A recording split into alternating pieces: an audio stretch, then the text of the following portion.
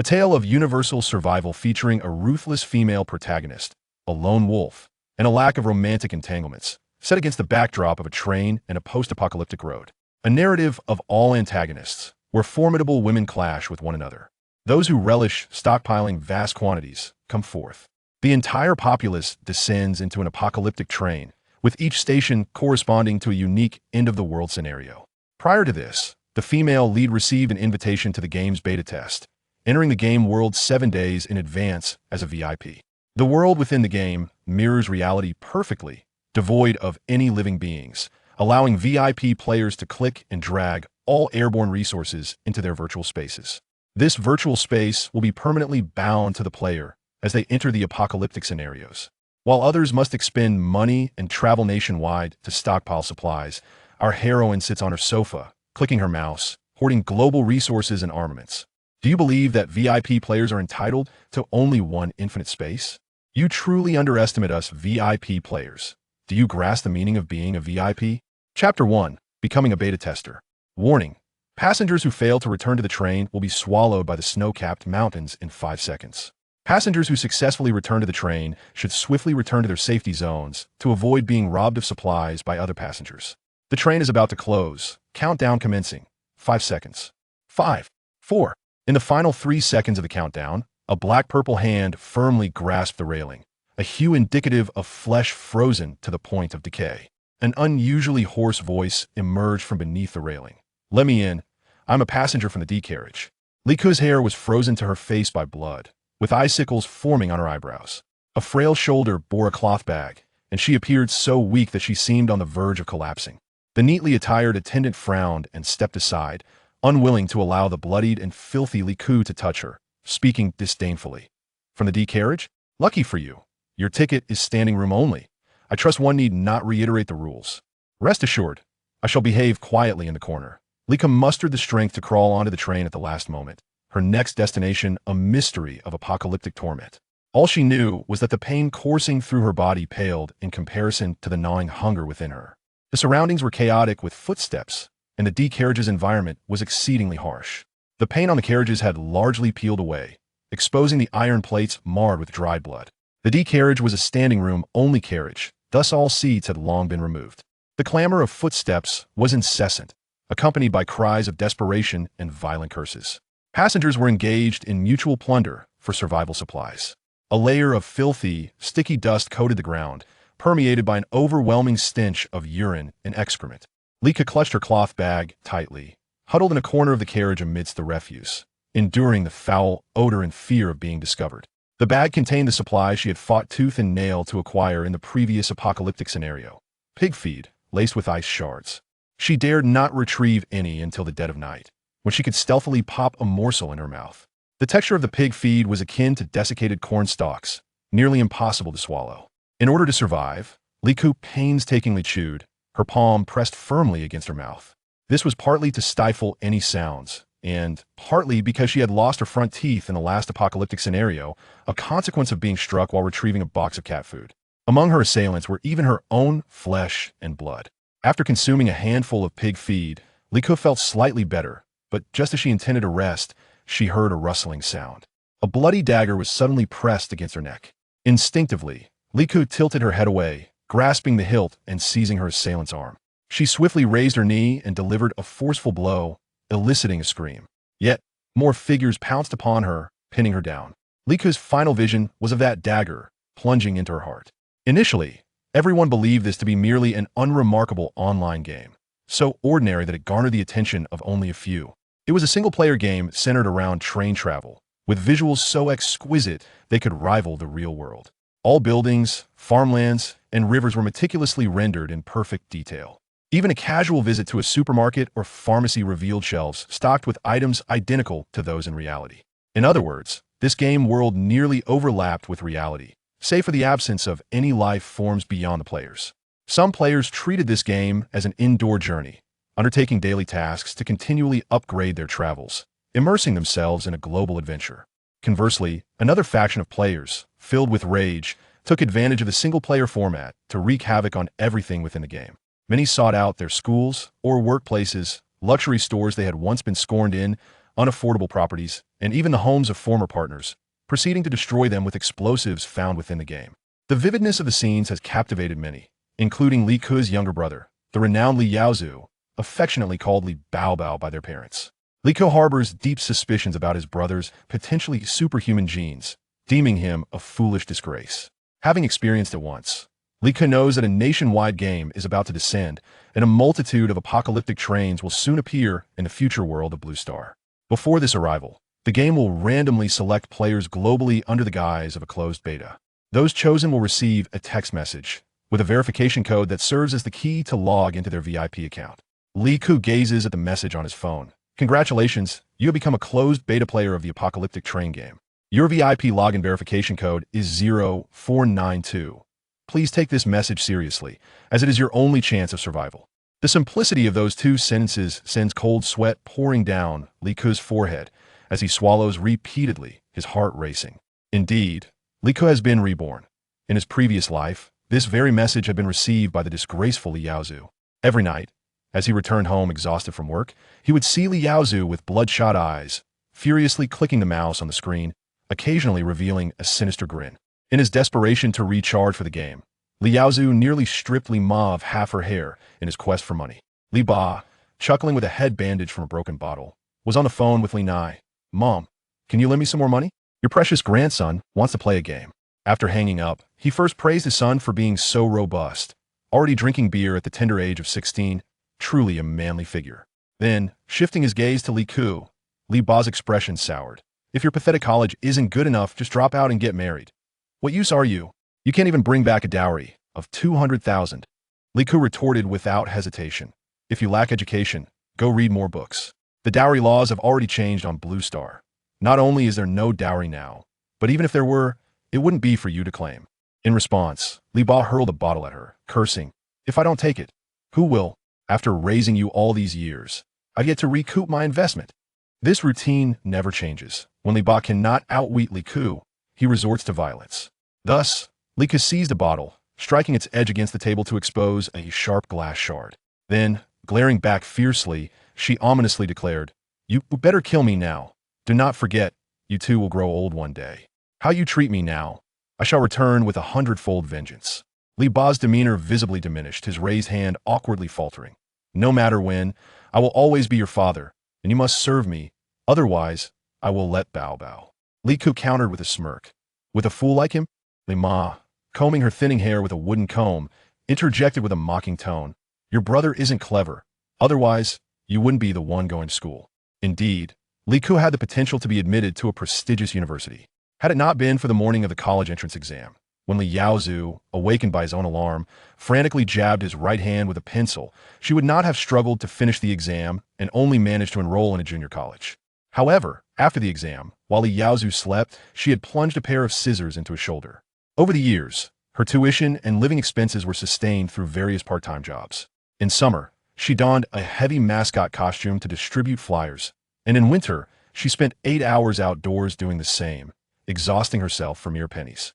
Now, let the third son serve others. Li Ke firmly memorized that verification code. Even though this was Li Yaozu's phone, the message displayed automatically on the screen without any need for unlocking. Li Ke recalled that the game had only lasted 7 days before the global descent. Unlike ordinary players, closed beta players supposedly received a substantial gift package that could be life-saving in the future apocalyptic dungeons.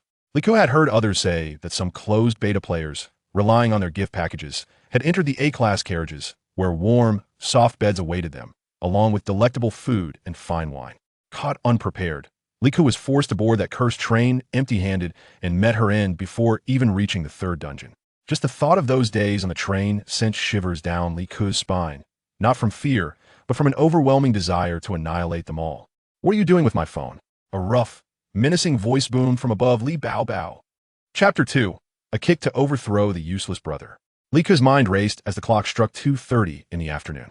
Her ill-fated parents, engaged in their respective pursuits of mahjong and labor, were unlikely to return before dusk. With only the useless brother, Chao Xiong, to contend with, the situation was easily manageable. Li Ke committed a series of digits to memory, swiftly shutting her phone and stowing it away in her pocket. Suddenly, she lifted her head. colliding forcefully with Li Baobao's inquisitive visage. This collision was intentional. Li Ku had exerted all her effort to ensure the impact. Li Baobao was knocked to the ground, blood mingling with mucus as it flowed from his nostrils. Seizing the moment of his vulnerability, Li Ku wasted no time, grabbing a beer bottle from the table and smashing it against his head. As the glass shattered, she directed her attention to Li Baobao, who was attempting to rise, and with all her strength, infused with profound love for her brother, delivered a vicious kick. Li Baobao let out no sound, his narrow eyes rolling back as his head thudded heavily against the floor, rendering him unconscious. Li Ku bent down, using her dark, manicured fingers to unlock his phone, swiftly transferring all the money from his digital wallet into her own. To her surprise, he possessed a substantial amount, over 4,000 yuan. She also sent urgent WeChat messages to her parents. Send money, quickly. Before long, her father's voice message came through, filled with the sounds of a boisterous game. Son, I haven't won a hand yet. I'll send you 200 to tide you over, and if I want a clean sweep, I'll send you another 200, all right? Li Ke, seizing the opportunity, instantaneously replied from Li Baobao's phone. Not enough. If you don't send more, don't regret it. Do you believe I'll turn on the gas stove?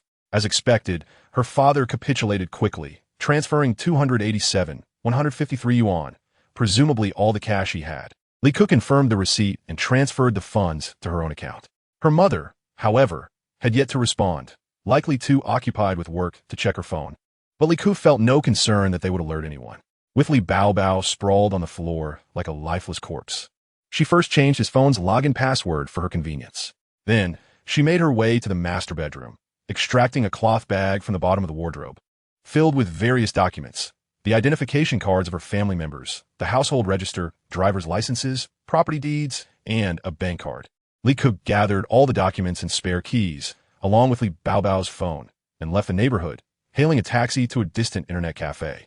During the ride, she messaged the supermarket manager to resign, requesting her part-time wages be settled. The manager, initially concerned for her well-being, prompted her to share any difficulties she faced. With a quick mental shift, Li Ku pressed the voice button and feigned tears. Manager, my brother has fallen from upstairs, and his life hangs in the balance. I must hurry to the hospital to pay for his treatment. The message sent with a whoosh, and the driver slammed on the brakes. Miss, are we going to the internet cafe or the hospital? Li Ku adjusted her cap, lowering it over her eyes, and replied in a hushed tone, the internet cafe. Please drive faster. The store manager promptly made a call, which Li Ku declined to answer. However, the manager quickly settled Li Ku's salary, amounting to 680 yuan, along with a remark, Li Ku, I've added an extra 80 yuan to your salary as a small token of my appreciation. Please don't be too polite. Huh, 80 yuan? Such a grand gesture from the manager. It was, in fact, the overtime pay for covering shifts for your nephew this month. Without a second thought, Li Ku accepted the payment and promptly blocked the manager's number. With 20 minutes remaining until her destination, Li Ku retrieved Brother Xiong's phone and began exploring various online loan options. Naturally, the reputable lenders required extensive facial recognition and verification procedures. Instead, she sought out 3 less scrupulous lending apps that required no collateral, merely the upload of her identification and an electronic signature. She successfully secured loans totaling 130,000 yuan from these dubious sources. Subsequently, Li Ku accessed her own phone and explored platforms such as Lend Money, Certain Treasure, and 370 Loan. Even utilizing the app she usually employed for ordering takeout, which astonishingly offered a loan of 200,000 yuan. After a series of transactions, Li Ku managed to amass a staggering total of 600,000 yuan. With a subtle smile, she recognized that these were not merely loans, but funds procured by selling her creditworthiness. Finding an ATM near the internet cafe, Li Ku inserted her parents' bank card, inputting their precious son's birth date as the password, which, unsurprisingly, was correct. To her astonishment, the two individuals who constantly lamented their financial struggles had 320,000 yuan in their account. She recalled her own disappointment following the college entrance examination, when her mother, amidst tears, lamented their financial plight, claiming they were destitute after years of funding her brother's medical treatments, drowning in debts, and so forth. Coldly, she withdrew the entirety of that amount and transferred it to her own account. Coupled with her earnings from part-time jobs over the past 2 years, Li Ku now possessed 1,050,000 yuan in her bank account. Upon entering the internet cafe, She found the private rooms fully occupied and settled for the most secluded machine. She downloaded the game End of the World Train. Her excitement palpable as she logged into her VIP account. The screen flashed with an image of a green train, followed by a message. Welcome, VIP player. Please bind your identity information. It cannot be modified afterward. Liku entered her ID number. Binding successful. Welcome, VIP player Liku. Exclusive gift package for beta players. Would you like to accept? Here it was the life-saving gift package. Accept. The screen displayed an enormous gift box, and as it opened, a flurry of colorful gift pop-ups began to emerge. System notification. You have been granted a virtual space permanently bound to your character with an initial capacity of 100,000 cubic meters. Time within this space is static, and it features an automatic organization function. To further expand your space, please recharge game currency. System notification. At each train station, a supercar will be gifted with a virtual speed of 500 km/h, significantly reducing travel time within the game. System notification. Granting basic genetic modifications, suitably enhancing the player's stamina and immunity within human limits. For substantial increases, please purchase game currency. Awarding 2 skill inheritance cards, a type of skill that seamlessly integrates into the brain without the need for study. In essence, as long as you possess a sufficient number of skill inheritance cards, you can adeptly operate even nuclear submarines and aircraft carriers. Not only can you pilot them, but you can also repair these colossal machines when they malfunction. The first card grants proficiency in multi-type vehicle operation, allowing you to handle any vehicle related to driving, from armored vehicles to tanks, planes, ships, and aircraft carriers. Even making a nuclear submarine perform ballet in the deep sea. The second card is inspired by Li Ku's experiences in apocalyptic scenarios, leading her to decisively inscribe a universal athletic skill, ensuring that activities such as running, climbing, swimming, and skiing are as effortless as slurping up potato starch. Skill inheritance cards successfully bound. System notification, granting 1,000 health points to the beta testers. For additional points, please purchase game currency, subject to a cap. Liku's eyes gleamed with excitement. Health points can be utilized as currency aboard the apocalyptic train. They can be exchanged for supplies in the marketplace, used for medical expenses in the event of illness or injury, and even required for access to safer, higher-class compartments. In this treacherous journey, having a low health point count renders one nearly immobile. Such a vital resource must be replenished, just like topping up her phone bill. A pop-up promptly appeared in the lower left corner, prompting her to link her bank card for a recharge. 1 blue star coin equals 1 game currency. And beta testers enjoy VIP services with a random discount of 10 game currencies for every 1 yuan spent. A 10-fold recharge. Liku hesitated not for a moment, reserving 2,000 yuan as emergency funds and allocating the remainder entirely to her game account. Rounding off the cents, within 3 seconds, 5 million game currencies have been credited.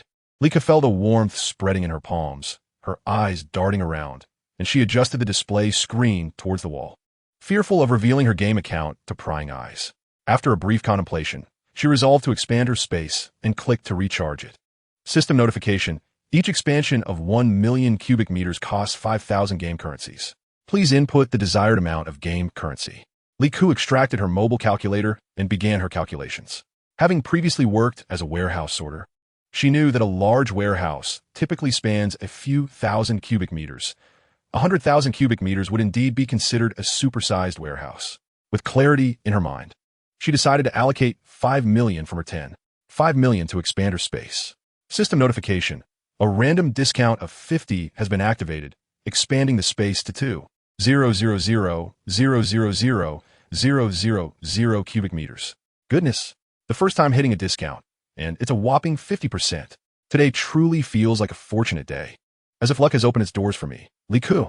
She counted the trailing zeros thrice to ensure her understanding. This equates to 2 billion cubic meters. Rounded off, it could be approximated as infinite. System notification. 1 health point equals 10,000 game currencies, with a remaining balance of 5 million. Leaving aside 500,000 for emergencies, Liku decided to invest the entirety of the rest into enhancing his health. As he manipulated the mouse, he murmured fervent prayers. May the ancestors bless me. I beseech, let me receive a 50% discount. With a click of the mouse, golden coins appeared, and he charged forth. System notification. Congratulations on reaching the ultimate discount of 10%. Your health has now reached the maximum limit of 5 1,000. Alongside the initial 1,000 health points, Lee Kun now possessed a total of 6,000. Overwhelmed with excitement, his cheeks tingled. In the past, his health had been a mere pitiful 50. After accounting for the minimum necessary to survive and flee, the remainder would barely suffice to purchase a crust of hard bread.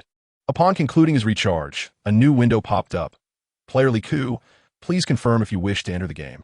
Hesitating for a moment, Lee Kun clicked the mouse again, spending another 100,000 game coins to elevate the binding character stamina and immunity to a higher tier.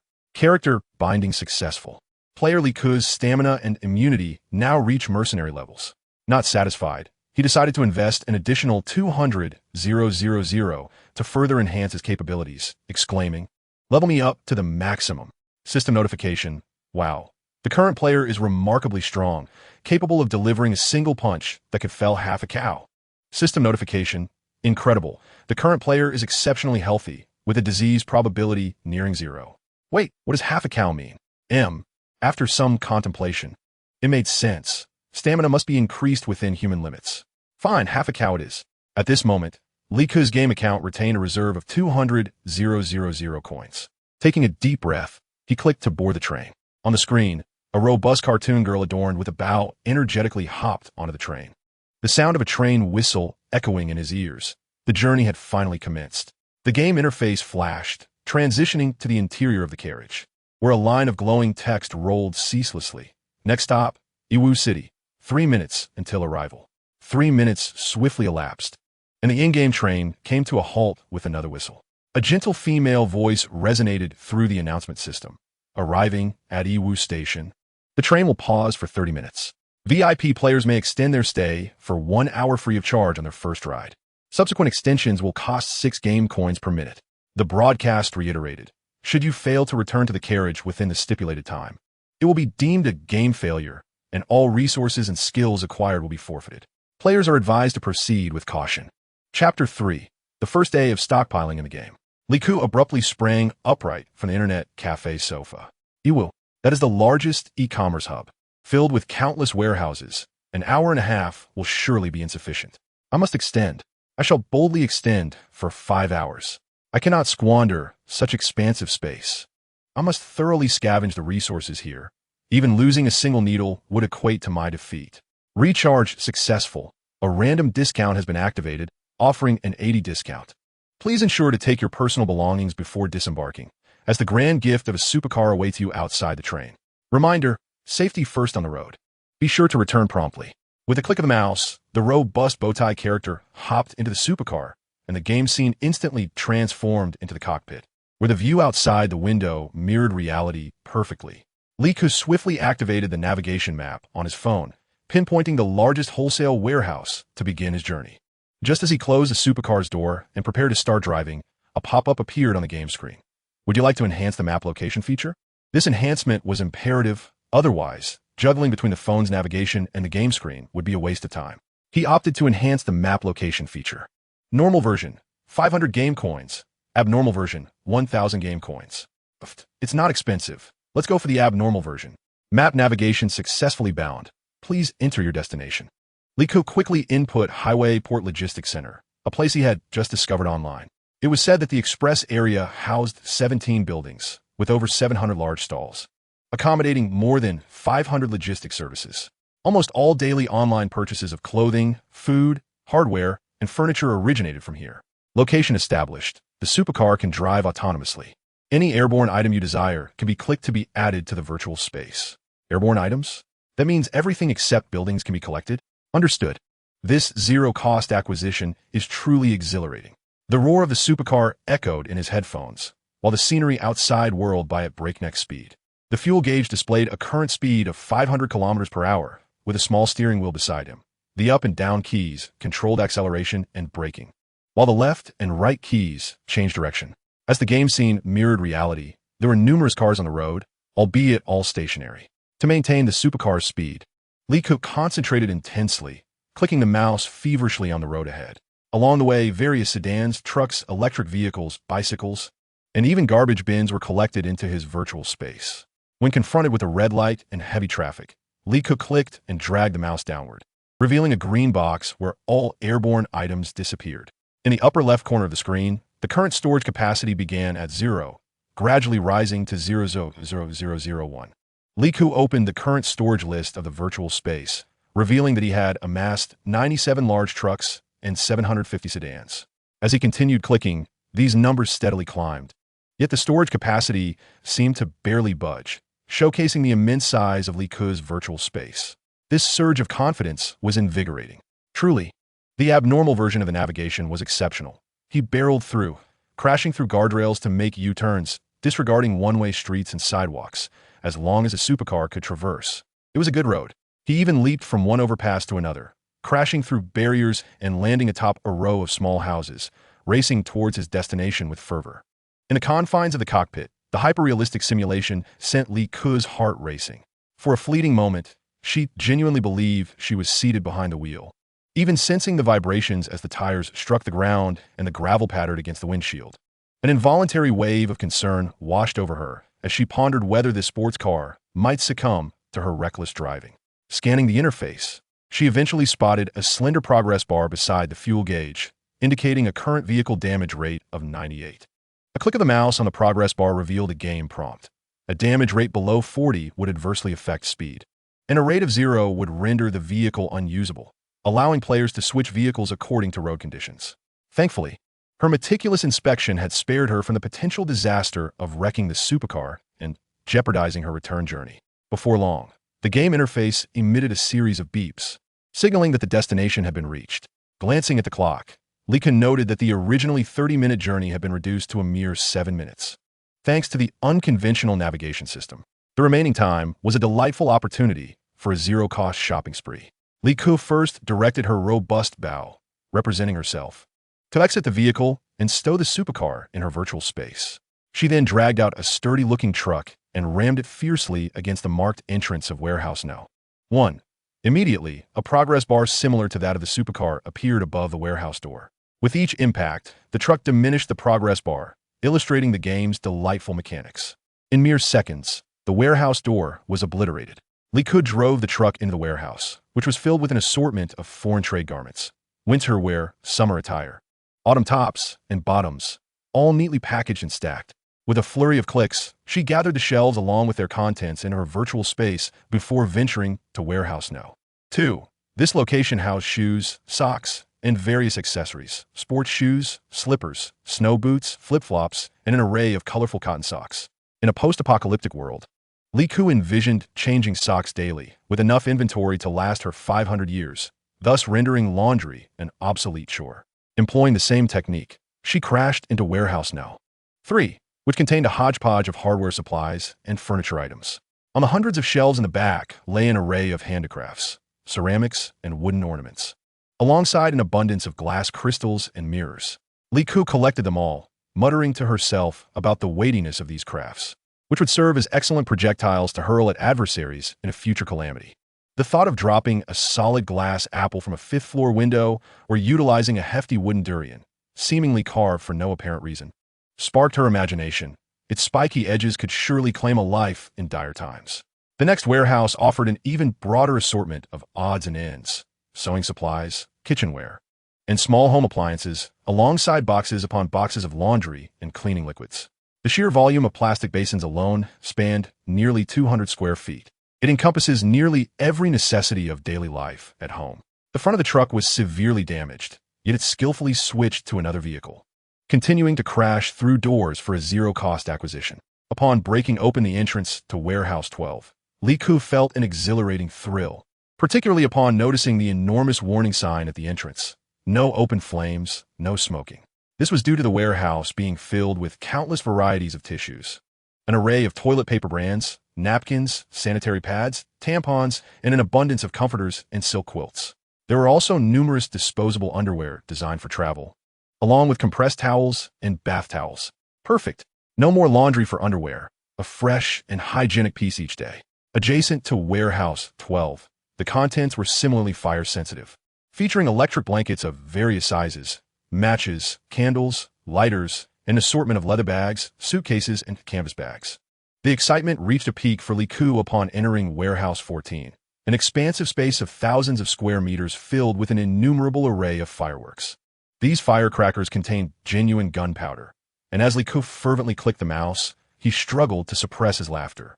Warehouses 25 through 69 were stocked with rice, flour, cooking oils, and a myriad of small snacks from online retailers. Thousands of bags of white rice and flour, hundreds of boxes of various brands of soybean oil, and essential cooking seasonings piled high across 30 shelves. Chips, bread, sausages, beverages, bottled water, nuts, candies, honey cream, and instant noodles were so abundant they could be described as densely packed. In essence, everything available in the supermarket snack section was here, and even more that could not be found in stores. There was another warehouse that clearly had refrigeration capabilities, its heavy door requiring Li Ku 3.5 minutes to open. Inside, however, were delightful treasures, an assortment of flavored chicken and duck feet, duck necks, and other braised delicacies, along with ice creams, popsicles, beers, white spirits, and wines. Despite his fingers feeling numb from the clicking, the thought of enjoying an endless supply of snacks in a post-apocalyptic world brought him joy. During his part-time job at the supermarket, he had often fantasized about indulging in a lavish purchase of several large bags of snacks. Yet nowadays, the price of snacks was exorbitant. A few items could easily cost 30 to 50 yuan, and even the spicy strips he used to buy for 50 cents had soared to 4 or 5 yuan. The so-called ice cream assassin was merely one of many that backstabbed the impoverished Li Ku. Rubbing his tingling fingertips, he checked the time. He still had 3 hours left at this stop, but he had yet to explore half of the 500 warehouses. This simply would not do. He had already gathered enough miscellaneous items. The remaining warehouses needed to be approached with purpose, enhancing efficiency and avoiding the waste of time on redundant and useless items. Skirting past the toy, stationery, and cosmetic sections, Li Ku quickly spotted a camping warehouse. This one, he exclaimed, crashing through with determination. Chapter 4. Hoarding 500 logistics warehouses. This warehouse was filled with essential camping gear, tents, sleeping bags, moisture-proof mats, outdoor windproof and waterproof yet breathable jackets and pants, paired with exceptionally warm fleece clothing. Various styles and sizes of quick-drying garments, sun protective clothing, sun hats, and slip-resistant, breathable hiking shoes are indispensable for outdoor camping. Essential items include stoves, water bottles, headlamps, and powerful camping lanterns. Additionally, there are hundreds of boxes of mosquito-repellent spray and sunscreen. Countless shelves are brimming with smokeless charcoal for outdoor barbecues, with neatly stacked boxes weighing 40 pounds each. Adjacent to the charcoal lie various outdoor charcoal grills, grilling pans, and iron skewers. These implements are notorious. It is widely known that a sharp jab between the third rib can penetrate even the thickest clothing, the slender and sturdy skewers capable of piercing the heart, resulting in a swift demise. Li Ku, while gathering supplies, kept a vigilant watch on the dwindling time. Less than 2 hours remained. He shifted into high gear, racing towards the nearby International Logistics Warehouse, which serves as a hub for shipments across the globe. Time was of the essence, and he quickly selected the dedicated logistics warehouse for the cold island. The items destined for the cold island undoubtedly included a plethora of warm clothing, shoes, and socks. Considering the climate, there hovers around a frigid minus 40 degrees Celsius year-round, plummeting even to minus 60 degrees during the harshest winters. Recalling his previous life, where he languished in the winter dungeon like a hapless wretch, beset by icy winds that sliced like knives. Leaving his skin feeling as though it had been scalded and then sanded, he shivered involuntarily. He promptly switched to the 2 excavators he had recently received, activating their massive shovels to smash against the warehouse door. The sound of metal scraping against metal filled his ears, and after 2.5 minutes of relentless battering, the warehouse door finally yielded with a resounding crash, creating a large gash before vanishing. Just as Li Ku was about to rush into the warehouse to amass supplies, the computer screen before him flickered, and a yellow-haired youth's head peeked in, startled by the unexpected presence of an unfamiliar face bearing a hint of anger. Li Ku trembled violently and blurted out, "What do you want?" The young man, taken aback by Li Ku's intense reaction, hesitated for a moment before pointing at the phone beside the computer. "Isn't that vibrating annoying?" Realizing he had been so engrossed in his task that he hadn't noticed, Li Ku replied, "My apologies, I didn't hear it with my headphones on." Glancing at the phone screen, he saw 19 missed calls, all from his frugal family members. At that moment, his phone was buzzing incessantly with messages, likely from his parents reacting to the sight of their beloved son being kicked. Li Ku had no time to entertain them. He swiftly powered down the phone and tossed it beneath him, ensuring it was safe from theft. Refocusing his attention, he resumed clicking the mouse to initiate a zero-cost purchase, only to be interrupted again by the yellow-haired youth leaning in. "Oh, playing a game? What are you playing?" A jolt of anxiety surged through Li Ku as numerous thoughts raced through his mind. Had he been discovered? He pondered his intentions, aware that this game was likely attempting to seize control of my account. No, that could not be the case. Logging in required not only a verification code, but also the binding of one's identification number. Even if he discovered this, he would be unable to take it. So what was his aim? Was he intent on sabotage to thwart my gaming objectives? Li Ku remained silent, casting a glance at the blonde individual. This young man had merely sought to engage with Li Ku, drawn by her beauty, but he was taken aback by the ferocity in her gaze, which bore an ominous intent reminiscent of a felon escaping from prison, as if ready to pounce and strangle him at any moment. The blonde was unnerved by Li Ku's stare, quickly turning away while muttering, "Why come to such a desolate place? Who knows what he's up to? Probably up to no good, damn it." Fortunately, the blonde did not interrupt Li Ku's momentum. She continued to manipulate the mouse, stretching and clicking fervently. As the virtual space's memory surged, before long, the logistics warehouse bound for the cold island was emptied by Li Ku, leaving little time to categorize the items within. As her gaming time dwindled to less than an hour, she reminded herself not to be greedy, decisively switching the map to redirect her destination to the train station. Clicking to return home and activating autopilot, Li Ku finally released the mouse to stretch her aching wrist, estimating a return journey of 17 minutes, ample time by all calculations. Along the way, she passed several pharmacies, which she did not overlook. With a click, she cleared the counters of all available medications, everything from cold and fever remedies to anti-inflammatories and pain relievers. Though the quantities were modest, they were sufficient for a lifetime's needs. Soon, as her vehicle approached an intersection, Li Ku slowed down, observing a street lined with stalls, each adorned with numerous lighting setups for live streaming and piled high with goods. Having already cleared out the main warehouse, Li Ku was indifferent to these trivial items. However, among the stalls, she spotted an abundance of her coveted treasures. Takeout. Indeed, this was a paradise for live stream commerce, where countless individuals toiled, inevitably generating a plethora of takeout orders. Without hesitation, Li Ku altered her course.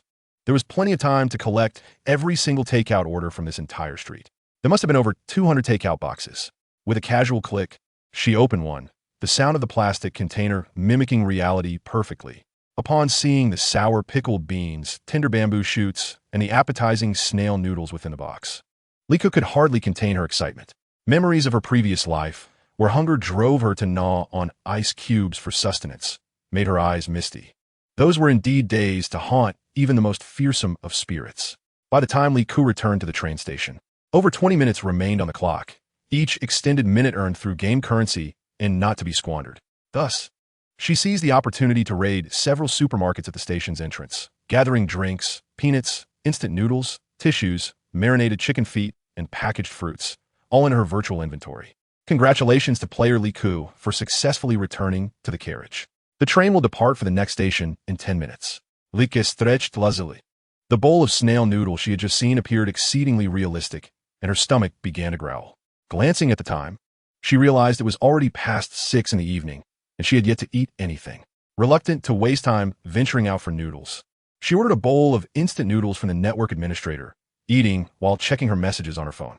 Aside from her two frugal relatives, no one seemed to have reached out to her. A cursory glance at the messages from her parents revealed a barrage of curses directed at her. Having been frequently scolded at home, Li Ku was unfazed. Her father's tirades consisted of a mix of expletives involving various parental titles and vulgarities, often accompanied by curses aimed at her.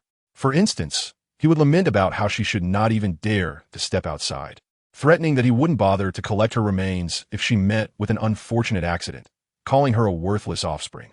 He would often express regret that he hadn't listened to her grandmother's advice to dispose of her at birth, lamenting that she had dared to reincarnate in the Li family.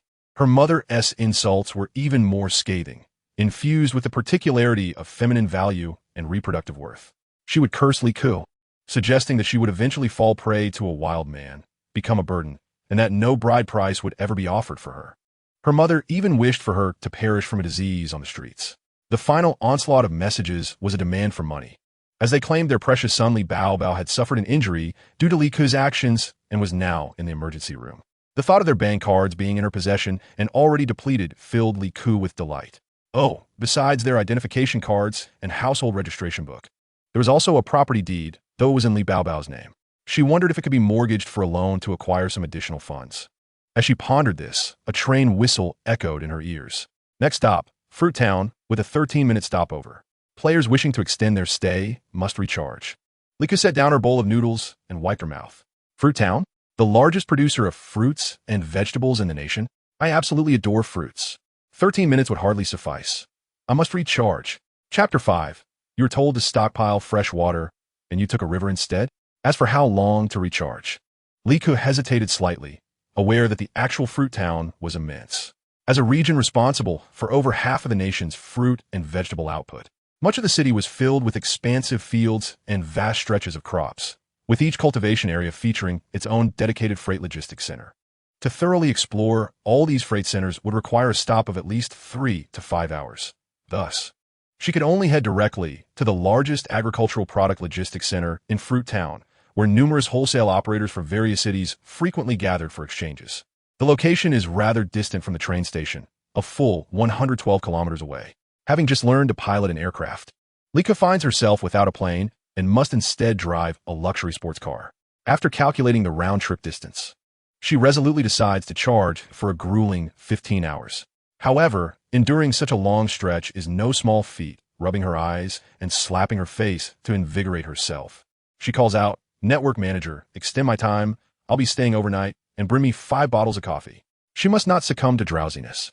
After all, it's merely another 15 hours, just a day and a night without rest. If she survives these 7 days, she will emerge as a goddess in this apocalyptic world. With her destination confirmed, she sets off. It must be said that as she sits in the driver's seat, gazing at the lush fields outside, the sight is truly invigorating. Rows of verdant vegetables are neatly aligned, while in the distance, the orchard's heavy fruits bend the branches. The river bordering the farmland is crystal clear, and wildflowers bloom exuberantly along its banks. A river? She abruptly breaks. There is something she needs to collect. In the virtual space, time is absolutely suspended, and there is an automatic organizing function. Thus, the river water she gathers will not go awry within the space. This is precious fresh water for irrigating her vegetable garden, and she cannot afford to miss it. With her mouse aimed at the widest section of the river, she clicks to stretch it. The sound of flowing water fills her ears, and she watches as the storage capacity of her virtual space begins to rise rapidly. As she collects, she opens the virtual space to check, and it displays a light blue cube gradually increasing in size. Indeed, her assumption proves accurate. After half an hour of pulling and tugging with the mouse, the water level of the small river visibly decreases. Wrapping up her collection, she resumes her journey. Noticing that there remains over an hour until her destination, she finds the pastoral scenery on either side quite drowsy-inducing. Li Ke gulps down bottle after bottle of coffee, nearly resorting to pinching her thighs to stay alert. However, upon arriving at her destination and witnessing an innumerable fleet of large trucks, her spirits soar. Many trucks are stationary, loading cargo, revealing long trailers filled with boxes of vegetables, cucumbers, eggplants, onions, potatoes, sweet potatoes, and radishes in a kaleidoscope of colors. Li Ke rolls up her sleeves, ready to work tirelessly. Her mouse is nearly on fire from the effort. The young man seated in front of her cannot help but glance back frequently, wondering why this woman is so exhilarated. Her eyes shine with fervor. 100, 250, 480, 507, 1004. 2003. The quantity of large trucks in her virtual space multiplies exponentially. Indeed, this is the largest agricultural product trading center in the nation, a true boon. Setting aside the vegetables and fruits within those trucks, let us consider the enormous trucks she has just collected. Should the apocalyptic scenario present a global swamp survival challenge, Li Ke could simply submerge these trucks into the swamp, carving out a space for herself to thrive. After accumulating nearly 3,000 trucks, she notices that the 3 vast parking lots surrounding the exhibition center are utterly empty. It is then that she realizes there are dozens of cold storage facilities behind the exhibition center. This makes sense, for some vegetables and fruits require cold chain transportation to maintain their freshness. However, the doors of these warehouses are indeed quite formidable. Li Ku initially utilized a large truck to ram into the cold storage facility, and after switching to an excavator, it took quite some time to breach the cold storage door. Inside, to her delight, there were delectable treasures, hundreds of boxes filled with strawberries, bananas, mangoes, and grapes. In addition to the goods, Li Ku also seized all the refrigeration equipment and storage racks within the cold storage, leaving no trace behind. However, the efficiency of breaching the door left much to be desired. Suddenly, Li Ku recalled the stash of firecrackers in her virtual space. All packed with gunpowder, time to make an explosion. The thunderous sounds of blasts resonated in her ears, effectively accomplishing the task. On average, it took only 2 minutes to blow open a door of the cold storage, albeit the number of firecrackers was dwindling rapidly, with more than half already consumed. Yet, Li Ku felt no remorse. After all, they were merely firecrackers. Imagining herself wielding a glowing Gatling gun in a post-apocalyptic world, she fantasized about decimating anyone who dared to cross her path. Noticing that there was still ample time, Li Ku controlled her robust butterfly knot avatar to explore the exhibition center. Thankfully, she took the time to look around, gaining valuable insights. The various booths showcased an abundance of agricultural products. Beyond fresh fruits and vegetables, there was a plethora of meats, dairy products, and seafood. Processed foods, canned meats, pickled vegetables, and baked beverages were all available. The upper floor was dedicated to agricultural technology exchanges, and Li Ku casually collected a dozen sets of specialized agricultural equipment and related literature, perhaps for future leisurely gardening pursuits to cultivate her artistic sensibilities. Ascending further, she encountered booths promoting agricultural tourism, essentially a collection of travel agencies advertising rural leisure and experiential sightseeing. Li Ku gathered a stack of brochures before departing, deeming the paper useful for igniting her previous explosives. With time still on her side, she pondered on the return journey. Was this truly all the fruit country had to offer? With so many large trucks, how much fuel must be consumed? Given the strategic location of the fruit country, there must be numerous gas stations at every intersection. Chapter 6. Beta testers revel in the experience as the virtual space grants upgrades for currency. Activating the enhanced navigation system, she pinpointed the largest gas station in the fruit country and accelerated with fervor. The roar of the engine from her hypercar echoed in her ears, banishing any notion of fatigue. Within mere minutes, she arrived at the gas station, which was unlike any typical one, boasting 3 neat rows of fuel pumps. First, she effortlessly stored the large truck that was fueling in her virtual space. Nearby, a dozen fuel tankers were parked, each presumably carrying at least 5 tons of gasoline. Clicking on the fuel pump with her mouse felt excruciatingly slow, so Li Ku contemplated a more efficient approach. Since her virtual space could only accept items off the ground, why not excavate the underground fuel tanks directly from the gas station? Excavator, it's your time to shine. In the realm of gaming, the excavator clanged and scraped with remarkable efficiency, revealing the edges of a massive oil tank in mere moments. After just half a minute of diligent digging, an entire cylindrical iron tank emerged from the earth. Within half an hour, all 16 oil tanks of the gas station were unearthed, and notably, this was a first-tier gas station. While conventional stations typically possess storage tanks of merely 30 or 50 cubic meters, our establishment boasted an impressive 120 cubic meters per tank, accumulating approximately 840 tons of fuel across the 16 tanks. My goodness, that equates to a staggering 840 tons of gasoline, enough to fuel my supercar for 3 laps around the Blue Star. Moreover, these tanks were constructed from dual-layer carbon steel, featuring an inner layer of 5 millimeters thick steel plates. Given their subterranean placement, the outer layer was composed of highly corrosion-resistant fiberglass and coated with anti-corrosive paint. Once the gasoline was depleted, these large, heavy tanks, with their robust anti-corrosive steel, could serve as formidable barriers. Even an army of 800 could not breach my defenses. In the presence of these colossal steel tanks, all security doors seemed utterly feeble. As I gazed upon the gleaming gasoline tanks, I found them increasingly appealing. In truth, I even thought them more attractive than any handsome young man. They rightfully belonged to me, Li Ku. Once again, I activated the extraordinary navigation system, programming it to guide me to any gas stations I might encounter on my return journey, allowing for autonomous driving. In no time, I acquired the remaining 12 gasoline storage tanks. At the gas station, I also encountered 3 fire trucks waiting in line to refuel. Delighted, I observed the truck's tires, estimating that they were filled with fresh water. Fresh water was not in short supply for me, Just hours earlier, I had stocked up on bottled water from 500 logistics warehouses, complemented by the river I had just traversed. The virtual space now contained ample fresh water for my daily baths. What truly caught my interest was the high-pressure water cannon equipped on the fire trucks. This device was remarkable. One could imagine the chilling winters of apocalyptic scenarios. By regulating the temperature of the fire truck's tank and unleashing the high-pressure water cannon in freezing conditions, it could prove even more effective than a submachine gun, delivering devastating area of effect damage. Having secured essential resources, I glanced at the time. 3 hours remained before the train's departure, and I was merely 20 kilometers away.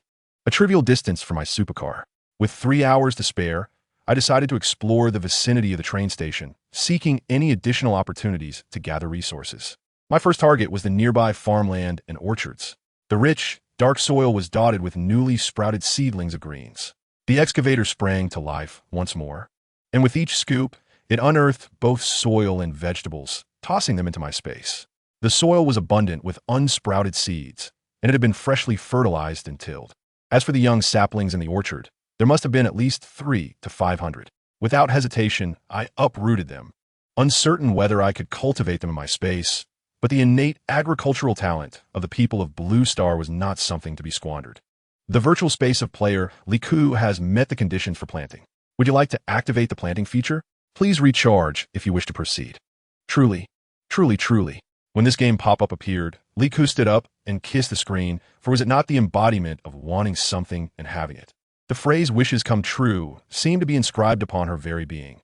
Surely there was not an erroneous thought?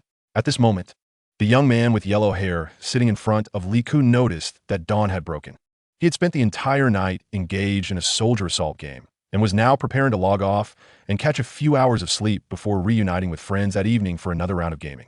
Just as he turned to don his coat, he caught sight of the girl behind him, her eyes wide with an intensity that could devour, framed by dark circles that suggested a lack of sleep. With an expression that was difficult to articulate, part laughter, part tears, yet decidedly inhuman, she was kissing the screen. The young man felt a shiver run down his spine. This was no ordinary girl. This was a pervert, a disgusting pervert, hiding in the corner of the internet cafe, secretly indulging in illicit content, and kissing the screen as if it were a performer's intimate part. Just moments ago, he had considered approaching her, but now he hurriedly distanced himself. He swiftly grabbed his coat and, trembling, fled the scene, vowing never to return to this filthy internet cafe again. Oblivious to the opinions of others, Liku remained engrossed in her train game, completely unaware that she had been labeled a pervert. She was in the midst of exploring her virtual space. Planting is possible, and I must certainly click to recharge. After all, she was a wealthy player with over 100,000 game coins in her account. What was a mere trifling amount? Activating the planting feature requires 3 million game coins? Perhaps it would be wise to wait and see. Game prompt. Internal test players may activate an interest-free debt feature. Please repay the debt within 7 days. Otherwise, this upgrade will be revoked. How considerate. Clicking confirm, Liku fixed her gaze on the little green circle on the screen indicating the space upgrade, watching it spin and spin until a familiar ding echoed in her ears. Congratulations, player Liku. Your recharge has triggered a random discount of 10. She now bore a debt of 270,000 game coins. What a painful realization. The virtual space has been upgraded, adding the planting feature. The planting speed is twice that of reality, and an additional 600 acres of premium soil has been provided. Players are advised to add their own seeds and fertilizer. Upon reading the pop-up information, Liku suddenly felt that the ache was not as intense as before. 600 acres and premium soil to accelerate the planting speed. Why, this was her first encounter with anything so elite.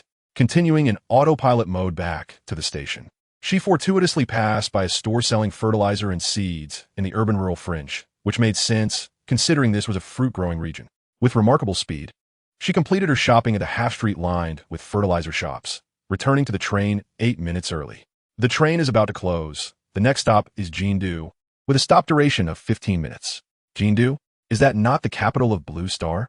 This is indeed the financial lifeblood of the entire Blue Star, a coveted realm of gold for countless young dreamers. The financial capital boasts an abundance of upscale office buildings and luxurious shopping malls, teeming with formidable financial tycoons who speak fluently of leveraged financing, options, and public listings. Liku, however, held little fascination for such opulence, despite her lack of ambition.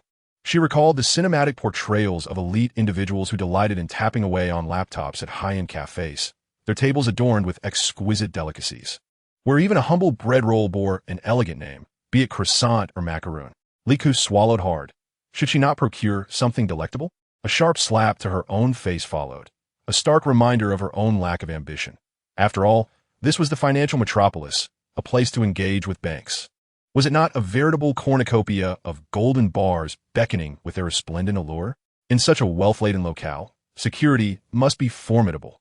Why not pursue firearms instead of mere fries? Chapter 7. The Armory. At this juncture, her gaming account dwindled, and to optimize the train's extended stopover, Liku had to identify her target with precision. She diligently scoured the map, firmly believing that within some corner of this pivotal urban center, a trove of weaponry lay hidden. Yet, the game's convoluted map offered only chaotic routes, revealing merely a vague direction for such a sensitive target. Could it be here? Her finger lingered over a vast expanse of blank space on the map, an anomaly amidst the densely annotated areas surrounding it. It was essential to note that this was the financial capital, where every inch of land bore immense commercial value. Even the most obscure nook was a focal point of opportunity and contention. Thus, this untouched territory was likely either a military barracks or the residence of a mysterious leader. This was the spot. She decided to extend her stopover by 7 hours. Money truly was a fickle resource. As the train doors swung open, a muscular figure clad in a bow tie surged onto the platform, where a pristine, exclusive supercar awaited. With uncontainable eagerness, Liku pressed the accelerator, the engine roaring in response. The towering skyscrapers outside swiftly receded, revealing a stretch of overgrown grass ahead. Yet Liku pressed on, undeterred. Soon, a stone wall obstructed her path, surrounded by towering barriers topped with sharp barbed wire, a solid iron gate sealed tightly, flanked by a guard post adorned with the blue star flag. This was indeed the place. Liku harbored no illusions of breaking through the massive iron gate. Instead, she dragged a container from the logistics park through the virtual realm, leveraging the piled crates to vault over the wall. Rows of tall, olive-green warehouses loomed before her. Inside, wooden racks housed an array of firearms, their barrels glinting with a cold metallic sheen under the dim light. Boxes of ammunition were meticulously stacked, their labels clearly visible, containing an assortment of sleek grenades, bullets, submachine guns, rifles, and light machine guns. In the silence that enveloped Liku's headphones, an undercurrent of tension and menace lingered, punctuated only by the clicking sound of the mouse being dragged across the surface. Nearby, a helicopter stood idle, ready to be commandeered. After thoroughly pillaging several large warehouses, Liku continued to meander in her sports car, acquiring a few trucks designated for the transport of equipment and ammunition, along with a battered tank that exhibited some mechanical issues with its tracks. As she persisted in her scavenging, Liku unearthed bulldozers and loaders intended for engineering repairs and construction, alongside 2 surgical vehicles. She secured 300 sets of bulletproof vests and 500 pieces of combat attire suitable for various extreme environments.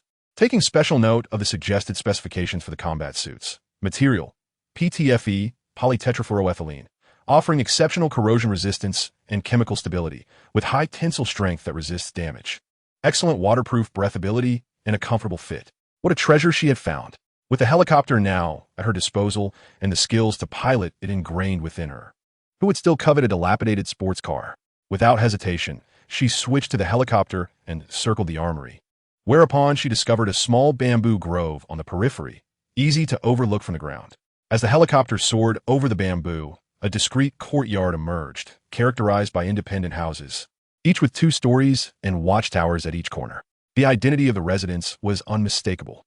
Liku wasted no time in clearing the area, particularly the kitchen, which contained provisions reserved for special supply. She even used the excavator to extract the greenery and stone sculptures from the yard. With half the time remaining, she recalibrated her destination. Did you think Liku was heading to a commercial district to procure a modest slice of cream bread? No, she had far more pressing acquisitions to make, an item that could prove life-saving in the first apocalyptic scenario: the escape pod. Chapter 8. Sleep tight, don't die abruptly.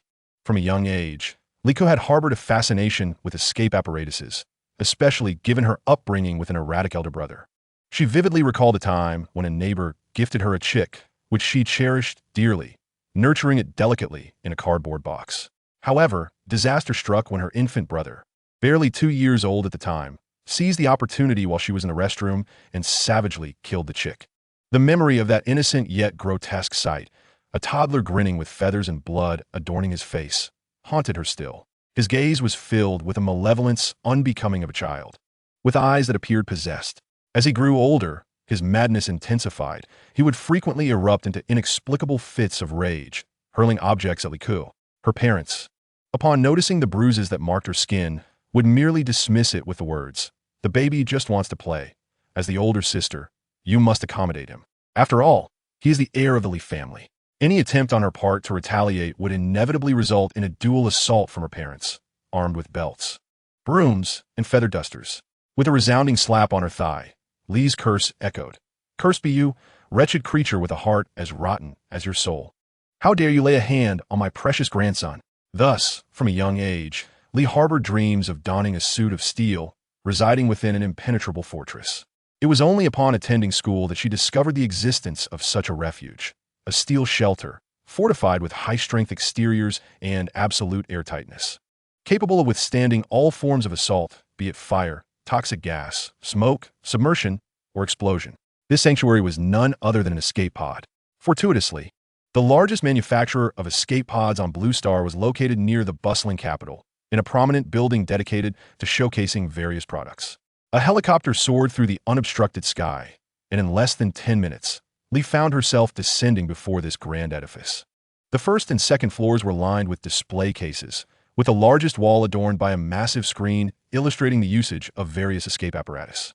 Flanking walls exhibited an array of fire-resistant suits, crafted from lightweight yet robust materials, alongside rows of finely crafted smoke detectors and precise sensing components. Fire extinguishers tailored for diverse scenarios, automotive safety hammers capable of breaking glass in 3 seconds, were all present. In addition to the 3-second evacuation gear displayed in the showroom, Lee discovered 20 boxes of emergency thermal blankets designed to withstand extreme temperatures, 50 high-rise fire climbing ropes equipped with user-friendly descenders, 80 protective masks, and 100 boxes of water purification tablets, alongside 200 ultra-bright flashlights and 200 pairs of abrasion-resistant gloves. She then hurried to the second floor, where her long-desired escape pod awaited her. 2 models, each accommodating 4 and 8 individuals.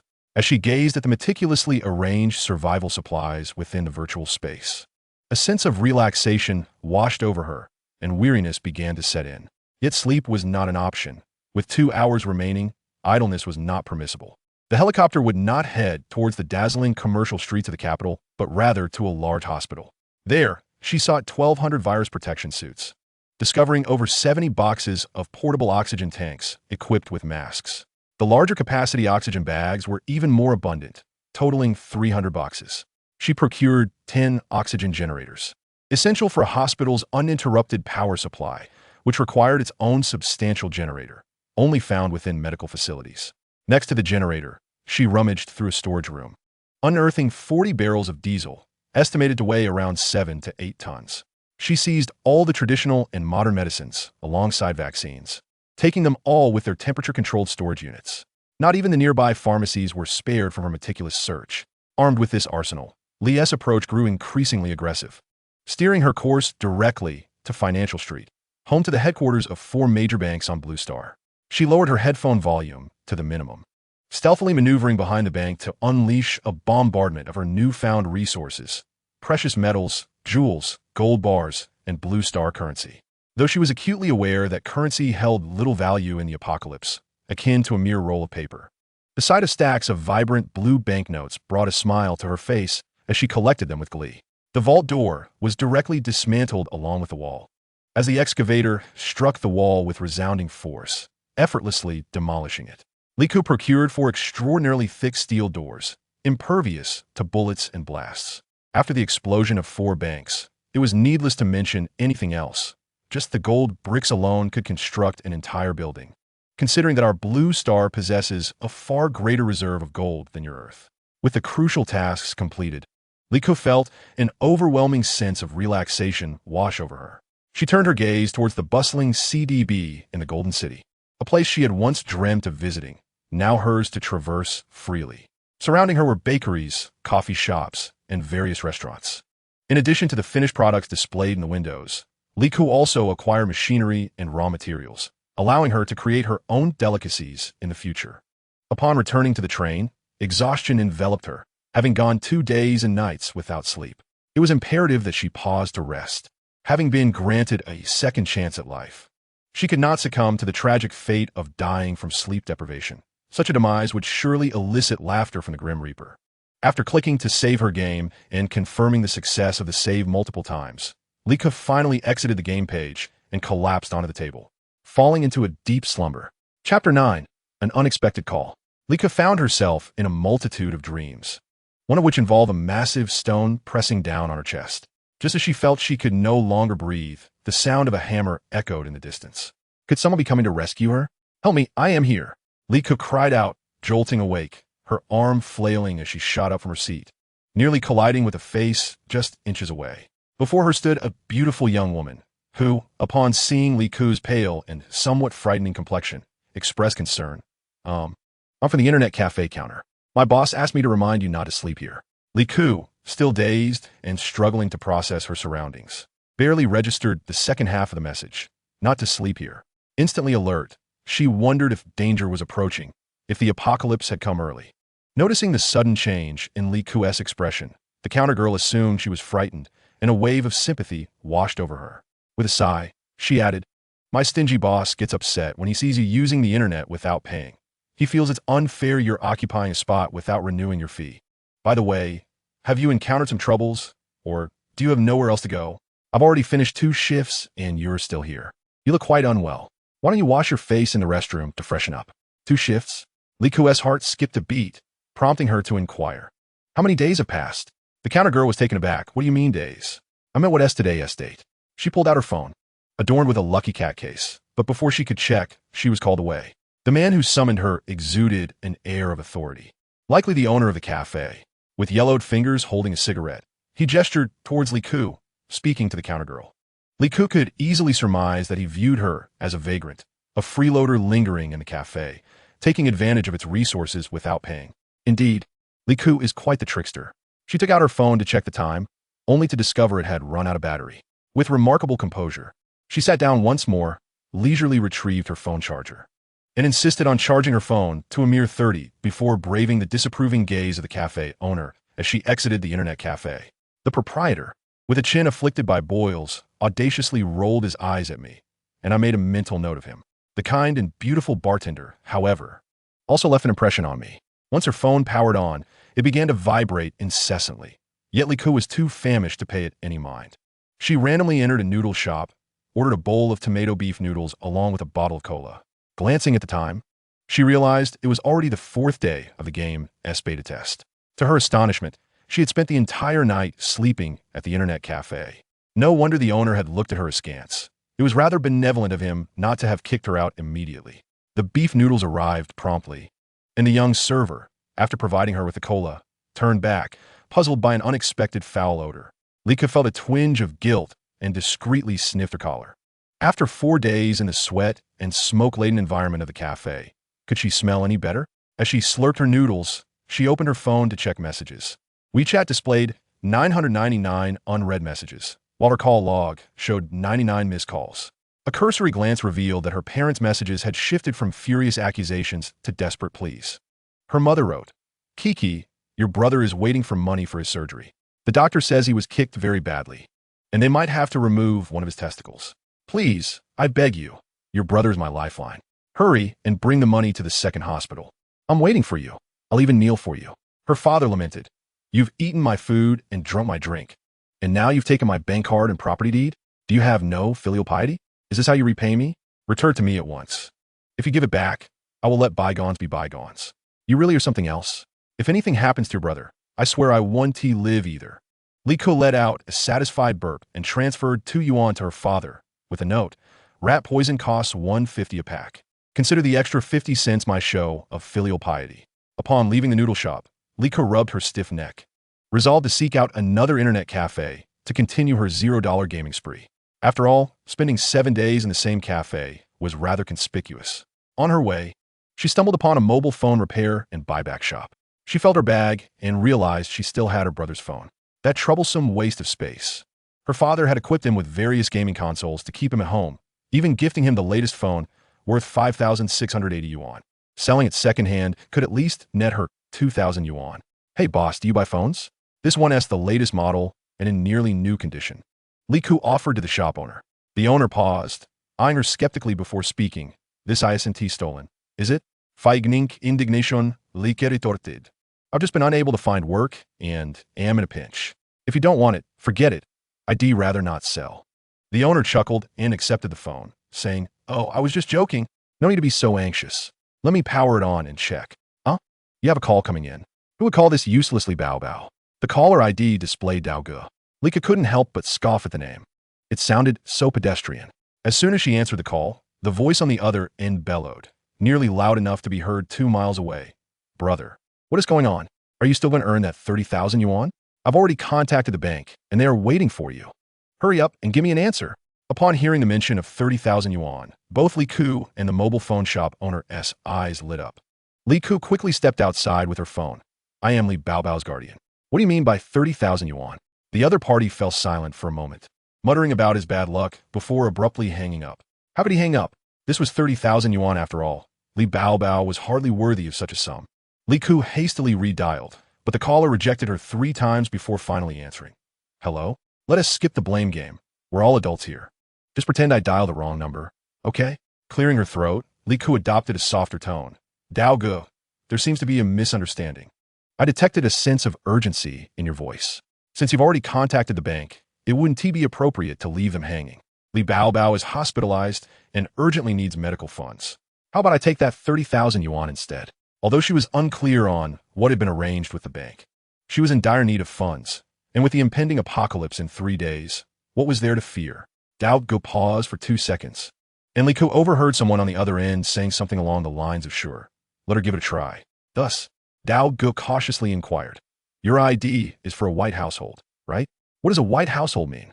"It refers to someone without significant debts or legal issues." "Yes, I am indeed a white household," Li Ku replied. Dao Ge seemed much more pleased, his tone considerably softened. "Great.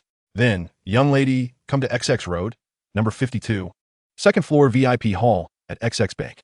I'll be waiting for you at the entrance, so bring your ID." Li Ku smiled slightly. "Dao Ge, you must first explain what this is all about." He elaborated, "Essentially, I have a client who runs a business and needs a loan. We'll use your name to secure the loan at the bank, and you'll receive 30,000 yuan as your share. Don't think it's too little. We've put in a lot of effort with the collateral and connections. You just need to sign your name, and you can easily pocket 30,000 yuan." Understanding the scheme, Li Ku realized they intended for the naive Li Bao Bao to unwittingly take on a hefty loan, while the actual beneficiaries, the business owner and the intermediary, would gracefully exit, leaving the bank's debt collection squarely on Li Bao Bao's shoulders. This deal seemed exceptionally profitable, she agreed, but insisted, as for the price, we need to negotiate anew. Chapter 10. All right, so this is how we make money, is it? After hailing a taxi, Li Ku arrived at the bank 20 minutes later. Using Li Bao Bao's phone, she contacted Dao Ge and discreetly activated the recording feature on her own phone, slipping it into her clothing pocket. Shortly thereafter, Dao Ge emerged from the bank, a forced smile plastered on his face as he beckoned Li Ku to come inside. Having encountered numerous intermediaries in her part-time jobs, Li Ku could tell that this Dao Ge was clearly among the elite of the trade. Dressed in a well-tailored suit, polished leather shoes, and sporting a receding hairline styled into a slick back, he approached Li Ku while retrieving a document pouch from his car, as if he had inadvertently splashed second-hand cooking oil upon his forehead. Upon reaching the VIP 2nd floor, 2 individuals were already seated at the expansive conference table. To the right, a representative from the bank, and to the left, a remarkably well-preserved woman who appeared to be in her early 30s, elegantly sipping her coffee. Dao Ge, exhibiting a gentlemanly demeanor, pulled out a chair for Li Ku before proceeding with the introductions. "Huazong, this is our friend who is assisting us, Li Ku." Huazong nodded towards Li Ku, setting down his coffee. "Xiaolu, let us expedite the process. I have another meeting shortly." Xiaolu adjusted his glasses and accepted the document pouch from Dao Ge. "All the paperwork is in order, Li Ku. Please sign on these pages. Oh, by the way, you brought your identification, right?" As Li Ku perused the document and noted the sum of 5.8 million, she picked up a ballpoint pen but refrained from signing, instead pressing the pen repeatedly. I already discussed this with Dao Gu on the way here. I require a 20 share, and payment must precede my signature. Hua Zong remained silent, casting an unsatisfied glance at Dao Gu. Just as Dao Gu was about to speak, Li Ku abruptly stood up and attempted to exit. If that is not agreeable, then forget it. I have an important meeting to attend. Dao Gu hurried to stop her. Don't leave. Hey, you're quite the impatient young lady. Finally, Hua Zong interjected. 10. I will transfer the funds to you now. Li Ku looked back. 15. That's the maximum. As Li Ku reached the doorway of the conference room, she suddenly performed a 180-degree turn, nearly colliding with Dao Gu. Hua Zong, you're quite straightforward. Here is my account number. Please proceed with the transfer.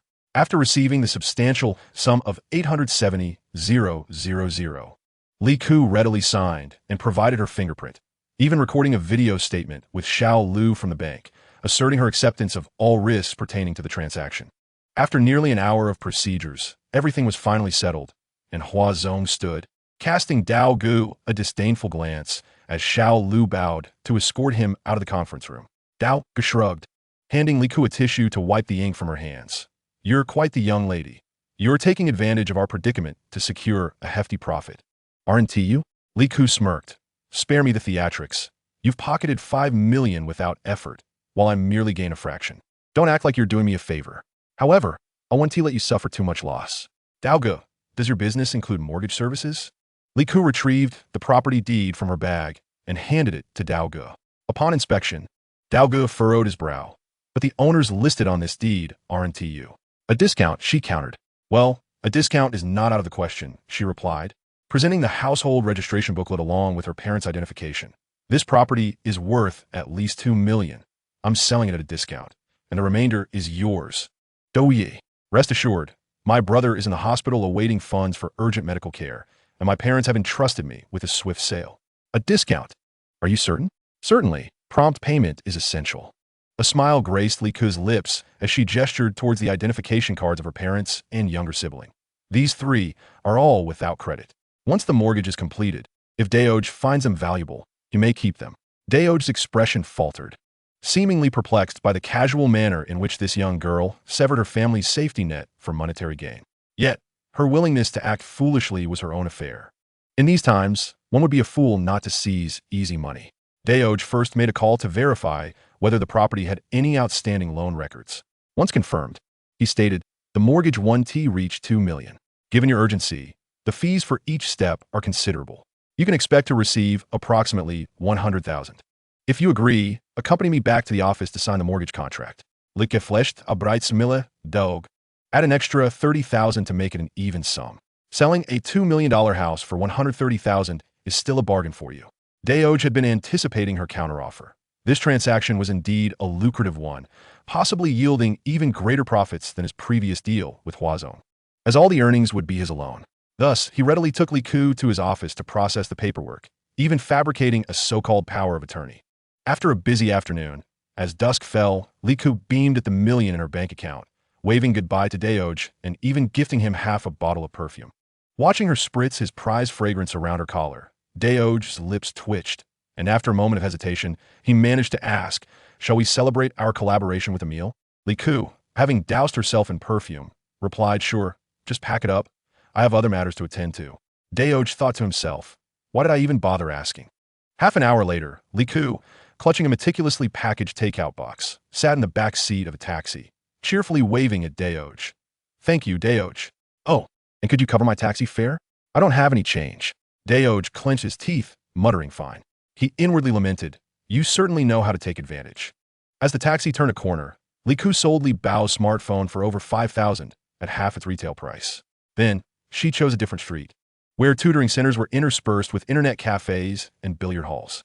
Instead of rushing to turn on her device, she wandered through several internet cafes, noticing that everyone was engrossed in games like Soldier Assault or Heroic Roars, yet no one seemed to be playing End of the World Train. Clearly, this game was niche. Even if someone were fortunate enough to gain access to the beta testing, they likely wouldn't invest time or money into it. Encountering players like Li Ku, who would spend tens or even hundreds of thousands in a single swoop, was as rare as a lightning strike. Now that she had funds at her disposal, Li Ku boldly declared, I'll take a private room. She opened End of the World Train and promptly transferred all her funds, receiving 10 million game coins, which allowed her to settle her debt of 270,000. Once again, the character information is accessed. Player name, Liku. Player identity, beta tester VIP. Health points, 6,000. Stamina. Maximum level, capable of delivering a single punch strong enough to fell a half-ton cow. Health status, optimal. Bound storage, 2 billion cubic meters with upgrade capabilities, 8 already utilized. Inherited skills, proficient in multiple vehicle operations and versatile athletic skills. Contented, he saves his progress and enters the game. Welcome back, esteemed beta player. Please secure yourself. The train is about to depart. Next stop, Shazhou. Chapter 11. The era of universal survival officially commences. Shazhou is a renowned tourist destination on Blue Star. While savoring the delectable dishes he had packed from Daoge, Liku perused information about Shazhou, feeling that aside from the endless expanse of sand, there was little of substance to be found. The train stop in Shazhou was notably prolonged, lasting a full half hour. Taking advantage of a promotional extension, Liku only needed to spend 216 game coins to prolong his stay by an additional 2 hours. The sleek train transformed into a rugged desert vehicle, and as he gazed at the boundless desert ahead, the undulating golden dunes captivated him so much that he momentarily forgot to pick at his food. The sunlight in the desert sparkled like rippling water. The interplay of light and shadow upon the ridges glimmered with a golden hue, and as the surface temperature rose, that gold seemed to shimmer like torn silk, soft and inviting. As the off-road vehicle bounced across the terrain, Lika felt as though the sea of gold was in motion. A piece of lotus root slipped from his chopsticks and plopped back into the food container. How beautiful this sand is. It surely must be useful for storage. Perhaps akin to cat litter for burying waste or remains. With a mouthful of fragrant mushrooms, he maneuvered his mouse over the dunes. The gentle sound of wind-blown sand filling his ears. In the virtual space, a brilliant golden square quickly materialized and expanded. Liku's destination was the famed scenic spot of Clear Spring Town in Shazhou, where residents have thrived for centuries relying solely on a crystal-clear spring, surrounded by desert. The town itself is modest, offering unique culinary delights and accommodations, with recreational activities primarily revolving around desert motorcycles, dune exploration, and photography. After a leisurely exploration, Lika's storage was enriched with 20 desert motorcycles and 10 convertible off-road vehicles. He also stumbled upon a plethora of computers and cameras left behind by tourists and travel bloggers in the guest houses. In the guest house's dining area, freshly roasted meats, large platters of chicken, and towering stacks of baked flatbreads awaited. In the town's specialty supermarket, he scavenged 200 boxes of camel milk, raisins, and thousands of pounds of cantaloupe, ensuring he depleted the town's sole clear spring within the remaining half hour before returning to the train, thoroughly satisfied. The subsequent stops after Shazhou were a series of unremarkable border towns. However, it would be unjust to label these stops as entirely mundane. For among them lies a prominent location well known as the nightmare of all students on Blue Star, famously dubbed the Sea of Suffering County, the epitome of academic pressure. In this quaint little county, aside from various educational supplementary materials and stationery, Lika found little of value and ended up packing up the tables and chairs. One must commend the thoughtful consideration of the residents of Kuhai County for the scholars of Blue Star. The furniture was crafted from fine timber, coated with only a thin layer of oil, devoid of any odor or formaldehyde. The remaining spots in this small county yielded little more than a few supermarkets and hospitals. But Lika managed to acquire a considerable number of second-hand vehicles, particularly off-road and camper vans. Naturally, at each location, he would make a beeline for the gas station, ensuring he stocked up on gasoline and diesel. After filling up, he would head to the food court, packing an assortment of local delicacies to go. Time flew by, and it wasn't until the cleaning staff knocked on his door to tidy up that Liku realized it was already the 6th day of the game. Today marked the final day of the Apocalypse Train game, with the citizens of Blue Star poised to confront life and death on the morrow. Rubbing his palms together, he called out with anticipation, "Network administrator, bring me 2 bottles of coffee to room 6. 2 buckets of instant noodles with sausage and eggs." Seizing the moment while the Apocalypse Train journeyed to its next stop, Lika hurried to the restroom and inadvertently overheard a middle-aged man muttering angrily, "You expel me. I'll blow up your building. You break up with me. I'll annihilate your entire family. Everyone can perish." Curiosity piqued. Lika glanced back and was astonished to see the man fervently attacking a keyboard, his long, yellowed nails caked with black grime. The familiar scenes on the screen revealed that he was immersed in the very game of Apocalypse Train. A thrill coursed through Li Ke's veins, but he silently proceeded to the restroom. Upon returning, he found the man still furiously typing, the screen ablaze with chaos as buildings crumbled and explosions erupted, drawing the attention of several nearby players. A sense of relief washed over Li Ke. It was evident this individual was not a beta tester, but merely an angry soul seeking revenge in the virtual realm. With only 12 hours remaining, the Apocalypse Train continued its circuit around Blue Star, and Li Ke deemed the inconsequential stops unworthy of his presence. When the train paused by the seaside, he piloted a helicopter straight to the dock, where ships laden with seafood and cruise liners awaited. As the train journeyed north, skirting icebergs, Li Ke seized the opportunity to collect several tons of ice during the 20-minute stop. Although it couldn't be consumed as shaved ice, it would serve as fresh water, useful for cooling down in potential high-temperature scenarios. Strangely, the stops with little to offer lingered longer. Having arrived, Li Ke gathered not only the usual supplies of gasoline and medicine, but also amassed a significant amount of steel, timber, cement, and lime from various construction sites. Finally, as midnight approached, the train announced the arrival at its final destination. Beta players are advised to save their game. All skills and exclusive spaces will be permanently bound. This train will vanish promptly at midnight, and the true Apocalypse Train will descend upon Blue Star. May players truly reach the final destination in reality. Farewell. Li Ke's heart raced wildly. Her throat felt parched and constricted. It was now 11:57, and with only 3 minutes remaining, she invested all the scant currency left in her gaming account into expanding her space.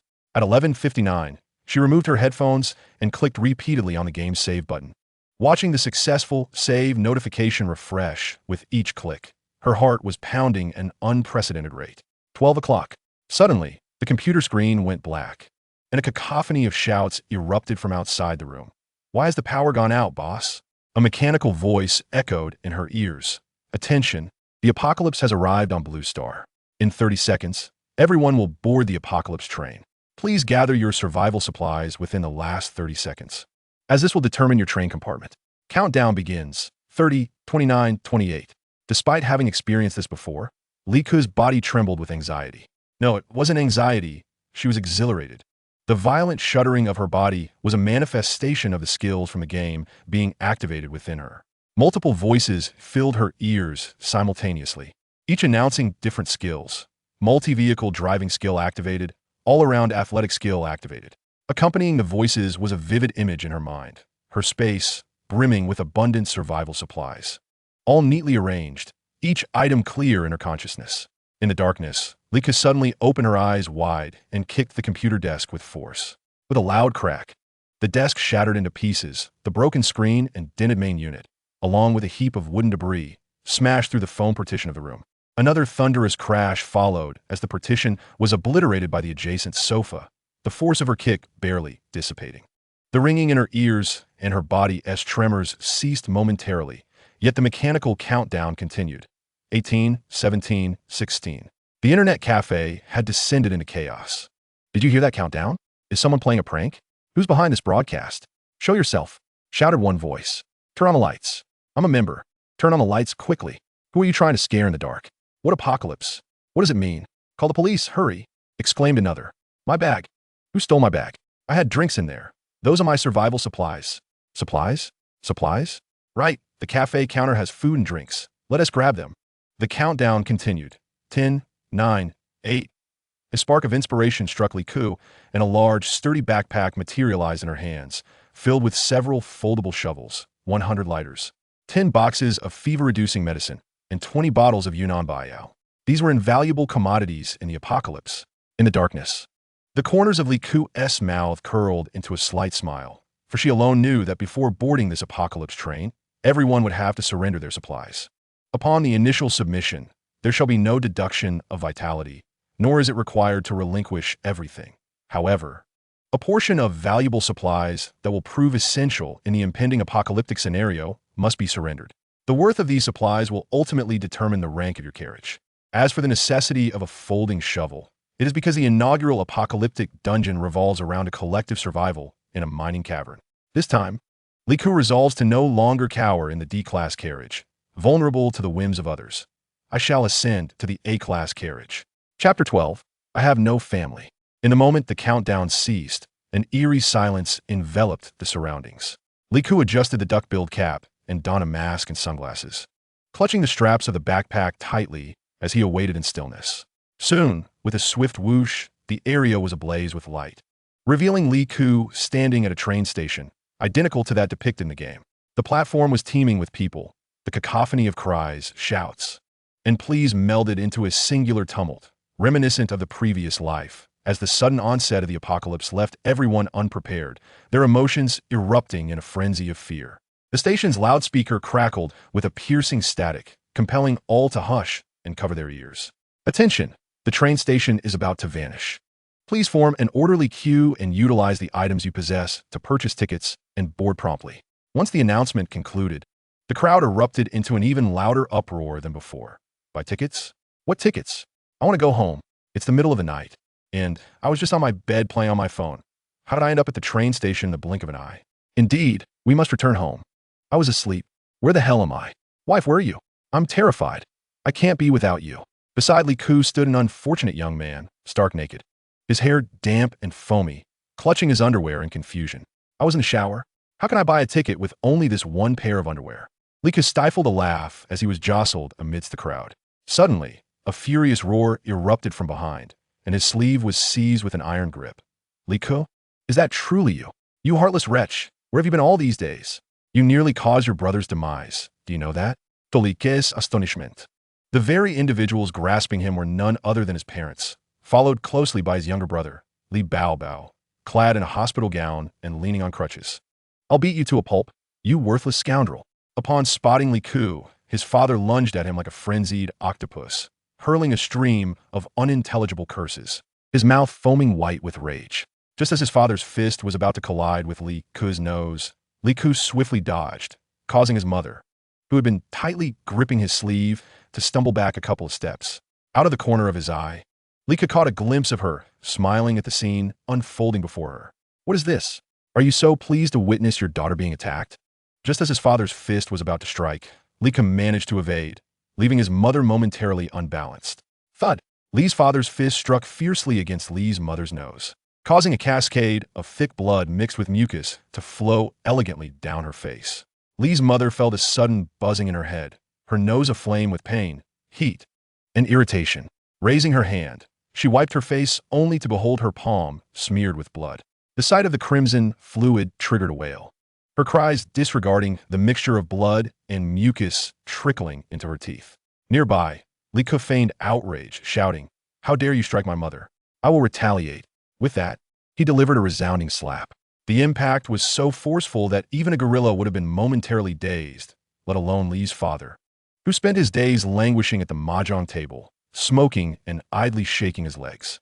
4 of his prominent teeth flew out, and half of his face swelled instantly, resembling a pig's rear end after a hornet sting.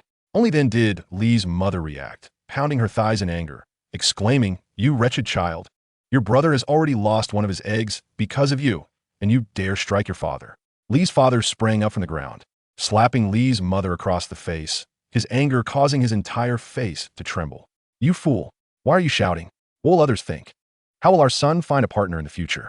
Witnessing the chaos between his parents, Li Baobao, who had been largely unresponsive, suddenly sprang into action upon hearing the sensitive word egg. He charged at Li Ku, brandishing his cane and screeching like a wild creature.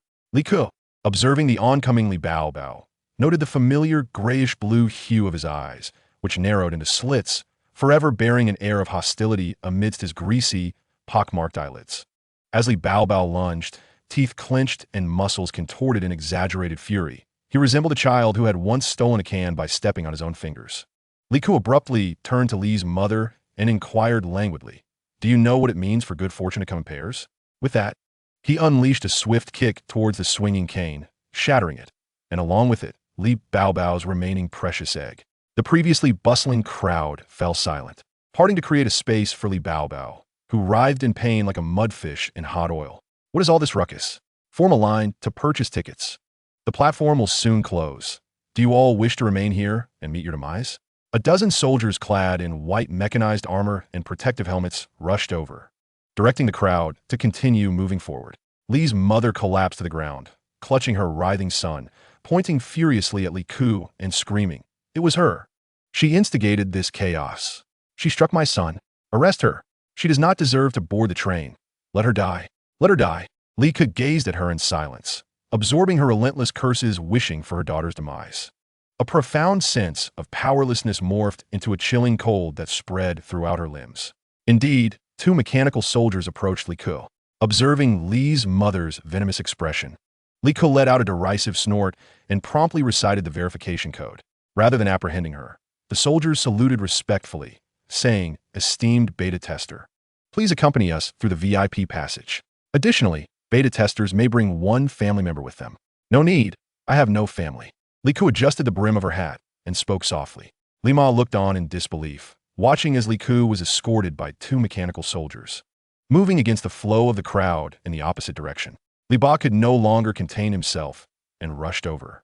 Grabbing the arm of a mechanical soldier, "What does it mean to be a beta tester?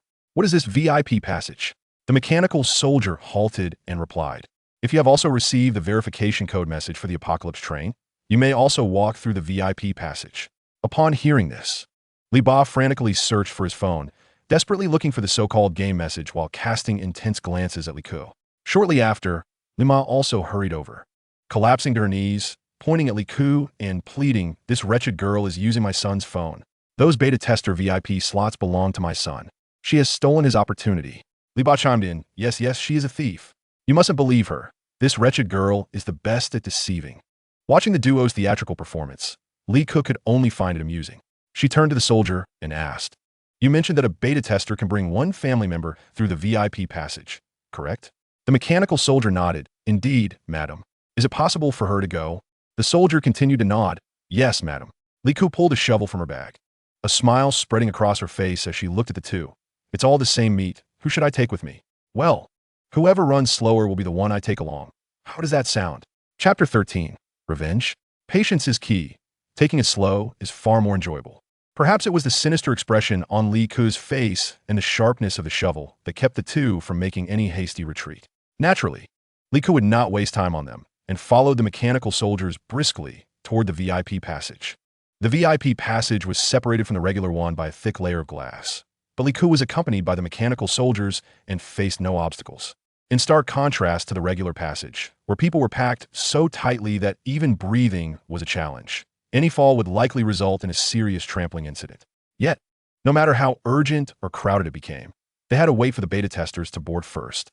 Li Ku had initially planned to adopt a low-profile approach on the train, but unexpectedly found herself thrust into the limelight, prompting her to lower her hat and hasten her pace. At the end of the passage, resembling an airport security checkpoint, was a large conveyor belt, with a sign reading "Place ticket materials" on the conveyor belt. Under the envious gazes of countless onlookers, Li Ku removed her backpack and placed it on the conveyor. A chorus of astonished exclamations erupted from the other side of the glass wall. "Is that person male or female? Why is that enormous bag filled entirely with tickets? Didn't they leave anything for themselves? What do you know? They are a beta tester. They must have plenty of resources. I heard that as long as you receive some game verification code message, you can walk through the VIP passage. I think I might have received one, but I didn't pay it any mind. Working overtime every day, who has time to play games?" The conveyor emitted a soft chime, illuminating a green indicator light. The mechanical soldier pressed Li Ku's hand against the light, and the letters A03 materialized on her skin. At the end of the corridor stood an antiquated green train, where the mechanical soldier guided Li Ku to board, necessitating passage through the D, C, and B carriages before reaching the A carriage. The rationale for boarding from the last carriage was to instill in the players of the superior compartments a sense of appreciation for their current possessions and to compel them to defend their holdings with utmost vigor. As Li Ku beheld the familiar D carriage, her steps grew heavy, mirroring her mood. The absence of seats rendered the decayed floorboards creaky underfoot. Each carriage featured a public restroom, overflowing with repulsive waste and refuse, where individuals huddled in corners, enduring the acrid stench, battling one another for mere morsels of food or a scrap of clothing, with life hanging by a thread. In the center of the carriage lay several specialized corridors, with conveyor belts rapidly advancing. To traverse these passages was to move at several times the normal speed. However, once the train commenced its journey, these unique pathways would vanish until the next boarding. Yet, even under such conditions, Li Ku felt as though she had traversed a lifetime, surrounded by an endless expanse of carriages. Soon, she heard the sounds of others boarding behind her, the clamor of bodies colliding, the disarray of footsteps, and the din of conversation. To avoid being overtaken, she quickened her pace, finally completing the seemingly interminable D carriage and entering the C carriage, where conditions improved slightly. Here, 2 rows of iron seats awaited, cold and unyielding. The B carriage offered an upgrade, with seats enveloped in foam and leather, featuring reclining backs that allowed for a makeshift rest. Notably, the number of seats in the B carriage was markedly fewer than in the C and D carriages. An incessant mechanical voice echoed through the carriage. Player seats will be guaranteed 100% safety. No one can attack or steal from players seated in their rightful places. Players may upgrade their compartments by increasing their health points.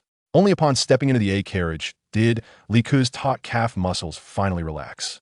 The A carriage comprised individual compartments, and the corridor stretched on endlessly. Upon entering compartment 03, she discovered a double bed, a set of bedding and pillows, a table and chair, a window, and a private restroom.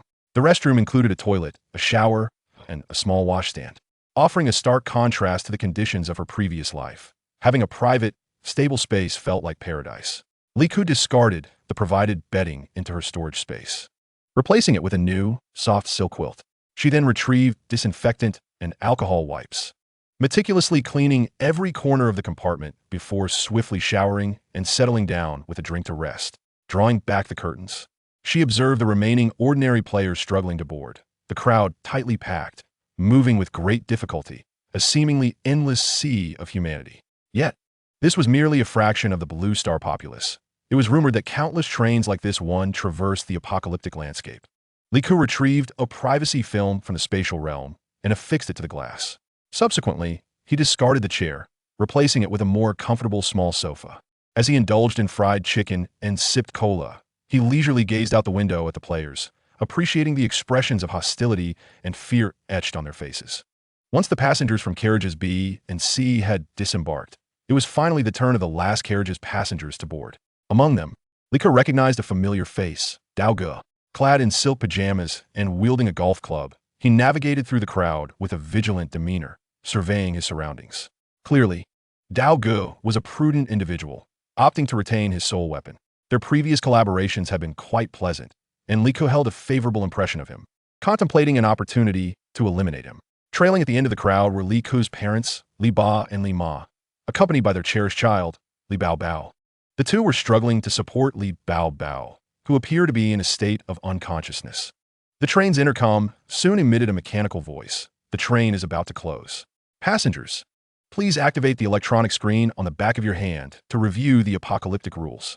With a gentle swipe on his hand, a virtual display materialized, showcasing personal information, resource inventory, marketplace, and chat room options.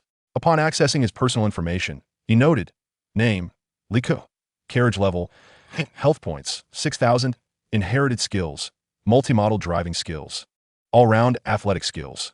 Mission, the train will traverse multiple apocalyptic instances. Players must maintain health points above 10 and return to the train punctually as per regulations. Warning, health points are directly correlated with survival stamina and attack power. They are fundamental for navigating apocalyptic instances. If health points fall below 0, death ensues. Failure to return to the train within the stipulated time will also result in death. Note 1. Lower-level players cannot enter higher-level carriages, but higher-level players may freely access lower-level carriages, even viewing the virtual screen information of others. Note 2. While the train is in motion, players can exchange health points for resources in the marketplace. Here, health points serve not only as a means of survival, but also as currency. Numerous chests containing health point recharge cards and survival supplies await those willing to test their luck in the instances. Note 3. Carriages of D and A levels each contain 14 item slots. Each slot can only store a single type of item and must not exceed a weight of 100 G. The item inventory lacks preservation functionality. Food items will spoil after a certain number of days. Note 4. Boarding the apocalyptic train entails no constraints or restrictions. There are no moral laws, and players do not age. Note 5. Should a player sustain injuries, as long as they can return to the train alive, they will receive effective medical treatment, provided they can afford the medical fees.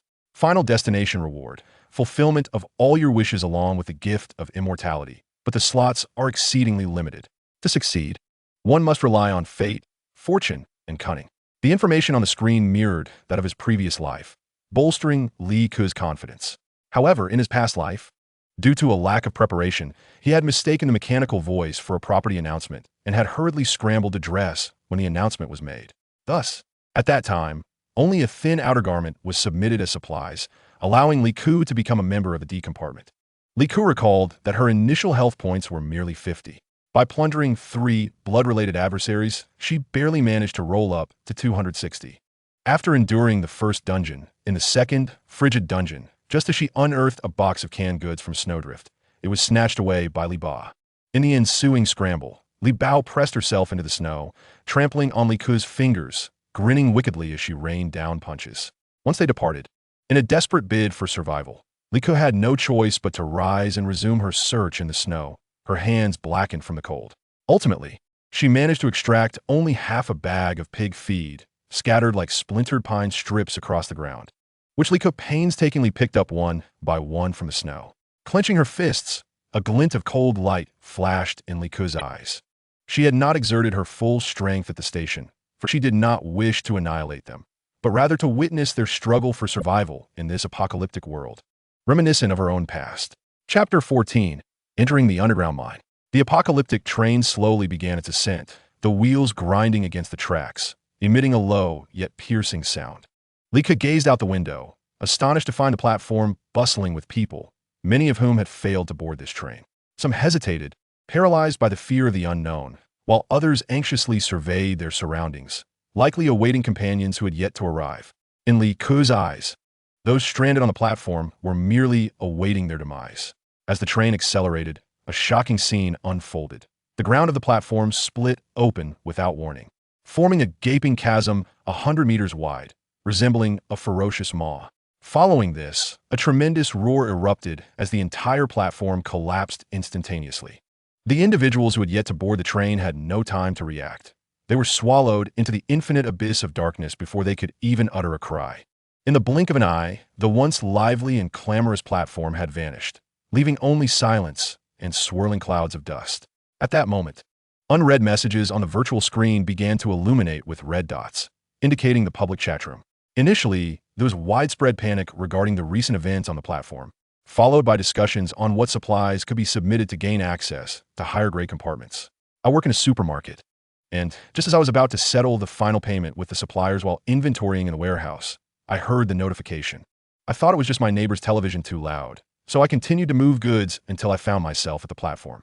Oh really? What did you move that allowed you to enter A-grade? Just some cheap items, a box of cooking salt.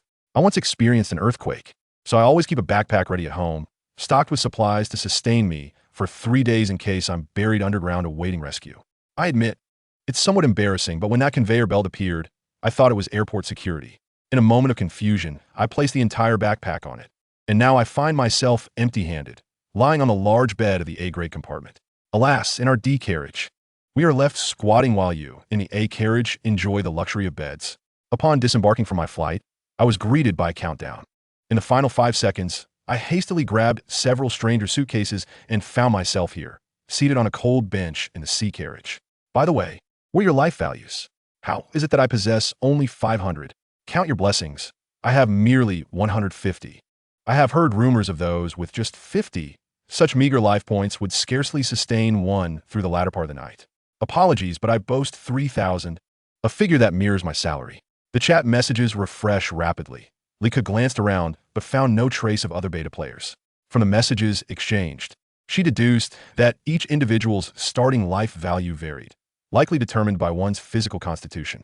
Soon, the public group began to lament the poor conditions aboard the train, attempting to exchange life points for sustenance, only to discover that the shelves in the shop offered nothing but bottled water and slices of bread. A bottle of water costs 10 life points, and a slice of bread also demands 10 life points. One individual in the public group complained, lamenting that his sole possessions were a half-washed pair of underwear and 2 plastic slippers, leaving him in a quandary when it came time to surrender his supplies. He now begged for a kind soul in the group to spare him a piece of clothing, as everyone had been abruptly transported in the dead of night. No one possessed spare garments, and thus, the bare-bottomed fellow's pleas went unheeded. Lee Ku sent him a private message. I have a pair of trousers I can sell you for 5 life points, if you're interested. The bare-bottomed man replied instantly, yes. Yes, yes. As Lee Ku pondered the mechanics of the transaction, a message popped up on her screen. 5 life points have been credited. Please place the item within the red circle at your feet within 10 seconds, or face a deduction of 100 life points. Nonchalantly, she extracted a pair of jeans from her space and tossed them into the red circle, watching them vanish in an instant. To her delight, her life points surged to 6,005, a gain of 5. Elated, Lee Ku realized that with the supplies in her space, she could easily survive any apocalyptic scenario by finding a secluded corner, avoiding the need to compete fiercely with others for resources. Simply acting as a middleman would suffice to amass enough life points to lead a life of ease. A middleman, akin to a bureaucrat in a post-apocalyptic world, enjoying a comfortable lifestyle with stable business. What bliss! The mere thought of her future days filled her with joy. In the public group, someone mockingly remarked, "Oh, where did the bare-bottomed lad procure those trousers? Quite nimble, aren't we?" Nonsense. These were purchased with 10 life points. Can passengers trade amongst themselves? I have half a pack of exquisite cigarettes. Is there anyone willing to make an offer? I want them. Would you part with them for 1 life point? I bid 10 life points. The craving for smoke is unbearable. Is there anyone with pain relief medicine? My son has been hurt and is in great agony. I implore you, help my son. Pain relief? That is a precious item. How many life points will you offer in exchange? I will bow down before you. Kind soul, I beseech you. He is my only son, and I promise to repay your great kindness. TCH, without money, your words are worthless. Your son deserves to suffer. How dare you speak like that? Be wary of retribution. Once my son recovers, I shall have him exact vengeance upon you. Lee Ku sneered, already aware of the individual's identity, without needing to delve into their personal details. To think one could merely utter a few words in hopes of obtaining someone else's painkillers for free. Does one assume that the world exists solely to indulge their whims? How could I almost forget to conceal personal information? Let me set a nickname. End Times Wealthy Matron. The game thoughtfully allows players to change their ID once per session. Attention players, the train is approaching the mining station. Players must survive for 14 days in a mine situated 200 meters underground. You may acquire surprise rewards by mining, with no concern for the potential collapse of the mine. The current shop has been updated. You have 3 minutes to exchange for tools. The virtual screen will emit a train location signal after 14 days, at which point players must return to the train in a timely manner. You may exchange health points or valid resources for the next End Times Dungeons compartments. Kind reminder, aside from the D-class compartments, the prices for A and B-class compartments will increase.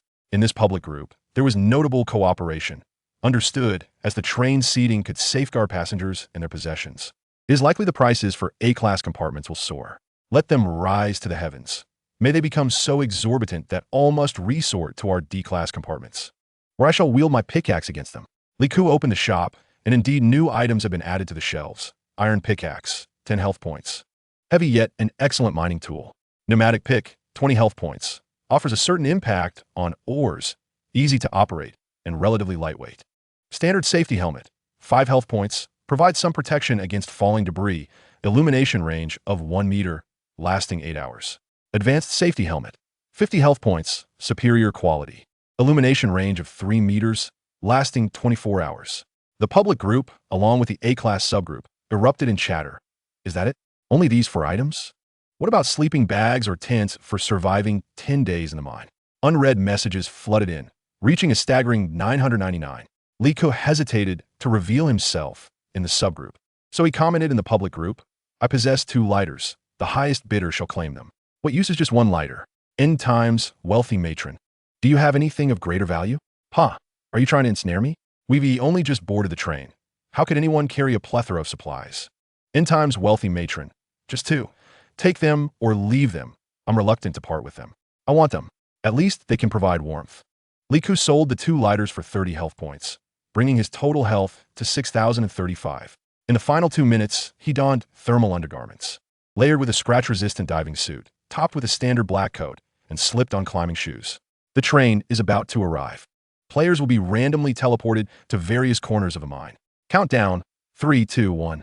Lee Ku felt a sudden jolt as a wave of damp chill seeped through the collar and sleeves of her clothing.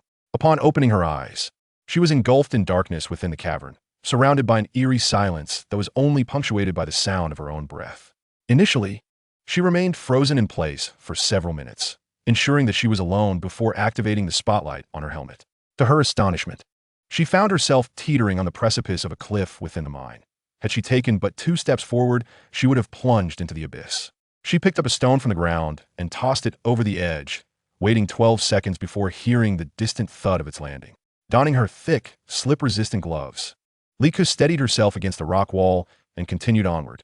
The surface was adorned with glistening droplets of condensed water. After traversing for over 10 minutes, she navigated a bend where the narrow passage widened, finally illuminated under the beam of her light. This expanse was relatively flat, measuring around 50 square meters, flanked by a sheer vertical wall of rock. Raising her flashlight, she estimated the wall to be at least 40 meters high. Shining the light downward toward the edge revealed an unfathomable depth, though the faint sound of flowing water could be discerned, a promising indication of airflow, suggesting it was a suitable place to establish a camp. However, Liku was not foolish enough to settle here without precautions. She retrieved her pickaxe, determined to carve out a shelter beneath the towering stone wall. The rhythmic clinks of her tool echoed as the rocks fell away, vanishing in an instant. Thanks to her high vitality and stamina, she found no fatigue in her labor, quickly excavating a small burrow just half a meter high. Suddenly, a notification popped up before her eyes. Congratulations on discovering a surprise gift. Upon opening it, she found a somewhat stale-looking sausage, labeled as still edible. She stored it in her system's inventory and then crawled into the burrow, switching to a wind pick and electric drill to continue her excavation until she had hollowed out 8 coffin-sized cavities within. This way, should anyone eventually stumble upon this flat land, they would remain oblivious to the presence of a hidden individual within a dog-sized hole. Despite the system assuring her that the mine was stable, Liku felt a tinge of anxiety. Thus, she retrieved an anchor rod drilling machine from her storage to install support anchors within the cave, reinforcing the corners with hydraulic braces for added security. Only then did she deploy a 4-person escape pod. The space she had created was quite ample and well ventilated, allowing for a bit of room to move about. She dismantled the 4 seats, transforming the interior into a spacious area measuring 3 meters by 2 meters. Laying down a thick mattress and arranging blankets and an electric blanket, she placed a small table for dining at her feet. After securely closing the pod's door, she activated the automatic ventilation system. Bathed in the gentle glow of the pod's interior, Liku nestled comfortably in her warm cocoon and let out a yawn. Exhausted, she decided to indulge in a restorative slumber. Chapter 15. Someone has unearthed a rare treasure. What are they thinking? Just seize it. After a restful slumber of 9 hours, Liku awoke without having dreamt at all. As she opened her eyes, she lingered in bed, ensconced in her blankets for a while before sipping yogurt and perusing unread messages. The public chat was in turmoil. Half the participants were lamenting the chilling and damp conditions of the mine, while the other half, exhibiting a semblance of survival instinct, exchanged the delightful surprise red envelopes they had unearthed. Liku, seizing the moment, decided to put her own rather stale sausage up for trade, which was swiftly snapped up for a mere 5 life points. Slapping her thigh in realization, she mused that she might have undersold it. After all, bread pairs well with sausage, and soybean milk complements fried dough sticks. In the chat, several individuals boasted about their fortunate finds. Surprised, aren't you? I just chipped away for less than 3 minutes and uncovered a surprise red envelope, which turned out to be a waterproof tarp. It's wonderfully warm when wrapped around me. Another chimed in, puffed. What is so impressive about that? I just dug up a tent. A tattered tarp is useless. Just wait until you're sleeping on the ground. The comments below were rife with envy, indicating that this commodity had market value. Liku interjected, I have a sleeping bag for sale, waterproof and warm, only 200 life points. 200? Have you lost your mind? Why don't you just go grab it?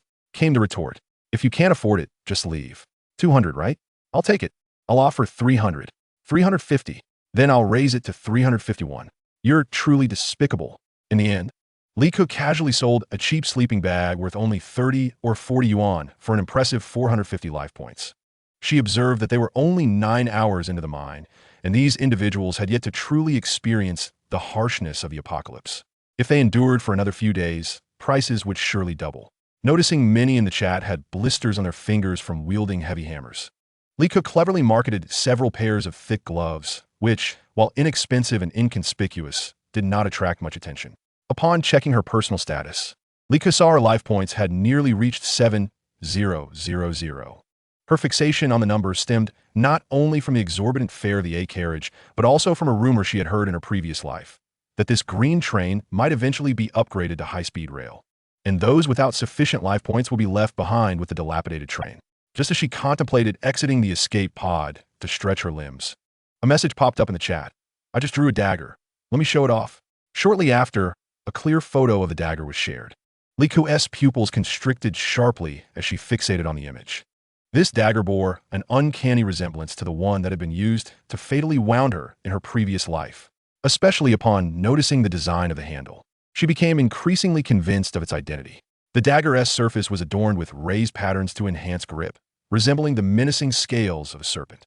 Lika vividly recalled the frigid sensation against her chin when the dagger had been pressed there, its rough and sharp texture nearly causing her blood vessels to freeze.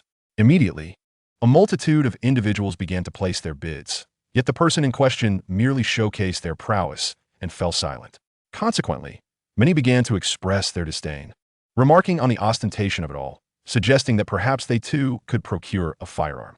With an expanded mindset, one might even unearth a weapon, at which point they could dispatch all present, rendering the compartments devoid of life, A, B, C, or D, allowing them the freedom to rest wherever they pleased. Supporting the sentiments of the previous speaker, a member identified as D expressed that if the esteemed individual were to indeed acquire a submachine gun, they should first eliminate those in compartment A. This prompted Liku to immediately recall the humiliating experiences endured in compartment D, as pent-up resentment grew heavier with each breath. The discussions within the group served as a reminder that the wielder of a dagger was of little consequence.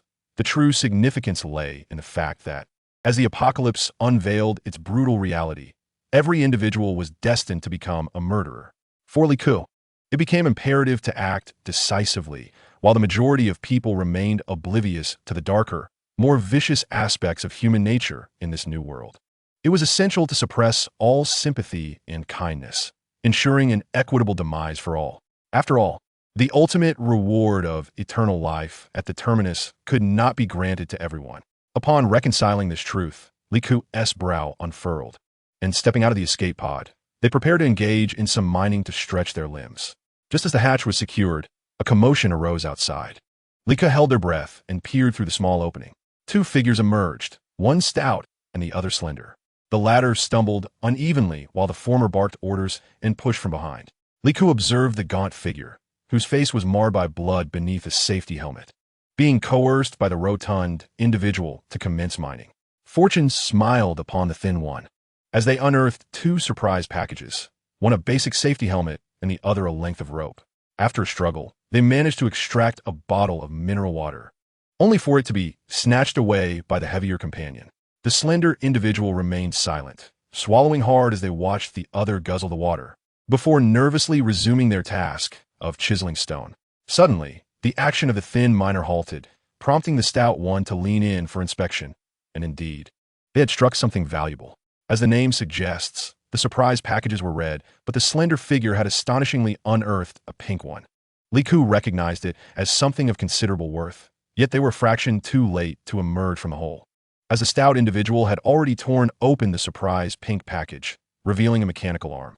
Mechanical arm, when affixed to the arm, it allows for faster and less laborious mining, with an efficiency tenfold that of traditional methods.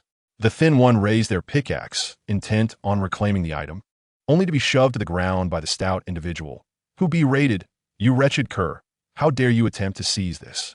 Do you even comprehend your place?" A sharp crack echoed through the darkness, and the stout one turned to find a young girl standing behind him, a smile gracing her features while she brandished a handgun, its cold barrel aimed directly at his chubby face. In an era of peace, ordinary people from Blue Star had never encountered a genuine firearm. Instinctively, the stout one retorted, "A gun? You actually managed to unearth a gun? No, it can't possibly be a toy, can it?" Bang! The bullet pierced through the stout one's knee with a resounding thud, embedding itself into the rock behind him, sending fragments scattering. Concerned that directly destroying the mechanical arm might result in its vanishing, Liku refrained from aiming at the heart. The portly man initially appeared stunned, but then, as if abruptly awakened from a daze, he collapsed on the ground, wailing in agony. "Bring me the mechanical arm, or I shall shoot you again, Li Ku commanded. The heavy-set man hastily raised his arm, pleading, "Spare me. The mechanical arm is already affixed to my limb. I cannot remove it." His other hand desperately clawed at the mechanical arm, pulling with all his might, yet remained steadfast, unless. With a clang, a metal saw was hurled before the thin man, startling him. "Go, remove his arm for me." Chapter 16. On the very first day, you intend to sever someone's arm? What? Are you hesitant? If so, you shall forfeit your only value for survival, Li Ku threatened, observing the thin man's reluctance to act. The thin man hurriedly grasped the saw from the ground, spat into his palms, and with a fierce determination, brought it down upon the portly man's arm.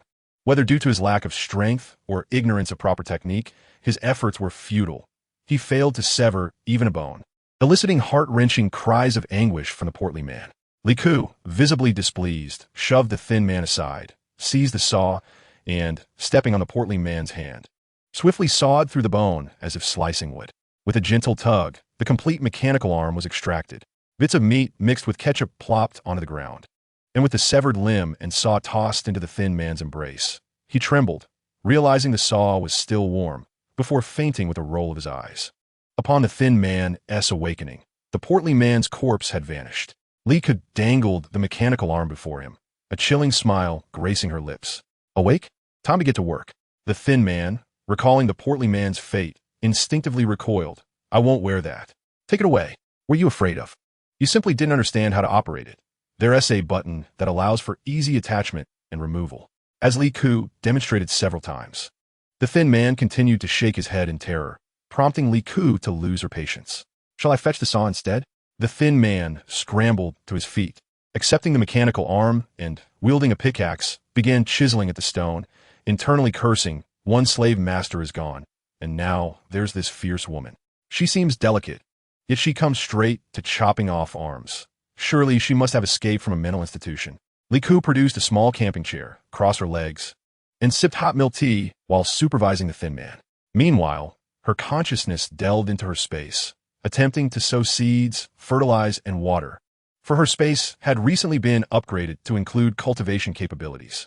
Sensing the thin man's streak of good fortune had run out, the items he unearthed were merely basic survival supplies: toilet paper, biscuits, water, a flashlight, and 2 chicken legs. The thin man, wary of greed, dutifully brought the items before Li Ku, his eyes inadvertently pleading as he drooled over the chicken legs. Li Ku pointed at the legs. "Sell them in the public group for 50 each before tossing him half a loaf of bread. Eat well and continue your work." "She is absolutely a miser," the thin man lamented inwardly. Upon witnessing the frenzied competition for chicken legs within the group, Li Ku was suddenly struck by an idea. "Hold on, you there," she called out. "I have a simple task for you." The slender figure cautiously removed the mechanical arm and obediently placed it at Li Ku's feet, awaiting her next instruction. Li Ku inquired about his remaining life points, to which the slender figure, somewhat flustered, responded, "What do you intend to do?" Li Ku brandished a chainsaw, prompting him to nearly weep as he complied. 508. "If you let me have a chicken leg and a sip of water, my life points wouldn't be so low." Li Ku nodded, casually producing a worthless plastic straw and posting it in the public group for 500 life points. Anyone with a modicum of sense would not waste precious resources on a mere straw. Yet, the slender figure felt compelled to purchase it. With a glance at his current life points, which stood at 6,998, and then at the barrage of frantic purchasing messages flooding the group, he noted, "I drew a hammock and desperately need some hemp rope. Otherwise, this hammock will be as useful as a plastic sheet." Another message followed. "Has anyone drawn a thick coat? Sell it to me. This mine is unbearably cold, and there's nowhere to hide." From within the spatial confines, a plethora of items was extracted. Dozens of rain boots, hundreds of sleeping bags, clothing, gloves, socks, waterproof tarps, hemp ropes, and flashlights, all abundant, save for sustenance. Li Ku gestured toward the incessantly refreshing purchase requests and then pointed to the small mountain of supplies at her feet. "Utilize your account to sell these. I shall grant you a 10% commission for your efforts." Initially astonished by the wealth of resources Li Ku possessed, the slender figure had no inkling she had a hidden space. He assumed these were the perks of a high-class compartment. The prospect of earning a commission delighted him immensely.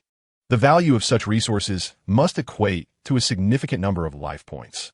Suddenly, his hunger and thirst were forgotten as he eagerly set about making money for Li Ku.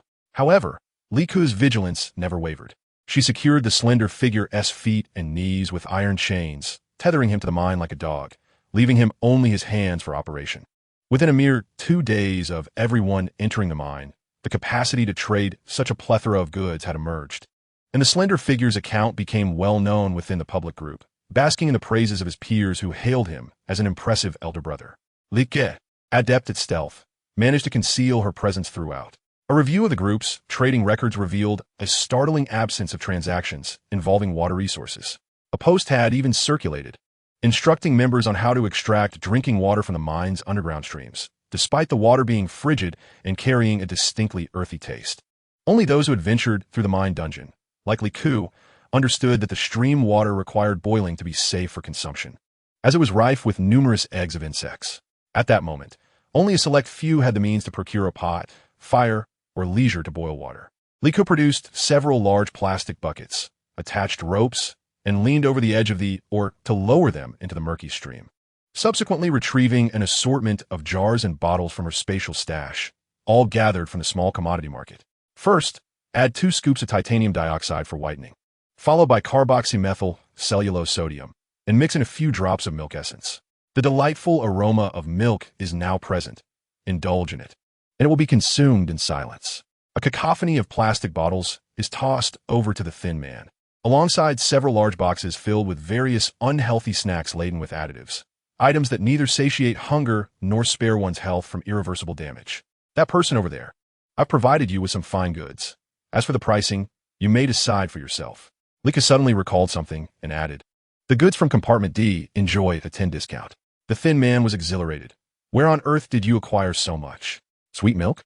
It's delicious. This should sell for double. He remarked on the favorable treatment he received from compartment D. Li Ku, her face partially obscured in the cavern shadows, smirked. Indeed, the folks in compartment D treat me rather well. She then pressed down on the thin man's hand to inspect his sales and confirm he wasn't secretly concealing any weapons. Observing the empty inventory space, Li Ku continued her threat. You have 4 hours. If you fail to sell out, I shall sever your fingers one by one. The thin man shuddered and forced a smile. Rest assured. With 4 hours at hand, Li Ku donned her mechanical arm and moved aside to mine stones. This mechanical arm was incredibly powerful. It felt as if her swinging arm was in fast forward. She barely glanced at ordinary red envelopes and found the 2 green ones only yielded a meager increase of 10 health points. It wasn't until she unearthed a purple one, its hue unfamiliar, that her heart skipped a beat upon opening it. Congratulations! You have obtained a space fragment. Collect 100 fragments to secure a permanent storage space of 666 cubic meters. Chapter 17. Mixing milk to synthesize meat, substituting antipyretics with antihypertensives. How devious you are. Space. What a remarkable treasure. Isn't that exclusive to our internal testers? Why is that? Oh, there's an additional note. One must gather 100 fragments to possess the space. Acquiring 100 fragments seems exceedingly arduous. Even calling upon the 7 little heroes to mine stones might not suffice. What? Even if collected, it amounts to merely 666 cubic meters. Wait, is this the time for calculations? The crux is that I, Li Ku, must absolutely prevent that motley crew from gaining access to a bound space.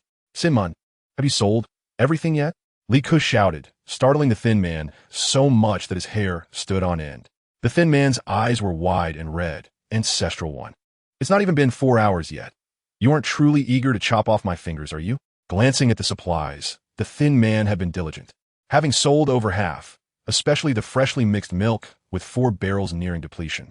He lamented that someone in their group had apparently stumbled upon a stroke of luck, discovering a case of white liquor, 24 bottles of strong alcohol, which had drastically undercut his milk prices. He had initially intended to sell each bottle for 20 health points, but was now begrudgingly forced to lower it to 5 health points, all the while shielding his head, fearing Li Ku might strike him with a mechanical arm. First, transfer the 8,010 life points gained from the slender fellow's account to your own. Li Ku gazed at his life points soaring to over 10,000 and finally offered the slender man a favorable expression. He posted a bounty in the public group, offering a handsome price for purple surprise red envelopes, such as spatial fragments. Upon hearing this, the slender man began frantically scrolling on the screen, then pointed at a photo and asked Li Ku, is this the fragment you mentioned? Someone in the group had just unearthed one and was asking what it was used for. Lika took a glance, and indeed, it was the very thing. Moreover, the individual had lucked out by finding two at once. Looking at the time, they had already been in the mine for 2 days and a night. In this cold, damp, sunless pit, coupled with 2 days of hunger, what could be more enticing? Lika set up a charcoal basin with an iron grate atop it, where a tin foil box bubbled with mutton soup. When a photo of a steaming bowl of mutton soup, sprinkled with scallions, was uploaded to the group, the Slender Man's account gained immense popularity. Countless individuals privately messaged him, eager to purchase a bowl of soup. In the frigid depths of the cave, a warm bowl of soup could indeed save a life. However, despite the flood of private messages, not a single person was willing to trade fragments for it, indicating that everyone recognized the value of the fragments. The inventory could only hold 1 item per slot, with a maximum weight of 100 pounds, and food items lacked preservation, rendering them rather useless. Those who discovered spatial fragments were like a tapeworm, knowing that while these fragments were difficult to collect, there would always be a fortunate few. Why couldn't he, that fortunate one, be him? The Slender Man inquired of Liku. The price for the mutton soup has risen to 200 life points. Will you sell it? No, came the reply. After a short wait, someone finally cracked. Damn it, take it. That broken fragment won't be gathered anytime soon. And drinking cold water from the dark currents is giving me stomach pains. If I don't drink something warm, I might just perish. Liku instructed the Slender Man to teleport the charcoal basin along with the soup, claiming it was a gift reserved for the top 10 sellers. The humidity in the mine was oppressive. Even the stone walls were adorned with droplets of water. Their clothes clung cold and damp to their bodies, making it impossible to sleep. Additionally, the water they had consumed was rife with parasitic eggs, causing their life points to dwindle according to their individual constitutions. At that moment, being able to roast charcoal to dry their clothes and stave off illness could preserve their life points. After all, if life points fell below 0, death would ensue. Thus, 10 charcoal basins and 11 bowls of mutton soup were exchanged for 11 spatial fragments. The Slender Man also managed to snag a bowl, blowing on the steam with a blissful expression. I say, where did you get this mutton soup? Did you carve it out of rock? Why aren't you drinking? Lika scoffed. Why would I drink it? Because it's not actually mutton. It's synthetic meat meant for cheap buffet restaurants. I have hundreds of boxes of this in my space, and that rich mutton flavor is likely just an infusion of mutton essence. Liku attempted to send the 12 spatial fragments into his space, but it refused to absorb them. Suddenly, a red light flashed on the back of his hand, and a pop-up appeared on the virtual screen. Detected space debris. Collecting 100 pieces will allow for a secondary upgrade of the space. The direction of the upgrade can be chosen by internal testers. This revelation illuminated my heart. I had suspected that these fragments must serve some purpose. Now that cultivation is possible within this space, the next step must lead towards animal husbandry. Although the space is filled with ample high-quality frozen meat in addition to synthetic alternatives, nothing compares to the allure of fresh, tender meat. Ancestors, do you have any medicine? Someone in the group has been crying out for antipyretics for 2 days, claiming they would trade their life for it. The thin one pointed at the flood of messages in the group for Li Ku to see. Well, ISNT this Li Ba seeking medicine for Li Bao. How pitiable they sound. I told him that an antipyretic costs 100 health points, and if he dares to haggle, I would raise it to 200 health points. Upon hearing this, the thin one gave a thumbs up, silently admiring the cleverness of the girl. As expected, an antipyretic was indeed sold to Li Ba for the price of 200 health points. However, Li Ku cleverly exchanged it for a hypotensive drug. After all, who can distinguish between white pills? Just take it, no complaints. This is what one might call karmic retribution. Li Ku have faced my consequences in a past life. And now it is your turn, Li Bao. Imagining Li Bao writhing in agony, burning with fever in the cold mine, only to be dealt another blow with a hypotensive pill, I can only wonder how heartbroken Li Ba and Li Ma would be. Their precious Li family heir has been reduced to a mere liability. The thought alone is quite satisfying. Chapter 18. The Inevitable Cola, a gift from my elder brother. Ding ding. Warning to players against malicious trading of medicines. Fine of 1,000 health points. Subsequent offenses will incur double fines. Alright. Luckily, it was the thin one's account being used. So fear not. Continue to assist me in selling goods. Li Ku was quite pleased, while the thin one lamented. His knees and ankles bound by chains, feeling no sensation, eyelids heavy enough to warn a call for help. The Geneva Conventions did not stipulate that captives cannot sleep, did they? Li Ku scoffed coldly. Haven't you ever worked? Do you not understand the concept of KPI? Behave. I shall prepare a hand-ground coffee to invigorate you. The aroma is delightful, yet I hesitate to share. Why not chew on the coffee grounds left on the filter for a boost? What are you looking at me for? Should I fetch a chainsaw instead? Until the thin one had sold all the supplies Li Ku instructed, only then was he permitted to rest, having gained an additional 2,480 health points.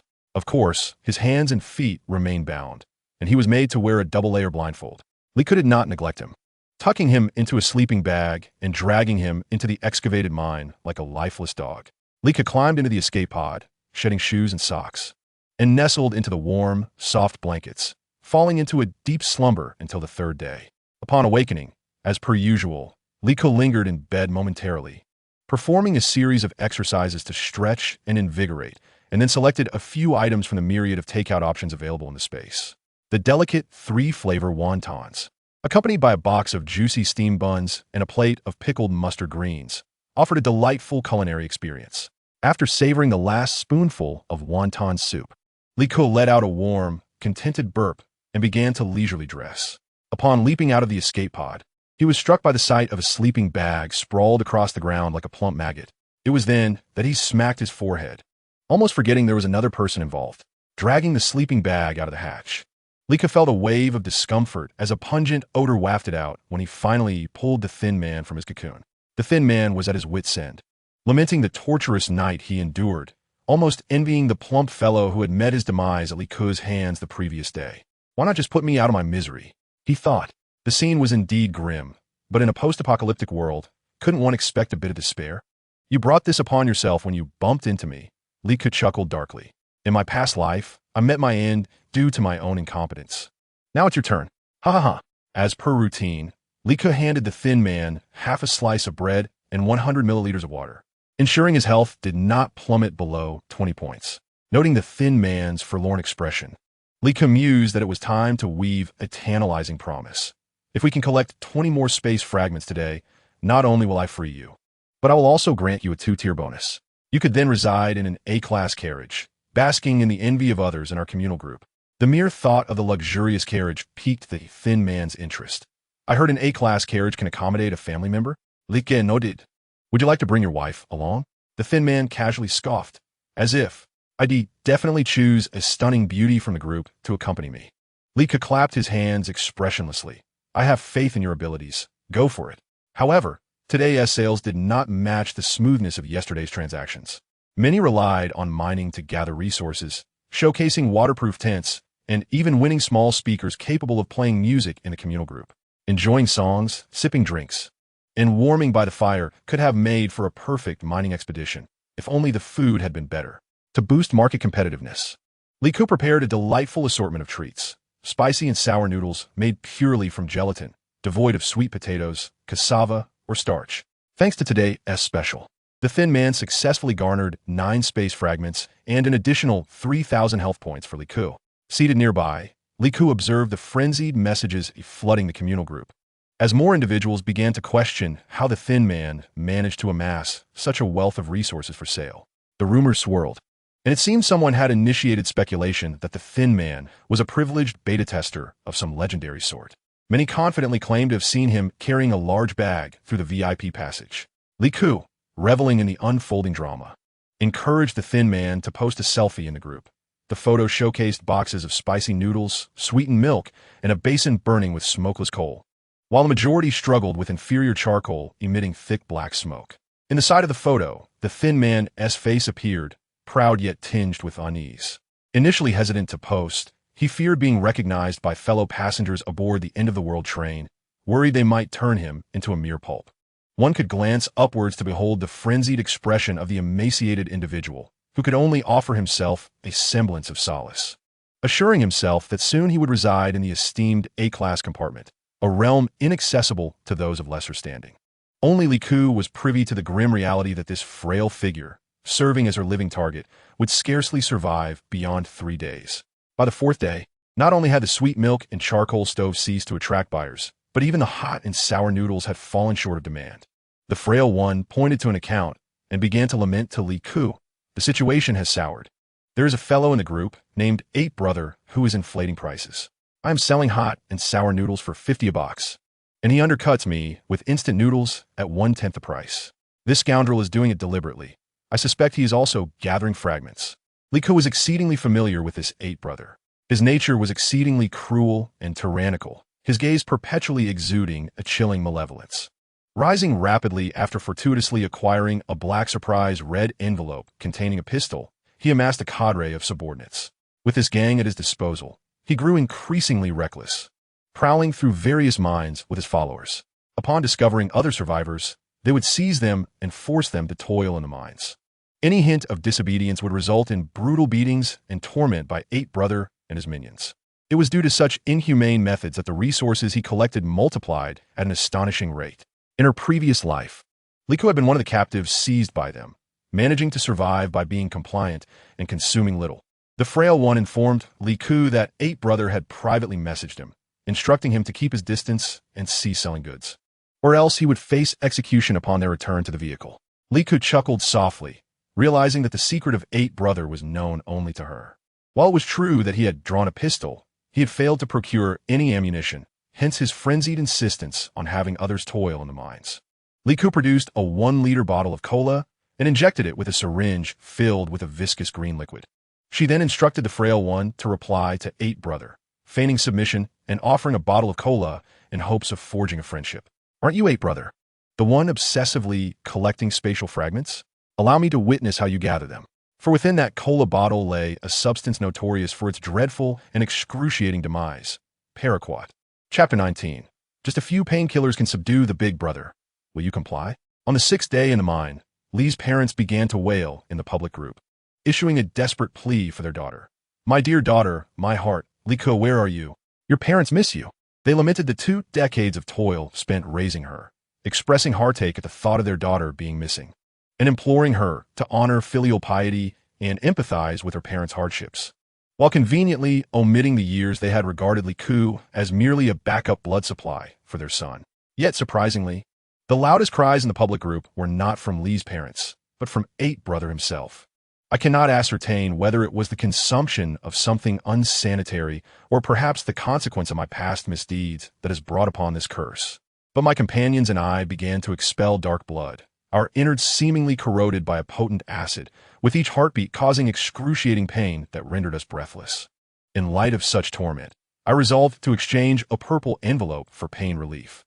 Initially, Brother 8 refused, vehemently berating the thin man and vowing to rend him to pieces, ensuring his spirit would not find peace. However, the question of mercy was secondary. Brother 8's subordinates were truly at their breaking point. Having consumed little, they were in agony, yet possessed some strength, and in desperation for the painkillers within Li Ku's grasp, they resorted to using pliers to sever 3 of Brother 8's toes, coercing him into surrendering all of his shards. Li Ku was surprised to discover the abundance of shards in Brother 8's possession, 42 spatial shards and 97 skill inheritance shards, along with Brother 8's firearm and the majority of his supplies, all neatly packaged for Li Ku. It was at this moment that the thin man comprehended the meaning behind Li Ku's cryptic words about allowing the bullets to fly a while longer, increasingly perceiving the young woman as a formidable adversary who harbored a vengeful spirit. Li Ku felt fortunate for having synthesized several skill inheritance cards early on. The game system was indeed correct. Binding knowledge and skills in reality proved to be exceedingly challenging. At this juncture, Li Ku possessed 77 spatial shards and 97 skill inheritance shards, and upon gathering 3 more, she could exchange them for a skill inheritance card, with her mind already set on acquiring close combat martial arts for self-defense. On the 7th day within the mine, an atmosphere of dread concerning death permeated the public group, as the dark water consumed earlier had birthed a plague of parasitic eggs. Many had sensed something amiss 2 or 3 days prior. At night, they felt an incessant itch in their noses, leading to fits of sneezing, while a more distressing itch plagued their lower regions. While laboring, their eyes felt strained and swollen, prompting an uncontrollable urge to rub their eyes, resulting only in exacerbating the irritation. The realization struck when someone, in their slumber, scratched their lower regions and inadvertently pulled out a white tapeworm, unveiling the severity of the situation. As the photo of the tapeworm circulated in the group, the thin man jested with Li Ku, remarking, "Look, someone carved a bowl of knife-cut noodles from stone. It appears quite chewy, yet what a waste to discard such fine noodles on the ground." The image sparked fervent discussions, with some claiming that during their bowel movements, they felt their excrement writhing. In the pitch darkness of the mine, compounded by malnutrition, Many thought they were merely imagining things, only to later realize they had indeed expelled a tapeworm. Only Li Ku, who had endured this ordeal, understood the grim truth. Upon discovering a single tapeworm, one's body was already host to countless others. For the tapeworms in the dark water were anaerobic organisms that would only be forced out when their living space was entirely compromised. But why was there no longer a viable habitat within the human body? The answer was painfully evident. There were simply too many parasites. Soon, everyone began to suffer from unbearable abdominal pain, feeling as though their intestines were akin to two large trucks colliding head-on on a highway. A tumultuous mass roiled within their lower abdomens, intermittently pressing against their stomachs, causing violent bouts of vomiting. As the contents were expelled, a flashlight revealed a chaotic scene of writhing white worms on the ground. Someone managed to pull a tapeworm from their nostrils, almost half a meter long. It remained stubbornly lodged, resisting violently upon contact with the air. The worm's slippery texture rendered it nearly impossible to control. A moment's lapse would see it swiftly retreating back into the nostril. Only horror remained on their face, accompanied by a handful of blood. Lika pushed a bowl of clear noodle soup toward the thin man, urging him to eat quickly before selling insecticide in the group chat. Initially, Li Ku was promoting deworming medication, but with so many tapeworms infesting their insides, mere pills were utterly insufficient. Hence, she instructed the thin man to sell insecticide, not a spray, but a concoction to be ingested directly. With this newfound avenue for profit, Li Ku's vitality surged. While those afflicted with eggs would meet an untimely end in this apocalyptic journey. The public group chat did not display membership numbers, only the online ratio.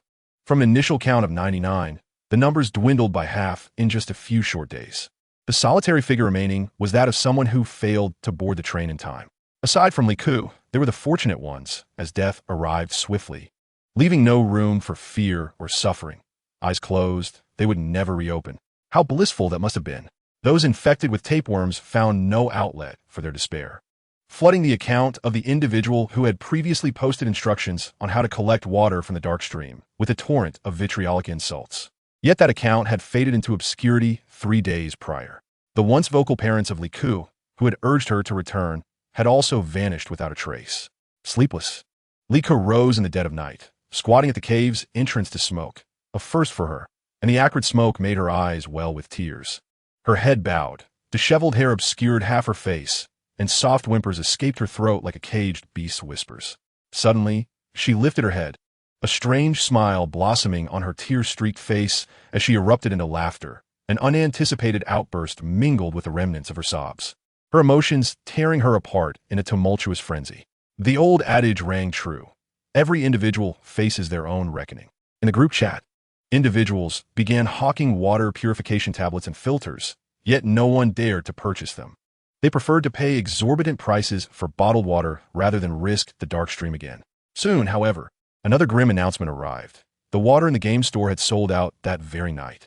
Fortunately, the panic over water scarcity did not last long. As rain began to fall in the mine on the 9th day, raindrops cascaded down the stone walls into the dark stream, and many could clearly hear the rushing sound of water akin to a river's current as the water level rose while the temperature dropped, making each breath in the mine cloud with white vapor. The group tentatively probed whether anyone had dared to drink the rainwater, for none wished to take the first sip.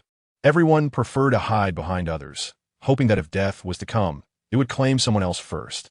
Only Li Ku understood that this rainwater posed no danger, for in her previous life, it was the very rainwater that had sustained her survival. As the 9th day approached dawn, Li Ku, as was her custom, transferred the life points from Shozi's account to her own, and astonishingly offered Shozi a bowl of fragrant fried rice. Shozi devoured it ravenously, dreaming of the future. When he resided in the A-class carriage, he would choose the spiciest girl and sleep in the softest bed. He polished off every grain of rice. And, just as he set down the bowl, a dark gun barrel was thrust before him. You, bang, sleep now. Everything exists in dreams. Li Ku retracted the escape pod and supports back into her space. She needed to leave this place, for the rising dark current surged rapidly, and she must ascend as high as possible. The ever-increasing dark water posed another peril, the water spiders. Chapter 20, Water Spiders. At this moment, the rain intensified, and once soaked, one's body temperature would plummet rapidly. Li Ku donned waterproof attire, secured a safety rope around her waist, and began her cautious ascent, driving rock pegs into the stone wall. To err on the side of caution, she had previously placed 2 layers of inflatable mattresses beneath her. The cliff within the mine was not a straight vertical ascent. There were layers with numerous small crevices in between. Li Ke climbed with utmost caution, ensuring each rock peg was secure before stepping on it. Large raindrops pounded against the ore, and squinting, she skillfully dodged the splattering debris, mindful of the slickness of the wall due to the rain. Fortunately, this section was only about 40 meters high, and having previously bound herself with climbing techniques, Li Ke ascended smoothly to the gentle slope above. Perched upon a protruding stone pillar on the slope, she cautiously probed the crevices in the wall with one hand. Peering down, the swirling dark water had nearly reached the edge of the cave where she had lived for 10 days. With the rain pouring heavier, Li Ke dared not linger. She wiped the rain from her face and continued her climb. Today marked the 10th day in the mine. In 4 days, the apocalyptic train would arrive. Li Ke recalled the position where the train had stopped in her previous life, a mere 50 meters from the cave ceiling, where a line of inverted triangular stones resembled an abandoned subway entrance. Currently, Li Ke was approximately 160 meters underground, meaning she needed to ascend at least 90 meters, around the height of 30 stories, to locate the station in advance. Meanwhile, the public chat group buzzed with activity, as each passenger entered the mine at random locations. Many were already positioned at higher altitudes, having set up tents and living relatively comfortably. Thus, they could gleefully observe the continuous cries for help flooding the chat. What should I do? My foot is stuck in a crevice, and the dark current is nearly at my knees. Someone please help me. I will give you all my supplies. Where's your pickaxe? Break the rocks. It got swept away by the water. I've been searching in the water for ages, but can't find it. Now the store shows all items are sold out, and I can't buy a new pickaxe. Can someone sell me one to rescue me? Click. A selfie from someone hiding in a tent, wrapped in a down blanket. Captioned, "Fool, just wait to die. Help." The water in the hidden stream surged like boiling liquid, rising at an alarming rate. I found myself submerged, surrounded by sheer stone walls, unable to climb to safety. What should I do? It serves you right for chiseling down into the rock, creating a deep pit. Now, with the dark waters flooding in, you risk drowning or freezing to death. The situation is even graver. The mining area is riddled with countless crevices, winding and twisting, making them ideal hiding spots. Many have previously sought refuge in these fissures to evade the search by the 8 brothers and their minions. These crevices resemble an intricate network of underground tunnels, suitable for concealment under normal circumstances. However, when the torrent of dark water rushes in like a ferocious beast, panic ensues, and many become lost within these channels, unable to find their way out.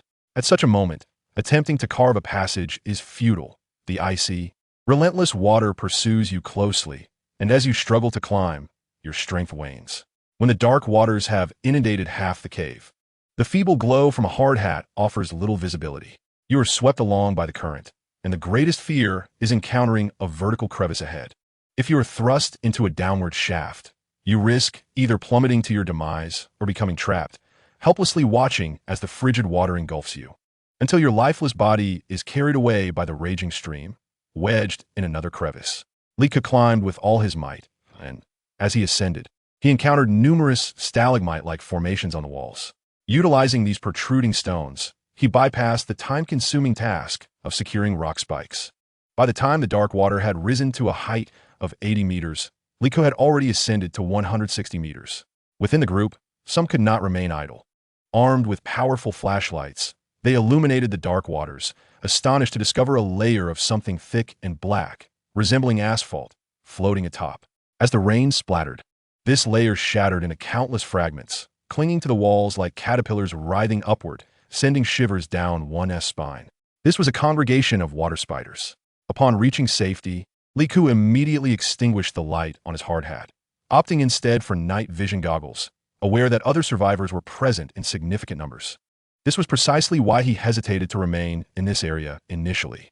Indeed, he spotted several glimmers of light. Those bold enough to shine their lights at this moment were not solitary survivors, but groups of 10 or more. Moreover, if the 8 brothers could wield firearms, it indicated the presence of numerous hidden adversaries. Li Ke resolved to adopt a stealthy approach, avoiding unnecessary confrontations unless absolutely required.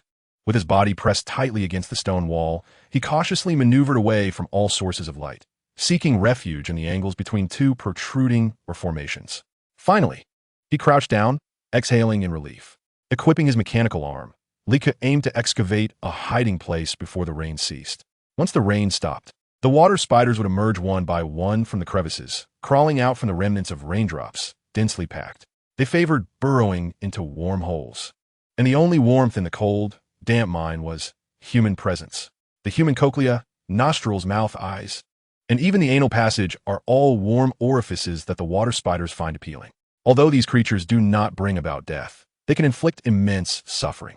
No matter how fervently one might attempt to extract them, even by gouging out their own eyes, these water spiders remain elusive. The human body is pliable, allowing the water spiders to effortlessly continue expanding their presence within, creating even more warm cavities.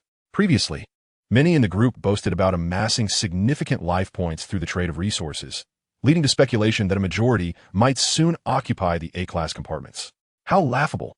In truth, their accrued life points ultimately dissipated within the medical compartments as they consumed a specially formulated elixir to expel the water spiders from their bodies. Ultimately, dust returns to dust. 80% of the survivors still find themselves huddled in the lower-tier compartments, where malice and brutality fester, unleashing the darkest facets of humanity, allowing them to thrive upon the corpses of others, transforming into cold-blooded killers. The sound of rain pattered deafeningly, perfectly concealing the noise of Lee chipping away at the stones in the shadows. Like a dog burrowing into a hole, he first carved a small entryway, then continued to excavate a larger chamber within. Any minerals struck by the tools provided by the train would vanish instantaneously unless he stumbled upon a surprising bounty. Indeed, Liku uncovered several treasures, ordinary reds and greens, and even a golden one. Chapter 21. Successfully returning to the apocalyptic train. It was not until Liku unearthed a concealed cavern and secured the escape pod that he dared to unveil the golden surprise. Golden net of fortune. One day you will find it indispensable. The net felt remarkably lightweight in his hands, crafted from golden threads and surprisingly large, resembling the nets he used as a child to catch crayfish by the river, complete with an extendable handle reaching 10 meters at its fullest. He stowed it away in his space for future use. The entrance he had excavated was blocked with stones, remnants from his previous stockpiling, impervious to the player's picks. The inconspicuous pile at the cave's entrance was deliberately arranged with several gaps for observation. The entrance itself was sealed with iron plates, and the cavern was lined with ice blocks from his reserves, creating a temperature lower than the dark currents to deter any unwary water spiders from infiltrating through the crevices. After all, Liku was reluctant to expend significant life points on the medical compartments. With all preparations complete, Liku comfortably settled in the escape pod, indulging in food and drink, cradling a penguin plushie while leaning against a bear plushie. A small projector stood beside him, a dedicated screen lowered in front, and a folding table set with a platter of fruits as he cheerfully watched a movie. Outside the pod, life for others was grim. The torrential rain persisted for a full day and night, with the dark waters rising to 140 meters before finally receding. Most passengers fortunate enough to escape the torrents took refuge in this tranquil area. With more people came more belongings, naturally increasing the resources available here. Mining for resources was exhausting. How much quicker it was to extract from humans. Thus, these small factions began to vie for the solitary travelers. Initially, their intent was merely to seize wealth without taking lives. However, an ominous query posed within the public group ignited a tempest of chaos. If fewer individuals can board the Doomsday train, does that not enhance our chances of entering the premium carriage? Liku, chewing on sugarcane while watching the film, chuckled heartily. Indeed, she was the malevolent instigator of that question. This query unleashed a tidal wave of brutality, compelling even those with a semblance of humanity to forsake their morals, while the inherently savage thrived within the cavern like fish in water. If one cannot overpower, one must join. If denied entry, one must flee. Many were forced to roll up their bedding and claw their way upward through the crevices, treading carefully lest they be discovered, daring not even to illuminate the overhead lights. As they ascended, many inadvertently trod upon something soft, without needing to guess. It was the corpses of fellow passengers. Yet, do not expect any salvageable treasures upon these remains. They had long been stripped bare by the water spiders. In a moment, individuals struggled to discern which was more terrifying, their fellow beings or the water spiders. After all, what fault lay with the minuscule arachnids, smaller than a fingernail? They sought merely a warm nook to lay their eggs, yearning to propagate their kind. What crime was that? On the 11th day in the mine, nonsensical chatter began to permeate the group. One claimed to hear voices within his mind. Immediately, others chimed in below his message. I've read apocalyptic novels. Your predicament is likely a sign of system awakening. The man retorted, no. The sound resembles something gnawing at my bones. It emanates from my marrow, a relentless slithering that disrupts my peace, making me wish to excavate my cochlea. Furthermore, he felt an incessant itch that no amount of scratching could quell, leaving his skin raw and torn. A few kind souls urged him to endure. After all, the Doomsday train would arrive in 3 days, and he could seek healing in a medical carriage. He laughed bitterly.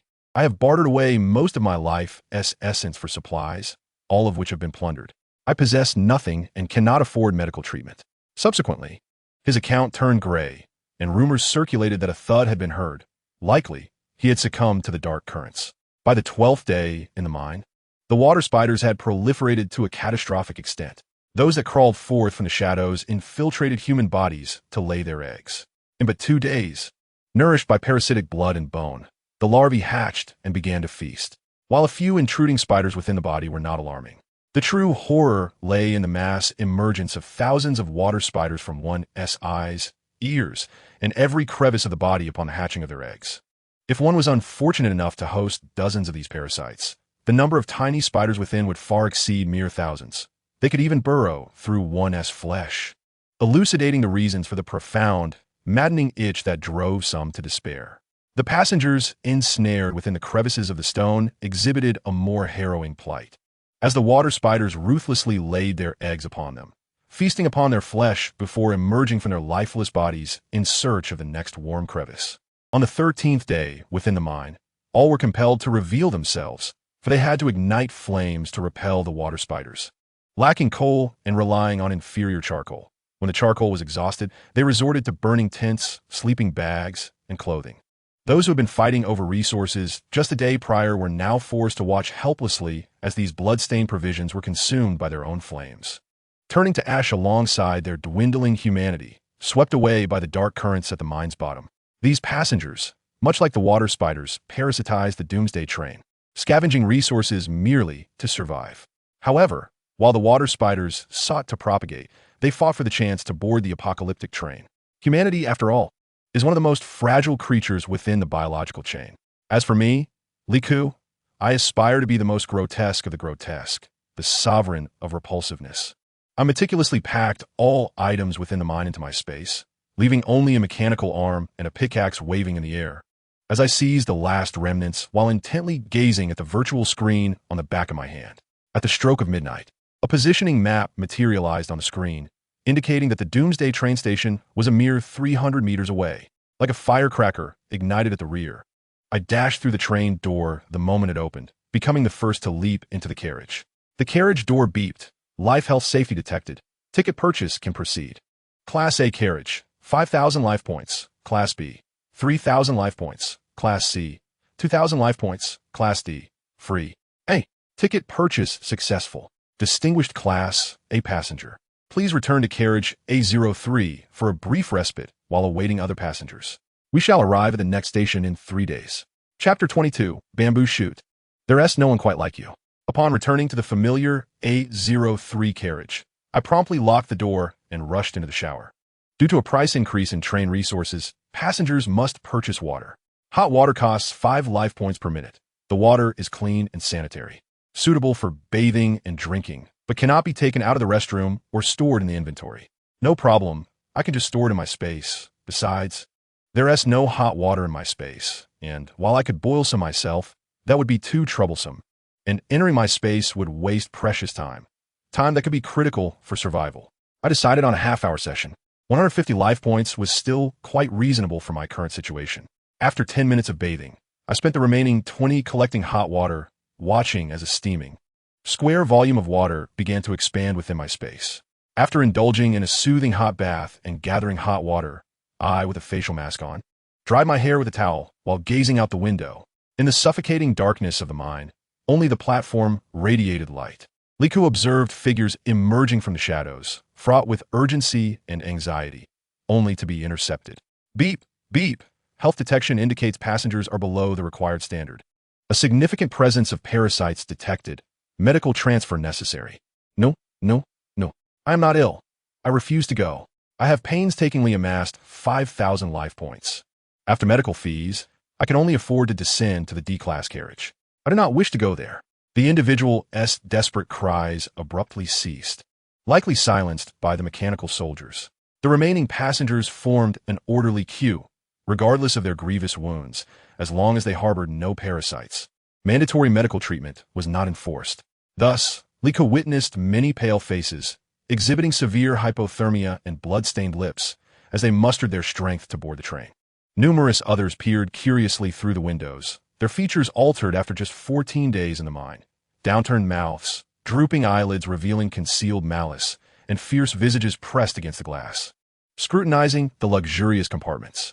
Despite the knowledge that the window was fitted with a privacy film rendering the interior invisible, the sight of those menacing faces pressed against her window transported Liko back to the harrowing days spent in the D-class carriage. Teetering on the brink of life and death, a surge of uncontrollable rage welled up within her, an insatiable thirst for vengeance roaring from her core, compelling her to scream. Yet she remained silent, merely standing there, absorbing the impotent fury outside. The train remained stationary for an extensive duration, 3 full hours. Liko was unaware of when she had succumbed to slumber on the small sofa, only to be jolted awake by the thunderous roar of the train's departure. Raising her hand to activate the virtual screen, she noted that the public group's online ratio remained at 56. It was not until the train exited the mine that a resounding crash echoed as the entire mine collapsed, billowing clouds of black smoke piercing through the mist. At this moment, the online numbers in the public group began to shift slowly to 12. Then, the carriage's intercom commenced playing melodious music, followed by a soothing female voice. Dear A-class passengers, this train journey lasts 3 days, during which an exclusive dining service has been made available for you, allowing purchases with life points. The public group erupted in chaos, clearly indicating that this announcement was broadcasted indiscriminately across all carriage classes. Damn it, if it weren't for that wretched water spider, I could be enjoying a feast right now. Oh, look at that. Steak, red wine, hot pot, barbecued meat, everything one could desire. Meanwhile, we ordinary passengers are left with only bottled water and bread. At the very least, they could have included some sandwich cookies. Alas, I am merely a B-class passenger. Even with wealth, I cannot make purchases. It's infuriating, just 800 life points shy of entering the A-class carriage. Be grateful for your lot upstairs. Why not come and experience the cold benches in our C-class? You'll freeze your backside off. It seems our D-class carriage is the most comfortable. We can lie down and sit, all while staying warm. Then the individual uploaded a photograph. A smug visage proudly seated atop the backs of 2 living beings. Liko gazed at the menu within the marketplace, her appetite piqued. For a considerable portion of the delicacies in her space comprised takeaway meals encased in packaging, with an abundance of fresh ingredients layered in preservation. The prices appeared to be within her means. With a flourish, she ordered 2 servings of dishes marked with a 5-star rating to whet her appetite, followed by 5 exquisitely challenging dishes she could never hope to replicate in her lifetime, concluding with a slice of durian millefeuille and tiramisu. Oh, she recalled that her space was not lacking in these delights, and hastily removed them from her order. She decided against ordering beverages, for the selections on the menu paled in comparison to the variety available in her own space. Thus, she felt somewhat compensated for her never having savored a star-rated meal. Oh look, it shows that 12 orders have already been placed. Do not let me catch hold of these 12 miscreants. I shall carve them up piece by piece. A red circle appeared beneath her feet, and with a chime, a cart brimming with culinary delights materialized. In the group chat, individuals began to incite jealousy, posting images of lavish meals, a comfy bed adorned with a tray holding 2 slices of grilled meat, accompanied by leafy greens, and a tall glass containing a mere shallow layer of red wine at the bottom. Liko scoffed disdainfully, a derisive snort escaping her lips. Those who could not afford an entire bottle, yet pretended otherwise, were laughable. Opening the account of the individual responsible, she noted with some relief that they had the foresight to conceal their details. Soon, the train's announcement echoed once more. The unforgettable journey through the mine has concluded. We shall now distribute apocalyptic benefits. Each person's item box, regardless of carriage level, may increase by 5. Let us all muster our spirits for the next trial. The announcement continued. Everyone craned their necks, eagerly awaiting the revelation of the next apocalypse scenario, but the static crackled twice before the transmission ceased. The chat erupted into a cacophony of curses. Uncertainty loomed over how they would be tormented in the upcoming round, with the marketplace offering nothing but water and bread, devoid of any other options or clues. Indeed, the resources acquired in the mines were uncertain in their sustainability. Liku leisurely savored her dessert with a silver fork, commenting in the chat, "What does it matter what apocalypse it is? We must drink water, after all. Yes, let us hasten to purchase water from the marketplace, lest we find ourselves too late and confronted with the word sold out once again."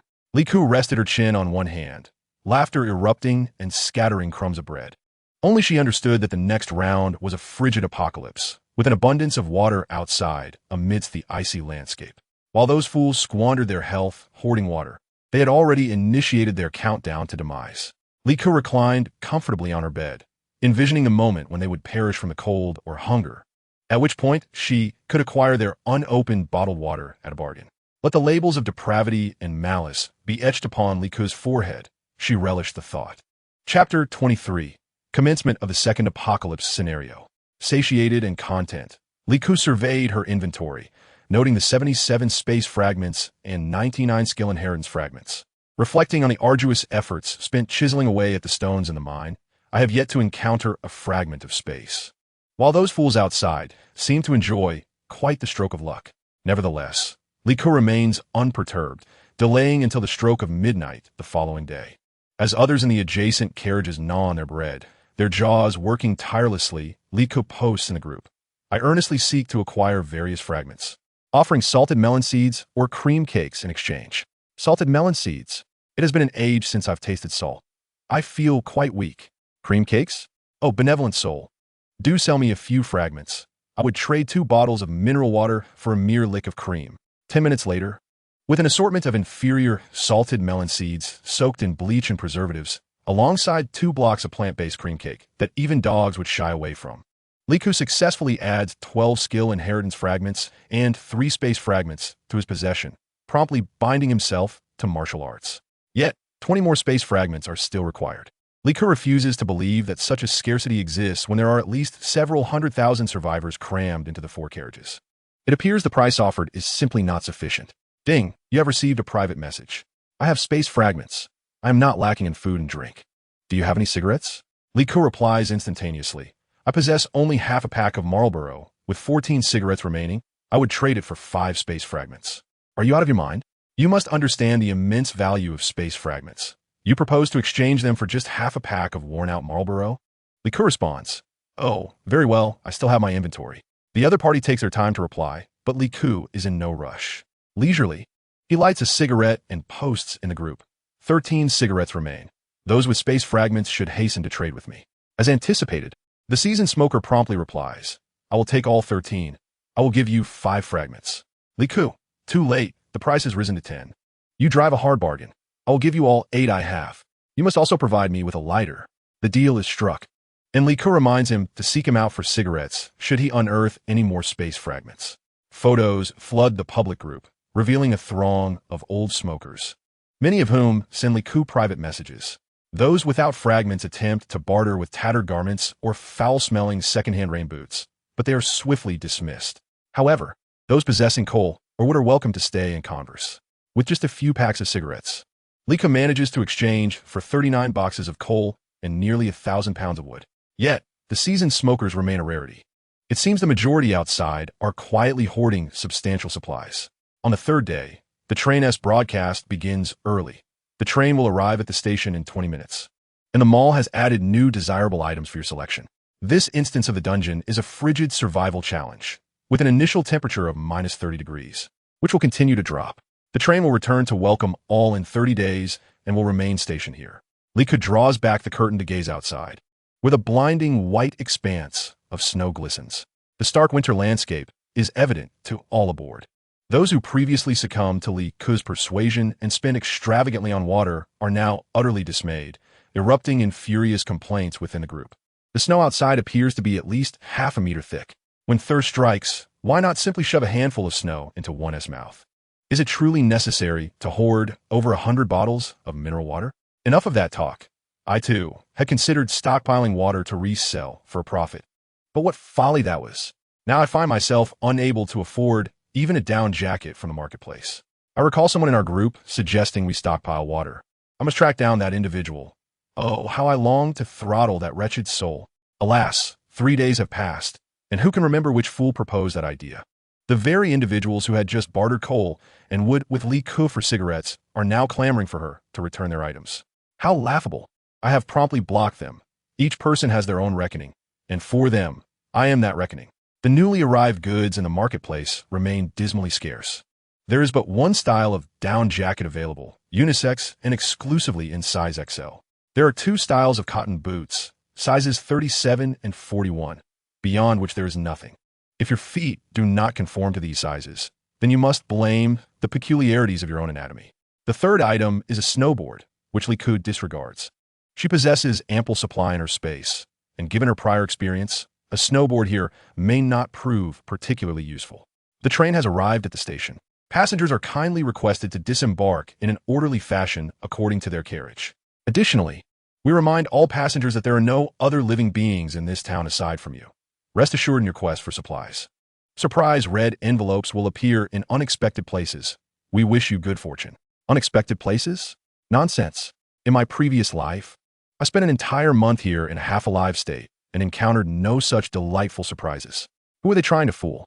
As I donned my pre-prepared temperature-regulating suit and down jacket, securing my goggles, I mentally charted my survival route.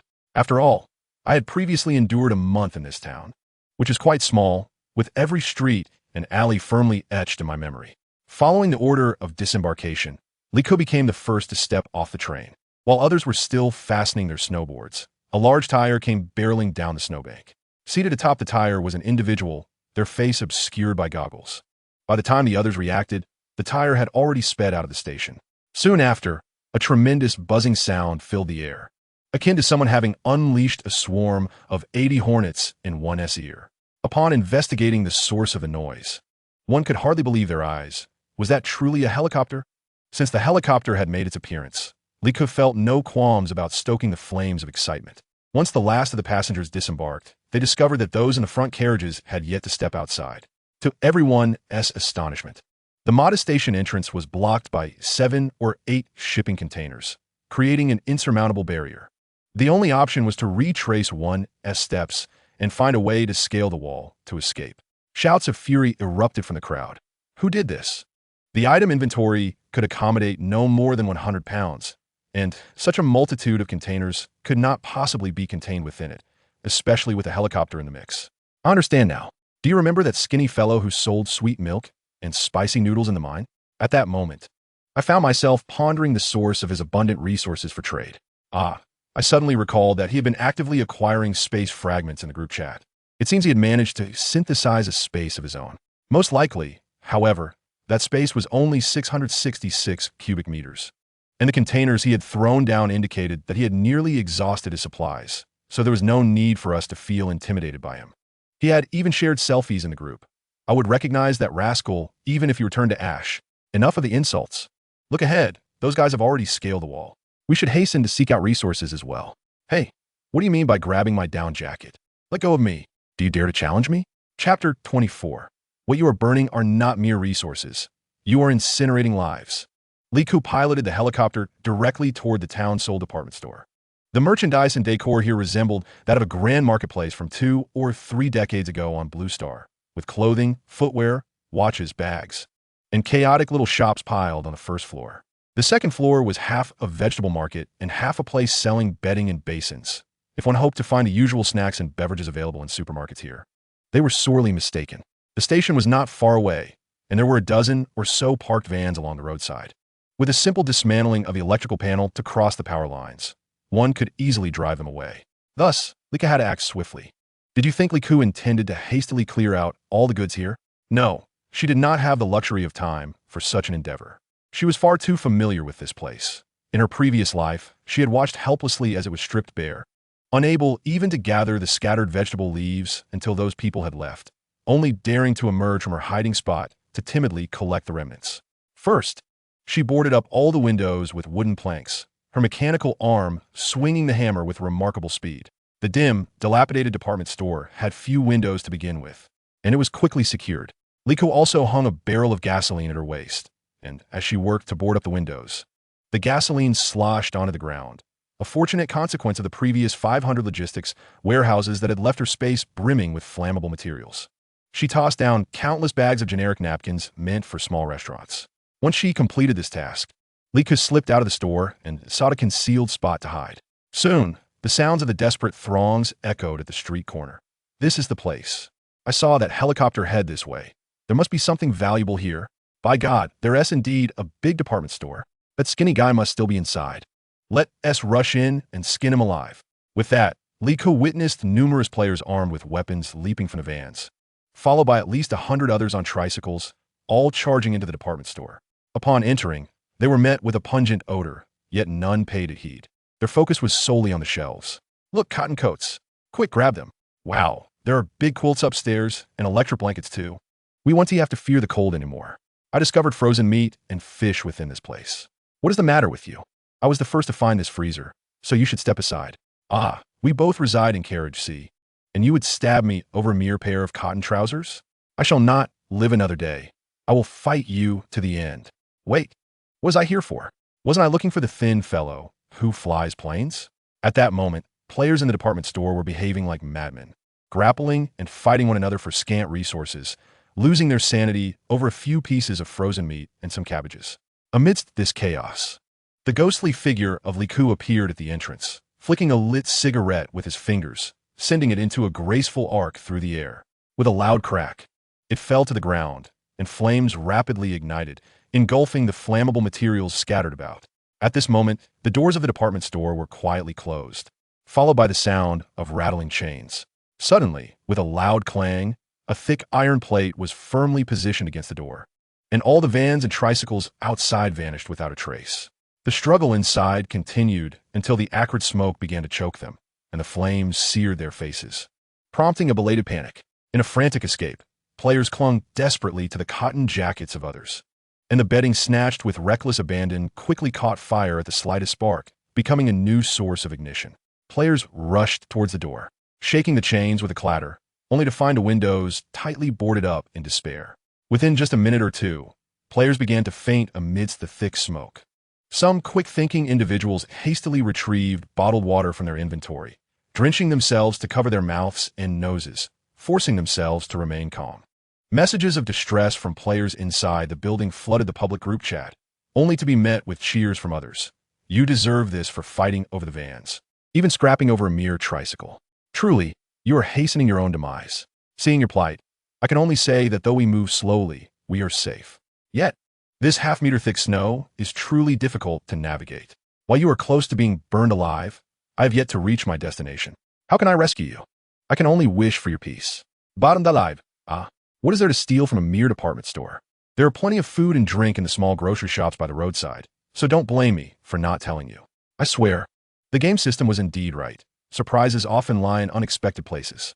The snow is too deep for me to continue, so I entered a small courtyard, contemplating gathering some firewood for warmth. Guess what? As I pried open the stack of firewood, I discovered a frozen cow hidden within. Bro, I beg you, sell me a piece of beef. It has been ages since I last tasted meat. I too have found a surprise. I discovered 2 sacks of frozen potatoes in a well. Liko paid no attention to the messages in the chat. The temperature was dropping rapidly. If the fuel line of the helicopter froze, it would be troublesome. He retrieved an off-road vehicle he had acquired on the sandbar. If it could race through sand, it could surely glide through snow. Half a meter of snow should not pose a problem. Liko hastily made her way to the southwestern corner of the town, a place where she had previously been unable to secure a ride. Forced to watch as other players boasted in the chat about discovering a high-rise building to the south of the town. It was rumored that this building not only housed numerous rooms, but also featured thick, insulated floors. However, at that time, the structure was occupied by a group, rendering it inaccessible to ordinary individuals. Yet, the tides of fortune had shifted. Now, the building was under Liku's dominion, with no one allowed entry. Otherwise, death awaited. Chapter 25. I hide from the apocalypse in a mental hospital. Liku drove her off-road vehicle across the snow-covered landscape, like a leopard hunting for deer, the tires kicking up flurries of snow that shattered the surrounding silence. Behind her, deep tire tracks served as ominous warnings to other players, akin to baited hooks. After nearly 20 minutes of travel, she finally glimpsed the building, a solitary six-story edifice devoid of even a courtyard. Circling the structure, she noted that, apart from the top floor, the building had scarcely any windows. There was, however, a solitary window on the side of the first floor, tightly secured with barbed wire. It was no wonder the building was said to withstand the wind, as it had virtually no drafts. The building appeared quite aged, with large sections of its exterior peeling away to reveal the mottled, dark bricks beneath. Yet, faintly, the faded red paint could still be discerned. Onjin Mental Hospital. After stowing her vehicle, Liku regarded the rusted entrance, its chain lock clattering in the cold breeze. She drew her handgun, positioning herself to aim at the lock. Bang. The chain fell away, clattering to the ground and becoming buried in the snow at the entrance. Creaking, she pushed open the decaying door and stepped into the abandoned mental hospital. A wave of musty decay enveloped her, and the floor was littered with shards of glass and tattered blue and white rags. Unidentified bottles were sent spinning by the gusts of wind that swept in through the ajar door. Liku assessed her surroundings. Despite the filth and disrepair, it was indeed a suitable refuge. At least the closing door would keep out the howling, frigid winds. Locking the door with a new chain, she then placed 4 heavy containers snugly against it, effectively barricading the entrance. The window on the side of the first floor led to a public restroom, its cracked glass adorned with a message crafted from red tape. Conserve water, everyone's responsibility.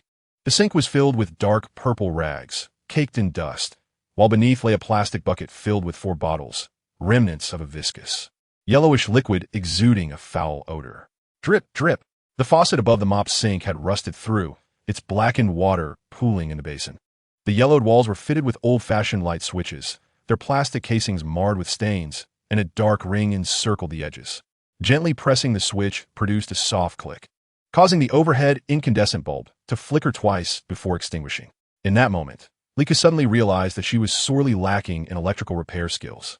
First, sealing this solitary window plunged the already dim restroom into darkness, with the only illumination emanating from the flashlight in Liku's grasp. Just as she was about to depart, a drop of rusty water fell from the mop basin, producing a sharp, drumming sound. Liku turned back and shone the flashlight around, sensing something amiss. Despite the wind resistance, this room lacked heating, and with the temperature outside plummeting below -30 degrees, how could this basin remain unfrozen? Suddenly recalling the game system's words, that delightful treasures are often concealed in unexpected places, an idea sparked in Liku's mind, and a hammer materialized in her hand. She struck the mop basin, and murky, foul-smelling water gushed forth along with shattered tiles, revealing a small silver chest quietly hidden beneath the filth. Congratulations on acquiring a fragment of the inheritance skill, 50. Congratulations on acquiring space fragments, 10. Congratulations on acquiring 5,000 health points. 5,000 health points? This was akin to discovering a ticket for an A-class compartment. Delightful indeed. The silver chest appeared quite appealing. After rinsing it off, she stored it in her space. The second floor resembled a cafeteria, with wooden tables haphazardly arranged, some adorned with iron plates thickly coated in dust. Regardless of their dilapidation, the wooden items could still be burned, serving as a decent trade for the ruffians outside. After storing all the tables and chairs in her space, the second floor felt remarkably spacious. Lika ventured further into the cafeteria, encountering a shattered iron pot and several waste buckets piled carelessly against the wall, their contents unknown and solidified. In a corner, a few bulging burlap sacks caught her attention. Liku poked one with her hammer, finding it still rigid, and despite her distaste, she pried it open to discover gleaming black coal. Opening the virtual screen on her wrist, she sought to see what treasures others in the public group had unearthed, wondering if anyone shared her fortune in discovering a silver chest and several bags of coal. Upon accessing the public group chat, she was greeted by a lively atmosphere reminiscent of a festive occasion. A woman who had encountered a frozen cow in a firewood stack was selling beef in the chat, 300 health points for a pound, and throngs of people clamored to purchase it.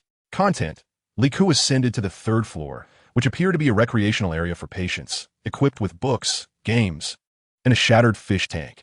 To her surprise, the tank contained a half-decayed finger, darkened and dried, and were it not for the elongated fingernail, Lika might have mistaken it for a piece of jerky. The fourth and fifth floors comprised individual patient rooms, as she illuminated the lengthy corridor with her flashlight.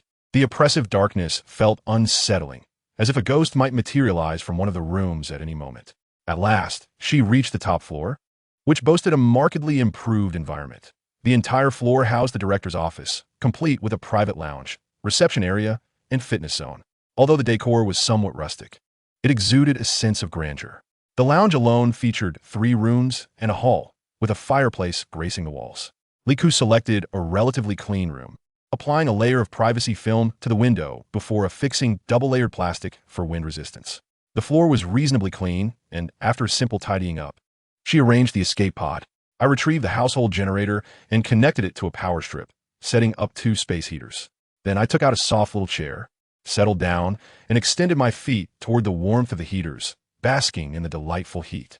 It seemed that the beef had been distributed in the public group, and a plethora of individuals began to showcase their bounties. I entered a small cottage by the roadside, nearly crushed by the weight of the snow. A flicker of the light revealed a reflective glint on the beam above. I dragged over a nearby sofa to reach it, and guess what? Just as I was about to make a move, the sofa collapsed under my weight, revealing a hidden iron box containing a revolver. Upon reading this, Liku gulped silently, discreetly pulling out a bulletproof Vestodon. The group quickly uploaded a photograph, confirming it was indeed a firearm, albeit one that appeared significantly rusted, with an aged trigger. Liku rolled his eyes and tossed the vest back into his space. Really? You dare call this a handgun?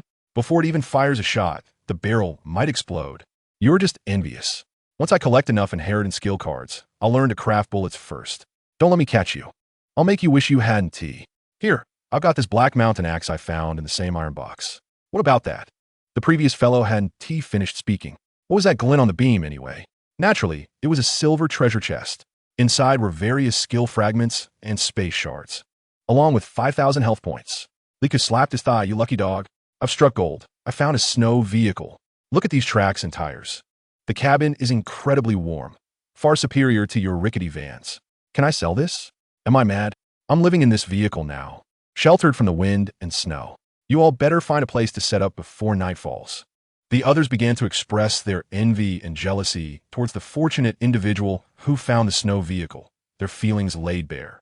Liku also posted in the group, I found a first aid kit containing frostbite ointment and anti-inflammatory painkillers. I will only trade for inheritance skill shards or space shards. Interested parties, please message me. Soon, someone in the public group retorted, only trading shards? You must be dreaming. I have charcoal and beef. Who needs your meager ointments? Liku smirked disdainfully. You're still young and naive. Don't forget that the temperature here will drop day by day. With your meager supplies, you'll be crying for your mother in less than 3 days. His gaze shifted to the window, where the cold moonlight reflected off the snow, and the tracks left by his vehicle were clearly visible. Would he catch any fish tonight? Chapter 26. A heist? No, I'm after wealth and lives. Observing the fervent discussions in the group about the frozen, rock-hard beef and the optimal cooking temperature to avoid charring. It was noted that within this frozen meat lay remnants of blood, resulting in an unmistakable odor of decay no matter how it was cooked. Liku brought out the grill, skewering premium cuts of beef and lamb onto willow branches, seasoning them as they sizzled on the grill.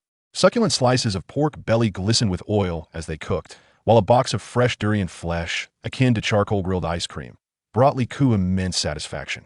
She casually sent a message in the group. Is anyone in need of seasoning powder? I have chili flakes, cumin, salt, and sesame. The individuals gnawing on the undercooked frozen beef immediately responded, clamoring for the seasonings, lamenting that they were struggling with blandness. I just finished eating. Why didn't you wait until I was dead before telling me about the seasoning? With these seemingly trivial condiments and a multitude of grilling trays and foil boxes, Liku managed to acquire numerous fragments of inheritance skills, successfully synthesizing a skill card with the 50 fragments she had just obtained along with her previous stock. Liku took out a sniper rifle, a submachine gun, and a rifle from her space, testing each one in her hands before inscribing precision shooting on a skill card. Among these firearms, she could only handle a handgun, having merely mimicked its use for movies. The last time she shot a hefty opponent, she nearly lost control due to the recoil, managing to grip it firmly thanks to her stamina. However, she surmised that she would struggle to control the recoil of the submachine gun and rifle, let alone achieve precision with a sniper rifle. The skill card shimmered briefly before disappearing, and a pop-up appeared on the virtual screen on her hand. Congratulations. Player Liku has acquired the Inheritance Skill Perfect Accuracy, This skill encompasses all types of firearms and ammunition, as well as crossbows and slingshots. Elated, Liko hoisted a sniper rifle and ascended to the rooftop of the 6th floor. With the shooting skill bound, everything felt different. She tossed a few sandbags onto the ground, picked up the rifle, squinted, and through the night vision scope, distant objects appeared as if they were right before her eyes. Bang! The sound of a gunshot shattered the stillness as a protruding stone in the distant snow pile disintegrated instantly, her movements executed with terrifying proficiency. What to aim for next? The expanse of white snow offered little in the way of targets. But wait, was that a compound in the distance? Liko replaced the sniper rifle with a night vision telescope and was astonished to discover a farm situated 2 to 3 kilometers behind the psychiatric hospital, featuring neatly stacked firewood and corn stalks, alongside 4 large tiled houses. It was no wonder that the group of individuals who had seized the psychiatric hospital in her previous life were able to boast about their indulgent lives during those 30 days of extreme cold. Clearly, that farm concealed a wealth of valuable resources. Liko hesitated, contemplating a visit, knowing the distance was merely a few kilometers. However, all exits of the building had been securely sealed by her, making any venture outside quite troublesome. Moreover, in her previous life, that group managed to seize control of the psychiatric hospital, and this time, Liko firmly believed they would return. The thought of encountering them on the road, facing an entire gang alone like a solitary warrior, seemed an unnecessary risk. Just as she hesitated, unexpectedly, lights illuminated the farmhouse, and the distant sound of an engine reached her ears. Swiftly, she raised her sniper rifle. As the barrel shifted, she indeed spotted a vehicle emerging from the farmhouse. It was the snowmobile that had been flaunted in the group chat just hours prior. Liko silently sighed for the driver, pondering what misdeed had led him to cross paths with her, the living embodiment of death. In the darkness, Liko resembled a poised leopard, her scope trained on the man in the driver's seat, grinning like a fool. He must have acquired something valuable. As she observed him gripping the steering wheel, while occasionally glancing at a virtual screen in his other hand, it appeared he was engaged in negotiations, his greedy gaze lingering on the back of his hand as the snowmobile began to lurch forward erratically. Just as the vehicle made a right turn, Liko squeezed the trigger, and with a sharp hiss, the front tire deflated. The man was momentarily taken aback, forced to slam on the brakes. As he donned his coat, muttering curses, he leaped from the vehicle. Just as he revealed half of his shoulder, Liko's second bullet was eager to find its mark. The bullet's penetrating power sent him staggering backward, crashing heavily into the snow, struggling to rise while clutching the car door. Liko surmised that his shoulder blade had been pierced. The chilling wind could not muffle his pig-like screams. The more he cried out in agony, the more exhilarated she felt. She clicked on the virtual screen, entering the public chat page where, indeed, someone was urging in the group. "Where are you? Why aren't you speaking? I'll trade you 2 thick double-down comforters for 200 pounds of charcoal, and you're still hesitating?" Liko mischievously typed in the group. "I found a first aid kit. It contains bandages and healing medicine." After sending the message, she glanced back at the snowmobile, observing the man desperately trying to crawl underneath it, likely fearing a second shot. After a brief wait, her hand trembled with a notification of a private message. "Bait taken. I want a first aid kit. I'll offer 500 pounds of firewood and a chicken." Liko grinned. This first aid kit came from a treasure chest. It states that any wound can regain vitality within 5 seconds. "You think such trivial items can exchange for my life-saving medicine?" The man grew anxious. "What do you want then? Just say it." Liko replied, "I want all your supplies and everything you've obtained from your treasure chest."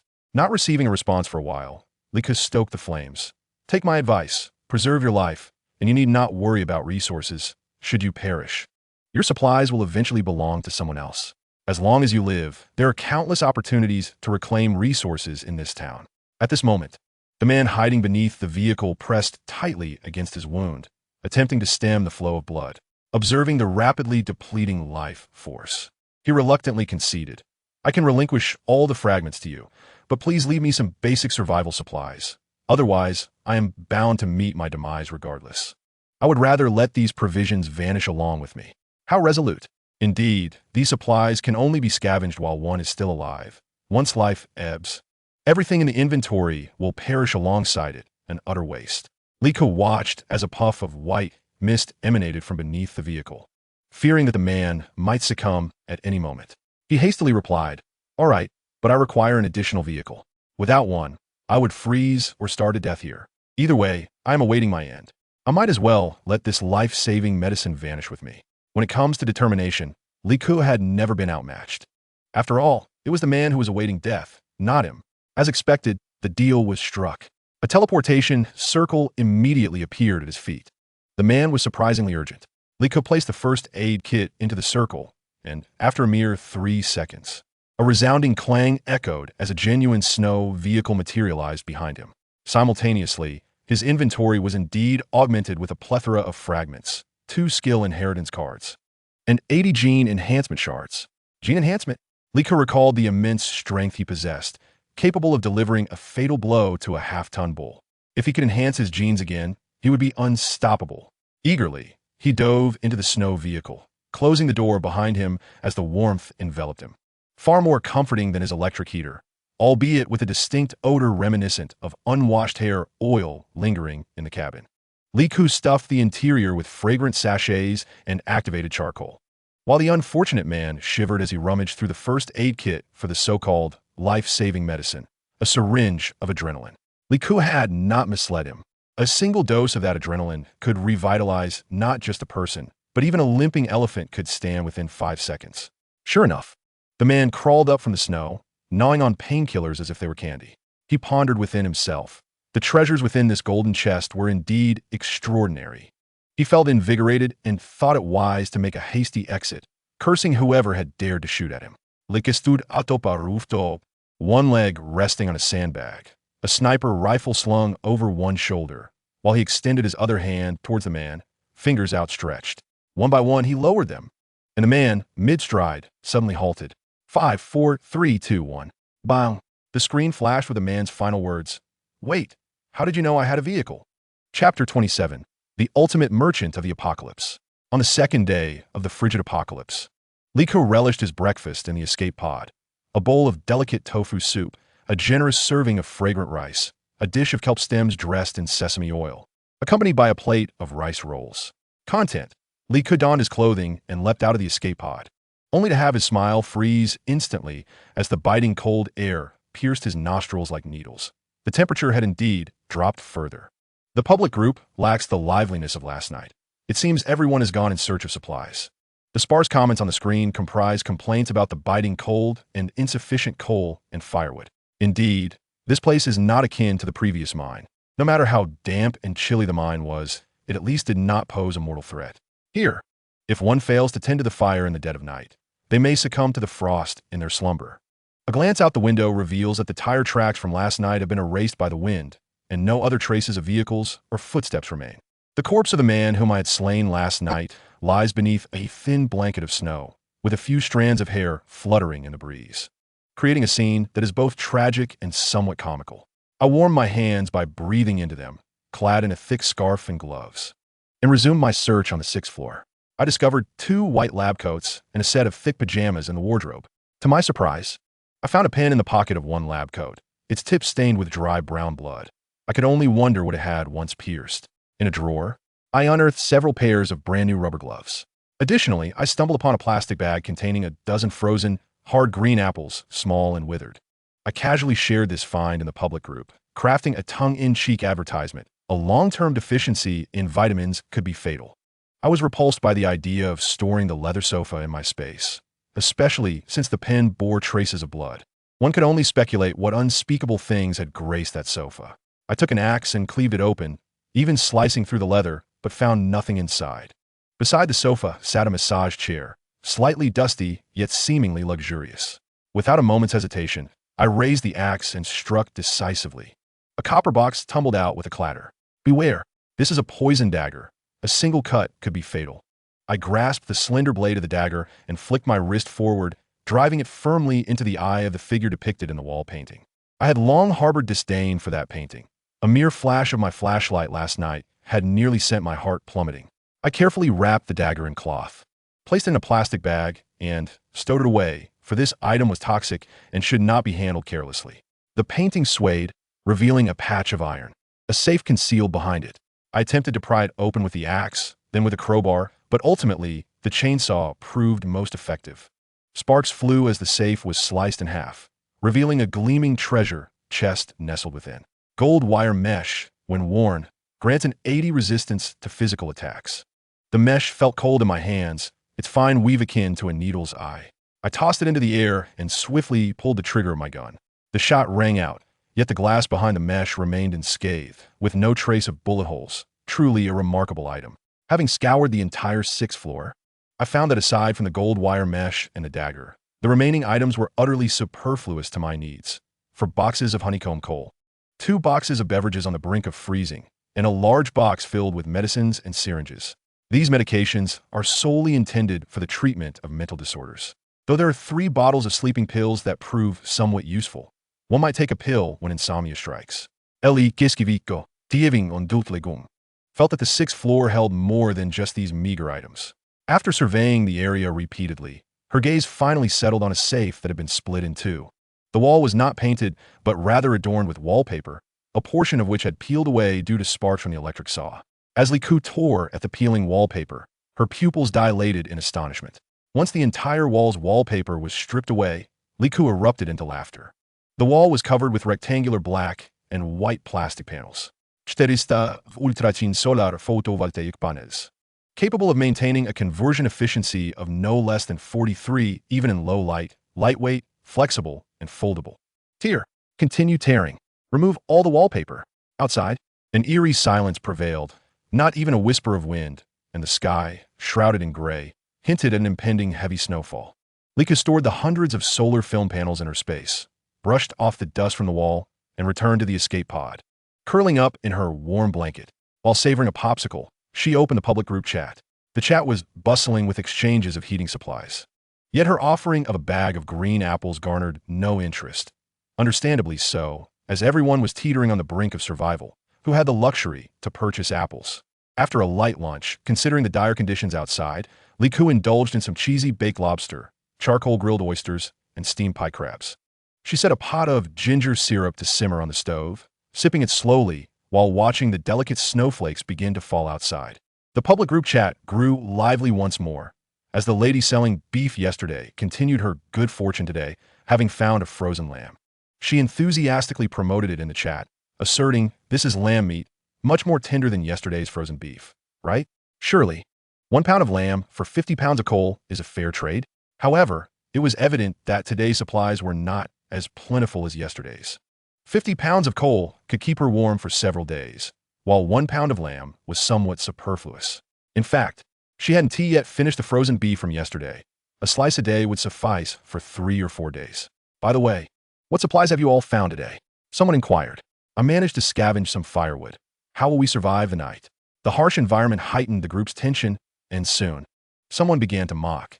Didn't you clear out all the bottled water on the train? Use it for warmth. Indeed, they had struggled to secure even a sip of water back then. You all have plenty of health points, don't you? Now, with snow blanketing the ground, your water will rot away in your inventory. This comment sparked a realization in Liku. It was time to seize the opportunity. 10 bottles of mineral water for a pound of firewood. I only accept unopened ones. A pound? Just 1 pound? I fought for those 10 bottles of water. Costing me 100 health points. Liku replied instantaneously. Oh, if others trade for a pound, you can only trade for a stick. The individual immediately fell into a defensive stance, pleading, No, I'll trade. Just consider my words careless. Please, my face is frozen numb. Thus, that group of fools, having purchased bottled water at a steep price, was outwitted by Liku, who exchanged a heap of worthless scrap wood for it. 500 milliliters of water amounted to a staggering 5,800 bottles. In the future, should they encounter a sweltering dungeon, they could sell it at a premium. The thought alone was exhilarating. However, it was not in Liku's nature to sell such life-saving firewood without a twist. He had infused those logs with a generous amount of his cherished iced tea, painstakingly brewed over the past month. Why are these logs damp? How am I supposed to use them? Liku began to argue defensively. Of course, they are wet. They were dragged from a snowdrift. Indeed, and they carry quite a scent. What is that? The odor of urine. You know nothing. Wood soaked in urine burns better. I'm doing this for your benefit.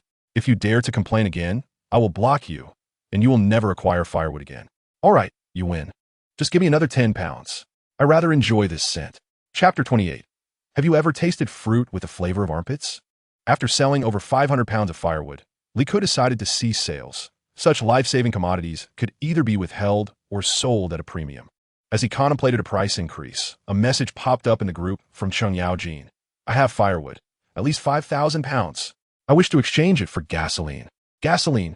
Ah, where did you acquire such an abundance of firewood? I found a school filled with wooden desks and chairs, but my vehicle is out of fuel. The windows of this school are bare, and the walls are drafty. I must return quickly, lest I freeze to death here. Well, first, I envy your vehicle. Unlike us who must brave the elements on foot, our legs nearly succumbing to frostbite. Secondly, you deserve your fate. May you soon freeze to death in that dilapidated school. Li Ke had no intention of wasting his gasoline for a pile of worthless wood. Instead, he was contemplating a significant decision. He still had 2 skill inheritance cards lying dormant in his inventory, pondering which skill to bind to himself. Only half of the seeds he had previously sown had sprouted, indicating a flaw in his planting technique. However, he had ample food and drink for the moment, so improving his agricultural skills could wait. The 2 cards required prioritization towards life-saving skills. He decided to bind the first card to Divine Healing Arts, and the second, recalling the abundant materials in his inventory, to Master Chemist. Skill Inheritance, Binding Successful, Divine Healing Arts.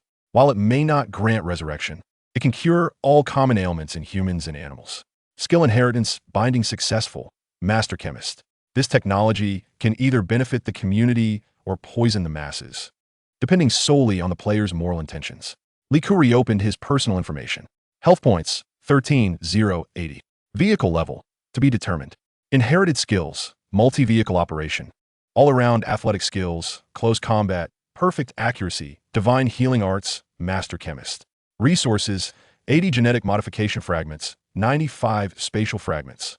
Survival skills remain insufficient. Should one's equipment malfunction, possessing materials alone will not suffice for repairs. Thus, one begins to shout in public forums, I have down jackets. A plethora of down jackets at discounted prices, willing to trade for genetic modification fragments, inheritance skill fragments, and various other shards. Below, some individuals feign ignorance or perhaps genuinely do not comprehend. What are genetic modification fragments? Is this the person who exchanged fragments for apples this morning? What exactly are genetic modification fragments? My friend, if you are unaware of this, it seems you have never unearthed a single treasure chest. Indeed, I have not discovered any treasure chests, yet I am confident I will outlive you. Ah, such bravado surpasses even that of foot odor. I too am in the dark regarding this matter, yet my inventory boasts 22 inheritance skill fragments, the purpose of which eludes me, particularly as I am oblivious to when I acquired them. I remain uninformed, yet this does not hinder my enjoyment of boiled potatoes while sleeping in a thermal box. Soon after, an image circulates in the group. A bespectacled ant reclined in an oversized freezer, lavishly lined with thick layers of plastic foam, evidently providing excellent insulation.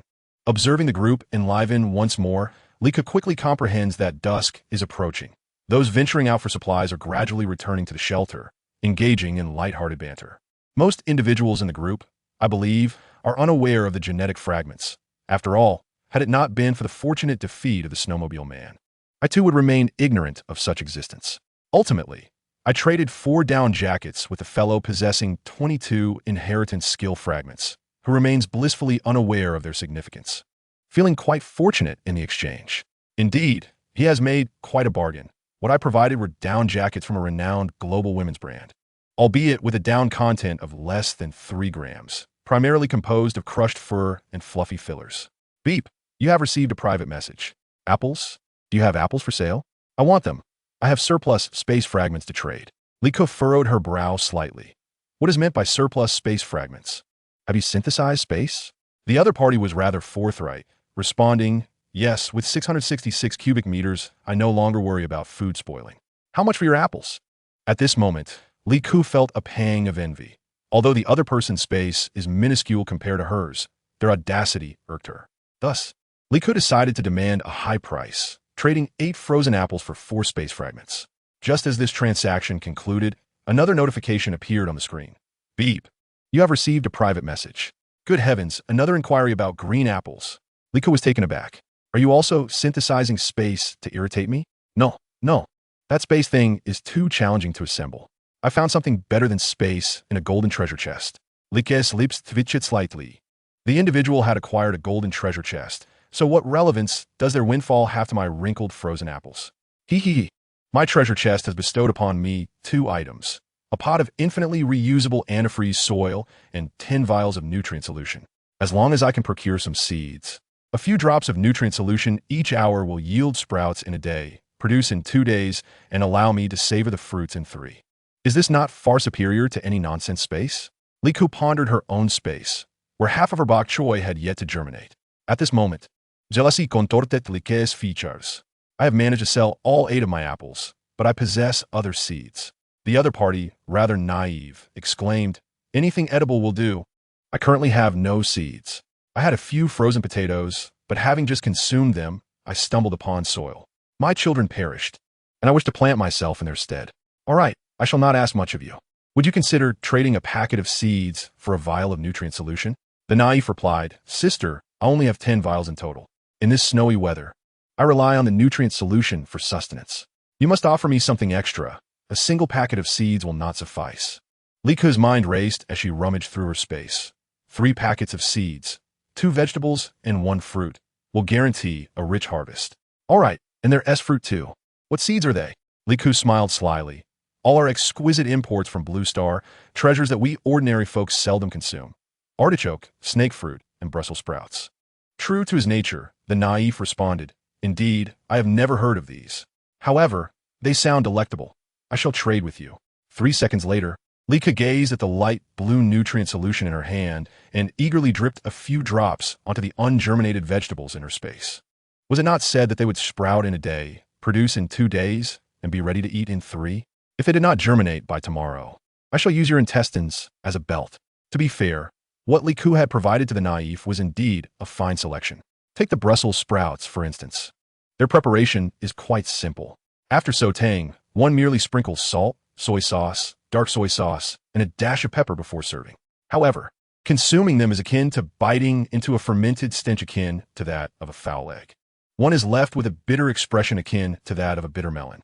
As for the snake fruit, it may sound like a fruit, and indeed it is a legitimate one. However, the texture is quite peculiar. Imagine licking the armpit of a 40-year-old man on a sweltering day. Such is the experience. The artichoke that Liko ultimately traded to the naïve was markedly different, at least in terms of taste. Nevertheless, its method of consumption is peculiar. Though it resembles an oversized turnip, the edible portion is scarcely larger than a fingernail. There's a saying that aptly describes it. Sow an acre, harvest a basket. Boil a pot, serve a bowl, take a bite, and spit out a pile. Moreover, the taste is reminiscent of gnawing on a roadside hedge. No, perhaps even less palatable than that. Yet one might argue that this is still a legitimate vegetable or fruit, and indeed, it is quite nutritious. Compared to the technologically advanced fare Liku had sold in the mines a few days prior, this is, without a doubt, a more conscientious choice. Liku prodded the embers in the stove with an iron rod, savoring the flavors of his self-heating hot pot while refreshing his personal information. Resources: 80 space gene modification fragments, 99 space fragments, 22 inherited skill fragments. He silently reassured himself that good things, much like golden beans, accumulate slowly. There was no need for haste. As he relished the spicy beef tripe, a sudden flash of light outside caught his attention.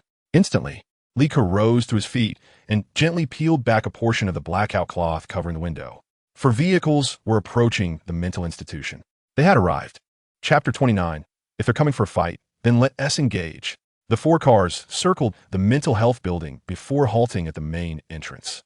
With a swift motion, the doors swung open and a dozen burly men leapt out. Liko climbed to the rooftop on the 6th floor, crouching against the railing to peer down. The group first slammed against the main entrance with force, only to find it immovable. Subsequently, they began retrieving their weapons from the vehicles, axes and hammers clashing against the door with a cacophony. Liku, however, remained unperturbed. Let them attack. Their vigor would inevitably wane. After all, the door was not only fortified with iron plates, but also barricaded with several containers. He awaited the moment their energy diminished, ready to strike decisively. As predicted, after a flurry of chaotic blows, even the vehicle doors became misaligned, and the assailants paused momentarily. They resumed their circling around the lower level, likely oblivious to the cleverly concealed window of the first-floor restroom, which Liku had sealed off. It took them some time, illuminated by their flashlights, before they discovered this singular vulnerability. "Come quickly, there is a window we can enter," one shouted. Damn, hurry up. My back teeth are about to crack from the cold. Let us smash it, brothers. Biaogu, it's too tough to break. The axe is dull already. You useless fool, Lu Yi. Go fetch the good stuff from the car. Li Ku was bewildered. What was this good stuff? Soon, two men emerged from the trunk, carrying a long iron pipe, while the others set bricks beneath it for support, methodically inserting black spherical objects into the pipe. Are they actually crafting homemade cannons? Li Ke guspet. Once I acquire the inherited skill, I must learn this. With narrowed eyes, he considered their audacity. A sudden idea struck him. A bright red fire truck materialized beside him. Li Ku hopped in the fire truck, connected the water hoses, adjusted the pressure to its maximum, and started the engine to activate the water pump, while the dozen fools below were still puzzled by the sound of the engine. A water column as wide as a bowl, slicing through the frigid air like a butcher's knife, descended upon them. The high-pressure water gun extended over the rooftop railing, unleashing torrents upon the unsuspecting men below. Li Ku frequently adjusted the direction of a nozzle, ensuring that the deluge was evenly distributed among them. Drenched them thoroughly. The hat atop his head was forcibly blown away by the sheer force of the water. And the two men who were attempting to load the homemade cannon were sent sprawling, drenched and disoriented. The frigid water, at a chilling -40 degrees, instantly drenched their garments, seeping down their pant legs and infiltrating their shoes and socks, rapidly freezing in the bitter cold. In less than 3 seconds, everyone's hair transformed into icy quills, their expressions contorted into grimaces of agony. It was a piercing chill indeed. Li Ku observed them, frozen like a collection of patients suffering from paralysis, each movement slow and arduous, as if they were nailed to the spot. The bulliest among them, a fellow named Biaogu, bore the brunt of the icy deluge. Water cascaded down his pant legs, solidifying into an unyielding bond with the ice beneath. He could only endure the searing pain, desperately writhing to prevent his body from being completely encased in ice. The residual snow beneath their feet, once doused in water, quickly transformed into a slick layer of ice. Li Ku watched as they stumbled and skidded across the frozen surface. One individual, with a misstep, tumbled heavily onto the ice. And tragically, the moisture on his face froze instantly upon contact, rendering him unable to rise as his visage became stuck to the icy ground. Run! Hurry! Biaye! Help me! My face is stuck. It hurts so much. Save me. Get up yourself. Do you value your face or your life? I want to live. I want to live. Oh. The man knelt, one hand bracing against the ground, while the other clawed desperately at his scalp, tearing the skin of his face inch by agonizing inch. The viscous, warm liquid slowly melted the ice on his face, and with a heart-wrenching scream, he miraculously managed to stand, albeit leaving half of his face behind. The others were not so fortunate. Their body temperatures plummeted, their strength waned, and despite their struggles, they succumbed to the freezing conditions, some collapsing into unconsciousness on the spot. Of the dozen or so individuals, only Biaogu and the man with half a face managed to claw their way onto the vehicle, disappearing from Li Ku's sight. Fishing, after all, requires bait.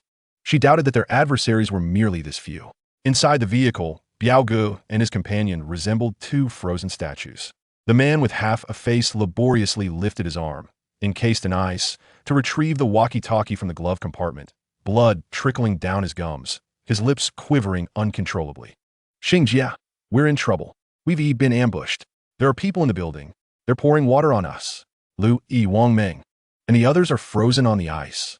At the other end of the walkie-talkie, a middle-aged woman sprang to her feet, kicking a nearby stool with such force that it crashed against the dilapidated wall, shattering into splinters that scattered across the faces of those present. None dared to speak, nor even to meet Xingjia's gaze. A dozen individuals had ventured to seek refuge, and not only had they failed to enter, but some had also perished in the attempt. Those trapped in the building were doomed. Having incurred Xingjia's wrath, capture would mean a fate worse than death. Meanwhile, the virtual screen on the back of Xingjia's hand buzzed with private messages from buyers. Sister, your lamb is indeed tender this time, but it doesn't taste quite like lamb. Yet, it's far superior to the beef from before. Send me 2 more pounds. This meat seems off. Why is there still black hair on the skin? It's twisted and tough. Nothing like lamb's wool. Ugh, I want a refund. What nonsense are you selling me? You lunatic. With her slender eyes scanning the private messages, Sister Xing abruptly dragged over a young man, violently tearing off the scar from his face. My anger is at its peak. The young man immediately brought over several charcoal basins. the vibrant red flames casting a rosy glow on his face as he supported Sister Xing's waist and knelt down. Chapter 30. Warning. This chapter contains terrifying images. Do not view at night. As the bait departed, Li Ku descended the stairs to the first floor to inspect the areas they had hacked at. The main entrance was beyond reproach, but the shipping containers showed no signs of having been moved. However, the side window on the first floor was a tragic sight. The wooden planks previously nailed had cracked, leaving only the innermost layer of wire mesh trembling precariously above. Given the circumstances, Li Ku decided to pry it open and climbed out through the first floor window. On the ground lay several ice sculptures in disarray. In the darkness, Li Ku swept his flashlight over the frozen corpses. Whether it was an illusion or not, he felt that most were undoubtedly lifeless, except for one that knelt on the ground, its entire body firmly frozen, yet its eyes seemed to still be moving. Li Ku crouched down, locking eyes with the frozen figure for a few moments. Then, with a flash of inspiration, a fire axe appeared in his hand, raised high above the man's neck. Indeed, the eyes were still moving. Crack! The body emitted the sound of a plastic bottle being crushed, the neck too rigid from the cold, possibly due to the axe's lack of sharpness, leaving most of the neck still suspended over the chest, slowly descending under the weight of the head, producing a sound akin to the slow-motion breaking of an apple with bare hands. Li Ku lifted the axe toward the remaining ice sculptures, striking a few and confirming that the axe indeed needed sharpening upon return. Once again, he gazed up at the foreboding building before him, the gruesome sight at the entrance complementing the atmosphere. Satisfied, he nodded. This ambience was fitting for a mental asylum. With only the fourth day of extreme cold past, there were still 26 days to endure. Those seeking to seize the shelter were not limited to this small group, since he intended to send a clear warning to others. Li Ku naturally had to demonstrate his utmost sincerity. He aimed to dissuade other covetous individuals upon witnessing this scene, making them realize that the inhabitants of this building were true lunatics, living embodiments of death. The 3 dilapidated vans at the entrance were also stored away, and following the tire tracks, Li Ku buried a dozen landmines around the area. He had several boxes of these in his space, yet had not found the opportunity to test them. After recording the burial locations, Li Ku climbed back through the window, this time using steel plates to weld the entire window shut, foregoing the wooden planks. The moonlight, the sole source of illumination here, was completely obscured, plunging the asylum back into silence, with only the echo of Li Ku dragging the axe across the ground. Scrape, scrape, scrape, scrape. Ding, you have a new private message. How vexing it is to have my mood disrupted. I heard you would be willing to exchange 10 bottles of mineral water for a pound of firewood. Would it be acceptable for me to trade firewood for a photograph instead? Li Ku tilted her head and read the message twice. I have no interest in nude photographs of men, nor of women. The other party remained silent for a few seconds, then sent a photo of an unremarkable kitchen, with only the upper cabinets glowing faintly. I drew a treasure chest, which contained a scanner. Surely, you have encountered rooms filled with clutter where scavenging feels utterly futile? Just send me a photograph, and with a sweep of the scanner, I can determine if there is a treasure chest present, thus saving both time and energy. Li Ku scoffed, questioning why one would seek her out for such a remarkable tool. They should be out hunting for treasure instead. The other party remained silent, sending another photo, a ghastly image of a leg, the calf and side appearing as if scalded, large yellow blisters covering the skin. Li Ku was all too familiar with such blisters. She had once been riddled with them, which eventually rotted and turned black. The pain akin to a vice squeezing her thigh, a constant reminder of excruciating torment. Empathy stirred within her. Are you all right? I'm unable to venture out for supplies in my current state, but fortunately, I have found my sister. Now, we rely on one another. She is helping me restore my health. If I can endure this ordeal, I shall return to the medical car of the post-apocalyptic train to heal my leg. Perhaps fearing Li Ku's disbelief, the other party sent a photo of themselves together, revealing 2 girls of similar age to Li Ku, one of whom she felt she recognized. I am Fong Hua, and this is my sister Fong Yi. Suddenly, it dawned on her. It was the kind receptionist from the internet cafe. Li Ku recalled her previous laziness, having only conducted a cursory search of floors 1 to 3. Now presented with an opportunity, she resolved to be diligent and thoroughly scour floors 4 and 5. It's a deal. If the photo reveals a treasure chest, I will share half of the supplies with you and additionally provide 10 pounds of coal. If used sparingly, it should suffice for both of you for a time. Thank you so much. I truly appreciate it. Li Ku sighed at the gratitude expressed, harboring an unspoken thought. if she were to find any useful fragments. She would be utterly unwilling to part with them. Li Ku approached the entrance of a dimly lit room on the innermost part of the fourth floor, which seemed to have been a bathing area for those with mental illnesses. Inside, a solitary partition held a hospital bed, with chains attached to iron frames at both the head and foot, likely for restraining limbs. This was certainly not a place for mere bathing. It had the air of a torturous water treatment. The very fear of this room had prevented Li Ku from searching it before. She sent a photograph of the scene to the other party. Within minutes, a response arrived. There is something beneath the penultimate shower head and under the dark object. Whether it be a board or a bed, there is also something hidden. Li Ku raised her flashlight to investigate, lifting the torn plastic bag beneath the shower head, and indeed, there lay a copper box. Congratulations on acquiring 2,000 health points. Beneath the waterbed lies a silver chest. Upon opening it, 5 spatial shards are revealed. Li Ku's eyes sparkled with excitement. 5 spatial shards.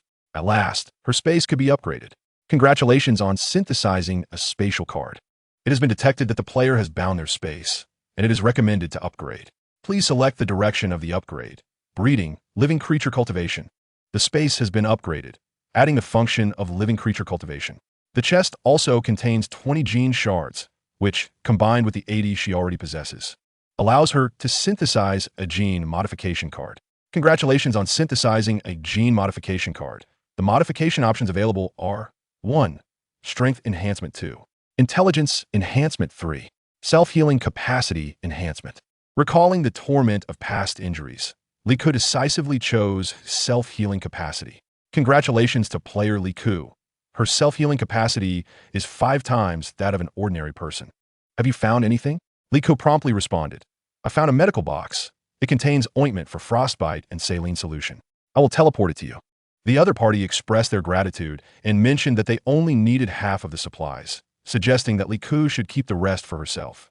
After the transaction was completed, Li Ku continued her ascent to the 5th floor, where numerous rooms were cluttered with debris. Indifferent to the mess, she decided to send a photograph of the corridor instead. Upon receiving the photo, the other party quickly replied, instructing Li Ku to check the innermost room. Li Ku moved aside a heavy iron cabinet, revealing a stack of patient records scattered on the floor. These records appear to have been hastily burned, but not completely incinerated. From the pile of black ash, Li Ku unearthed a copper box, which contained a handgun. How should this be divided? Perhaps it's best to simply say, I found some food. I discovered 2 frozen lamb legs, weighing approximately 30 pounds. I can share one with you. The other party was evidently thrilled. Lamb legs. Now they wouldn't have to gnaw on hard bread anymore. They could finally enjoy meat. Thank you, kind soul. This compliment made Li Ku feel a bit embarrassed, as without the other party's assistance, she could not have upgraded her space and gene modification so swiftly. Realizing she had gained a significant advantage, Li Ku, in her excitement, decided to offer the other party a bottle of expired vitamins and some soon-to-expire painkillers. What seemed trivial to Li Ku might help them endure the extreme cold.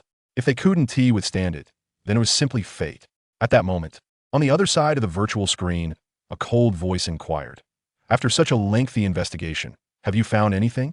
Fong Yi shuddered slightly and carefully arranged all the items she had just obtained with great reverence. We found something, Sister Xing. We split up and searched through hundreds of people to find this. The other party is rather easy to deceive, likely a woman living alone in that building. Fong Yi pointed to the upper right corner of the photo sent by Li Ku, where the doorplate read Electrotherapy Department.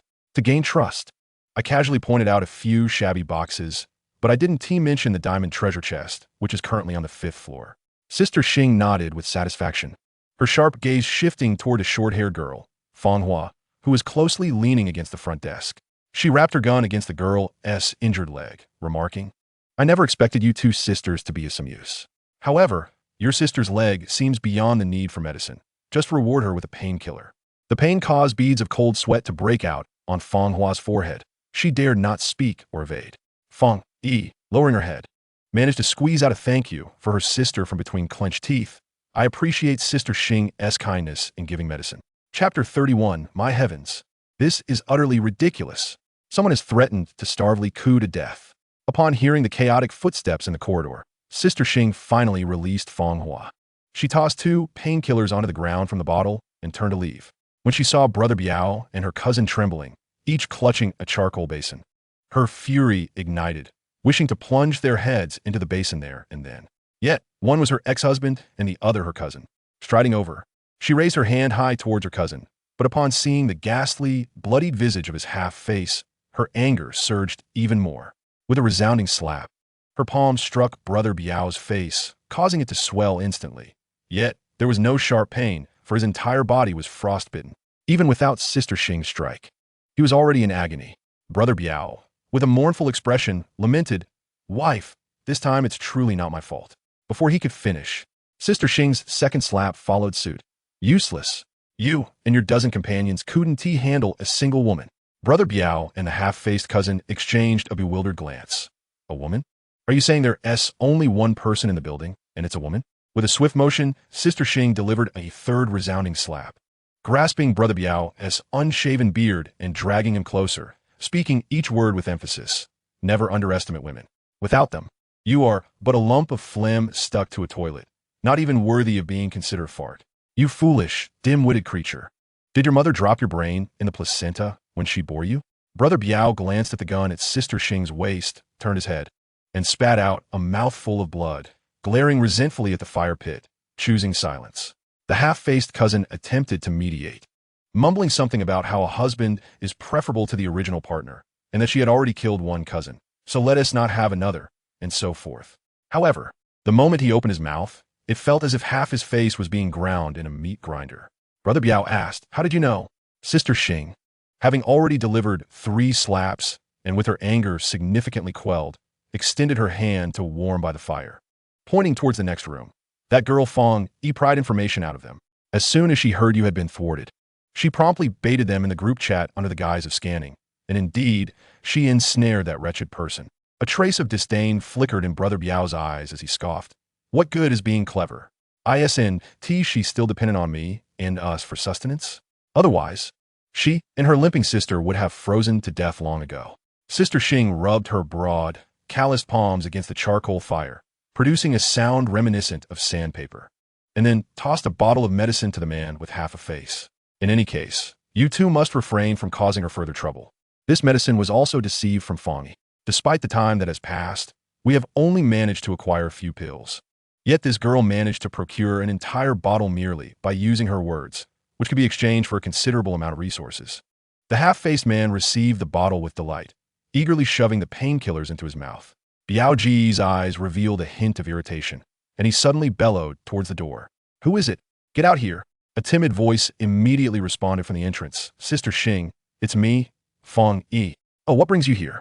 Fong Yi pushed the door open, steeling herself as she entered. "I just reviewed all the transaction records of that woman in the group recently and discovered a critical flaw." Sister Xing became intrigued, motioning for Fong Yi to take a seat. Fong Yi glanced at the stool that Biao Ge had kicked over but dared not sit down. Instead, she squatted and continued. "I estimated her inventory, and even with the rewards from a game, she can have at most 9 slots. Each slot can hold a maximum of 100 pounds, which means she can only carry 900 pounds of firewood at most. Moreover, the interior of the building she showed me lacked any signs of hoarded supplies, so I surmise she has very little fuel left for warmth. Oh, and she has never exchanged food, but she has traded for a substantial amount of water, at least several thousand bottles." As soon as Fong Yi mentioned water, Biao Ge reacted as if he had been electrified. "I thought so. Where could that wretched woman have acquired so much water?" Sister Xing interrupted him impatiently. "Ah, Biao, tell me about the situation around that building."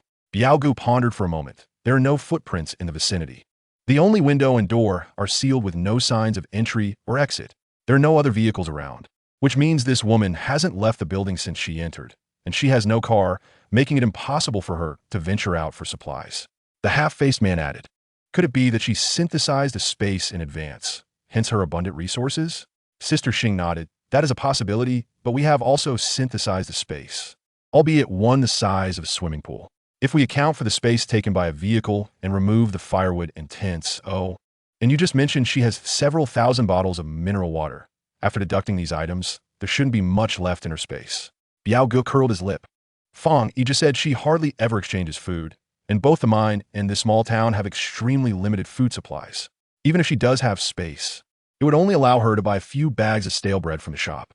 It seems she lacks a real space." Fong Yi interjected, unable to contain herself, before quickly adding, "She even asked me for space shards claiming she only needed half to synthesize a space.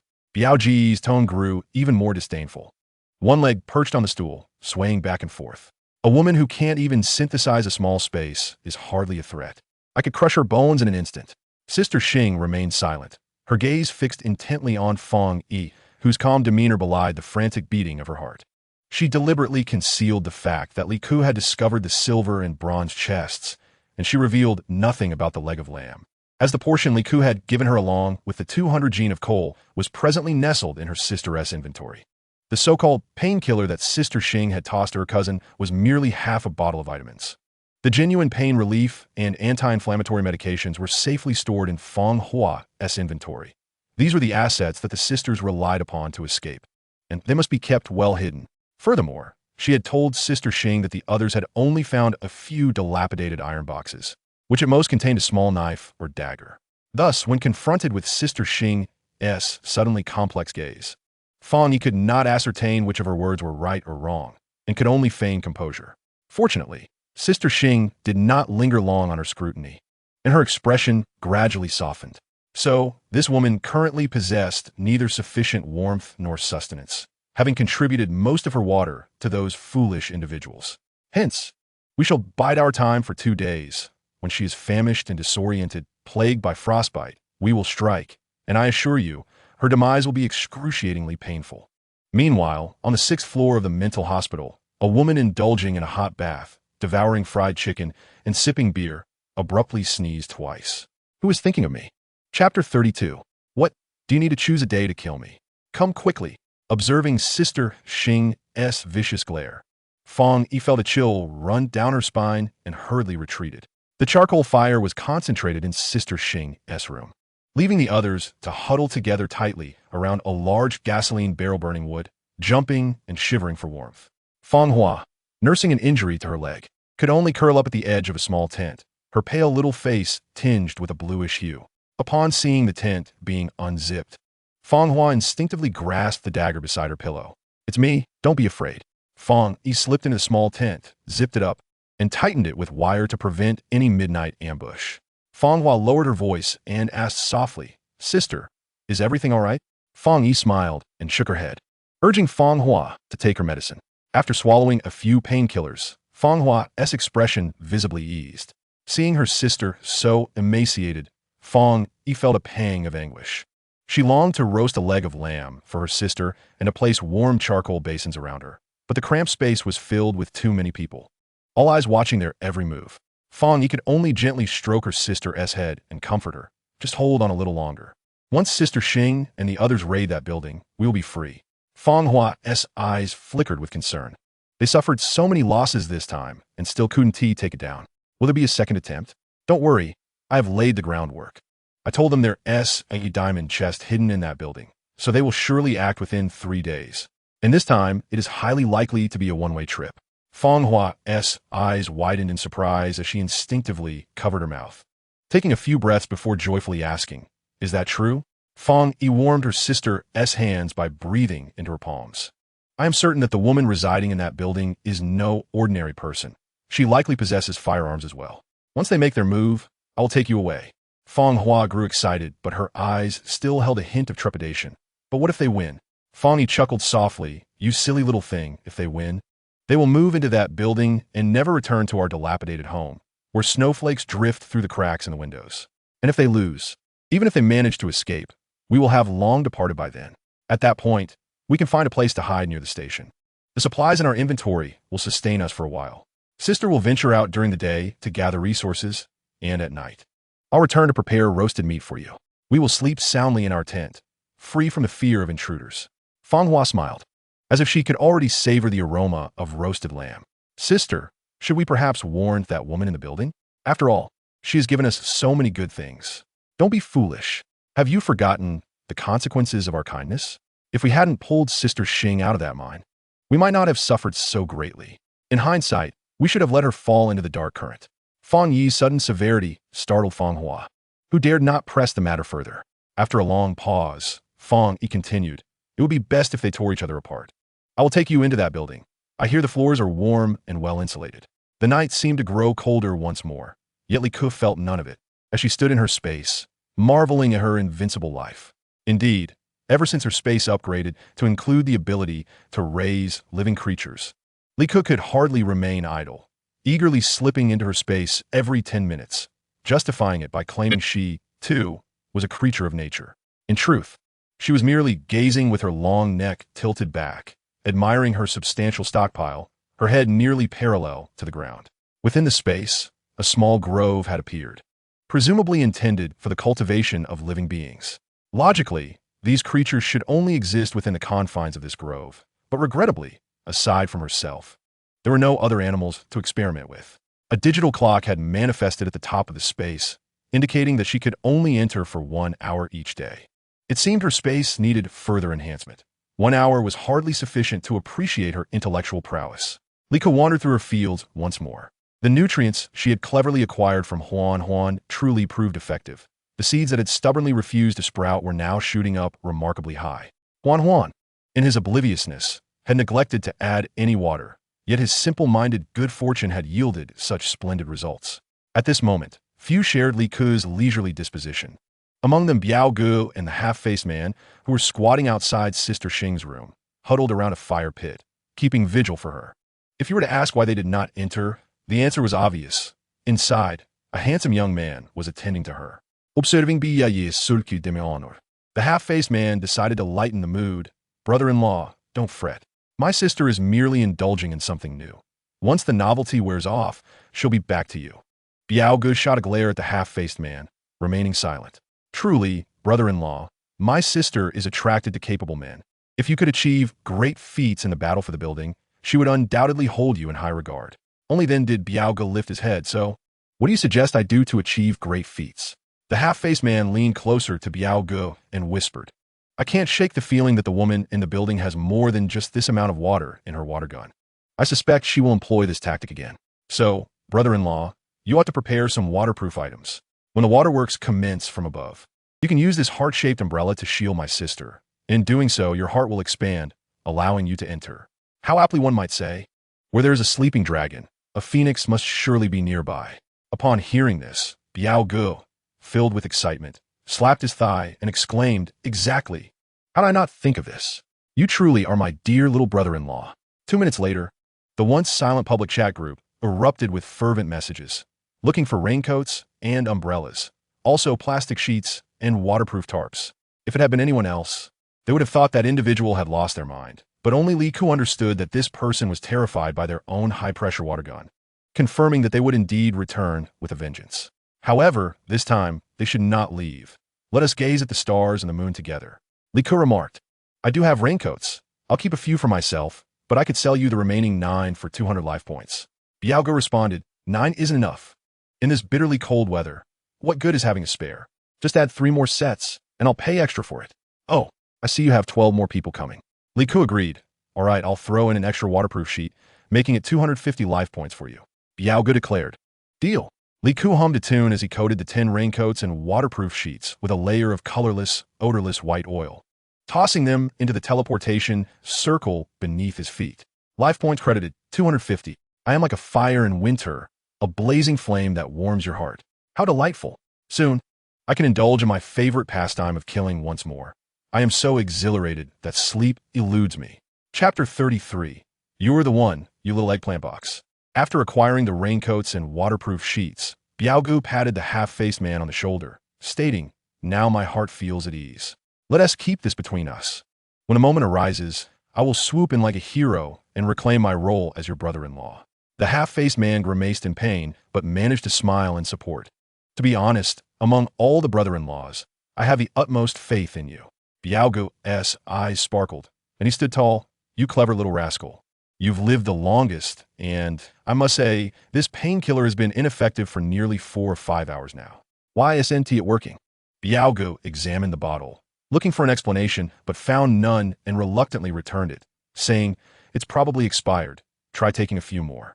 At the break of dawn the next day, Biao Gu, unable to contain his eagerness, knocked on Xing Jie's door. He first yanked the handsome young man, who was still deep in slumber, from his bed and forcefully kicked him outside. Then, he sat by Xing Jie's bedside, holding up a heart-shaped breakfast. Urging her to set out as soon as possible, emphasizing the element of surprise and the importance of swift action. Xing Jie agreed, but not because she was easily swayed. Rather, she had grown weary of the drafty room with its walls full of gaps. At night, she felt as though half her scalp had been thrust into a freezer, and upon waking, she could barely stand the pain radiating from her brows. As the temperature continued to plummet daily, today marked the 8th day of the frigid apocalypse, with the mercury plunging to a chilling -47 degrees. If they did not hasten to find a warm refuge, the scant firewood they possessed would surely prove insufficient, leaving those below frozen into helplessness.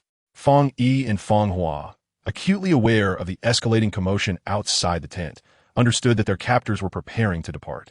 The sisters remained silently within the confines of the tent, awaiting an opportune moment to escape. Suddenly, the tent was violently shaken, followed by a knife piercing through the fabric, creating a half-meter-long gash that compromised their sole means of warmth. Fang Hua, trembling in fear, curled up in Fang Yi's embrace, stifling her sobs. Through the opening emerged a face with a sinister smile. Sister Xing Fang Yi was instantly gripped by a wave of terror, stammering, "Sister Xing, what are you?" "You? Come with me." "What do you mean?" Sister Xing thrust her upper body into the tent, her iron grip seizing Fang Yi's slender arm, dragging her outward. "The information from the building was provided by you. If it proves erroneous, I shall end your life, leaving your crippled sister to perish here." "Wait, sister. Don't be afraid. I'll return." At that moment, Li Ku, a seasoned patient residing in a mental institution, was skewering grapes onto a barbecue stick, first coating them in hot syrup before plunging them into icy water, creating a delectable candied fruit, a delightful crunch complemented by the tartness of seedless grapes. As the sound of car engines echoed from outside, Li Ku cursed under her breath, lamenting the ill timing. Turning her gaze toward the window, she observed 4 vehicles laboriously navigating through half a meter of snow, their tires crunching through the thick layer, reminiscent of a haunting prelude. Quickly donning her coat and hat, she armed herself and ascended to the rooftop. Just as she reached the halfway point, a thunderous explosion reverberated outside. Instinctively, Li Ku shielded her head, initially believing it to be some new form of artillery. Alas, it was merely her previously buried landmine that had detonated. The foremost vehicle was propelled 3 meters into the air, exploding with its fuel tank, while the second vehicle, piloted by Biao Ge, was momentarily stunned by the fiery spectacle before him, rendering him paralyzed. With little time to brake, the male passenger in the front seat screamed, "Turn left, turn left." "No, right, quickly right." Suddenly, the rear of their vehicle was violently rammed, propelling them forward. It was Sister Xing, her brow furrowed as she pressed the accelerator to the floor. The dark exhaust billowed, swirling the thick snow around them with a resounding roar, forcing Biao Ji's vehicle through the flames. In a cacophony of destruction, the wreckage of the airborne vehicle descended towards Sister Xing's car. Fortunately, she maintained her speed, and the debris merely crumpled the rear of her vehicle. However, the occupants in the back seat faced a grim fate, their spines collapsing, their noses pressed against their knees, trapped in the crushed metal, awaiting a suffocating demise. The fourth vehicle trailing behind bore the brunt of the chaos, the explosion catching the driver off guard, who, in a frantic attempt to steer away, inadvertently triggered more landmines. Once again, a deafening explosion reverberated through the air as charred fragments rained down from the sky, leaving 2 vehicles with gaping craters. When the cacophony finally subsided, Sister Xing slowly turned her gaze toward Fang Yi, who was seated in the passenger seat. Her eyes, bloodshot and menacing, struck fear deep into Fang Yi's heart. In that moment, she felt as though all the blood in her body had turned to ice. Not only was she incapable of offering Sister Xing a rational explanation, but she couldn't even muster a single punctuation mark to articulate her thoughts. Biao Ge, who had narrowly escaped death thanks to Sister Xing, seemed to finally grasp the situation. He pounded the steering wheel, shouting furiously, "Damn you! I swear I'll make you pay for my brothers." With a surge of bravado, he pressed the accelerator to the floor, exclaiming, "Wife, follow the tracks of my car." Chapter 34. The human firecracker welcomes the new year. Goodness, even Li Ku, who was perched on the rooftop, heard that thunderous voice. What a display of bravado.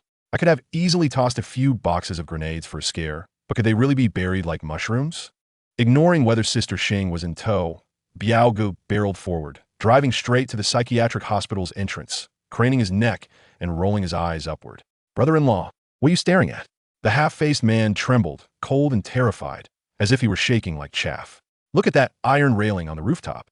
Isn't that a high-pressure water gun?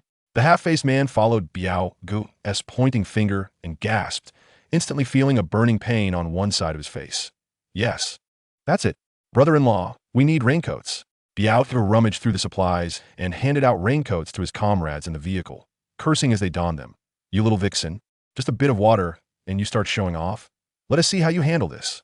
As the car door swung open, 5 or 6 men clad in raincoats leaped out, with 2 of them hefting large iron pipes, aiming their makeshift cannons at the side windows of the first floor. With a grand gesture, Biao Gu commanded, blow it up. The air erupted with a cacophony of firecrackers. What was that noise above? Dozens of firecrackers cascaded from the sky, each exploding into sparks that quickly ignited the raincoats worn by the man. Li Ku had tampered with the garments, ensuring they burned faster than a noodle being slurped. Coupled with the fact that they were already wearing down jackets, it was the perfect ignition source. In the blink of an eye, flames engulfed their bodies, wrapping them in a fiery embrace. Those who could roll on the ground to extinguish the flames either faced a minor blaze or were merely acting for the camera. In reality, being instantly enveloped in flames would cause one's body to seize up. Fear would momentarily blank the mind, and the intense heat would inflict severe damage to the skin and muscles, leading to muscle spasms. At that moment, one would have no control over their limbs. The next instant could destroy the nervous system, rendering any instinct to escape futile, as the brain's commands would fail to reach the muscles, leaving them immobile. Thus, one could only watch helplessly as the flames engulfed them. Li Ku's flammable materials, coupled with the highly combustible clothing they wore, meant the most agonizing process lasted merely 30 to 50 seconds, transforming them into mere sticks of firewood. Sister Xing leapt from the half-destroyed vehicle, screaming as she ran forward, her vision blurred by the sight of several human-like figures flickering like candles, indistinguishable from one another. Fong Yi, you traitor! Enraged, Sister Xing reached for her waist, only to find her firearm missing. You shall perish. Upon turning, she saw Fong Yi brandishing her own pistol. You wretched thief! Return it to me. Bang! The gunshot startled Li Ku, who immediately rolled into the safety of her space. Oh, how frightening! Why is there still gunfire? She hastily checked her bulletproof vest, secure and intact, and ensured her helmet bore no holes.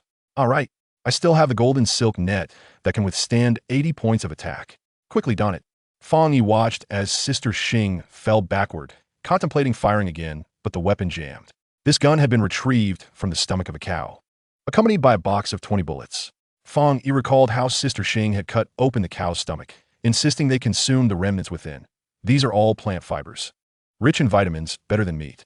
Frustrated, Fong Yi repeatedly pulled the trigger, but the pistol remained jammed. Meanwhile, Sister Xing still clung to life, blood gushing from her mouth as the bullet had likely pierced her lung. In desperation, Fong Yi discarded the handgun and drew a dagger, advancing step by step towards Sister Xing. The dagger raised high, poised to strike downward.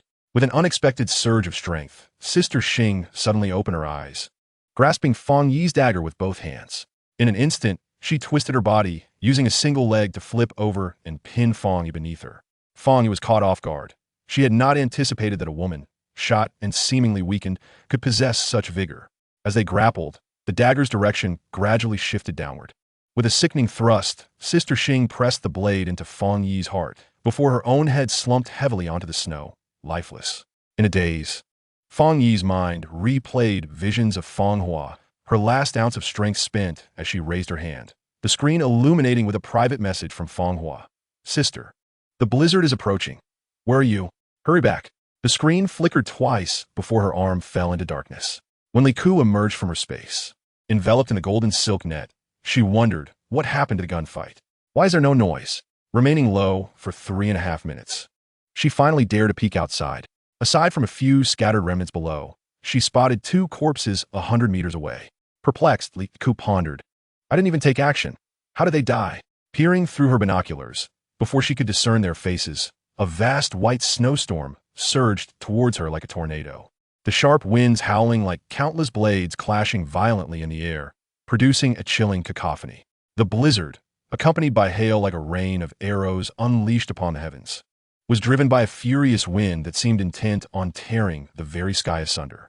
Li Ku hastily flung aside the golden mesh, realizing there was little time for hesitation, and swiftly fled. Chapter 35. Do you truly believe that Li Ku would sell you his hemostatic medicine? Prepare for infection.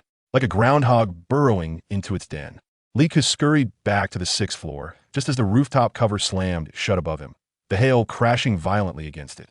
The most terrifying sight was the iron cover visibly dented into various shapes by the relentless barrage. Lee quickly propped the cover with several large wardrobes to prevent it from being dislodged and diligently shoved wooden planks into the gaps to seal them completely. No sooner had he patched the east wall than the west wall was compromised. A loud crash echoed as the glass of a room at the end of the sixth-floor corridor shattered under the hail, and a fierce, cold wind gusted in. Sweeping down the corridor, Lee, akin to a donkey straining under the weight of grinding stone, leaned against the wall, head bowed and teeth clenched, pushing forward. Snowflakes mingled with the dust of the corridor, swirling madly against his face. Squinting, he could barely discern the window, so he decided to seal the entire door. His mechanical arm clattering as it secured wooden boards in mere seconds, finally calming his windswept hair into a tousled nest. Strangely enough, it suited Lee, lending him a unique charm reminiscent of a retro aesthetic. In his humble abode, a grand fireplace loomed, and the windows had long been reinforced with double layers of shatterproof tape. Outside, the howling storm raged, and Lee tossed several logs into the fireplace to stoke the flames.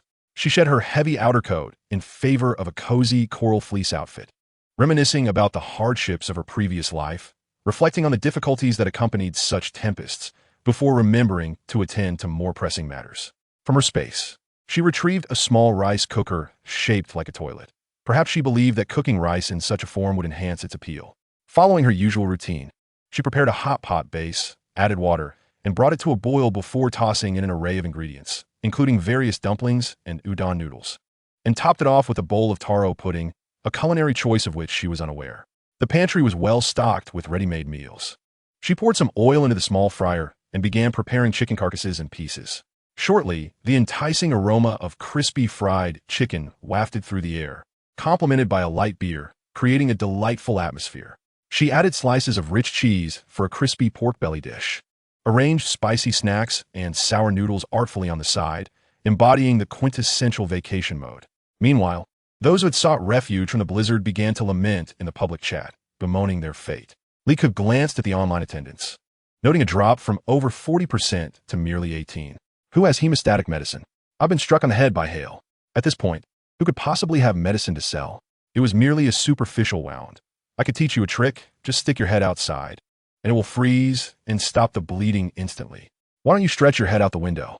Hold it there for 5 minutes, and I'll grant you 5,000 life points. Life points? Lee clicked on his account. His health balance stood at 14,030. This simply would not do. He needed to acquire some funds promptly. Though I lacked a hemostatic agent, I possessed wood ash, which could also staunch bleeding. It might appear crude, yet it could indeed save a life. Wood ash? It can stop bleeding? You must be joking. I believe I've heard the elders at home mention that wood ash can indeed halt bleeding. Exactly. When I was a child, a goose bit my hand, and my grandmother applied wood ash to it. Very well, I shall take it. Lee retrieved a black garbage bag and poured out half a bag of wood ash, restoring 5,000 health points. How much do you want for it? My life isn't worth that. I'll pass. Lee frowned. Look how desperate this person is. Why not negotiate a price? Oh, my apologies. I accidentally added an extra 0. Ding. Transaction successful. Health restored. 500.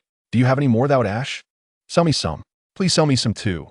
I've injured myself as well, just in case of severe bleed one day. Ding. Transaction successful. Health restored. 500. Ding. Transaction successful. Health restored. 500. Lee gazed at his health balance of 16,030 and mused how easily these fools were parting with their money, truly believing that this substance could stop bleeding. If it truly worked, would I sell it to you? Just wait for the infection to set in. In his memory, this blizzard would rage for at least 10 days to half a month, and among those brave enough to venture out for supplies, 8.5 would surely be buried.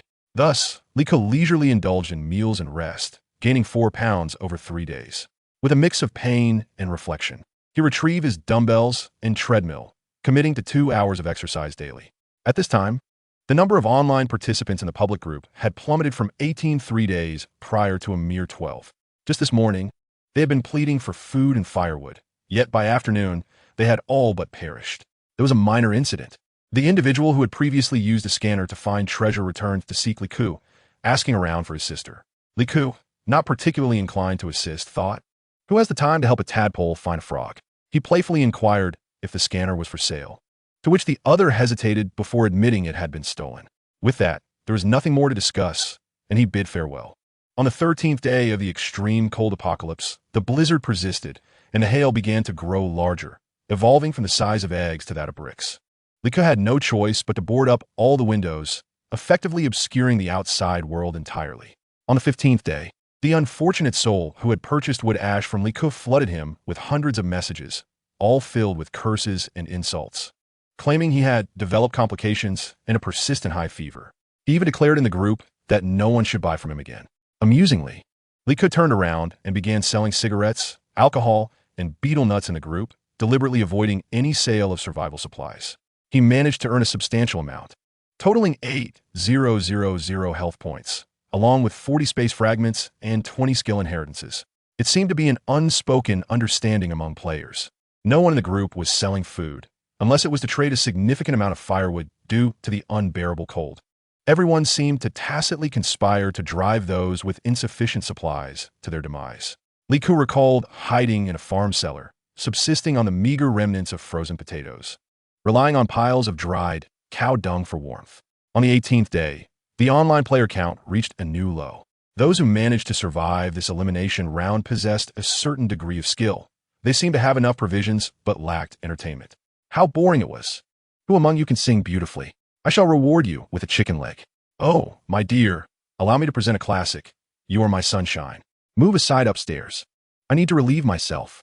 A spark of inspiration struck Liku. This could be a lucrative opportunity. The space around her was filled with stacks of novels, magazines, and comics. She casually selected a few to photograph and upload, instantly receiving a flood of private messages. What she initially hoarded as kindling unexpectedly became useful, and she effortlessly acquired 3,000 health points. On the 20th day of extreme cold, the number of surviving players remained relatively stable. Yet it was evident that their resources were dwindling. The demand for food and charcoal increased, and the fear of death and cold once again loomed over the group. Naturally, those who wished to sell survival supplies could do so freely. However, Liku was unwilling to part with even a penny. One could not expect any semblance of goodwill from her. Even the once kind receptionist was merely a fleeting thought. She wondered how that girl was faring now. On the 22nd day of the harsh winter, the relentless blizzard finally ceased. Liku dismantled the wooden boards and basked in the long-awaited sunlight. The calm that followed the storm heralded a few rare days of favorable weather, albeit solely for her benefit. Outside her window, the thick snow was not as deep as anticipated. Instead, it was uneven, with sunken areas revealing a thick ice layer several centimeters deep. Beneath this ice lay a wealth of hidden resources. Chapter 36. Have you ever played a Doomsday version of musical chairs? After the blizzard subsided, the public group chat buzzed with activity. The snow has stopped. Go out and search for resources. I've been starving for 3 days, and if I don't eat soon, I'll be gnawing on cotton. Just yesterday, someone was boasting about their abundance of food and comfort. How difficult it is to endure days spent staring at the ceiling. If I don't blow some hot air, where shall I find amusement? Lo and behold, there is something beneath that ice. Perhaps I can unearth some food. Oh no, I regret tossing away the pickaxe from mine. It took up valuable inventory space. Who can sell me a pickaxe? I find myself lacking the opportunity to synthesize storage. My inventory is limited and different items cannot be stacked together.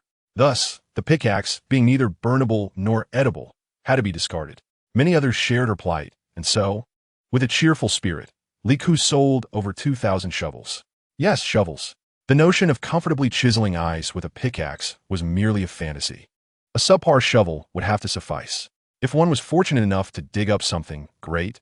If not, they would starve and await rebirth. Although the sale of 2,000 shovels did not yield a significant amount of health points, merely 30,000, Liku's health points officially surpassed 50,000.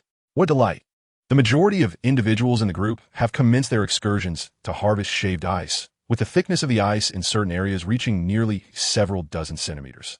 Although there are thinner spots where the ice measures merely 2 or 3 centimeters, making it quite easy to excavate. Liku has also ventured out, operating her newly acquired snowmobile, which she has doused with rose-scented spray, both inside and out. However, her intention is not to chisel ice or forage for wild vegetables. Rather, she is on her way to assist someone in extracting a tooth. as she drives westward along the path adjacent to the psychiatric hospital. She encounters a man struggling to hoist a heavy hammer atop the ice surface. Due to the difficulty of decelerating on the slick ice, Liku collides directly with him. Confident in the durability of her snowmobile's windshield, the man is sent sprawling, crashing heavily onto the ice and rolling twice before lying still. Liku lightly touches the front windshield, muttering her annoyance at the obstruction as she detests how close the glass came to being scratched. The vehicle turns at a street corner and halts in front of a grocery store. After confirming that no one is in sight, Liku leaps from the vehicle and discreetly stows the snowmobile away. Half of the grocery store is buried beneath deep snow, rendering it appear rather diminutive. A thick layer of ice envelopes the closed door, nearly occupying 1/3 of its height. Liku chisels through the icy barrier, bending slightly to enter. Inside, the space is quite expansive, though half of it is filled with ice. Beneath the 4 to 5 decimeters of ice, an array of colorful packaging is visible, containing cat food, dog food, various canned meats, and snack sausages. This is the very location where Liku sourced supplies in her previous life, as well as where she had witnessed tooth extractions. She retrieves a blanket, settling down comfortably in a corner, awaiting the arrival of an old acquaintance with calm anticipation. Before long, footsteps echo from outside, and several men and women leap through the gap in the door. A sharp-featured woman is the first to spot Liku in the corner, brandishing her pickaxe with an air of arrogance. Her voice gruff and menacing. "All the supplies here belong to us. You'd better scram, or I'll split your pig-ass head in two with a single blow." Liku, unfazed and even smiling, opens her arms in joyful welcome. "Oh, how wonderful that you all have arrived. It's been ages, and I've missed you dearly." However, her smile vanishes in an instant as she coolly asserts, "Let us engage in a little game." The 6 individuals exchange bewildered glances, and a man with dark circles under his eyes, evidently swollen, is the first to respond. His gaze fixates on Liku like a hot iron, and he mockingly croaks, "What kind of game does this little beauty wish to play on such a frigid day? Why not come back with us and warm up in bed?" Liku's expression resembles that of an innocent student, her eyes sparkling with mirth as she shakes her head. "We shall play right here, starting with you." Bang! No one comprehends how the peculiarly behaving girl managed to draw a gun. They only hear the gunshot without knowing where the bullet has flown. They stand momentarily dazed, looking down to check for injuries. Meanwhile, the man who had suggested sharing a warm bed with Liku silently collapses to the ground, his legs grotesquely curling together like a snake that has been struck, twisting upon the ice. The bullet struck the man 10 centimeters below his abdomen, targeting the 3rd leg. The excruciating agony he endured did not necessitate heart-wrenching screams to convey its severity. The grotesque expression on his face and his bulging eyes alone instilled terror in the other 5. "What have you done? What have you done?" They all raised their weapons. Yet none dared to step forward. Liku, unfazed, retrieved a roasted chicken wrapped in lotus leaves, delicately tearing away the outer layer before the ravenous onlookers. The chicken, with its tantalizingly reddish-brown skin and the enticing aroma of cumin, lay invitingly before them. In 5 minutes, whoever extracts the largest piece from this man shall claim the chicken. I promise to keep my word. The remaining 5 fell silent, glancing between the chicken and the contorted figure on the ground. It was the sharp-featured woman who first raised her ice-encrusted pickaxe. With a swift motion, the 5 minutes bore witness to one of the most brutal scenes since the apocalypse. Liku observed with a smile as the 5 vied to surround the man, eviscerating him. Each presented their blood-soaked, steaming trophies to Liku, while a petite, gaunt woman, seeing that there was nothing left to extract from the man's hollow chest, produced a saw and aimed it at his neck with precision. As Liku began the countdown, the saw met an unexpected obstacle, the spine. In her desperation, the woman kicked the man in the face, grabbing his hair to raise his severed head high. "Little girl, mine is the biggest. I deserve the chicken." Liku, in good humor, tossed the chicken to her. "No need to fight. I have a second chicken, so we can play this game twice." However, her eyes glinted with a chilling intensity. Who shall start this time? Chapter 37. Playing the Grim Reaper in the Last Carriage. Half an hour later, Liku regarded the 2 remaining survivors amidst the chaos, lost in thought. "You 2 can also play, but you're not lacking for chicken now, and I've already synthesized enough space fragments. How about this? The reward will be 100 space fragments." Their eyes sparkled with delight. "Space fragments? 100? And I could have my own space." Liku nodded. "The one who survives will possess the space. 1, perhaps emboldened by a full stomach, voiced his concerns. This is a life-and-death game for us. Are you truly willing to give away such a valuable prize? What if you change your mind in the end? Li Ke furrowed his brow and raised his gun. Bang! In the past, such defiance might have been overlooked, but now I despise those who challenge my authority. The other survivor, his face alight with excitement, exclaimed, if he dies, the space will be mine. Little girl, you must keep your promise and give me the space fragments. Bang! Li Ke brushed the dust off her clothes, rolling her eyes in annoyance. I detest being pressured. I can offer, but you cannot demand. The recently acquired components from the skirmish among several individuals were unearthed with a pickaxe and subsequently photographed for upload to the public group. The two-legged sheep yielded approximately 200 pounds of meat, all available for a flat price of 1,000 life points. Is there anyone interested? Ensure you understand before purchasing.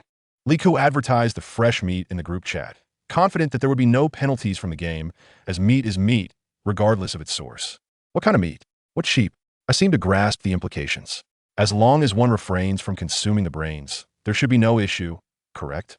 I am in need of sustenance.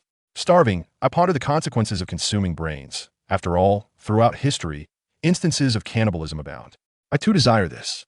In an instant, the goods were sold out without any indication of penalties, just as expected.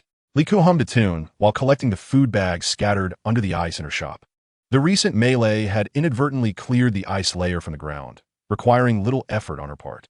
Before long, the 30th day arrived. Truthfully, Li Ke was so excited that she hardly slept a wink, and the public group buzzed with a festive atmosphere as everyone celebrated their successful survival of the dungeon. Observing the online participation ratio, she savored a sugar-coated hawthorn, noting that 80 was still quite excessive. Glancing at the clock, now 2:30 a.m., she decided that since sleep eluded her, she might as well set off early. Along the way, she carelessly discarded her 3 large boxes of landmines, operating under the principle of whoever steps on them shall perish. Especially near the train station, she concentrated her efforts, for these players had caused her considerable discomfort in her previous life. Thus, in this life, they deserved to face her wrath. Having completed her task, Li Ke sat comfortably in her warm snow vehicle, pondering the absence of tracks at the station. One couldn't help but wonder from where the apocalyptic train would arrive in the morning. Lost in thought, drowsiness overcame her, and when she next opened her eyes, she nearly sprang from the driver's seat. A man clad in a conductor's uniform was tapping on her window, signaling her to exit and queue for boarding. The infamous green apocalypse train stood quietly before her. Li Ke waved her hand, indicating that she wasn't in a rush to board. Instead, she first spent 8,000 life points on a ticket for the A carriage. Settling in, she leisurely consumed 2 hamburgers and drank 3 bottles of orange soda while watching the players arrive at the station, forming lines to purchase tickets and board. The announcement repeatedly echoed. To ensure the safety of passengers in the carriage, all firearms are prohibited within the train. Please store them securely. Additionally, passengers heading to the medical carriage must reserve at least 3,000 life points to register with the conductor. Those lacking sufficient life points will be refused entry.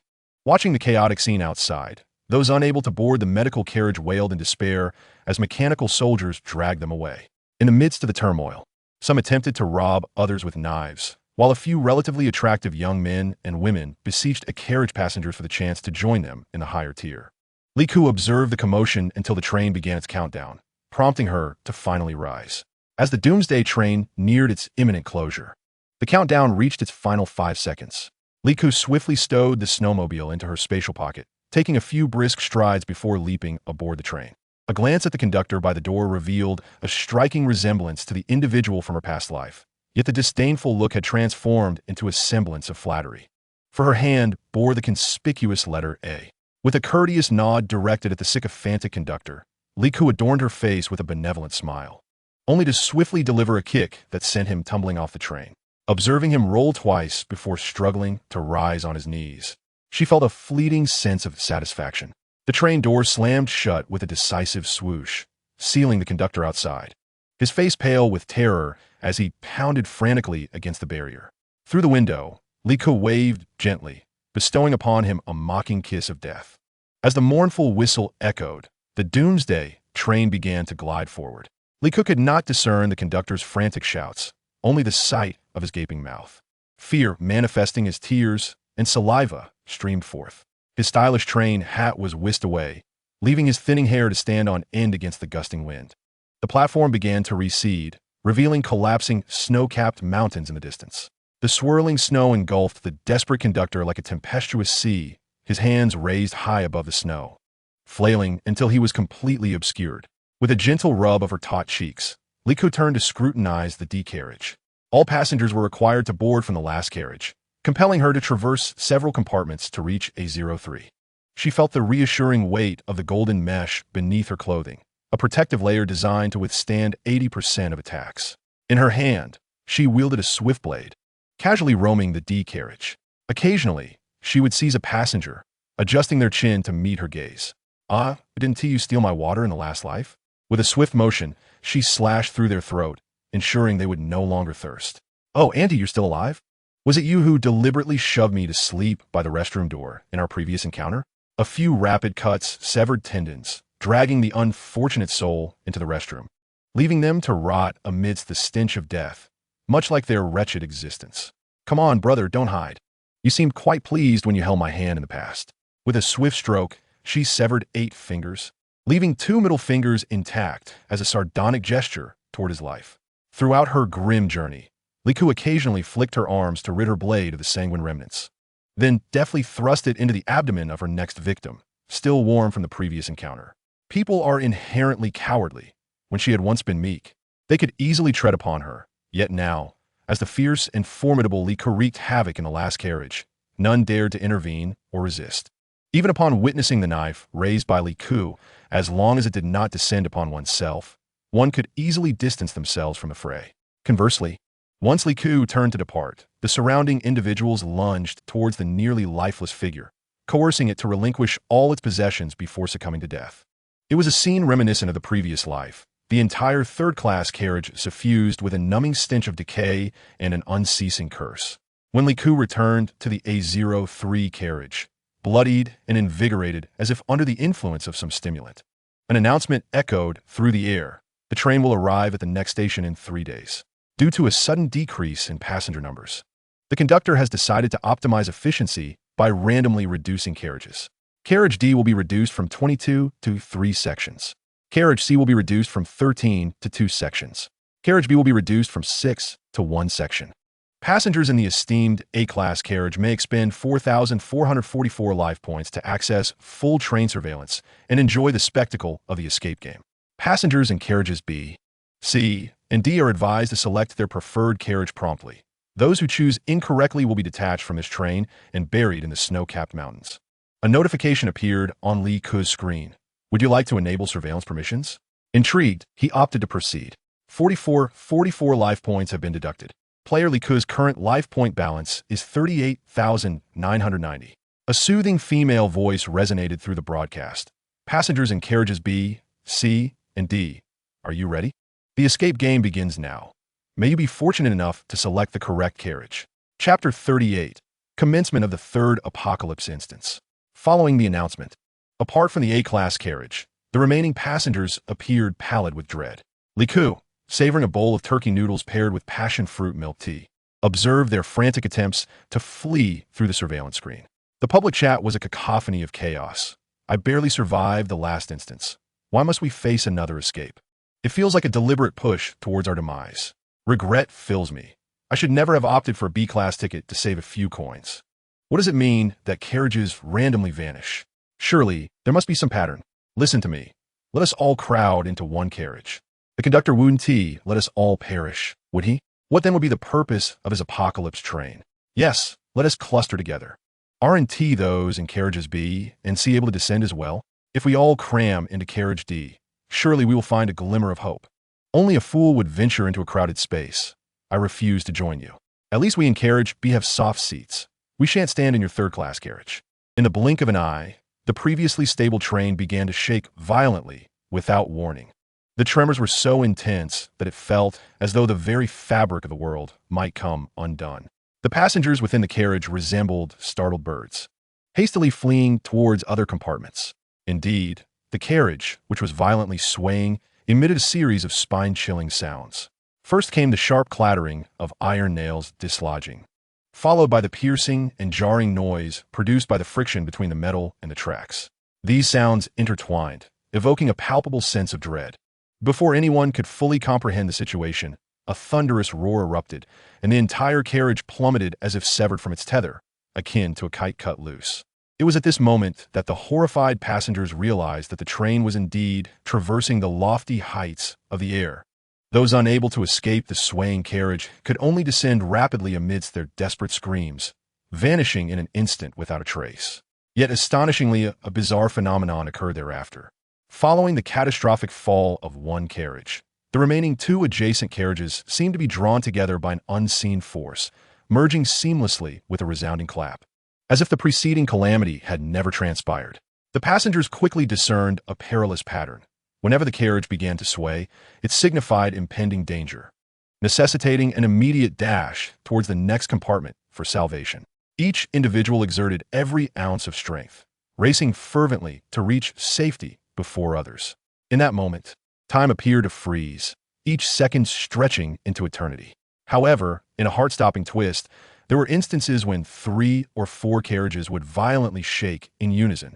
This sudden upheaval often granted the passengers less than 5 fleeting seconds to escape. Faced with such an urgent life-or-death scenario, the majority of passengers were rendered incapable of timely reaction, cascading downward alongside the tilting carriage like wild horses unbridled. Some fortunate souls, perhaps guided by instinct and agility, managed to cling desperately to the edges of the carriage, exerting all their strength to ascend. Yet, many others, even amidst the descent, could not evade the merciless assaults from those lacking compassion who delighted in their misfortune. The remaining individuals, stifling their nausea, gathered the various refuse accumulated in the carriage and hurled it downward, hoping to strike a target. Liku, feeling that merely observing the surveillance footage was insufficiently thrilling, decided to open the carriage windows. Within the space lay a plethora of amusing items hoarded from her aunt's warehouse. Fearing the descent would be too monotonous, she tossed a few items into the void, such as a large stone sculpture shaped like a durian, a 3-kilogram Rubik S-cube figurine, and a tablet computer that one could never exhaust, though she quickly replaced the latter with heavy ceramic tiles instead. While providing aid in dire circumstances may seem noble, Liku's true nature was to revel in the chaos. Who knew if this twisted game might one day allow the fallen to rise again? 2 hours later, the thrilling escape from the carriage came to a close as all compartments settled into tranquility. Yet, Liku found herself lingering in a state of yearning, leading her to feel somewhat bored during the subsequent 2 days aboard the train. In a public group, many individuals have succumbed to despair, perceiving life as devoid of meaning. Consequently, they have chosen to engage in pursuits that bring them joy during their limited time, resulting in a flurry of live broadcasts and casual encounters. Small clusters gather, embarking on reckless endeavors. Yet, a greater number have turned to study. It appears that tickets for Class A compartments hold significant value. It seems that the threshold for accessing these compartments will only rise, as one's vitality is akin to wealth, often taken for granted until it is sorely lacking in critical moments. On the 3rd day of the train's journey, the announcement system began its grim notifications. Dear passengers, the train will arrive at the station in 30 minutes. The marketplace has updated its inventory for your selection. Liku opened the marketplace, discovering that beyond the eternally unchanged bottled water and bread, 2 new items had appeared. The first was a long-handled net, a plastic net worth 500 vitality, a metal net 800 vitality, and a stainless steel net 1200 vitality. The second item was a cornerstone, measured by the square meter, priced at 2,000 vitality each, with a limit of 2 per ID. As Liku gazed at the long-handled net, a memory surfaced of a pure gold net obtained in a previous instance, accompanied by a note suggesting it would prove useful eventually. And here it was, saving him from expenditure. However, the purpose of the cornerstone remained ambiguous. Its limited availability indicated its significance, so he decided to acquire 2. The stainless steel net appeared appealing as well, so he opted for one. Player Liku has successfully purchased 2 cornerstones and 1 stainless steel net, now stored in the inventory. In times past, the public group would have been abuzz with activity. Now, it lay in silence, with no one eager to hoard water or bread. Many expressed their intent to conserve vitality, even resorting to desperate measures to secure a Class A ticket. Liku glanced at his vitality, totaling 38,000, then at the cornerstone's purchase limit, and a cunning idea took root. Is anyone interested in making some extra vitality? Who will assist me in procuring cornerstones? I will offer a 200 vitality commission for each. 200 vitality? If I sell you my 2 allotted pieces, one I earn 400 vitality? This seemed a lucrative venture, and unexpectedly, he could profit from the difference. I placed my order. The transaction details are in the group. Please proceed with payment. Li Ku gleefully clicked to confirm the transaction, successfully convincing 6 gullible individuals to sell him 12 cornerstones.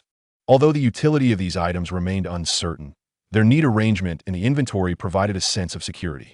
Soon after, the group was disrupted by unscrupulous individuals attempting to manipulate the market. Have you all lost your minds? These cornerstones may be invaluable, and you are selling them so easily? To the brother above, one must allow for short-sightedness. I also desire cornerstones. Whoever assists me in purchasing will receive an additional 300 vitality. Li Ku slammed his thigh in disbelief. Was there truly someone attempting to raise the price? If you add 300, I shall add 301.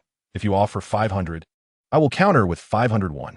Keep raising the stakes. Should you reach 1,000, I shall withdraw, for I am not in need of those 2 stones. I simply wish to witness your downfall. The brief half-hour swiftly passed, accompanied by the crackling sound of the broadcast. Attention passengers, please assume the most comfortable position at your respective seats. There is no need to disembark at this station. Li Ku reclined on the double bed in the train carriage, tossing the quilt aside when a sudden rush of wind caught her attention. To her astonishment, she looked up to find that the roof of the apocalyptic train had vanished. In the next moment, Li Ku felt the bed frame sway precariously, and, to her bewilderment, it floated out along with her.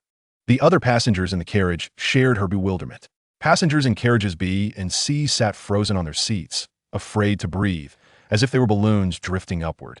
Those in carriage D, who had the fortune to crouch on the floor, clung to a makeshift coffin lid floating in the air. The most unfortunate were those standing still, left with less than half a square meter of wooden board beneath their feet, trembling as they knelt upon it, eyes tightly shut, afraid to look down.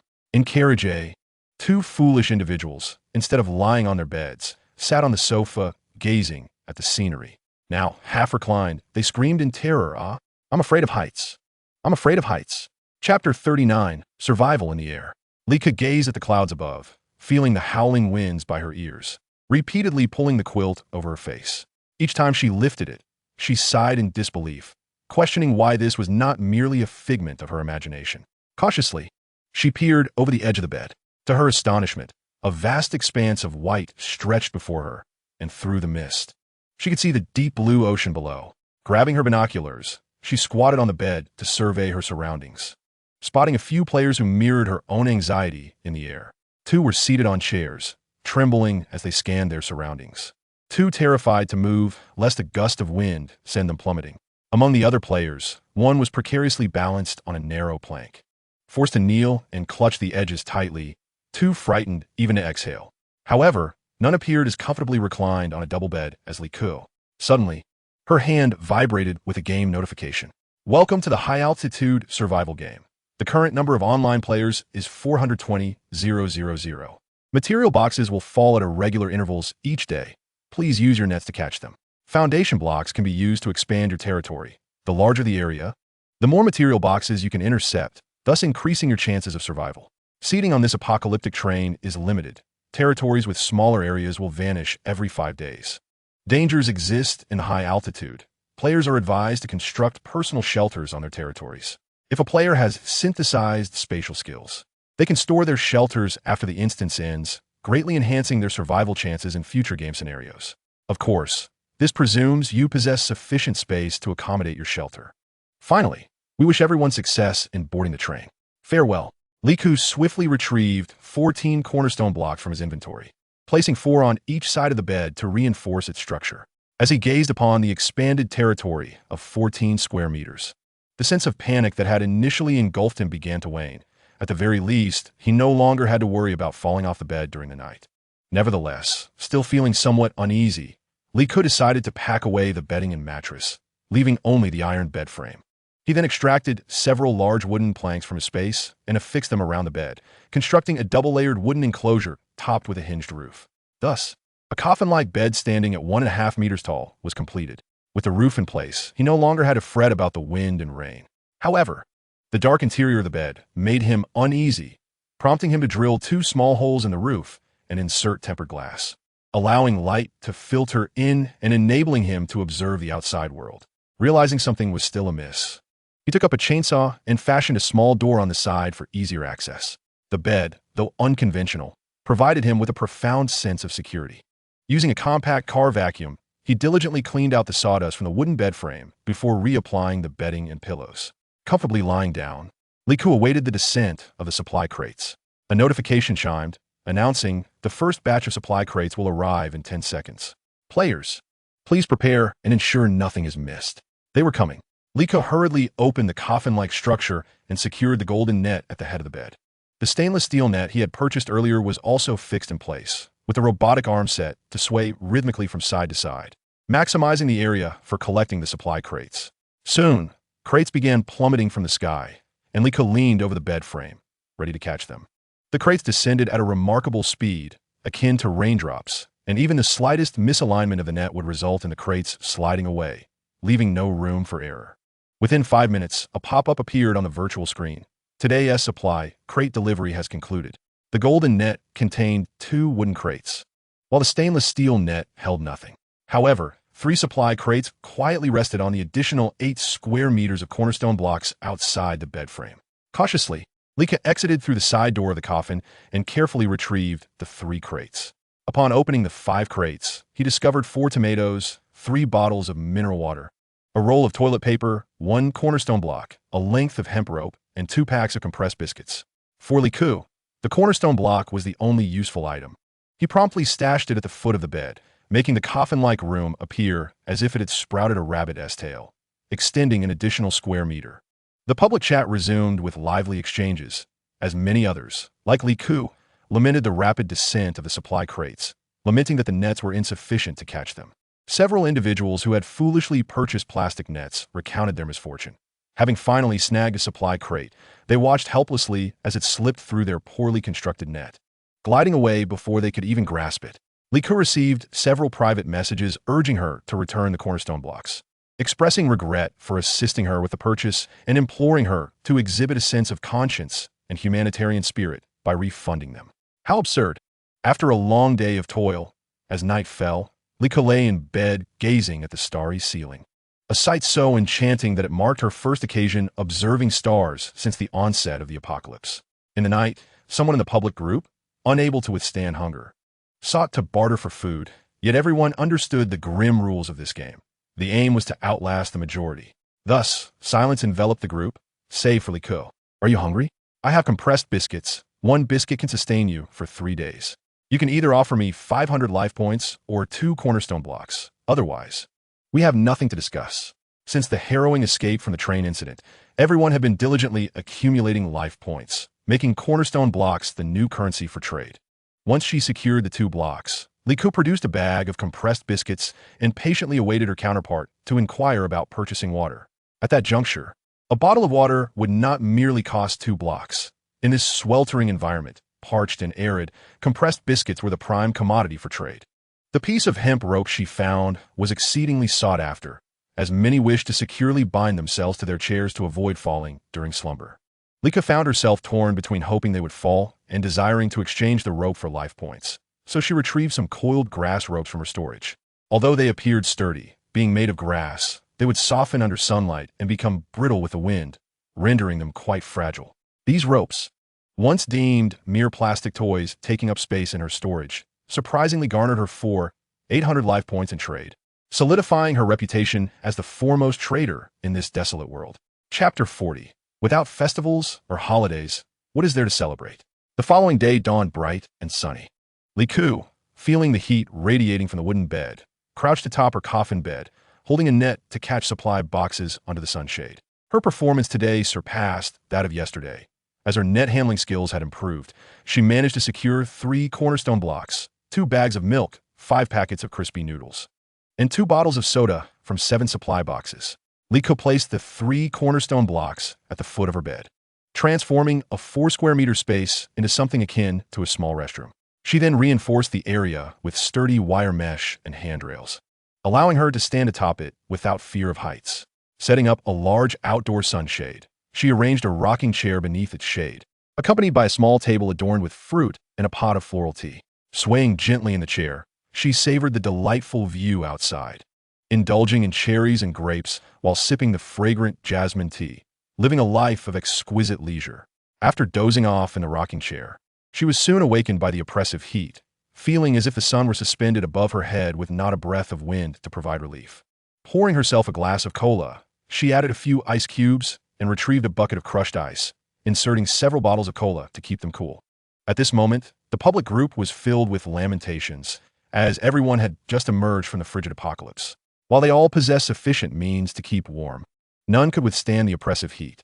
Among them were a few shrewd individuals who, having fortuitously hoarded some ice bricks and snowflakes from the previous dungeon, were now inflating prices in the group chat. However, Li Ku refrained from participating or disturbing the market dynamics. The more ice bricks they purchased, the more advantageous it became for him. Once a person experiences the refreshing coolness of ice, the scorching sun becomes increasingly unbearable. Moreover, their supply of ice bricks was limited, while Li Ku's was boundless. He merely needed to bide his time, and before he could finish his half cup of jasmine tea, those selling ice bricks fell silent after Li Ku uttered a single statement in the chat. He inquired, "I wonder how long this blazing sun will last. Do you think it will be even hotter tomorrow?" The sellers paused for a few seconds before collectively deciding to cease their sales, realizing that their inventory could not be preserved without proper storage, relying solely on spatial storage. Only a select few could simultaneously synthesize space and store ice bricks to survive until now. Besides, even a 666 cubic meter space would barely accommodate essential supplies, let alone a sufficient quantity of ice. If this scorching weather persisted for 180 days, their meager stock of ice bricks would hardly suffice for personal use. Who would be willing to part with their precious health points? So, you're not selling anymore, are you? Now it's my turn to shine. Don't be envious of my profits. With a sense of satisfaction, Li Ku began selling the mineral water he had acquired at a low price during the frigid apocalypse in the group. 100 health points per bottle. Chilled and ready for you. Who's interested? Are you kidding me? The marketplace sells it for just 10 health points a bottle, and you're marking it up tenfold. Have you no conscience? Li Ku feigned confusion. During the Ice Age, I could trade a single twig for an entire case of mineral water. Did I lack a conscience then? You are quite peculiar. Do you wish to buy water or my conscience? If it's my conscience you seek, that would come at a different price. Ignore his rambling.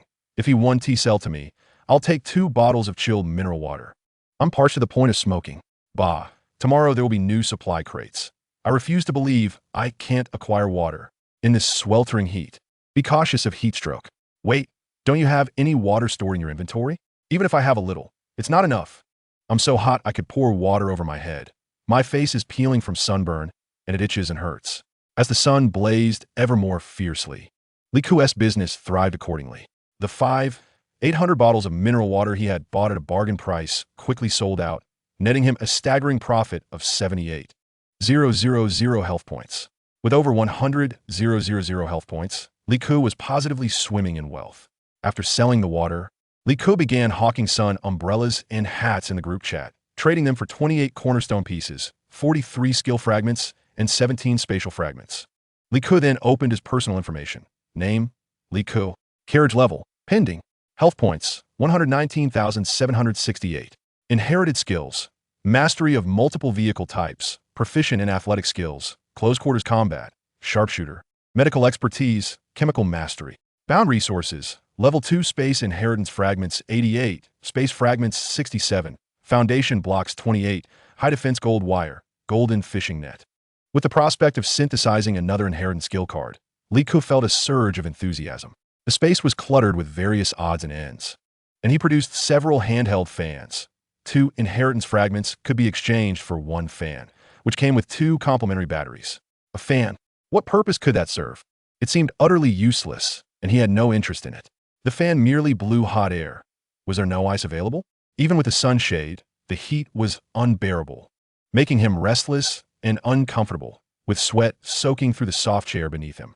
If it was just ice, Li Ku would only sell the finest. He produced an ice shaver, poured in the ice, and in a flurry, a bowl of icy slush was ready, topped with a layer of sweetener and a drizzle of caramel syrup. The vibrant, fruity slush was indeed a feast for the senses. However, once consumed, it would surely leave one parched, and under the relentless sun, it would be as if one were a salted fish desperate for water. Nonetheless, This bowl did not hinder Li Ke from selling it at a premium, pricing it at 5 inheritance fragments. The photo of the slush, once uploaded, set the market ablaze, and Li Ke's private messages exploded with activity, netting him a staggering 74 inheritance fragments in one go. Congratulations to player Li Ke for synthesizing an inheritance skill card. He promptly learned the Super Architectural Master skill. Architectural Master bound successfully. The player now possesses skills in architectural design, construction, material management, and safety precautions, effectively equating one individual to an entire construction team. A perfect conclusion. The slush was delightful. I want another bowl. Can I trade my health points for one, since I have no fragments? Li Ke tossed the remaining unsold slush over the wire into the sea, a daily limit of 40 bowls. Those wishing for more could exchange foundation blocks with him tomorrow. Having installed 28 foundation blocks, a spacious living room emerged. Li Ke then retrieved the solar film panels he had discovered on the walls of the psychiatric hospital, affixing them to the outer sides of the bed frame. The blazing sun allowed Li Ke to achieve energy independence, installing a small air conditioner in his coffin, with the external unit secured to the wire fence. As he enjoyed the cool breeze, he proceeded to charge all the batteries in his space. Without a clock, he estimated it was around dusk. Floating in the air, unobstructed by any buildings, the view was astonishingly expansive. The fiery clouds, ablaze with shades of red, purple, and pink, danced around Li Ke, presenting a breathtaking spectacle. As the sun visibly began its descent, a small crescent moon swiftly ascended into the sky. Li Ke felt compelled to keep her eyes wide open, captivated by the fiery clouds that resembled silk being scorched, leaving behind holes through which the twinkling stars relentlessly shimmered, casting a dark veil over the entire sky. It was then that Li Ke realized night had fallen. Summer nights are inseparable from beer, music, and barbecues. With 2 large speakers set up, she inserted a USB filled with electrifying DJ tracks, the pulsating rhythm vibrating through her, almost blinding the stars with its intensity. As the little stove was set up, she liberally sprinkled cumin and chili powder over the lamb skewers, her fans seemingly eager to waft the fragrant smoke and sparks of the grill to the ends of the earth. To the beats of a DJ remix of 1,000 Years of Love, Li Ke pondered whom she might fall for, lifting her chilled beer and letting out a hearty belch. To prevent herself from losing her composure and mistaking the open air for a bar, she secured a chain around her waist, fastening one end to the coffin bed frame. Ding! You have a private message. Could it be that someone was drawn by her rhythm and the enticing aroma of her cooking in the dead of night? Upon opening the message, she read, "Do you have any rope? I want it all." Li Ke was puzzled. Why the urgency to hang oneself during this festive season? I am about to embark on a daring endeavor. I intend to descend along the rope beneath which lies the sea. I spent 3 years aboard ship at sea, and now I wish to fish. Li Ke pondered, astonished by the audacity of this individual. Chapter 41. What is a wooden house? Li Ke. Shall I construct an aerial villa? After several readings, she confirmed. Are you serious about this? You wish to establish a high-altitude cableway? My surname is Wang. You may call me Wang Dada. And what should I call you? Li Ke replied nonchalantly while sipping her beer. I shall call you second uncle. There was a brief silence before the other party continued messaging. Then may I ask, my second uncle, do you have any dreams? Li Ke furoit herbroth. Perplexed by the question, Wang Dada continued, I knew you didn't tea, which is why I am willing to exchange half of my dream for your rope. From now on, you shall be my dream partner. Surely, you do not wish to squander your life in the sky forever, do you? Each morning, waiting with a flimsy net for supplies, enduring the relentless sun like drying squid, and at night consuming the tasteless provisions from the box. Is this truly our existence? Do you wish to be swayed by others for your entire life, to become nothing more than a salted fish in your later years? An opportunity now lies before you. I will bear all the risks. If successful, you will have an abundance of seafood and perhaps even a chance at a broader horizon before others. Should this endeavor fail, you would merely witness a grand act of rebellion while wasting a few lengths of rope. Are you not intrigued, my second uncle? The discourse seems to carry a semblance of logic, albeit Li Ke is merely inebriated rather than foolish. Dreams, after all, are often but figments of one's imagination. Out of 10, 8 are mere fantasies, while the remaining 2 are destined for disillusionment. I, your esteemed uncle, offer you both moral and material support. Since you aspire to fish in the sea, it appears your foundational stones have become redundant. Why not barter with me? I possess ropes and parachutes aplenty. As anticipated, the other party began to stammer, first claiming that parachutes are unsafe, then insisting that the foundational stones still hold value. Ah, I see. You wish to partake without compensation. Liko promptly forwarded the chat logs to the public group, titling it, "Come and see, the shameless one aims to fleece us." Indeed, there were victims who responded, stating they'd been duped into relinquishing 2 sausages and 3 pieces of bread under the guise of a preliminary investment as dream partners. It turns out he is a fraud, and the group vowed to collectively ostracize him, pledging not to engage in any future exchanges with him, wishing him to swiftly plunge to the ocean floor to become fish bait. In a fit of urgency, Wang Darren exclaimed passionately, "You dare to sabotage my endeavors? Just wait.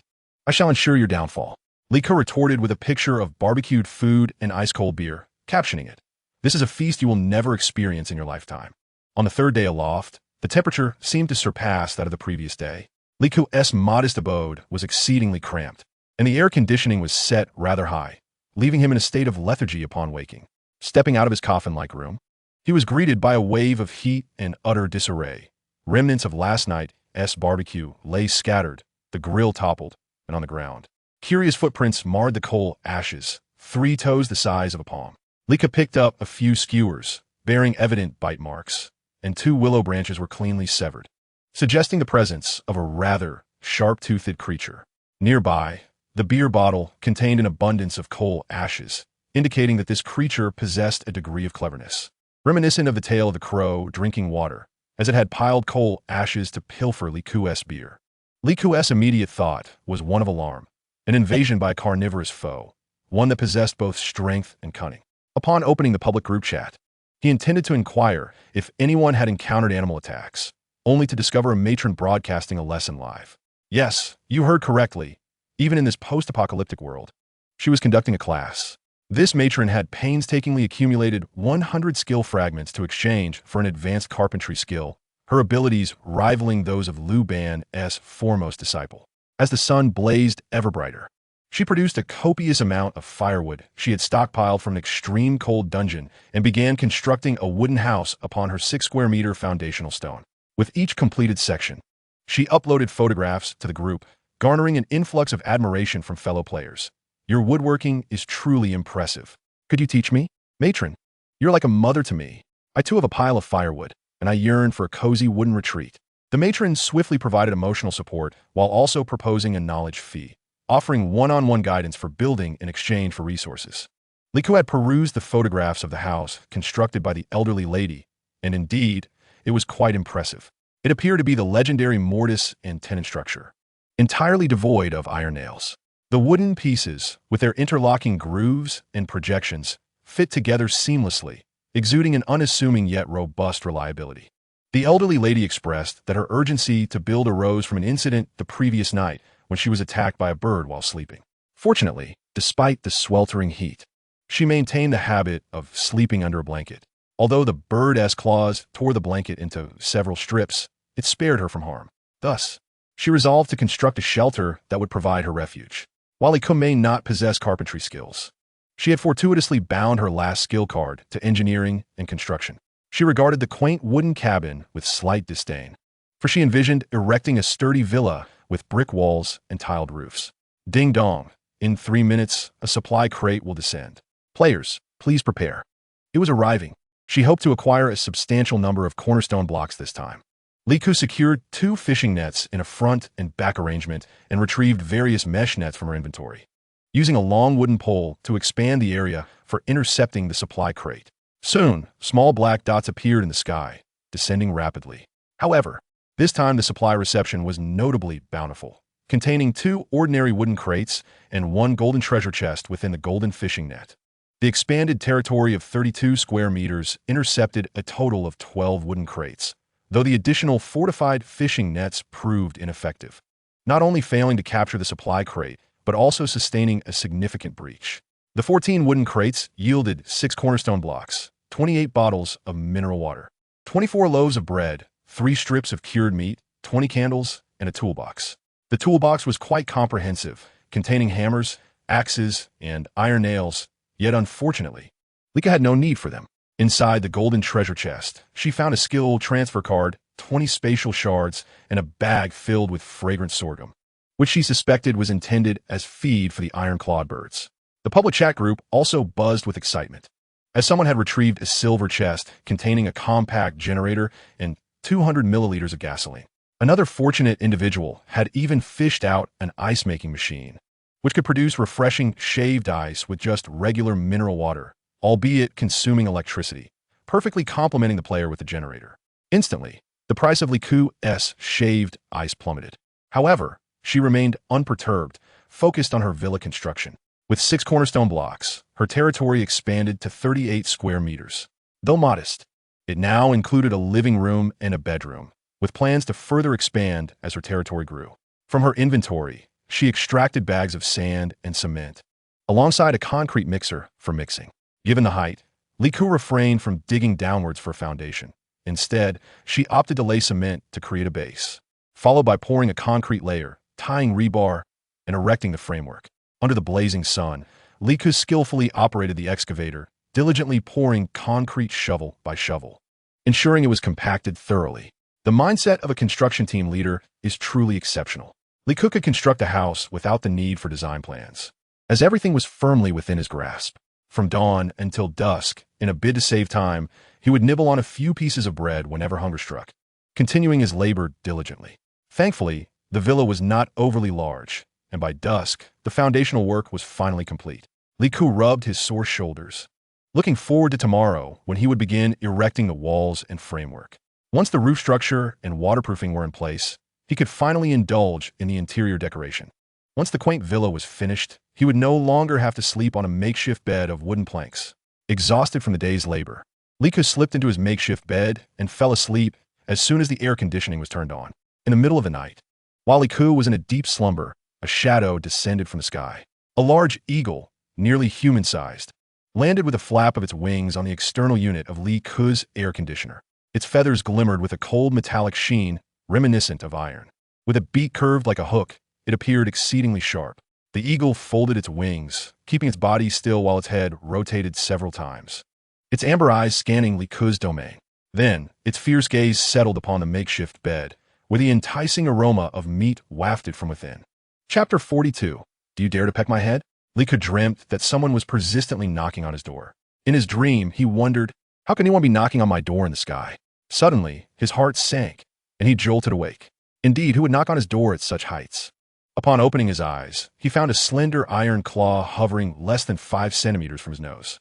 Upon closer inspection, it was not a claw at all, but a bird's beak, sharp as a steel needle, drilling into the wooden board through a hole. Had Liku not woken up in time, this creature might have drilled a bloody hole through his skull.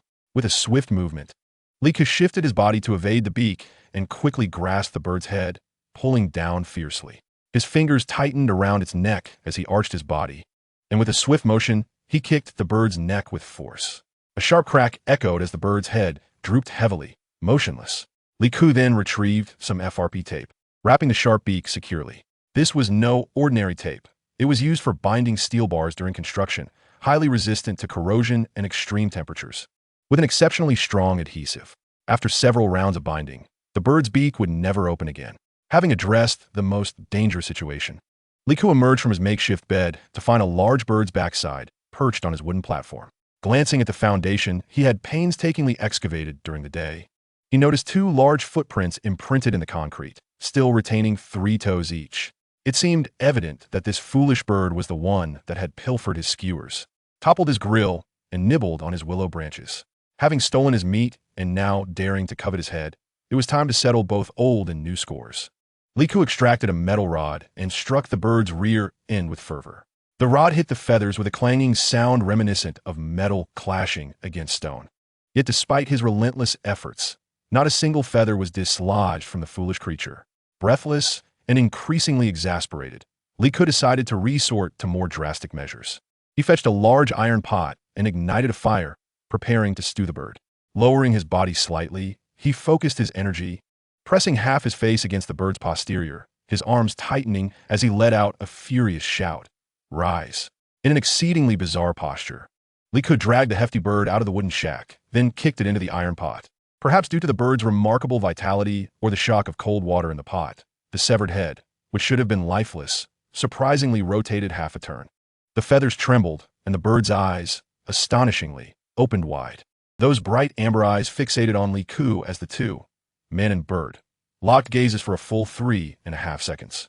Suddenly, Li Ku, unable to restrain himself, slammed the metal rod onto the bird's head, followed swiftly by the heavy lid of the pot, which he secured with a ring of bricks.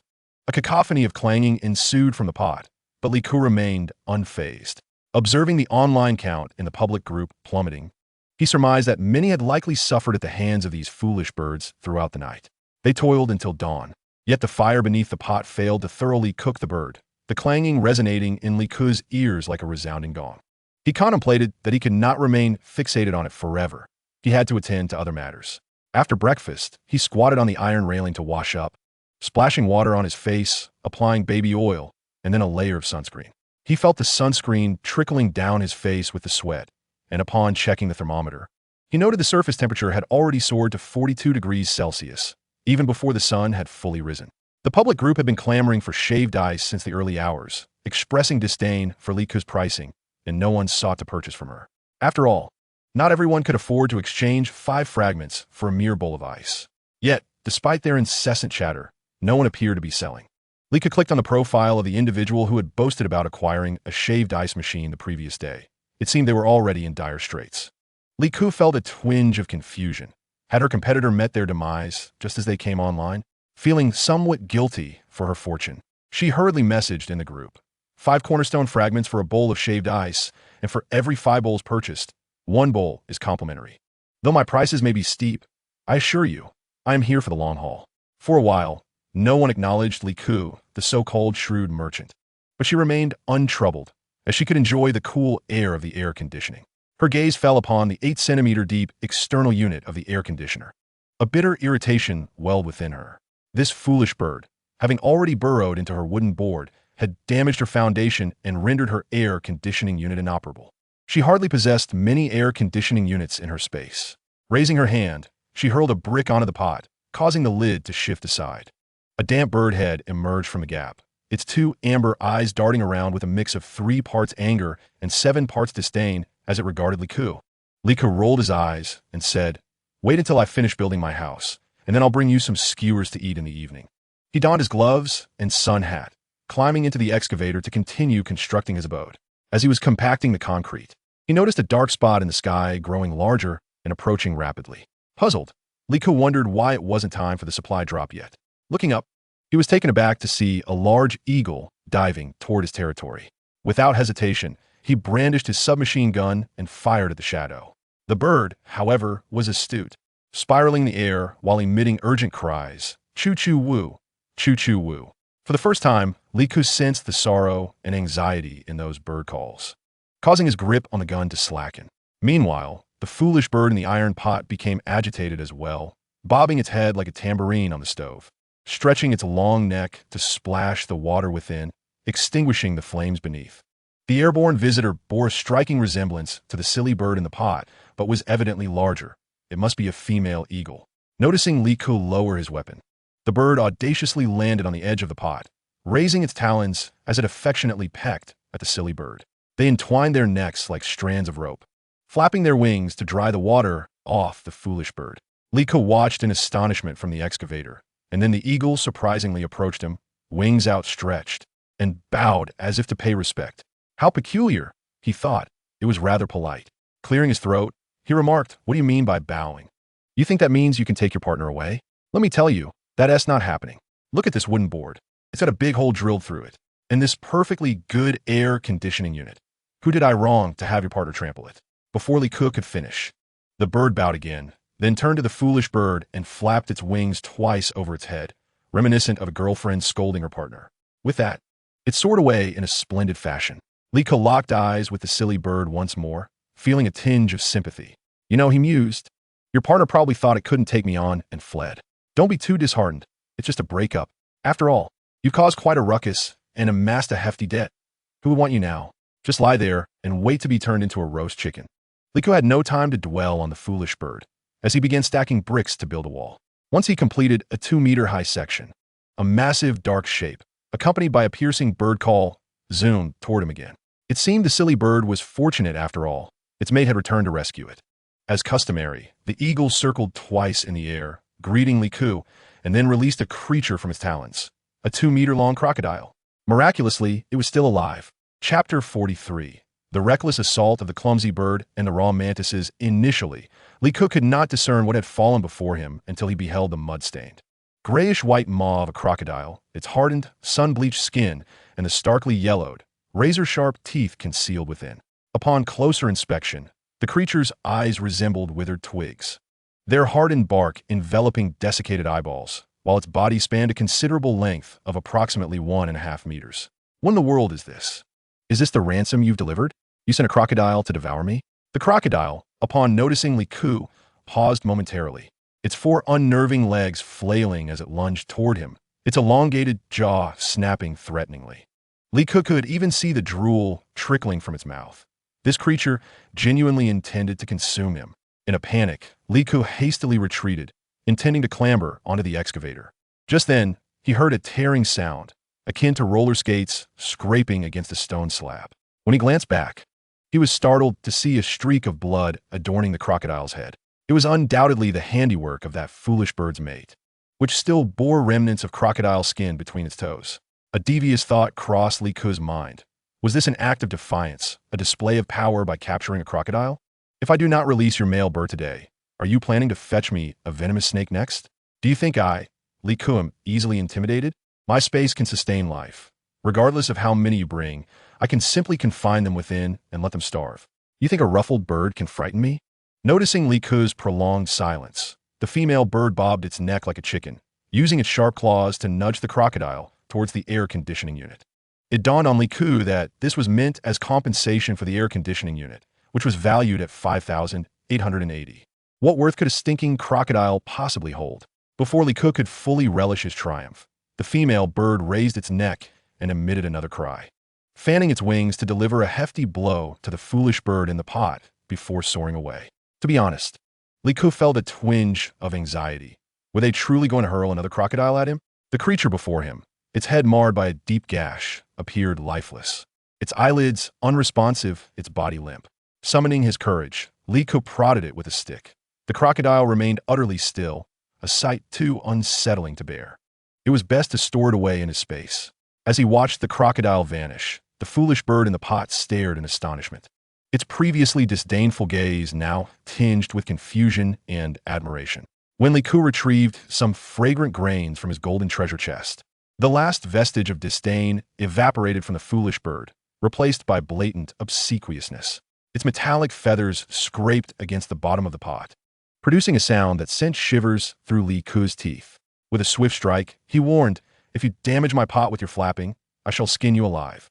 Soon enough, the female bird returned, and Li Ku, crouched atop a wall with a telescope in hand, threatened the foolish bird below. "If your mate tosses anything harmful my way again, I shall break 3 of your toes with a scorching iron clamp." Uncertain whether it was merely a figment of Li Ku's imagination, the foolish bird's pupils suddenly constricted, causing its neck to droop, and its demeanor transformed into one of timidness. Through the lens of the telescope, she observed that the female bird had grasped something greenish in its claws, resembling an unripe banana. Li Ku felt a wave of relief wash over her, for at least it was a plant. However, when the green object tumbled before her, she was left aghast. It was no mere green banana, but rather a colossal mantis. In a flash, Li Ku dove into the excavator, just managing to close the door as the mantis leapt up 1/2 meter high, its serrated legs striking the windshield with a resounding thud. As the mantis fell, a visible crack marred the glass.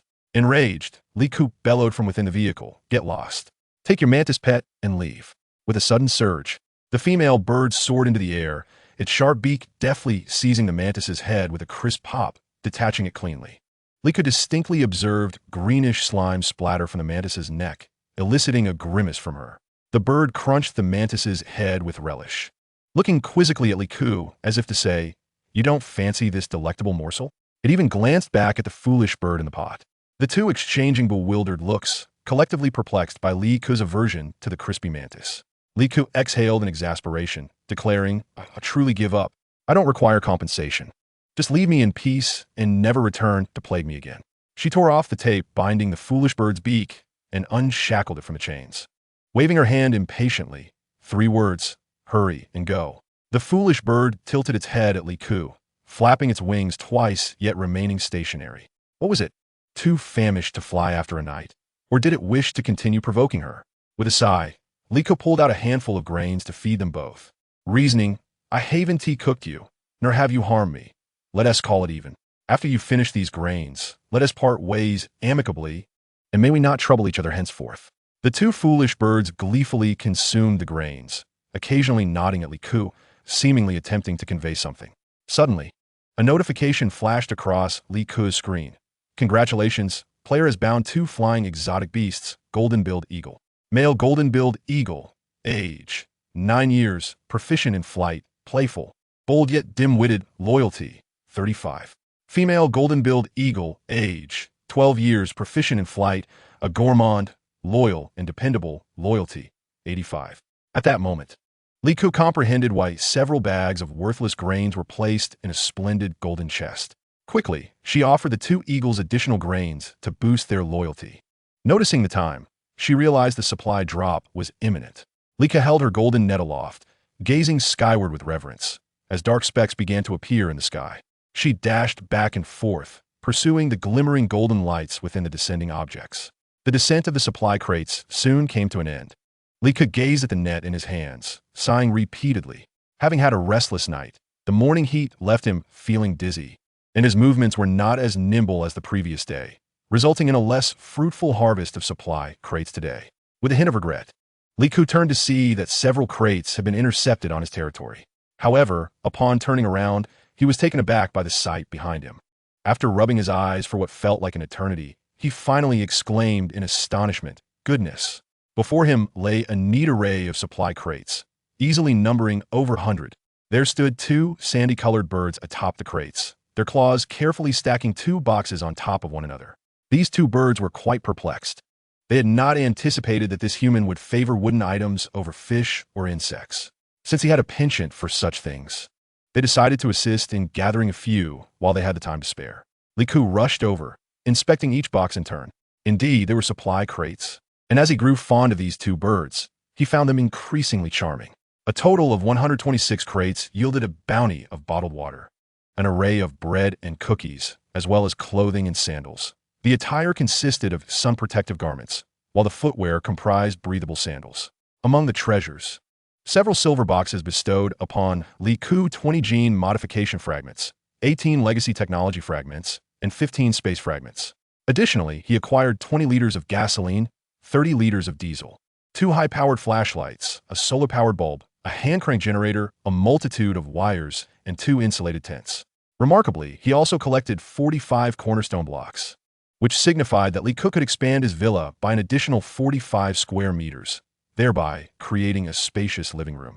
Hidden within were 3 golden treasure chests, one containing nutrient-rich soil and another filled with plant growth agents.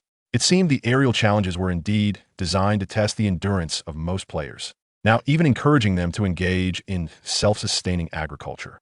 The 3rd golden treasure chest elicited a burst of laughter from Li Ku, for inside was a living hen, clucking merrily. Chapter 44. Li Ku, the crafty merchant, was stirring up trouble once more. The 2 sandy-colored birds, seeing the hen, became quite animated, but Li Ku swiftly nudged them aside and carefully stowed the hen in his space. It had been ages since he had savored an egg. The prospect of egg freedom now rested on this little hen. The 2 birds had performed admirably today, and Li Ku opened an entire bag of corn to feed them, assuring them that if they finished, he would treat them to roasted meat later. A tremor ran through his hand, and a notification appeared. Prompt.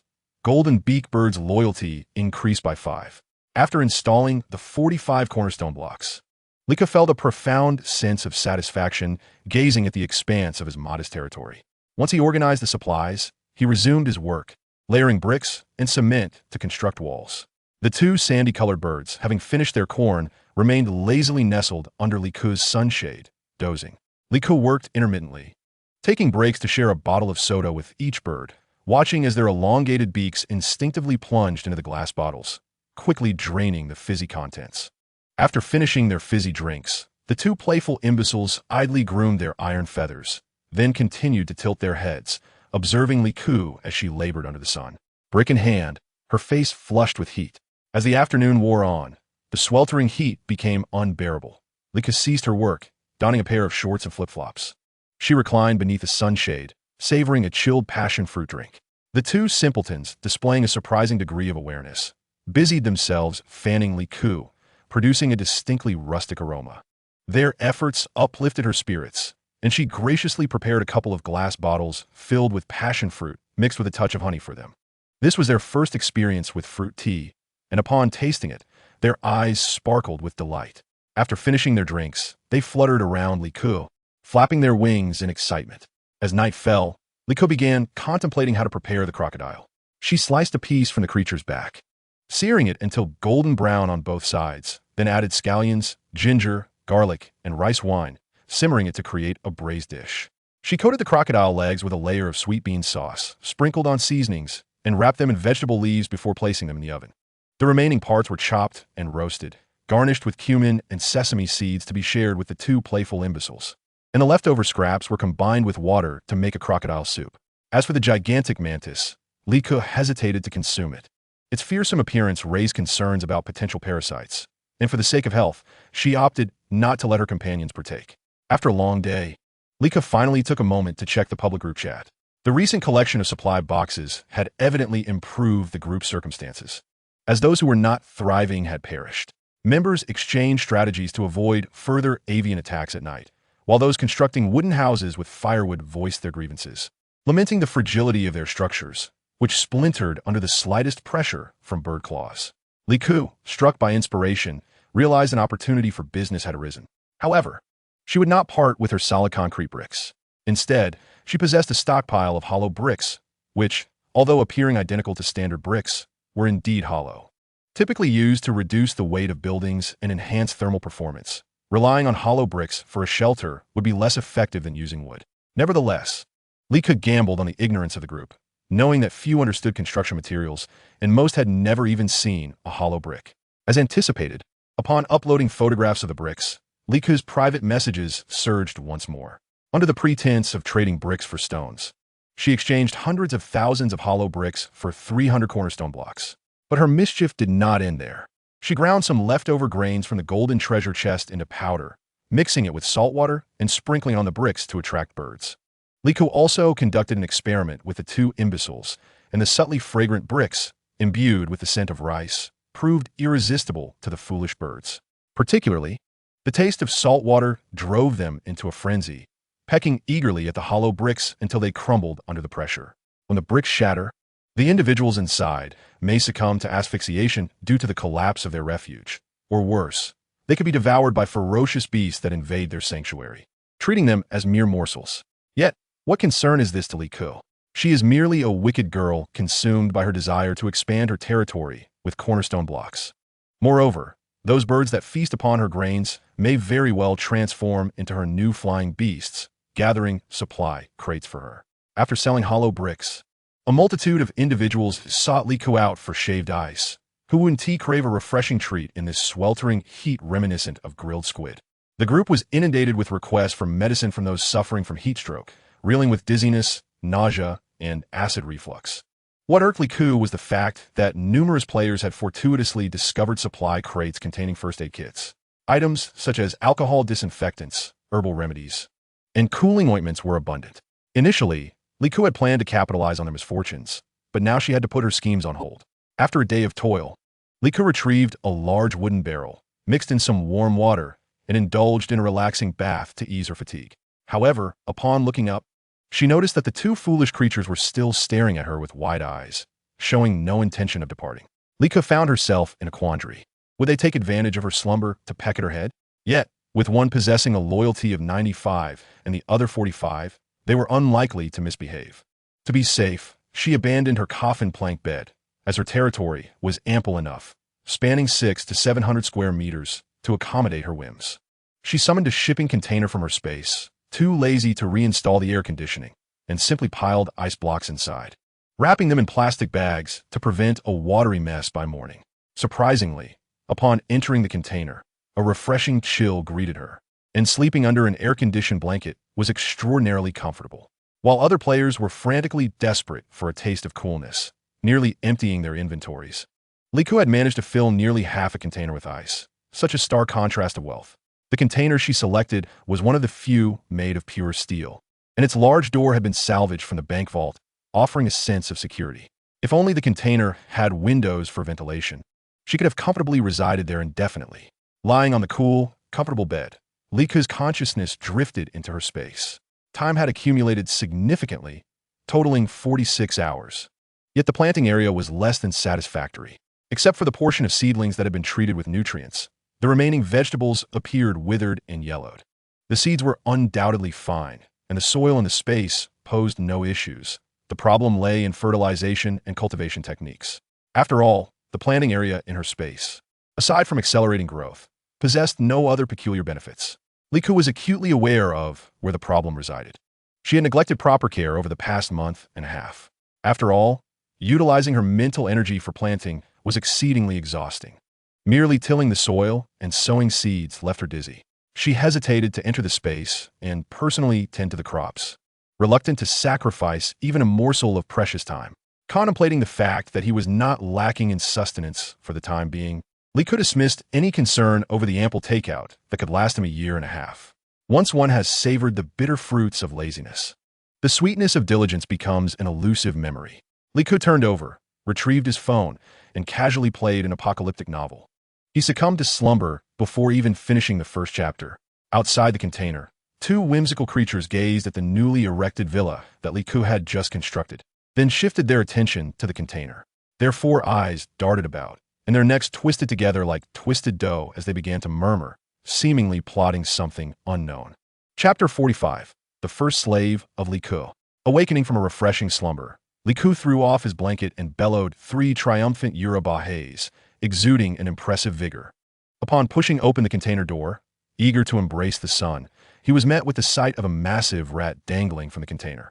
Its beady black eyes fixated on him, claws frantically clawing towards his face, emitting a horrifying hissing sound. Li Ku, in a moment of utter cowardice, collapsed onto the ground. Just then, one of the whimsical creatures swooped in, pinning the rat, larger than a cat, firmly to the floor and with a deft swipe of its talons. The rodent was cleaved in two, its viscous blood pooling on the ground. In that moment, Li Ku realized that this was no rat. It was unmistakably a bat. The two creatures, upon seeing Li Ku, emitted inexplicable jubilant calls, their demeanor brimming with delight as they nudged half of the bat towards his feet. They pushed while retreating, and Li Ku scrambled to his feet, shouting at them, "Step back. Who wants to eat a bat? What respectable person consumes flying rodents? Take it away at once. If you dare bring this thing back, I shall pluck your feathers." The creatures, however, continued to twirl in glee, having understood the command to return. For breakfast, Li Ku prepared the mantis he had left over from the previous day, coating it in flour and frying it to a crisp perfection. The sight of the succulent mantis meat nearly caused the creatures to drool profusely. This delightful meal successfully boosted their loyalty by 5 points each. Li Ku also cooked himself a bowl of potato noodles, garnished with enoki mushrooms, baby bok choy, and seaweed knots, complemented by a soft-boiled egg and a drizzle of sesame oil, fueling his appetite immensely. As he savored his meal, Li Ku pondered the capabilities of these two creatures, who could soar effortlessly in the skies and capture numerous animals. If they could do so, he mused, could he not also take to the skies in his helicopter? Perhaps he could venture into other players' territories, casually dropping a couple of landmines as a gesture of goodwill. The more he contemplated, the more exhilarated he became. Neglecting to finish his soup, he readied his helicopter, ensuring the fuel was adequate before deftly pushing the lift lever. The two whimsical creatures stretched their long necks, watching as Li Ku's helicopter began to ascend slowly. At that moment, a vibration coursed through the back of his hand. Warning: if the player enters another passenger's territory, it will be considered an automatic submission. All your foundational materials and resources on the foundational blocks will be deemed tribute. Please confirm if you wish to leave your personal territory. Two sand sculptures observed as Li Ku ascended to a height of over 10 meters, only to plummet back down at an astonishing speed, bewildered by the spectacle. Was the caretaker too stuffed to take flight? Perhaps he simply lacked the ability to soar. "Don't fret, allow me to instruct you," they seemed to convey. The two sand sculptures circled around Li Ku's helicopter, flapping their wings in a frenzy, urging him, "You should fly. Just flap your wings like this and you'll ascend. Why don't you emulate me?" Li Ku, disheveled and covered in dust, leaped from the helicopter, muttering curses as he resumed his labor of hauling bricks to construct a house. In no time, his hair and face were dusted with cement and lime. As the expansive framework of the villa took shape, he turned to measure dimensions for the installation of reinforcement bars. Meanwhile, the two sand sculptures, seemingly lost in thought, began to murmur among themselves again, their expressions comically exaggerated. Scrutinized Li Ku as if he were the subject of the village matron's gossip, caught in a compromising embrace with a rotund, bald gentleman clad in torn stockings, delivering affectionate gestures from door to door. In the sweltering heat, Li Ku had little desire to engage in conflict with them. He recalled a skill inheritance card he possessed and decided to activate it, attempting to bind a skill that would enable him to comprehend avian language. Binding failed. Humans cannot understand animal languages, but the player is granted a watch that can interpret over 60 avian dialects. No sooner had he completed the binding than he overheard the two fools chattering away. Are you going? If you go, I shall go too. Very well. Let's both go. Then let us go. Li Ku gazed at the watch displaying their trivial conversation, a wave of regret washing over him. Had he truly squandered a valuable skill card? What were they planning to do? Moments later, a supply crate descended from the sky, and he lamented the absence of his two companions. Instead of assisting him in retrieving the crates from home, where could they be wandering? Half an hour later, without the aid of the two sand sculptures, Li Ku surveyed the pitiful sight of over 20 supply crates with a forlorn expression. Among the scant 7 cornerstone blocks he managed to gather, beyond the essentials for sustenance, he discovered a first aid kit containing heatstroke medication, a nutritional syringe, along with several bottles of disinfectant and iodine solution. Placing the 7 cornerstone blocks on his territory, he realized that at least one could be used to construct a 2-person massage bathtub in the restroom. As dusk approached, the familiar calls of birds filled the air, accompanied by the harrowing screams of humanity. Li Ku looked up and was astonished to see the two sand sculptures had captured a living man, who tumbled to the ground near Li Ku's cement bucket. The two buffoons resumed their cooing, their movements reminiscent of hyperactive creatures, bouncing about with wild abandon. Li Ku helplessly glanced at his watch, which displayed, "I'm exhausted, utterly drained. Make him work, make him labor." It dawned on him that these two whimsical beings were merely showing concern for him, having brought a free laborer, a robust young man, albeit with an exceedingly unfortunate appearance. His visage was comically unattractive, with hair resembling a greasy helmet affixed to his scalp. Yet he seemed youthful, perhaps in his early 20s. However, these two fools, who allowed you to capture anyone at will, what if they had weapons and shot me? You two are a pair of simpletons, who've been found one leg trapped in the freshly mixed cement, which had ruined his newly donned temperature-regulating suit. Just as he wore a disgruntled expression, he suddenly noticed a shadow on the cement and swiftly drew a hand crossbow from his inventory, aiming it at Li Ku. "Don't move." "Who are you?" Li Ku immediately bowed at a 90-degree angle. "Master, I am your system assistant, Xiao AI." Li Ku was at a loss. Who could have anticipated the sudden appearance of a living person? It was a scorching day, and he wasn't wearing any bulletproof attire. Drawing a weapon at this moment was futile, and hiding in the space wouldn't offer long-term safety. It was far simpler to rely on wits. He continued in a serious tone, "Master, I received notification that you would arrive later. Why the sudden appearance?" Hubin scrutinized Li Ku with an expression of displeasure. "I stumbled upon a diamond treasure chest, and just as I opened it, a giant eagle seized me and soared into the sky. I have a fear of heights and blacked out. When I regained consciousness, I found myself thrown here. By the way, where exactly am I supposed to stay? This house isn't even finished." However, upon noticing Li Ku's delicate features, Hubin's anger dissipated instantly, replaced by an expression of smugness. "This diamond treasure chest has granted me a new territory, but seems rather lackluster. Although the system that accompanies me, Xiao AI, appears to be satisfactory. From now on, you shall be my personal maid. What are you staring at?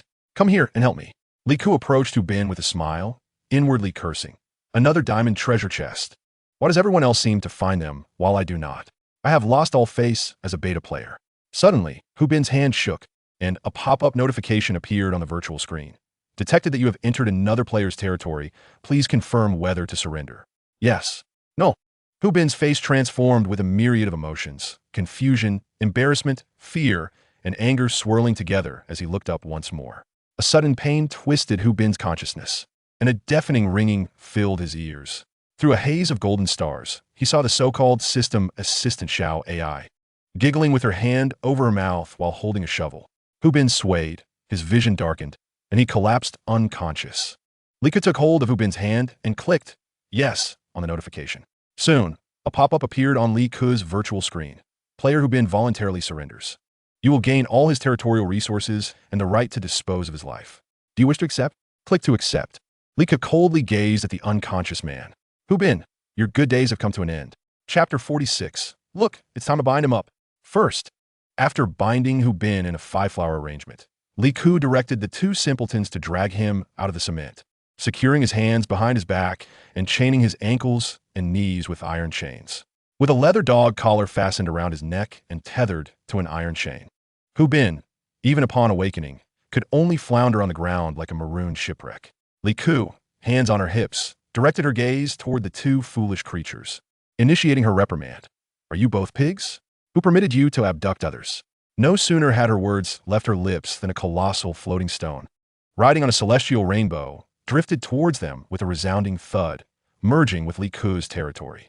This floating stone was presumably Hu Bin's domain, adorned with a plush chair exclusive to the B compartment, alongside a small shelter made of hay and firewood, standing a meter tall. Territory fusion completed. Please accept, player. Li Ke turned back to continue her lecture. Stealing people isn't entirely off the table, but you two should at least give me a heads up. I detest surprises in all their forms. Do you understand? The two foolish creatures exchanged glances, nodding vigorously, their plaintive chirps reflecting their sense of grievance. Li Ke, recalling that these two simpletons had flown from dawn to dusk only to capture a single living soul, could only imagine their exhaustion, and they hadn't eaten all day. Despite her scolding, she felt compelled to provide nourishment. The two roasted lambs she had scavenged during her travels in the spring water town had remained untouched, so she retrieved one, cleaving it in two with an axe to feed them. The golden, crispy exterior and the enticing aroma of the succulent lamb were irresistible.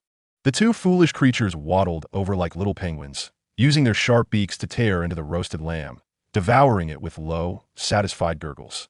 Detection. Loyalty of the mother golden beak eagle has reached a perfect score of 100. Reward. 10 gene of golden rice seeds and a box of nutrient soil. Li Ke then realized that the rice grains obtained from the golden treasure chest were not meant for immediate consumption. They were precious seeds for cultivation. No wonder the loyalty of the two foolish creatures had soared. They had dined in such luxury. As she glanced at the virtual screen on the back of her hand, another notification caught her attention, revealing the personal information of her domain slave. Name, Hu Bin. Identity, exclusive slave of Li Ke. The Lord, health points remaining, 791.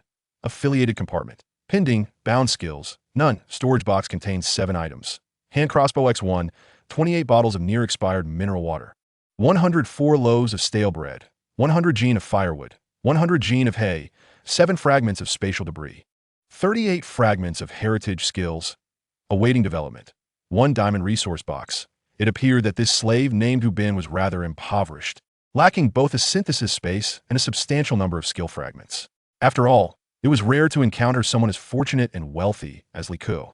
Nevertheless, he was indeed lucky, for the diamond resource box was impressively large, equivalent to 4 golden boxes. Upon opening it, she found it meticulously stocked with 4 golden boxes. She opened them all, 1 heritage skill card, 1 gene modification card, 88 fragments of spatial debris, 10 gene of seeds, 1 unit of nutrient soil, and 12 units of plant nutrient solution. First, she would bind the gene modification card. Li Ke was undergoing genetic modification, and upon completion, he felt a thrilling tremor coursing through his entire being.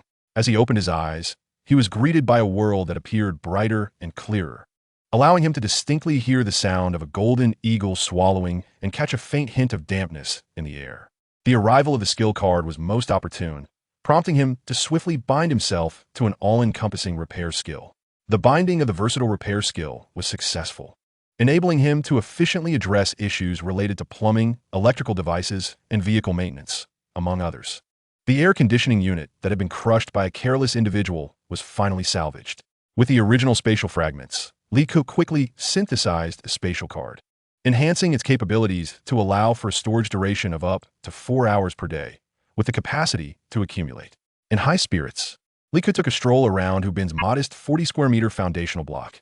5 foam boxes contained soil, from which a few green sprouts had just begun to emerge. Tethered nearby was a half-filled bottle of nutrient solution. Beneath a soft chair lay a bag, revealing 2 boxes of small lead balls, presumably intended for use with a hand crossbow. In a nearby low shelter hung a metal net, and a pile of hay served as a makeshift bed, surrounded by several wooden crates containing scattered supplies, edibles, clothing, flint, and a bird's carcass. This peculiar bird, the size of a pigeon, was adorned with gray plumage interspersed with vibrant feathers, and astonishingly, it possessed 6 claws, each tipped with sharp, backward-facing barbs akin to iron. A chill ran through Li Ku as he contemplated the potential threat this diminutive creature posed should a flock descend.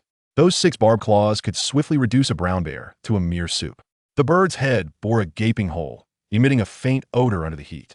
Li Ku pondered if Hubin intended to continue consuming this creature. Glancing over at the 2 slothful sand sculptures, he mused on Hubin's good fortune. Had he encountered the 6-clawed bird instead, he likely would have met a grim fate. The 2 sand sculptures, having devoured their mutton, languidly preened their feathers and settled beside Li Ku's shipping container, appearing quite fatigued. Li Ku surmised that the distance between players must be considerable. Otherwise, these 2 would not have spent an entire day returning with only one person. He pointed to Hubin's small shelter, declaring, "From tomorrow, this shall be your abode. During the day, you will rest inside, and at night, you shall keep watch for me." The 2 sand sculptures nodded, half closing their eyes as they drowsily waddled into the shelter, their large posterior wiggling adorably. Hubin, having been knocked unconscious by Li Ku's shovel, was abruptly awakened by a splash of cold water. Upon opening his eyes, he unleashed a torrent of curses at Li Ku. The system detected that the slave's loyalty was below 5, recommending that the player promptly increase the slave's loyalty value. Suggestions included bestowing a certain amount of life value upon the slave and providing a favorable living environment along with sustenance. Suggestion 3. Provide psychological comfort and material rewards to the slaves. Li Ku nodded and directly drew out a leather belt with an iron buckle. This game truly lacks an understanding of human nature. The greatest loyalty of mankind is rooted in the fear of their masters.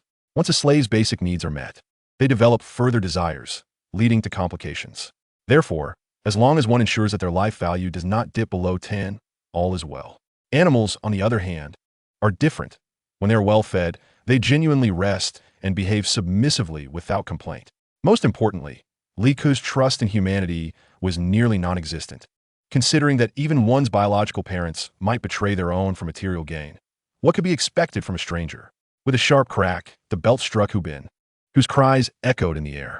At one point, a male golden eagle stretched its neck to glance at the commotion before quietly retreating to continue its slumber. Hubin, like a pickled cucumber, rolled on the ground in an attempt to evade the strikes, incoherently pleading, "Stop! Stop! I yield! I yield! I yield completely." Li Ku shook her head, sensing his submission was far from sincere. She adjusted the belt, wrapping it around her wrist twice, and raised her arm high before delivering another heavy blow. The belt sliced through the air with a sound that tightened the jaws of onlookers, while Hubin's lamentations persisted until nightfall. How vexing! She was so busy that she missed the sunset, neglecting the breathtaking view of the fiery clouds. A splash of cold water brought Hubin back from his unconsciousness, and his demeanor softened considerably. His gaze towards Li Ku was now filled with fear and anxiety. The moment she lowered her arm slightly, Hubin instinctively shut his eyes and shrank his neck. Li Ku was quite pleased with this reaction. She had no intention of killing him just yet, nor did she expect him to assist in building a villa. After all, the construction of her shelter was nearing completion, and she trusted no one but herself with such a critical project. As for Hubin's utility, Li Ku had a rather unconventional idea. With a single slave's submission, she gained over 40 square meters of foundational blocks, far easier than the daily toil of salvaging supply crates. It was somewhat daunting to have 2 clumsy creatures attempt to steal from others. But what if a player, unable to thrive, voluntarily submitted? This required a promotional strategy, and Hubin would serve as the perfect bait. This was also the reason why Li Ku consciously avoided striking his face. Even if this tactic failed, she recalled how a slender individual had tirelessly sold goods for her in the mines, and now Hubin was reminiscent of that very person. With free labor at her disposal to rapidly boost her life value, Li Ku could leisurely sip tea and pass her days. What could be more delightful? Chapter 47. Adjusting and Educating the Slave. Li Ku sat before Hubin, who appeared as helpless and vulnerable as a hamster beneath the paw of a wildcat. Had he not been bound in iron chains, he would have surely knelt in submission, begging for mercy. Li Ku sat boldly on the stool, twisting his wrist to reveal a ripe durian. Clad in disposable gloves, he seized the largest portion of durian flesh and indulged in it. The fruit's intoxicating aroma tantalizing Hu Bin's taste buds, causing his Adam's apple to incessantly bob as he swallowed his saliva. Hu Bin, from where do you hail? Hu Bin hastily replied, from the B-class carriage. Given your wealth, you must be from the A-class carriage, right? With a swift motion, Li Ku delivered a sharp slap. Address me as master. Answer my questions without retort. Do you think I can't deduce that you come from the B-class carriage? Given how that soft stool beneath you is about to burst, I am inquiring about your origins. The slap left Hu Bin's lips firmly pressed against his teeth, drawing blood. He recoiled and stammered. Master, I erred. I hail from the mountainous city in the western region of the Blue Star. Li Ku pondered the mountainous city. I have heard that your marriage customs are quite peculiar, with the new bride required to kneel for a night at the eight immortals' table, while the groom must remain in bed for 3 days. Upon hearing this, Hu Bin straightened his upper body. Indeed, our customs dictate that a new bride must prove her patience. Those with ill temper are deemed undesirable. After a night of kneeling, she must then attend to her husband and in-laws. Within 3 years of marriage, a son must be born, or she will be returned. My mother was fortunate to bear 2 daughters in 3 years, and it was only after she conceived me that she was permitted to return to her husband's family to fulfill her duties. Li Ku chuckled as he placed the empty durian shell on the ground. Here, we also have an unwritten custom. Newly arrived slaves must kneel on durian shells for a night to temper their disposition. You must understand that those with unfavorable temperaments are unwanted. Within 3 days, you must earn your master 8,000 life points and 100 cornerstone blocks, or you too shall be sent back. Hu Bin was taken aback. Master, when you speak of being sent back, do you mean allowing me to return to my own territory? Li Ku nodded. Of course. I shall have my great eagle escort you back. However, it may find the journey too tedious and drop you along the way. Upon hearing this, Hu Bin stiffened, his jaw trembling involuntarily. Please, master, do not send me away. I have not yet lived enough. I will be obedient, I assure you. Li Ku removed the disposable gloves, wiping the remnants of durian on the heel of his shoe, and said leisurely, This is your reward. Eat it quickly. Having worn these rubber shoes for days while building a house, the gravel and dirt on the shoe's upper had been thoroughly cleaned by Hu Bin. Li Ku nodded in satisfaction, reflecting on the essence of loyalty. This was true loyalty. Mere obedience was insufficient. One must also be of use. For I did not accommodate idlers.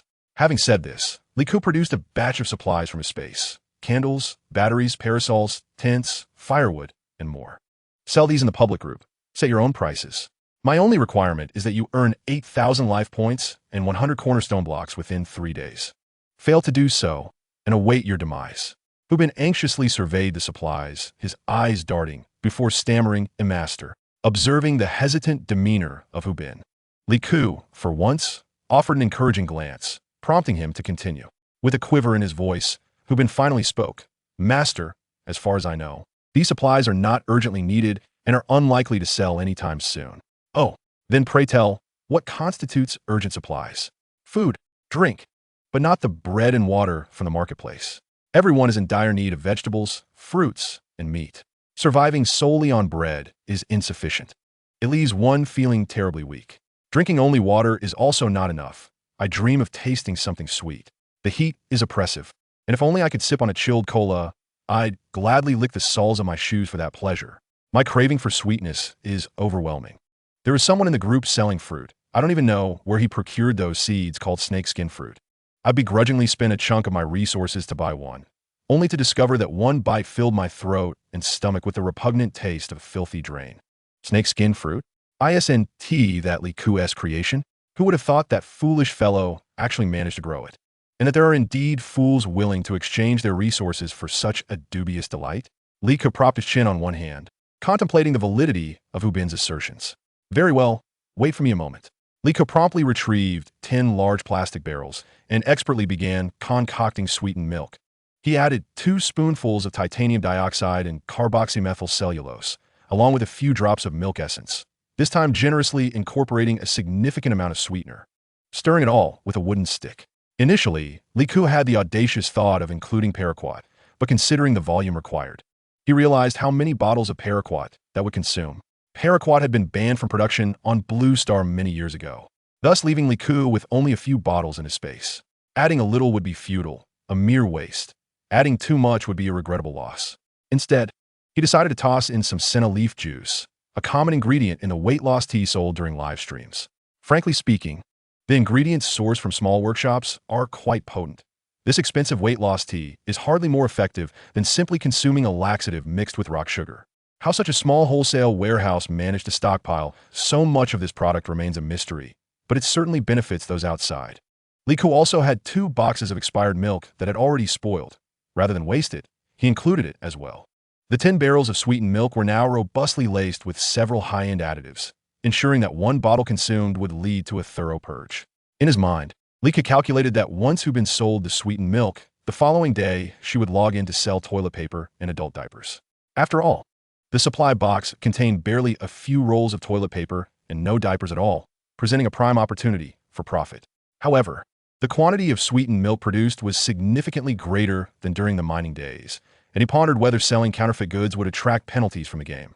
Yet, recalling that the previous seller had faced no repercussions, he reasoned that even if the game system imposed penalties, they would not fall upon him, as it was Hu Bin who was selling the goods. If there were to be any consequences, they would likely be directed at Hu Bin, for a slave is, after all, meant to be exploited in critical moments. Oh, indeed, Hu Bin remarked that everyone outside longs for meat. Li Ku, using his mental prowess, conducted a sweep through the space and retrieved a pile of lymphatic meat that had been hoarded by an oblivious individual in the small goods warehouse. Behold, this lymphatic meat possesses an oddly endearing appearance, its surface riddled with myriad lumps of varying sizes, reminiscent of the acne that plagues adolescent boys. Those afflicted with obsessive-compulsive tendencies would be tempted to pop each one. A mere squeeze of these lumps delivers a dual assault on the senses. For the lymphatic meat resembles grotesque tumors, evoking a sense of revulsion. The overall texture appears dull and is tinged with an unsettling shade of purplish blue in hand. It feels both soft and sticky, accompanied by an indescribable oily odor that churns the stomach with a mere glance. Even the most ravenous of meat enthusiasts would recoil from such a sight. Li Ku promptly cast it into the meat grinder, reducing it to a fine mince with swift efficiency. Despite the quality of this lymphatic meat, Li Ku was reluctant to part with it all at once, choosing to retain a third, for who knows how long this endeavor might take. After all, it is still meat, and its value is likely to appreciate as the game progresses. However, even this modest quantity would not yield significant returns. It required some embellishment. Li Ku recalled the method employed by his boss during his stint at the breakfast shop downstairs, wherein a pile of cardboard was soaked and subsequently tossed into the blender, producing a mixture that closely matched the meat's hue.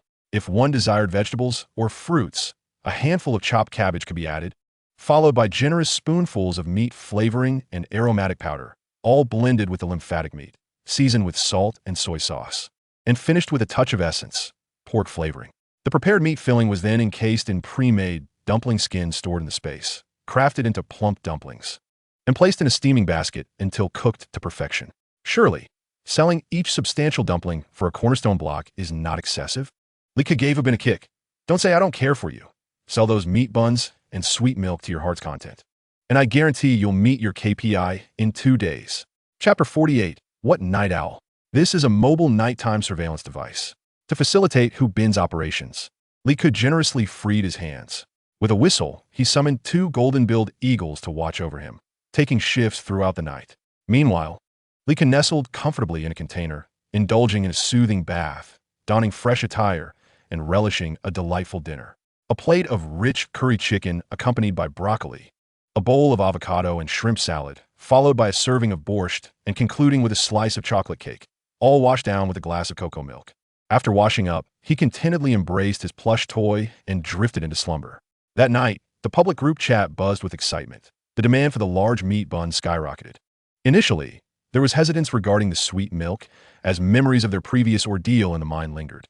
Fortunately, Hu Bin displayed a modicum of linguistic talent, explaining that their prior nausea stemmed from consuming the contaminated water within the mine, exacerbated by the damp and frigid environment.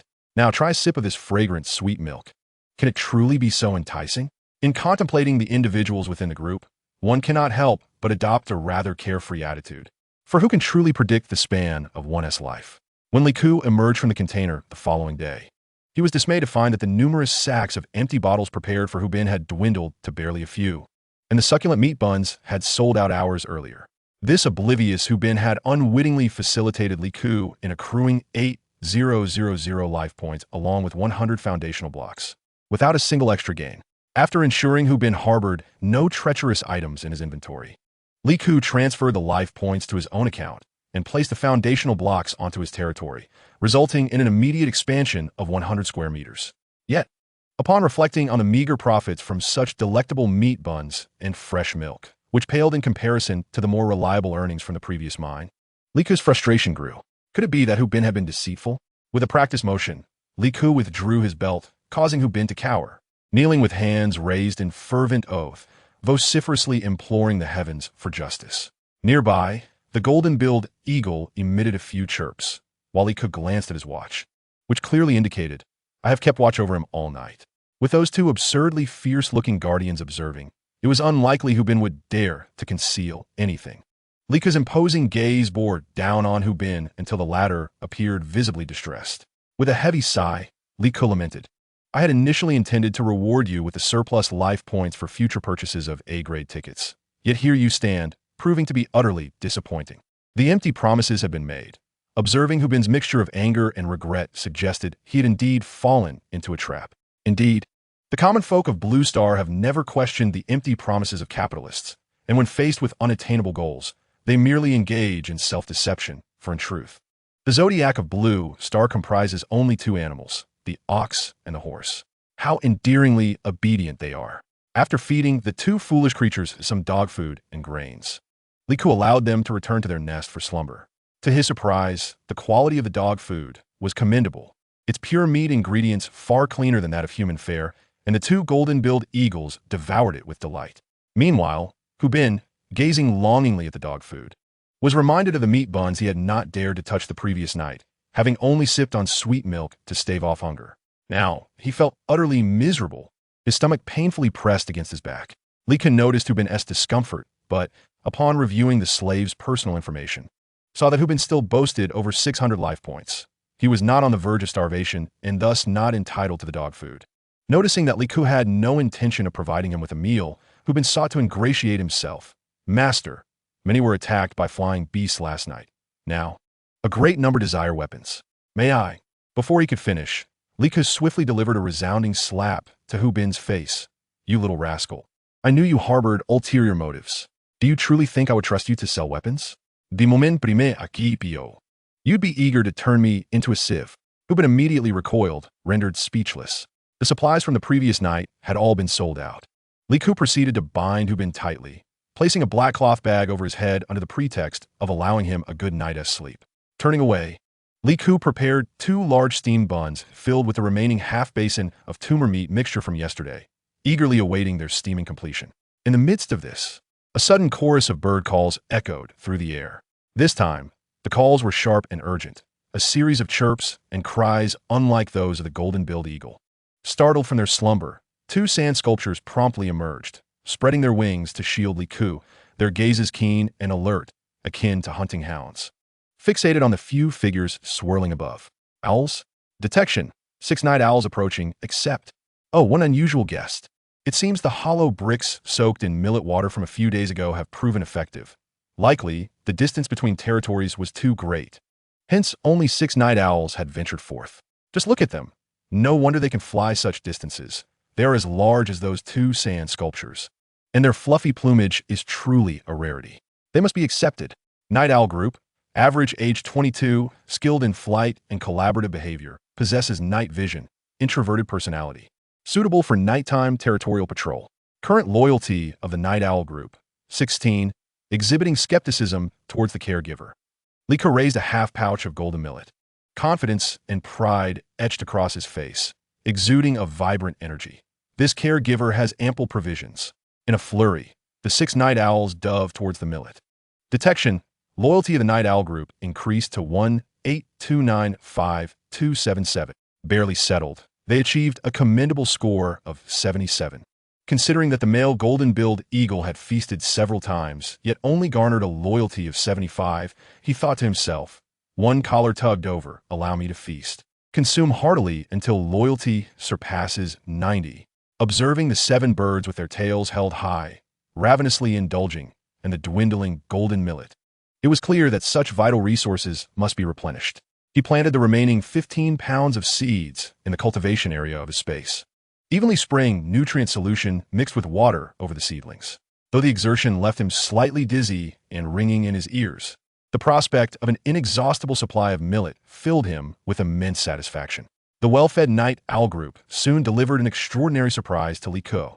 Supply boxes began to descend. With a flourish, Li Ke waved the golden net towards the sky. Gather. 600 supply boxes lined up neatly before him.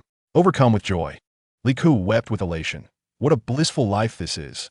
Were it not for the apocalypse, he would have loved to share this triumph on social media. Chapter 49. Selling laxatives in one breath and toilet paper in the next. Li Ke, you truly are something else. From the 600 supply boxes, Li Ke extracted 289 cornerstone blocks, a veritable mountain of water and bread, along with an abundance of daily necessities. Rubber gloves for electrical safety, raincoats, soap, towels, toothpaste, toothbrushes, AAA batteries, and waterproof fabric. Among them, 36 or 7 boxes were filled with coal and charcoal, totaling half a ton. However, the quantities of white sugar and table salt are lamentably scant. Out of more than 600 boxes, only 2 small bags were unearthed. This stark scarcity reveals the dire state of resources for others, which explains why Hubin incessantly clamors for something sweet. As Li Ke opened boxes, she kept a watchful eye on Hubin, who remained securely bound, his head shrouded in a black hood. Although the towering stacks of supplies were obscured from view, the sound of boxes being opened resonated profoundly within her, leaving her in awe. How many boxes had been opened? How had she accomplished this? With such abundance? Why was she not afforded even a morsel to eat? Was her performance still deemed inadequate? If only her master would free her. She could demonstrate her worth through her labor. Another 20 boxes revealed spirulina, a common additive in pig feed, rich in protein, fats, and vitamins, easily cultivated in water. The mere mention of pig feed triggered a reflexive tightening in Li Ke's throat. Yet this spirulina appeared far more palatable than the feed she had previously endured, dried corn stalks that could choke a person with a single bite. In the central row, 8 golden treasure chests and 17 silver chests gleamed enticingly. The silver chests contained an array of useful melee weapons, 2 lightweight, razor-sharp machetes perfectly suited for female players, a Viking sword forged entirely from high-grade steel, resistant to wear and corrosion, a butchering axe with a wooden handle, its sharp blade designed for maximum impact, capable of delivering a fatal blow to zombies, beasts, or humans alike, and 14 iron baseball bats, 7 solid and 7 hollow, catering to players of varying strength levels. These treasures were exceptional, particularly the axe, which perfectly aligned with Li Ke's aesthetic sensibilities. She hastily stored it away, envisioning her prowess in future zombie encounters, equipping her mechanical arm and swinging the axe with such precision that she could achieve a kill in mere seconds. The golden treasure chest yielded hundreds of shimmering fragments, enabling Li Ke to successfully synthesize 2 gene modification cards, 2 skill inheritance cards, and 1 space synthesis card. To her astonishment, it also contained 2 live piglets, a male and a female, bubbling with life. Li Ke decided to prioritize a speed-oriented genetic modification for herself. As a survivalist, must possess exceptional speed when facing danger. The modification significantly enhanced her running speed, reflexes, and evasion capabilities. This was truly splendid. She had merely wished to run faster, yet the game had graciously provided her with heightened awareness as well. How thoughtful! It was indeed a testament to true affection. Another genetically modified card has arrived. Let us opt for a self-healing transformation. After all, in a world of survival, it would be splendid to never fall ill, sustain injuries, or meet death. Genetic modification completed. Player Li Ke's self-repair capabilities have been significantly enhanced, accelerating wound healing. Accumulating 50 genetic cards will unlock the ability for limb regeneration. Oh, limb regeneration. I wonder if I could regenerate my head should it fall off. I shall temporarily store the 2 skill inheritance cards in my inventory. No rush to utilize them. The spatial card arrived just in time. Li Ke has been diligently using his mental strength to cultivate grains, water, till the soil, and fertilize, leaving his temples throbbing. Furthermore, thoughts of that singular hen in the space occupy his dreams at night. Li Ke feels the need for a spatial steward. Space upgrade successful. A basic robotic steward is now available. capable of performing 3 tasks daily as set by the player. Just 3 tasks? Even the donkeys and production teams wouldn't dare operate on such a limited basis. Let us commence with cultivation. Grains, vegetables, fruits, and medicinal herbs shall all be planted, ensuring production is guaranteed. Next, let us establish livestock farming. My little hen and piglet will have a caretaker now. As for the final task, perhaps you could prepare meat buns for me in the space. After crafting 180 lymph meat buns yesterday, my fingers are nearly crinkled from the effort. Robotic steward task setting successful. Tasks will rotate every 6 hours, with remaining time allocated for the robot to recharge and rest, and players cannot impose interruptions. The spatial steward is considered a high-level intelligent assistant. It is recommended to upgrade multiple times, enriching the stewardess capabilities and becoming the host's most formidable support. Understood. Hubin, make sure to hoard spatial fragments diligently from now on. Do you remember? Oh dear, someone removed that headgear from him. It's sweltering. And we would want him to suffocate. Meanwhile, the public group chat is buzzing with activity, primarily revolving around 3 topics: sharing bird hunting insights, mutual trading of supplies, and vehemently cursing Hubin for selling sweet milk yesterday. Chuckling, I couldn't help but laugh. What transpired? Just yesterday, Likud directed Hubin to sell 10 barrels of the technologically advanced sweet milk, which contained an extra dose of senna leaves.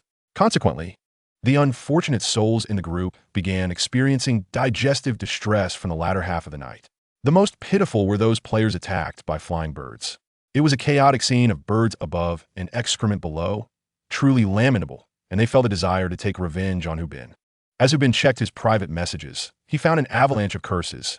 Each one he opened was a barrage of invective. Not only did they vent their frustrations at him, but they also unearthed his ancestors, cursing from his heel to the tips of his hair.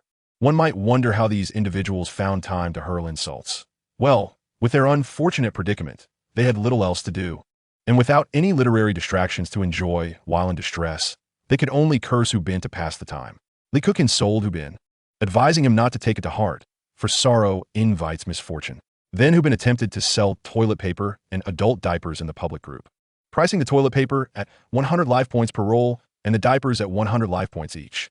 Although somewhat expensive, those who did not mind the unsanitary conditions could reuse them. As expected, this announcement was met with an avalanche of insults in the group. You drugged us, and now you're selling toilet paper. Do you even have any shame? What kind of toilet paper costs 100 life points? A bottle of water is only 10 life points. Pray tell, what is this paper made of? Is it crafted from the skin of your ancestors?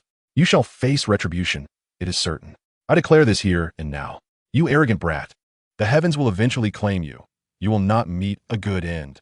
Likud chose to ignore Hubin's pitiful expression and quickly posted new trade information in the group using his own account. End times fortune lady. No need to panic. I have toilet paper available at 5 life points per roll, and for every 10 rolls purchased, I will include 1 adult diaper of standard size. Look at fortune lady. She isn't like you, profiting from such unscrupulous means. Indeed, this price is far more reasonable. I'll take 10 rolls, and please provide the largest size for the diapers. I need to stock up. I also want 10 rolls, and the M-size diaper will suffice. While dispatching the orders, Likud silently cursed, wondering if these people had lost their minds.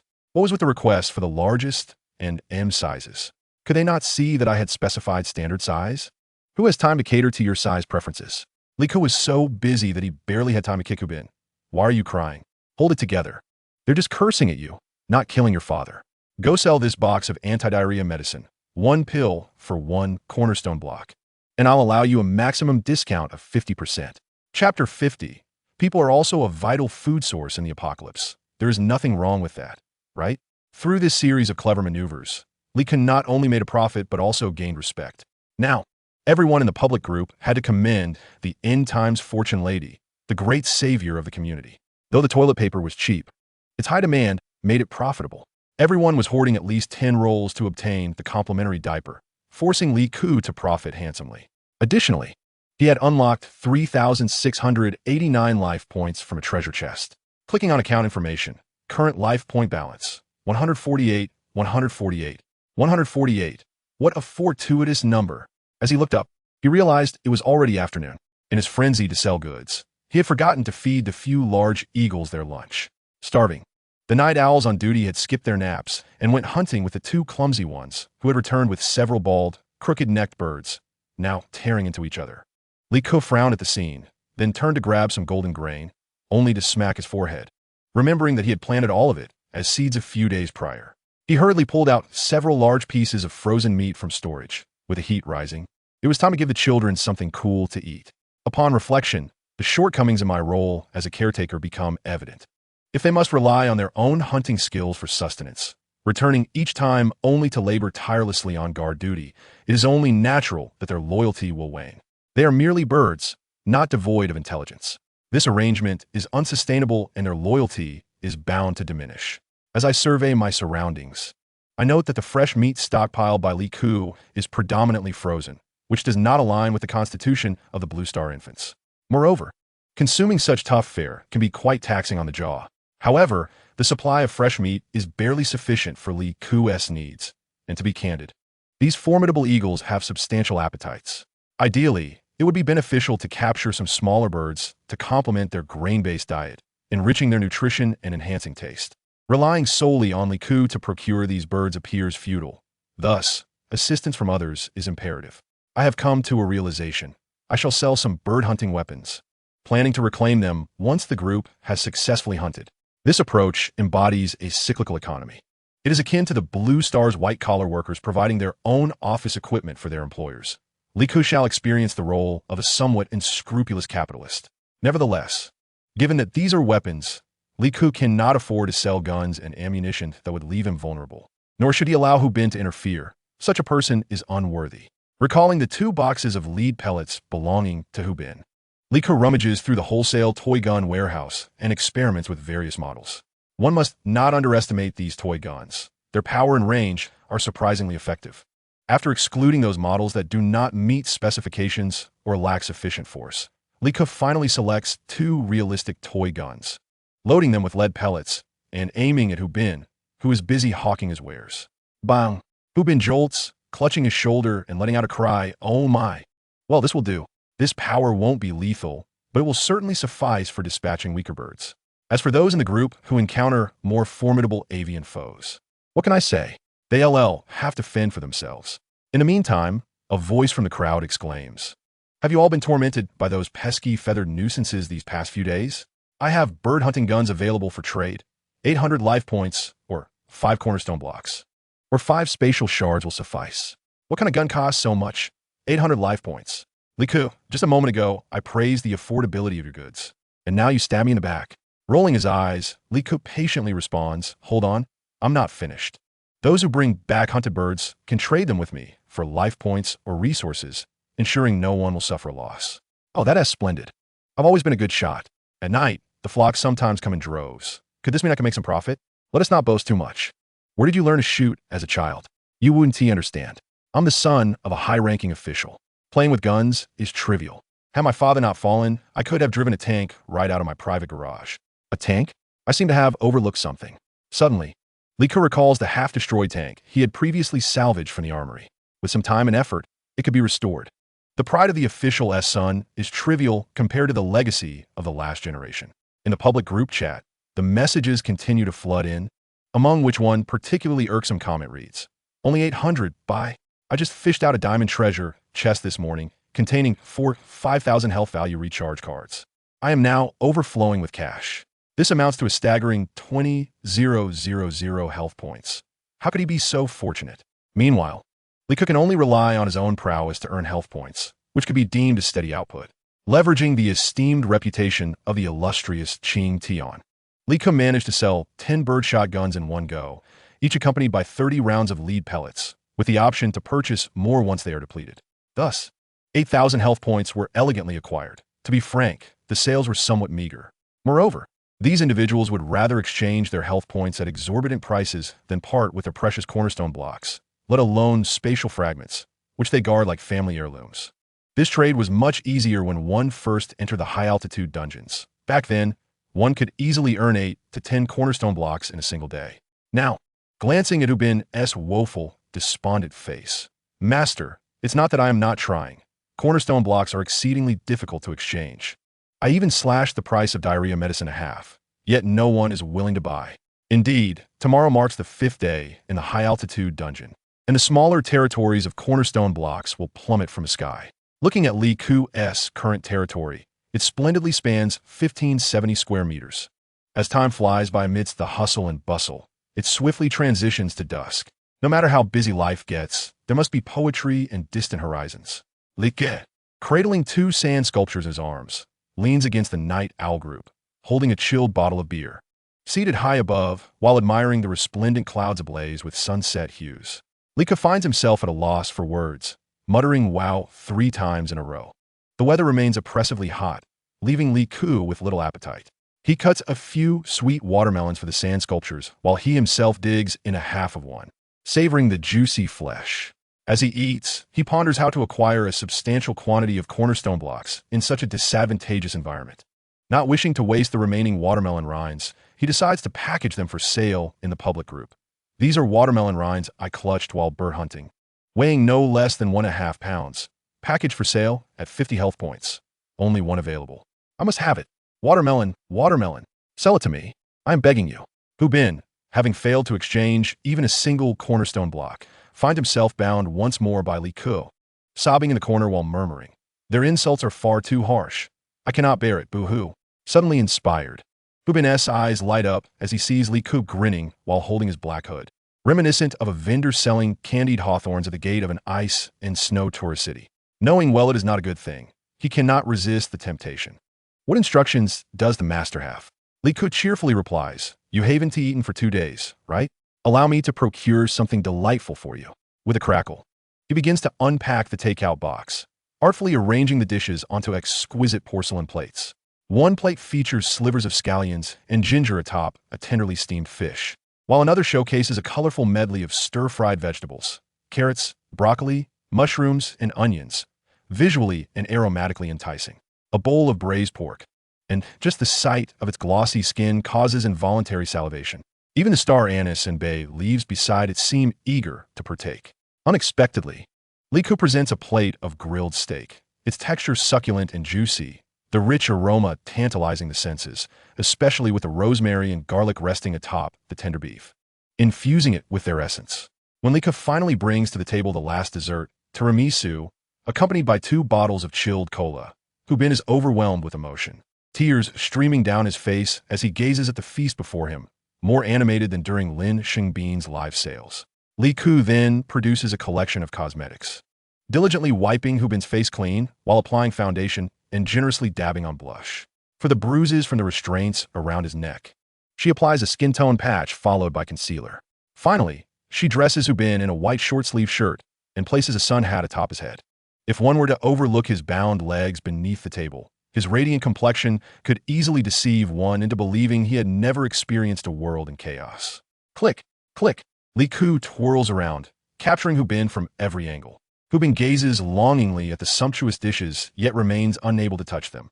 Not only is contact forbidden, but even his expressions and gazes are scrutinized. Li Ku even maniacally instructs him to feign a bored indifference towards the culinary delights. Only after she uploads her most favored 2 photographs to Hu Bin's virtual screen does she cryptically inquire, "Bin Za, have you heard of a place called Mianbei Maiwadi across from Blue Star?"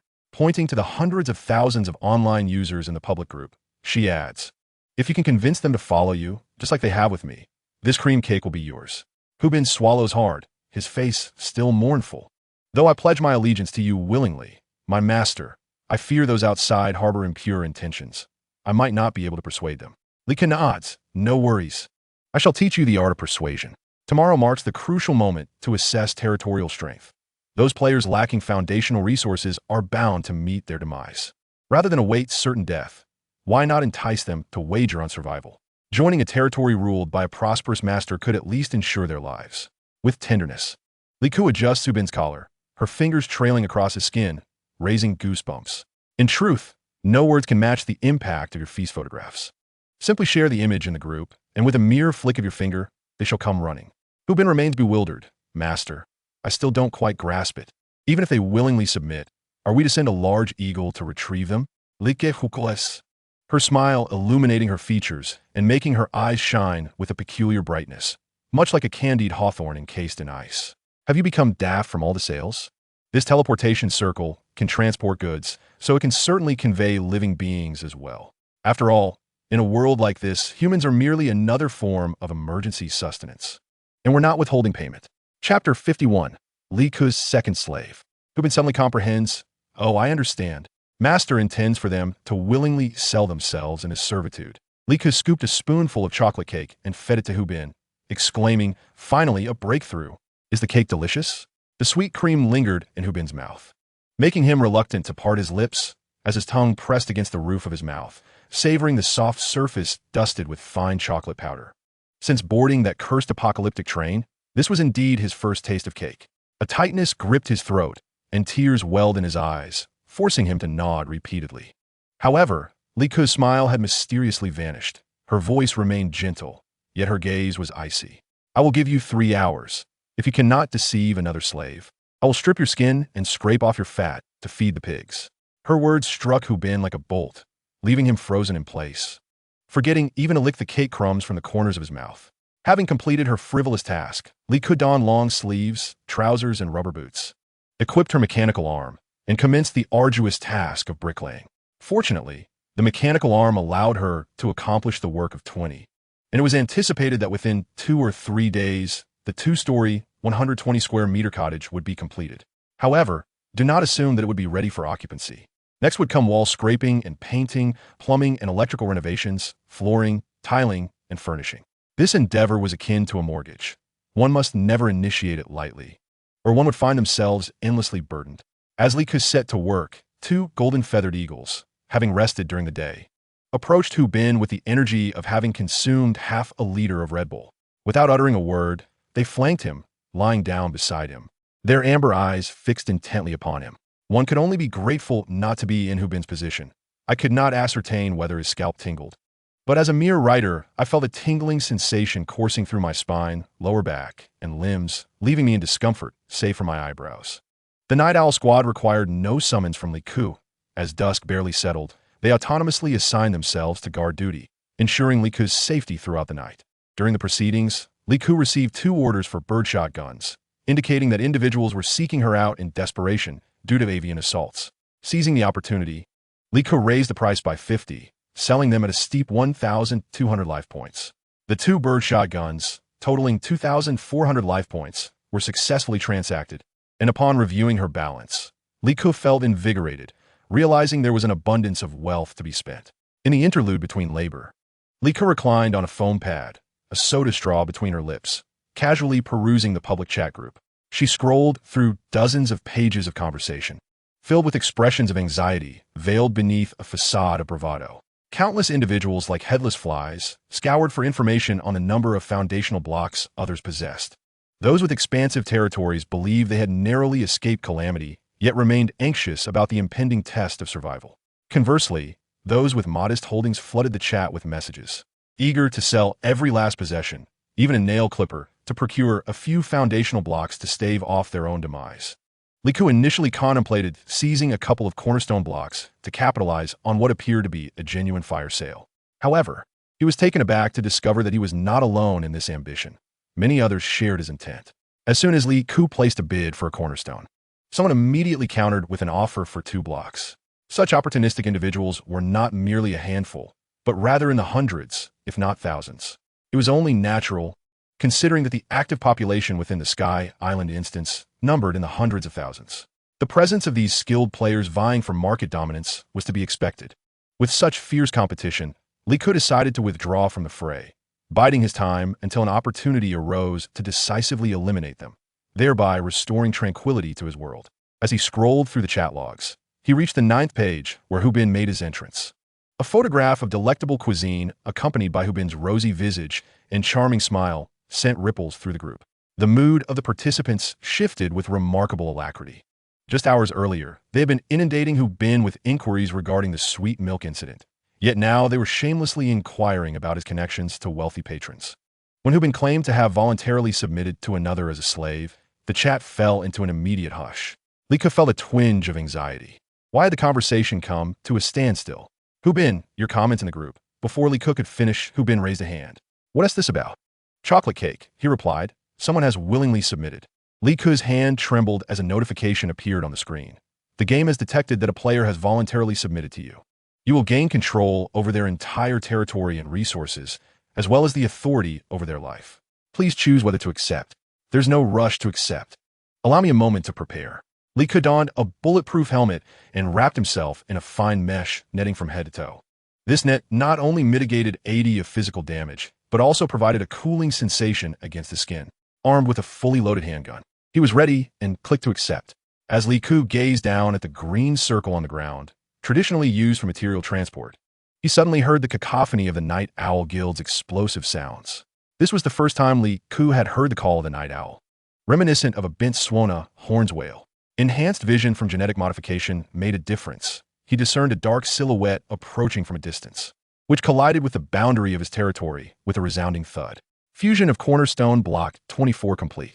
The golden-billed eagle maintained its gaze on Hu Bin while the other, without waiting for Li Ke's whistle, darted toward the new territory.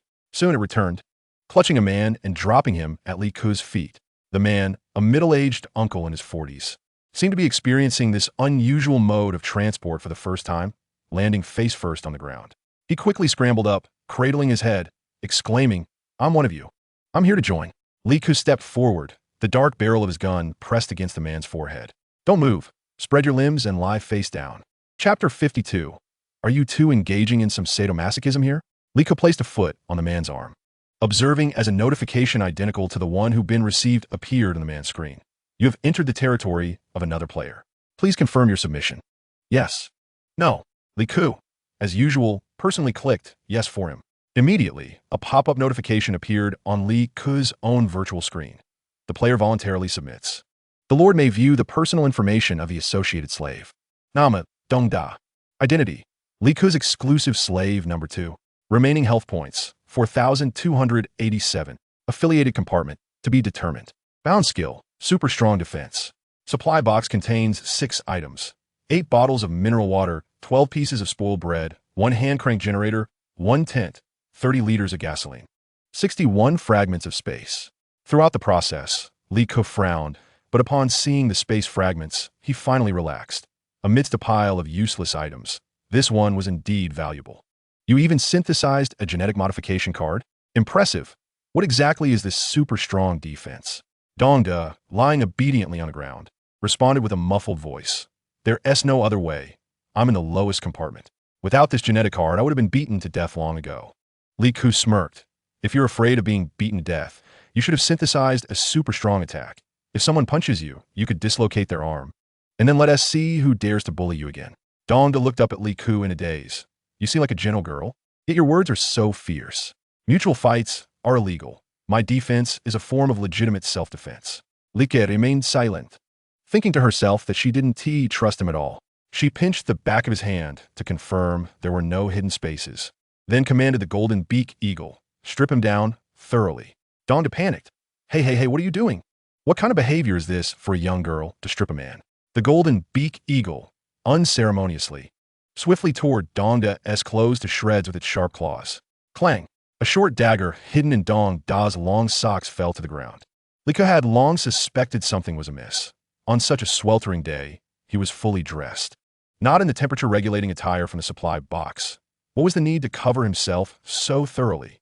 As the dagger hit the ground, Dong Da instinctively reached for it, only to be jabbed by the golden beak eagle's beak, causing a blood hole to appear on the back of his hand, the pain making his veins bulge as he gritted his teeth. Li Ke, wielding a handgun, kicked Dong Da in the backside, repeatedly pressing her heel down to confirm that no other items were concealed there. Then, gripping Dong Da's chin, she pried his mouth open and inserted the handgun, turning it around a few times to check for hidden blades. She also stepped on his arms and the back of his hands, checking for needles. These were all tricks Li Ke had witnessed in the lowest compartment. People there would do anything for a bit of food and drink. Next, she grabbed Dong Da's slightly long hair and shaved it all off, ensuring he could no longer hide anything in his hair, and also making him a glaring target at night, easy for the Night Owl group to track. Hu Bin, standing nearby, was unfazed, having undergone similar treatment from Li Ke just a couple of days prior. He removed his sun hat and scratched his own bald head, timidly asking, "Master, what about my cake?" Li Ke didn't even lift her eyelids. "Good things come in pairs. If you bring me another one, I'll let you have your cake and soda together." Hu Bin continued to entice others with a pouting expression, while Li Ke tossed a vest and a pair of beach shorts to Dong Da. who grimaced as he felt the life force within him gradually diminish due to the wound on his hand. Dongda, looking pitifully at Li Ke, raised his bleeding hand and questioned, "While I acknowledge that concealing a dagger was my fault, I have come to you out of trust, yet you treat me this way?" Li Ke remained silent, setting up a dining table and presenting a large steamed bun filled with lymph meat, which had been neatly prepared by the space butler robot, along with several additional dishes. Dongda's face brightened instantly. As he reached for a meat bun, Li Ke commanded, "Now smile." "Click. This one won't do," he said, turning to remove Hubin's sun hat and placing it on Dongda's head to shield his baldness from view. "Lift the bun higher. Smile more joyfully and naturally. Yes, that's the expression we want. Let's take another shot." Click.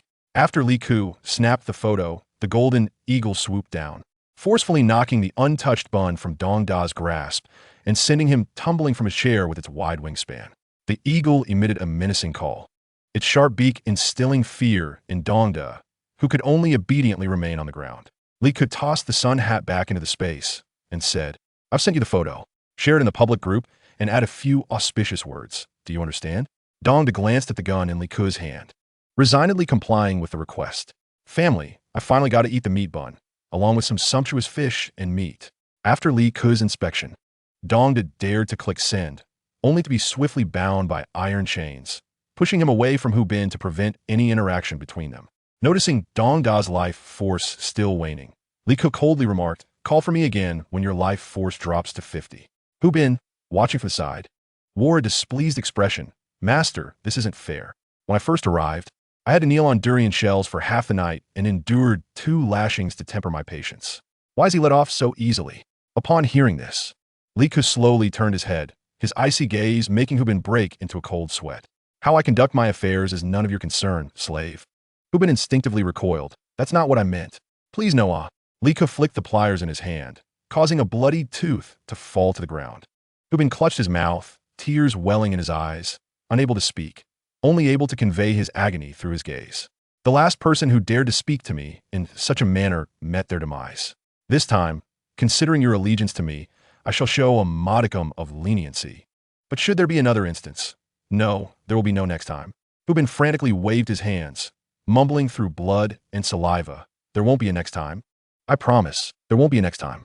Li Ke observed the mixture of blood and saliva trickling down Hu Bin's chin, staining his freshly changed attire.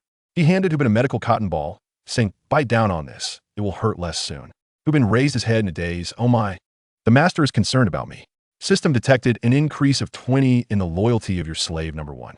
Li Ke was at a loss for words. Truly, a glass of Jin Nanchun before bed ensures a good dream. Chapter 53. Who else remains unconvinced?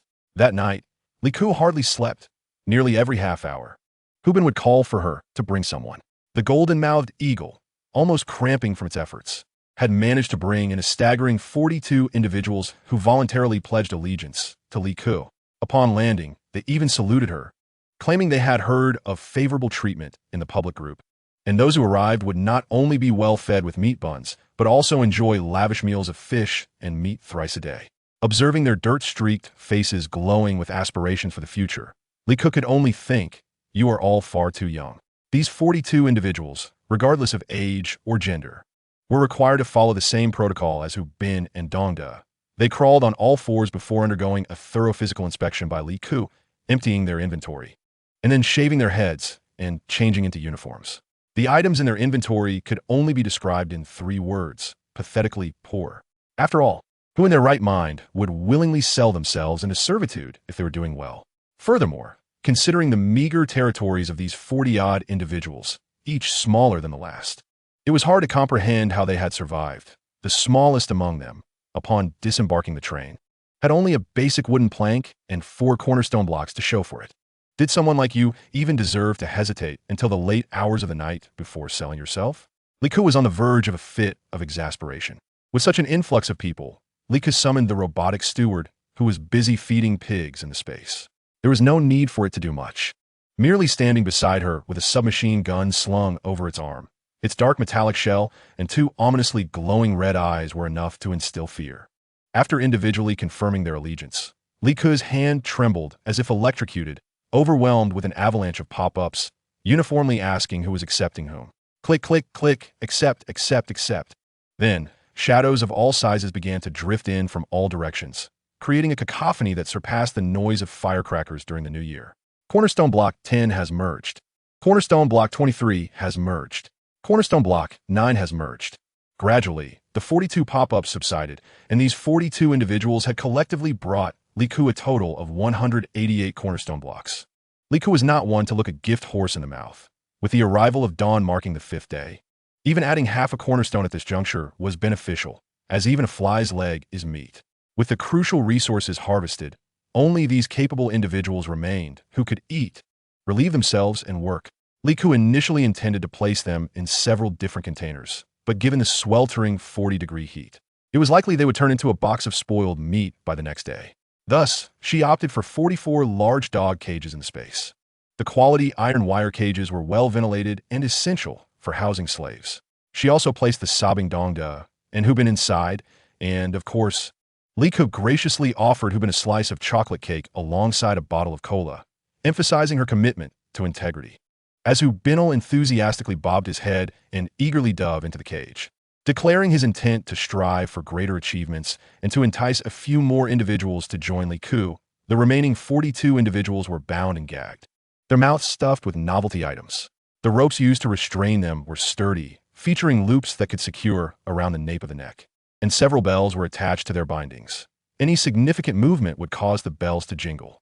The Night Owl group had evidently put considerable effort into surveilling Liku, the caretaker, and fortunately, these individuals arrived in batches, otherwise Liku might have found himself overwhelmed. After all, if he were truly overwhelmed, the only recourse would be to eliminate them to prevent future troubles, a principle that has long been upheld by those who adhere to a survivalist philosophy.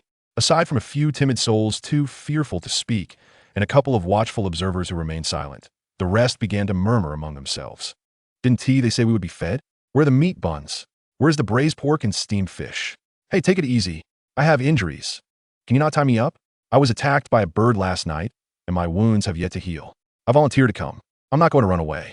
Wait, why are you tying me up? I'm here to join you, not as an adversary. It was laughable. Those who had survived until now claimed they were not villains, yet they were all seasoned tricksters, playing games reminiscent of ancient tales. Liku, having spent hours laying bricks and mixing cement in the afternoon, compounded by a sleepless night, was now in a foul mood. He seized the loudest complainer and hurled him to the ground, swiftly drawing his belt to deliver a series of harsh blows. To enhance his efficiency, Liku had even equipped himself with a mechanical arm, making the strikes feel as though they were delivered at triple speed. The sound of the genuine leather against skin resonated like popcorn popping in hot oil, drowning out the screams. He continued until his victim lay motionless, at which point he checked the individual's health information. Over 2,000 health points remaining. It seemed he had merely been rendered unconscious by pain, rather than fatally harmed. He was securely bound and shoved into the cage, the lock clicking shut with a resounding finality. When Liku raised his gaze once more, the remaining individuals beheld his face, speckled with droplets of splattered blood, and his wrist still clutching the severed belt, illuminated under the crescent moon. A few viscous drops of blood dripped slowly from his fingers, and Liku emanated a chilling, eerie glow, his eyes piercing to the bone. Is there anyone who dares to defy me? Facing the ominous and fiercely imposing figure before them, no one dared utter a word, their eyes averted. Liku, maintaining a stern expression, proceeded to bind each individual in turn. When he reached a young man, he surprisingly uttered a soft thank you, his restrained hands lifting the hem of his shirt to reveal well-defined abs, while his legs parted slightly, straightening his posture into a kneeling position. Raising his gaze, he innocently asked Liku, "Miss, if this outfit is dirty, may I change into another?" "Thank you, sister." Accompanying his words was a subtle scent of deep wood, and Liku couldn't help but glance at him a moment longer, feeling her heartbeat quicken in response. She had never encountered anyone so extraordinarily handsome. In the play of light and shadow, his face was strikingly captivating. His large, doe-like eyes gazed at Liku with a glistening innocence that would soften the heart of anyone, except for Liku.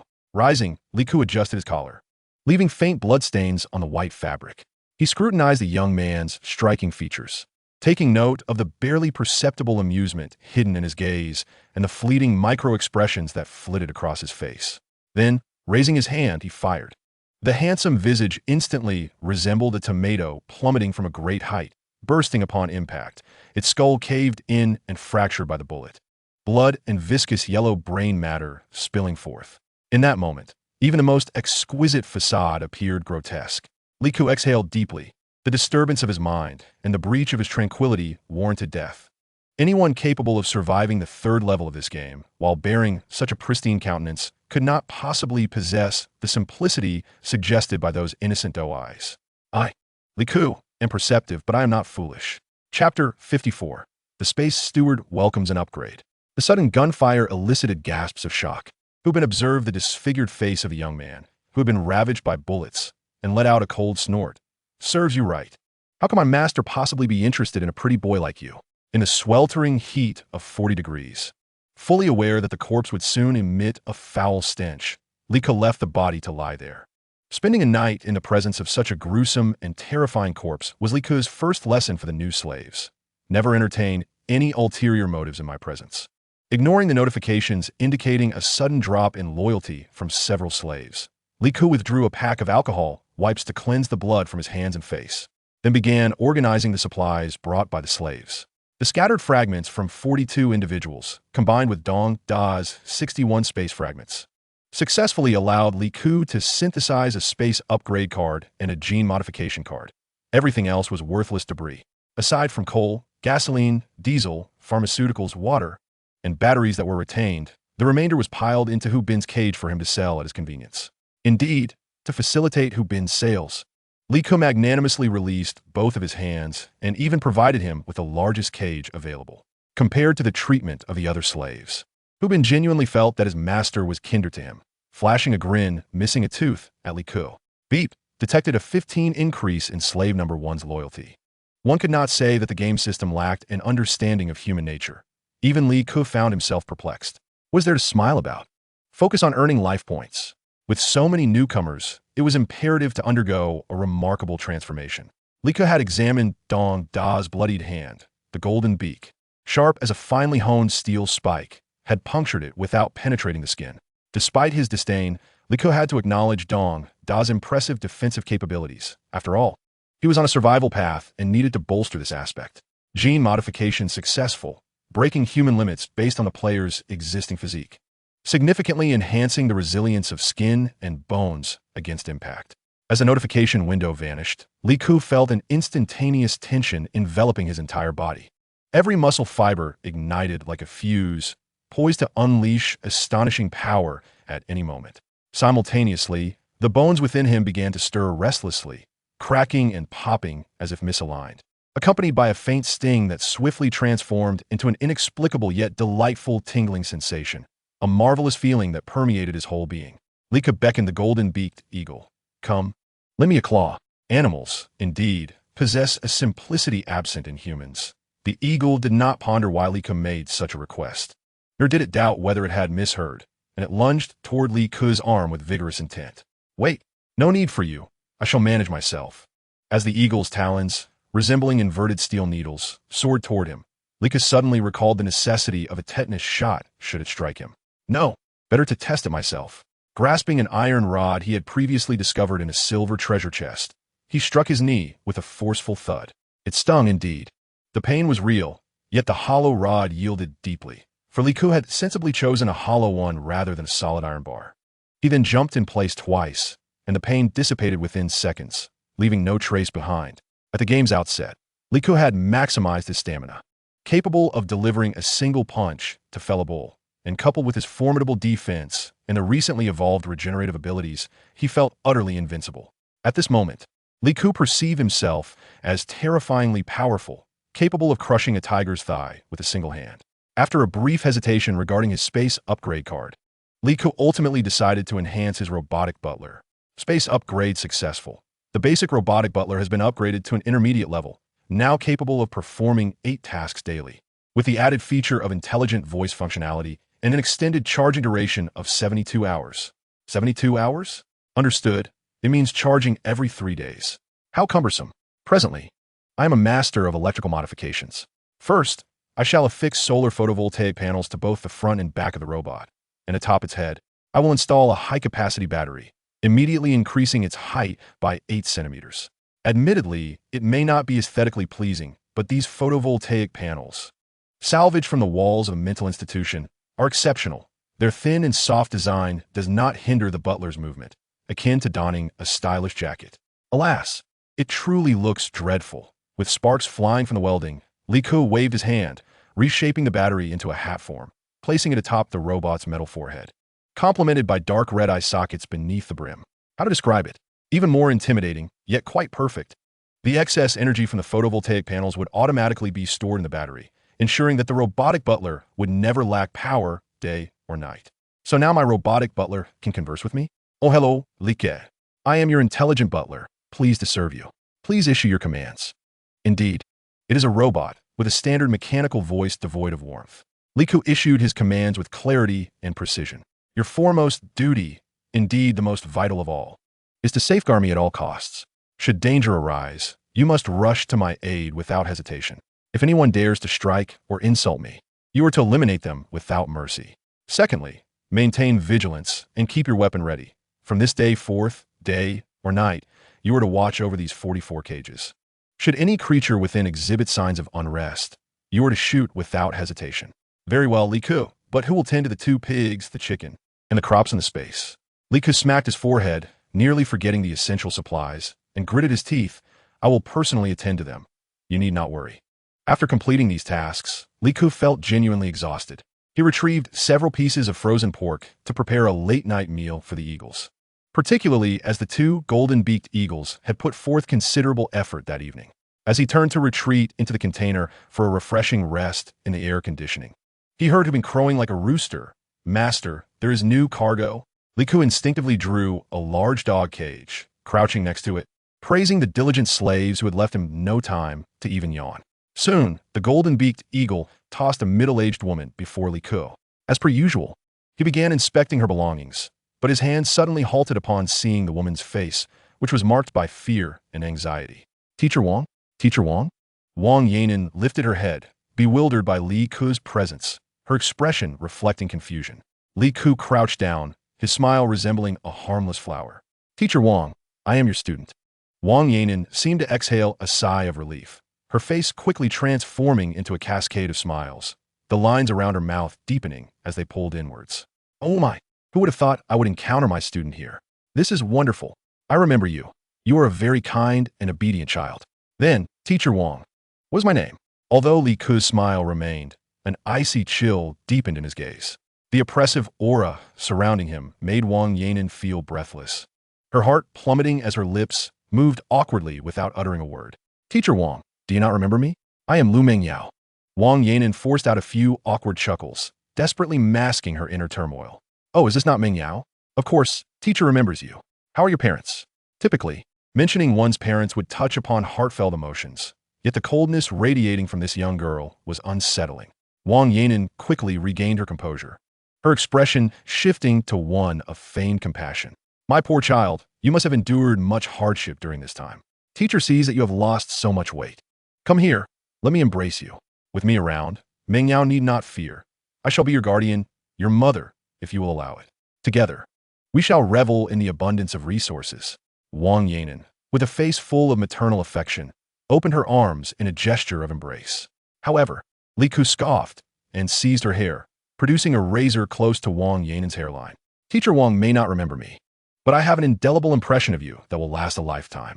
I recall vividly the first time I experienced menstrual pain in the 2nd year of middle school, feeling utterly weak as I approached you for a leave of absence. Yet you accused me of fabricating excuses to evade physical education, ridiculing me before the entire class for my inability to feign illness, and even punished me with 2 periods of standing at the back of the classroom. You have no idea how I endured those 2 classes. The pain rendered my vision a blur of black and white, as I desperately clung to the wall to maintain what little dignity I had as a 14-year-old girl. Do you know that my fingernail marks still remain on the wall at the back of the classroom? No matter how high I raise my hand in your class, I would never be acknowledged, even if I was the only one who could answer a particular question. It was as if I were invisible to you. Was I unworthy of responding to your inquiries? You instilled in me an everlasting disdain for Chinese literature classes. Do you realize that? My desk mate constantly bullied me, tearing my textbooks and tossing my backpack, Every rainy day, he would deliberately stomp mud from his shoes onto my seat, then steal my coat to wipe his shoes. I was powerless against him, and after several attempts to report this to you, do you even remember how you responded? I remember vividly. Not only your tone, but also the impatient expression on your face as you said, "It takes two to tango," urging me to reflect on my own reasons. Slap. Li Ku struck Wang Yanen's face, causing her left cheek to swell immediately. Her eyes, dark as ink, sparkled with childlike delight as she exclaimed, "Teacher Wang, listen. A slap can indeed create a sound."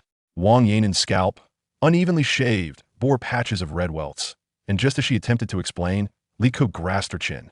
There was also that occasion when the principal organized a school-wide donation drive, claiming it was to build an activity room for the teachers.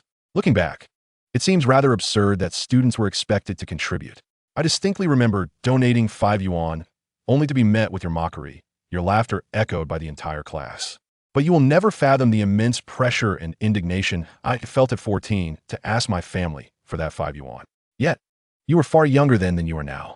Teacher Wang, please smile for me once more, and let me see if it resembles the past. Wang Yanen's mouth stretched into a rigid smile, her cheeks trembling in fear as tears streamed down her face. Throughout my entire middle school experience, I pondered why my homeroom teacher despised me so. It wasn't until the teacher's day of my 3rd year that I finally understood. My classmates lined up to present you with gifts, and I too offered a handmade card, meticulously designed with a cover and illustrations chosen with care. I had practiced the blessings written inside hundreds of times in my notebook, terrified that my handwriting would fall short on the card itself. As I joyfully approached you, presenting my offering, you did not even extend your hand to receive it, casually allowing me to place it upon the podium instead. Do you fathom the depth of my disappointment at that moment? Li Ku's grip tightened, her tone tinged with a feeble energy. That was a beautifully crafted red greeting card, one that you had previously expressed a fondness for just before Teacher's Day. It was only later that I realized you truly preferred red envelopes, didn't you? Oh, Wang Laosher, if you desired a red envelope, you could have simply stated so. I would not have obliged, and you would not have wasted my time. Li Ku's grip intensified, the clippers buzzing angrily against Wang Yanen's scalp, the pain escalating, and her fingers clenched tighter in desperation as she attempted to salvage the situation. Teacher, remember the card. You remember it, don't you? Really? You recall? The ominous hum of the clippers grinding against her skull ceased abruptly as Li Ku pressed the clippers against Wang Yanen's chin, elevating it swiftly, her voice calming. Since you remember, then, Wang Laosher, if you can articulate the design imprinted on that card, I shall spare you and treat you well. After all, we share a teacher-student bond. I shall grant you 3 chances. Given the glimmer of survival she offered, Wang Yanen knew she must seize this opportunity with all her might. Yes, yes, she exclaimed eagerly, hastening to provide her first answer. It depicted the teacher and students in the classroom. Isn't it? No, it was the blackboard. Or perhaps the school. Li Ku chuckled silently, her silence serving as the answer. She had erred once more. With only one chance remaining, Wang Yanen felt her throat tighten in anxiety, accompanied by a faint ringing in her ears. After several hesitations, she tentatively inquired, was it a landscape painting, perhaps flowers, or cartoon animals? Li Ku remained reticent, proceeding to conduct a physical examination of Wang Yanen with roughness that stripped away dignity. Binding her tightly, she dragged Wang Yanen's leg step by step toward the dog cage. As the padlock rattled ominously against the cage, Li Ku took a few steps away, but then turned back, looking down at Wang Yanen from her elevated position. The gaze was akin to a bucket of icy water poured over her from head to toe, the chill penetrating her every pore and seeping in her bloodstream, causing her teeth to chatter uncontrollably. Li Ku took her time to relish Wang Yanen's predicament before finally articulating the answer. Her tone flat and every word pronounced clearly. I remember on the first day of school you remarked that teachers are like candles, burning themselves to illuminate others. The design on the card was a candle, which I meticulously sketched. In an instant, tears cascaded down Wang Yanen's cheeks, yet Li Ku did not perceive her as remorseful. She was merely afraid of death. Chapter 56. Good morning. Shall we embrace death today? Having shaken off the drowsiness, Li Ku sat atop her villa's terrace, brewing a pot of hot tea. With a tea table, a sofa, and 2 plush cushions, she nestled comfortably, sipping tea and indulging in sweets as she awaited the dawn. Just as the first light broke, a notification from the game eagerly intruded, not only presenting a pop-up, but also establishing a public group with an all-member pinned announcement. Good morning, players. Are you ready to face your demise? Li Ku scoffed, a sardonic smile gracing his lips. In 2 minutes, the first trial of the aerial dungeon will commence. Players will forfeit 50 cornerstone blocks. Please delineate the areas from which you willingly relinquish these blocks. Failure to do so will result in the system randomly selecting blocks to fall. He continued, of course, for players with territories smaller than 50 square units. The system does not wish you good fortune. May you rest in peace. Soon, a diminutive circle appeared at Li Ku's feet. A piece of chalk designed for marking the cornerstone block boundaries. With a single hand braced against the railing, he leapt from the rooftop, striding toward the cages of the slaves. In a visible area before them, he sketched out the 50 cornerstone blocks. He then hastily began tossing the ragged remnants they had brought, especially the initial wooden planks and the foul-smelling, stained train seats, into the air. As the 2 minutes elapsed, a deep, thunderous roar echoed, and a fissure emerged along Li Ku's marked line, as if an invisible axe was systematically cleaving the blocks from above. Accompanied by the unsettling cacophony of cracking, the 50 cornerstone blocks trembled and roared, plummeting into the abyss along with the debris above, vanishing completely.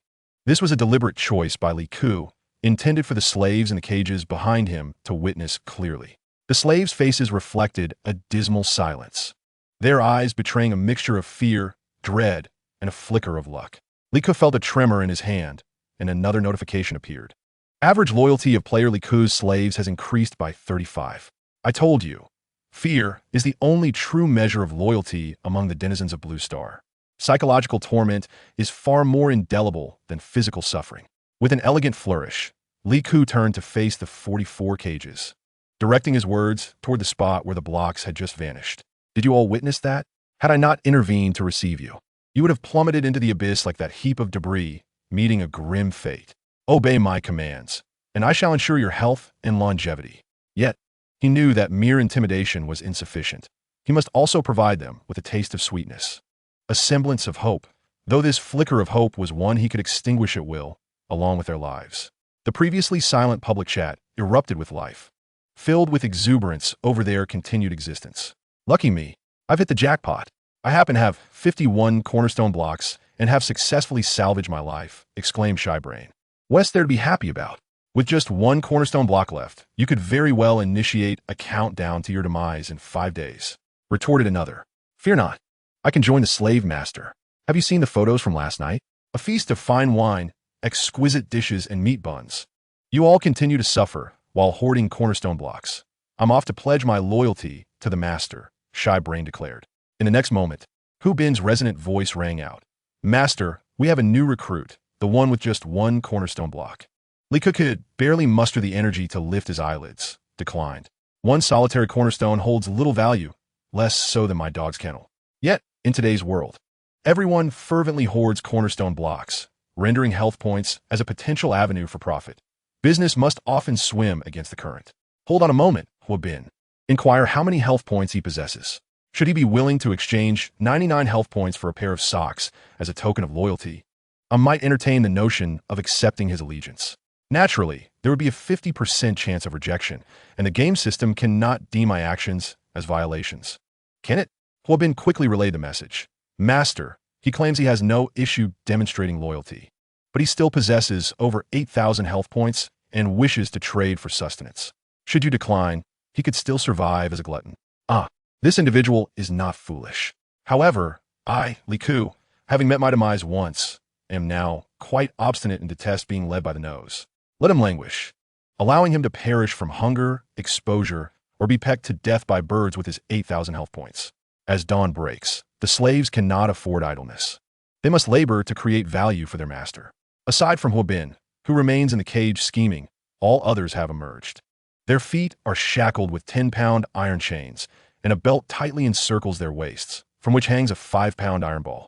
Fortuitously, Li Ku has become a master of repairs. With his extraordinary stamina and mechanical arm, he fashioned the iron chains in mere minutes, with the robotic steward assisting in fastening them onto each individual. Moreover, Li Ku has made further modifications to the robotic steward, equipping it with a 180-degree surveillance camera at the back of its head, linked to its optical sensors. This allows the robot to comprehensively monitor its surroundings from every angle. Armed with submachine guns, stationed high atop the villa's rooftop to oversee all. Additionally, Li Ku has secured all their right arms, equipped with virtual screens behind their backs to prevent any clandestine sharing of inconvenient truths without his knowledge. To aid Hua Bin in his schemes, Li Ku has exerted considerable effort. Hu and Ti praise a benevolent master. Each individual is equipped with their own net for collecting resources, eliminating the need for Li Ku to prepare additional tools. As they stand at the periphery of his territory, tasked with retrieving resource boxes, Li Ku contemplates that with so many nets and an expanded territory of over 500 square meters, they should easily surpass 800 to 1,000 resource boxes today.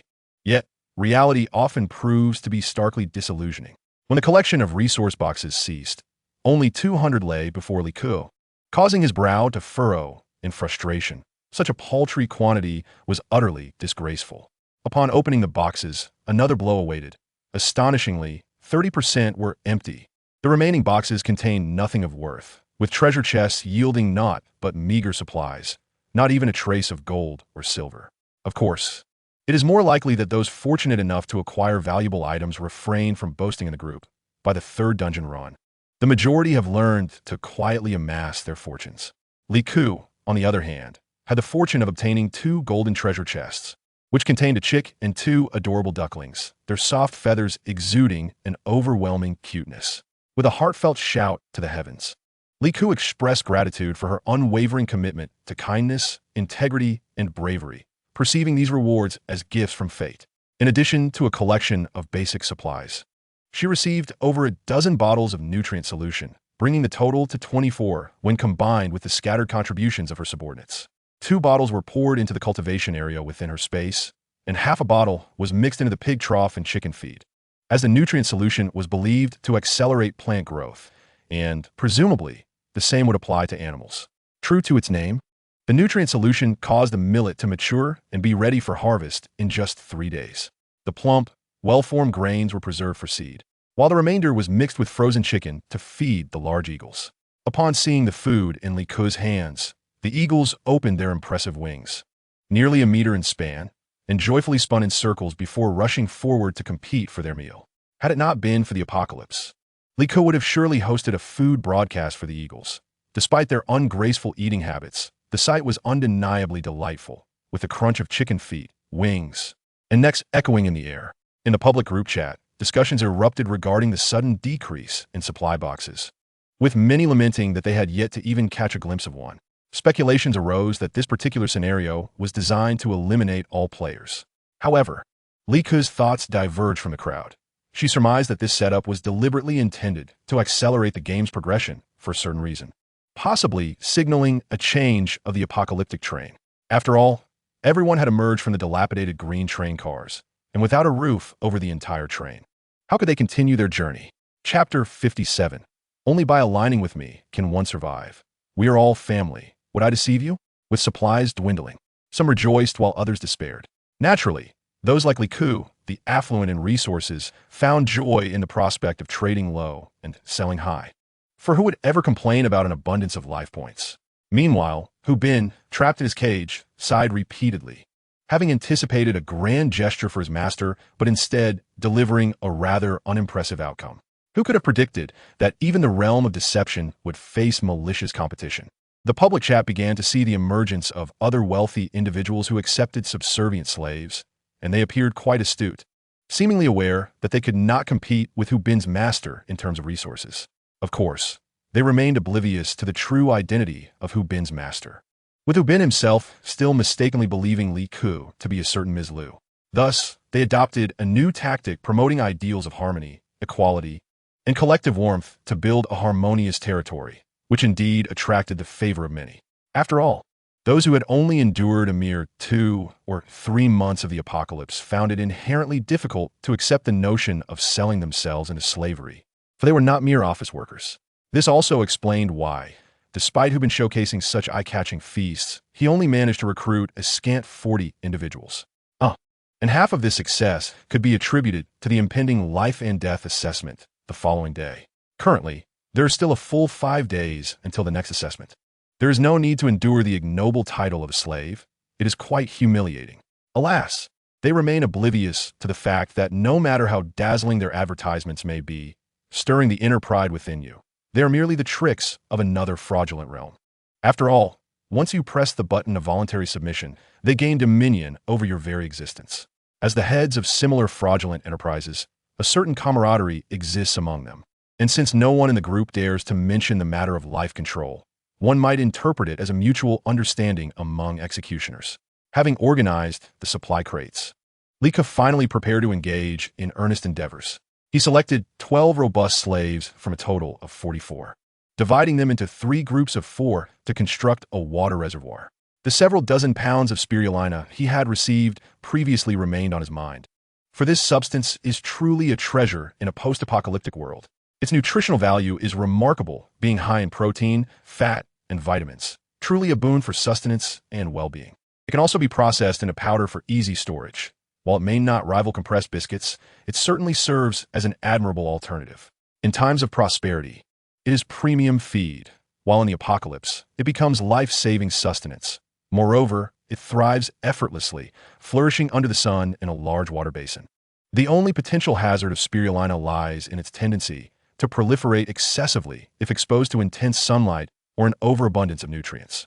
Lika couldn't help but chuckle. Given the state of the world, he would welcome such rampant growth. Now, under the relentless sun at high altitude, failing to bask in its rays would indeed be a folly.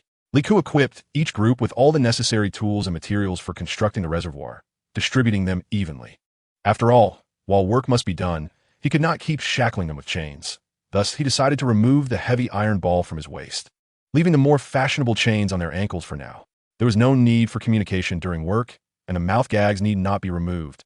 As Liku believed that if these individuals could converse, they would surely not share anything of value, especially not that teacher Wang, who gazed at Liku with tearful eyes throughout.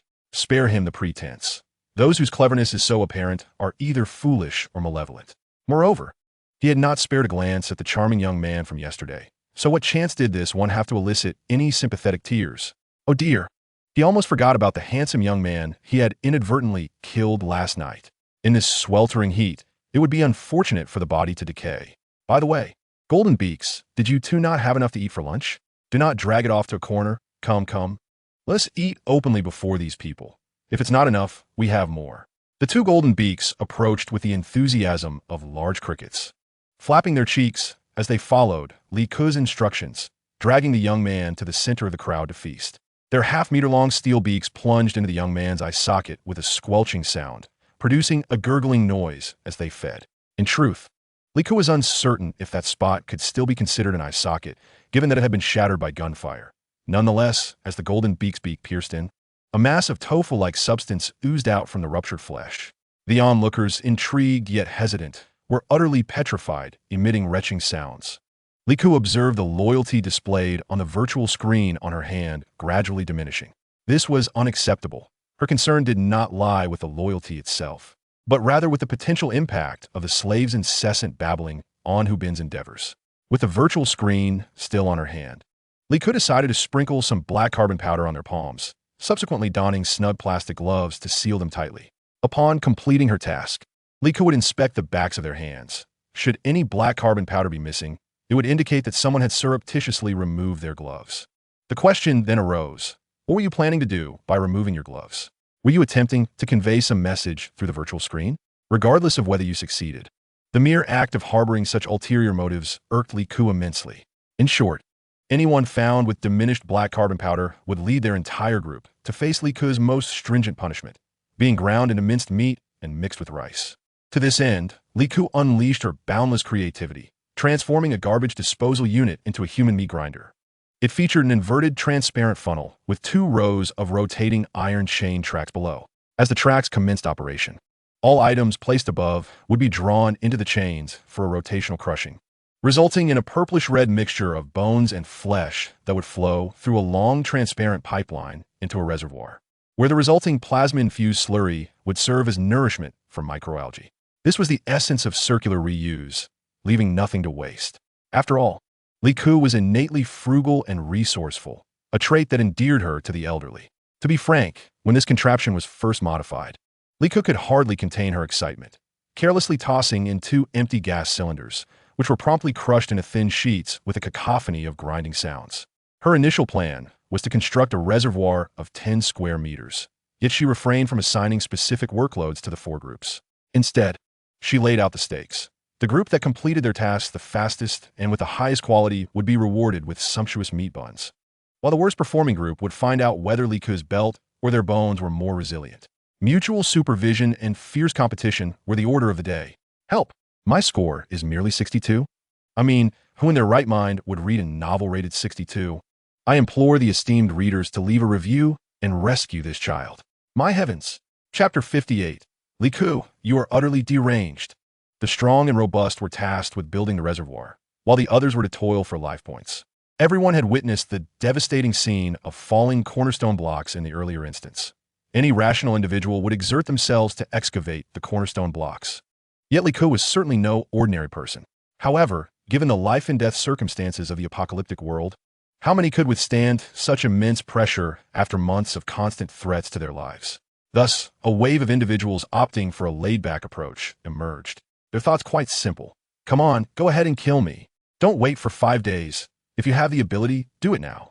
After all, dying from a high fall appears to be a rather fortunate fate, akin to a brief moment of exhilaration before the plunge. It is certainly more pleasant than being besieged by water spiders and tapeworms in a dark mine, or enduring the prolonged despair and agony of freezing to death in an apocalyptic winter. Since I can still relish 5 more days of life, I shall indulge myself before my demise, exploring the delectable offerings available in the group. If my vitality runs low, I shall exchange some stone blocks for sustenance, ensuring I am well fed and satisfied, even if it means becoming a gluttonous ghost. After all, I have no desire to continue living. With so many companions to share this fate, the road to the netherworld will not be lonely. What concerns me is not the mindset of others, but the sudden emergence of such a vast market for sales, an opportunity to profit from those willing to spend extravagantly for a mere cigarette or a sip of liquor. This is a rare moment for substantial gain. Once these individuals are gone in 5 days, it will be challenging to encounter another group of such carefree patrons. I must seize this opportunity. Thus, all 21 remaining individuals will be tasked with selling goods. Why not involve all 40 plus? It is unnecessary. 21 will suffice.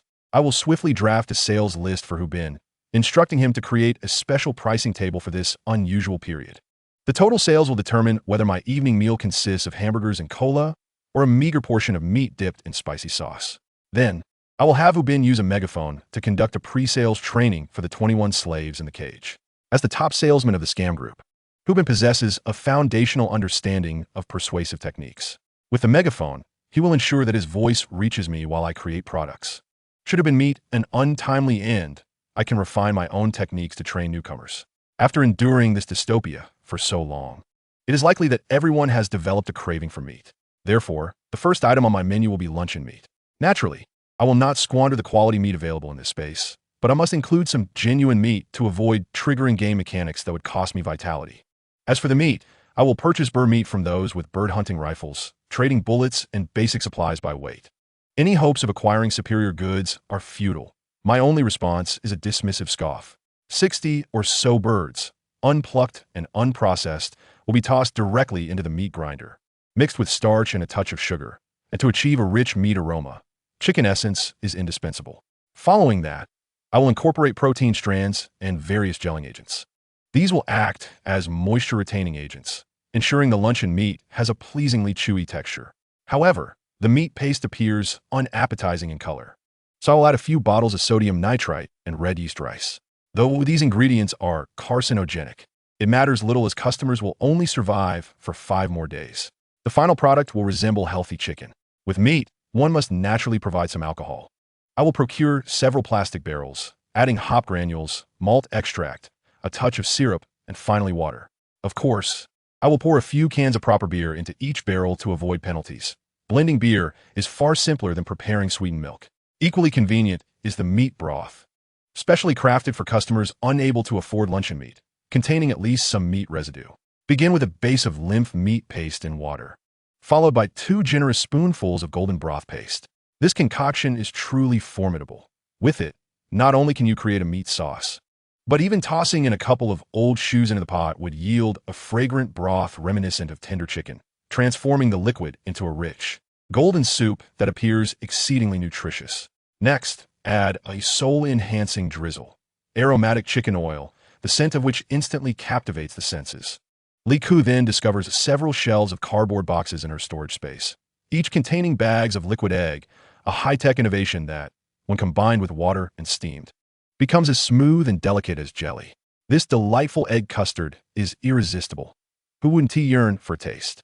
Yet Li Ku, having recently salvaged the froth from a late-night hot pot, refrained from discarding it due to the remnants of mutton, beef, and various fish balls and vegetables it contained, deeming it a sort of hearty medley soup. With reckless abandon, she adds water and a concentrated bone broth essence, witnessing the clear broth morph into a rich, opaque concoction. Another bag of fragrant bone broth powder follows, along with some flavorful soup granules, typically employed by street vendors selling spicy skewers and rice noodles to enhance their broth. This ingredient possesses a magical allure, compelling one to consume every drop, leaving them wanting more with each sip. Finally, to elevate the dish, a drop of aromatic essence is essential. The allure of this bone broth, both in appearance and aroma, is so enticing that even Li Ku is tempted to indulge.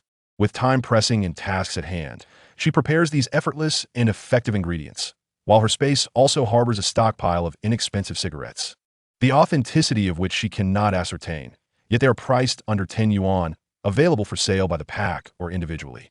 The lymph meat buns were steamed by the robotic steward 2 days prior, still piping hot when retrieved from storage. Additionally, there are mountains of counterfeit snacks designed to mimic legitimate brands, costing less than the artificially colored beverages they resemble, ready for sale in abundance. With the goods assembled, Li Ku establishes rules. The pricing and allocation of these ingredients are delegated to Hu Bin, ensuring that the 21 individuals can be divided into 7 groups. She declares that the member with the least sales will face punishment, while the one with the poorest performance will bear the brunt of it. Do you see that meat grinder? Originally intended for the zombie instance, I wouldn't mind using your excess fat as lubrication first. To assuage concerns that some readers might be overly audacious, here's another reminder about the meat grinder. Chapter 59, Bliss. 500,000 life points have been credited. In her inventory, 2 skill inheritance cards remain. To better manage her current 44 slaves, Li Ku employs 1 card to bind herself to a hacking expert, enabling her to effortlessly navigate all computer-related matters, from software and hardware to system programming and even artificial intelligence. As Li Ku's vision darkens, a swarm of tiny green ants rapidly emerges, climbing incessantly upward. Upon closer inspection, these are not ants at all, but rather continuously updating lines of code. Simultaneously, a cacophony of frantic keyboard clattering echoed within the depths of her mind, accompanied by the muffled sounds emanating from a server room brimming with equipment. As the notification of successful binding materialized, her sensory perception swiftly returned to normal. The entire process took no more than 3 seconds, and in that fleeting moment, Li Ku had ascended to become the most formidable IT prodigy on the entire Blue Planet. Countless individuals on Blue Planet toil tirelessly for a lifetime without achieving the results Li Ku attained in mere seconds. Subsequently, Li Ku began to strike the keyboard, designing an intelligent surveillance system for herself, equipping the 21 slaves responsible for trading goods with wearable live-streaming cameras capable of both capturing photos and broadcasting live. These devices were sourced from a small goods warehouse, prompting a genuine admiration for the extraordinary capabilities of this realm, which exhibited no deficiencies in retail offerings.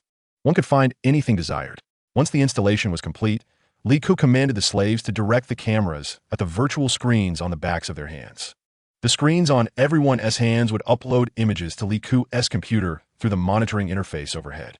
Li Ku could comfortably recline on her sofa, achieving synchronous surveillance with ease, preventing any information leaks while also monitoring their trading records. Driven by an almost maniacal zeal, Li Ku, perhaps inspired by certain unscrupulous tactics gleaned from various literary platforms, even established a series of sensitive keywords. Should the monitoring system detect any conversations triggering these keywords, it would immediately lock in an alert, with the robotic steward swiftly taking action. With an air of mischievous confidence, Li Ku lounged with her legs crossed, fixated on the computer monitor, exclaiming in genuine awe, "Technology transforms lives." In just one afternoon, her slave sales team generated an astonishing 458 life points for her. Staring at the substantial increase in her account, she stifled a smile, aware that she must maintain the persona of a formidable, cold-blooded character in front of her slaves. Hu Bin, equally elated, reveled in the completion of his master's tasks, his mind brimming with thoughts of chocolate cake, chocolate milk, and chocolate cookies. Having a penchant for chocolate, he bore a resemblance to a chocolate bean himself, with a complexion as dark as the treat. Li Ku, not one to be remiss, rewarded Hu Bin with 2 additional bottles of concentrated coffee, knowing that a boost in energy would enhance his productivity. Hu Bin, living up to Li Ku's expectations, promptly photographed his delectable rewards and shared them in the public group, cheekily captioning it. What to do? Being a slave for my sister is truly blissful. Soon, the reservoir group also completed their task. When Li Ku went to inspect, she was astonished. She had anticipated that the 4 groups would collectively construct a mere 10 square meters. To her surprise, upon inspection, she discovered that each group had created its own reservoir, each one larger and deeper than the last, and of commendable quality. Observing the sun-kissed skin of the 12 individuals, any ordinary boss would have been moved to tears, yearning to embrace and celebrate their exceptional accomplishment, undoubtedly deserving of a bonus for exceeding expectations.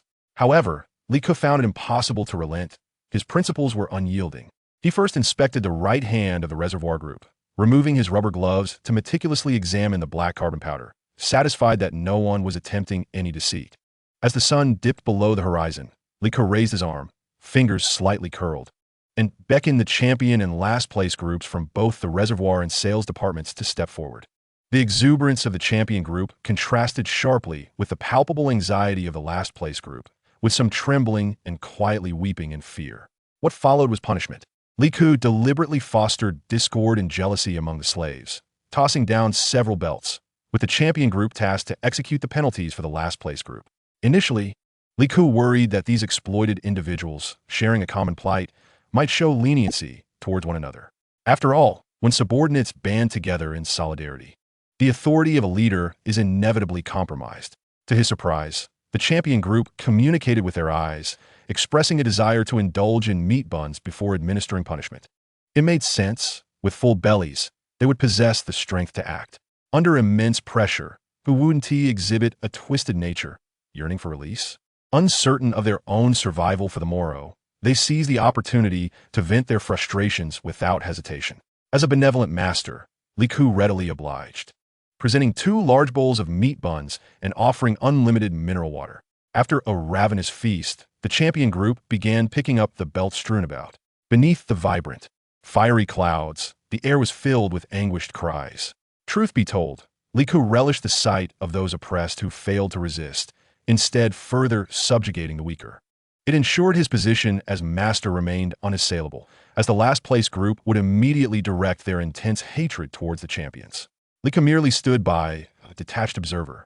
For the past 2 days, the slaves had been confined to cages for both defecation and rest, with the trays beneath them, exposed to the sun all day, now emanating a foul stench. The 2 groups could not merely spectate.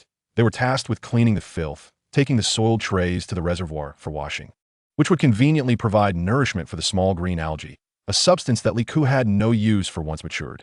The champion group, exuberantly wielding their whips, was interrupted by Hu Bin calling for Li Ku to bring in a new slave, one who had earlier refused to purchase socks outright at Li Ku's behest. The ID number was something akin to shameful little brain. It is worth noting that each instance in the game allowed for an ID change, and Li Ku mused that he would adopt the moniker strongest brain in the next round. Having endured a day of neglect from Hu Bin and the others, this new arrival, unable to withstand the hunger, ultimately capitulated. As per the usual protocol, they searched his belongings, transferring most of his health points to their own accounts before stripping him for inspection. The shameful little brain blushed, covering his chest in embarrassment. When his head was shaved, he even shed a few tears of indignation, a futile display, for he had already resigned himself to his fate. Yet, as Li Ku pressed the sole of his shoe against the young man's rear, an involuntary gasp escaped him, momentarily startling Li Ku, who then noticed Hu Bin's eyes shining with excitement. Ah, I see. Hu Bin, you have quite the affinity for this. It would be prudent for this young lad to keep his distance from you. In my team, Li Ku, there is no room for personal entanglements. Such affairs imply secrets, and a slave master has no fondness for secrets. After inspecting his physique and transferring the hard-earned 8,000 life points he had painstakingly accumulated, Li Ku dragged him to the front, allowing him to witness the grim spectacle of the whipping firsthand.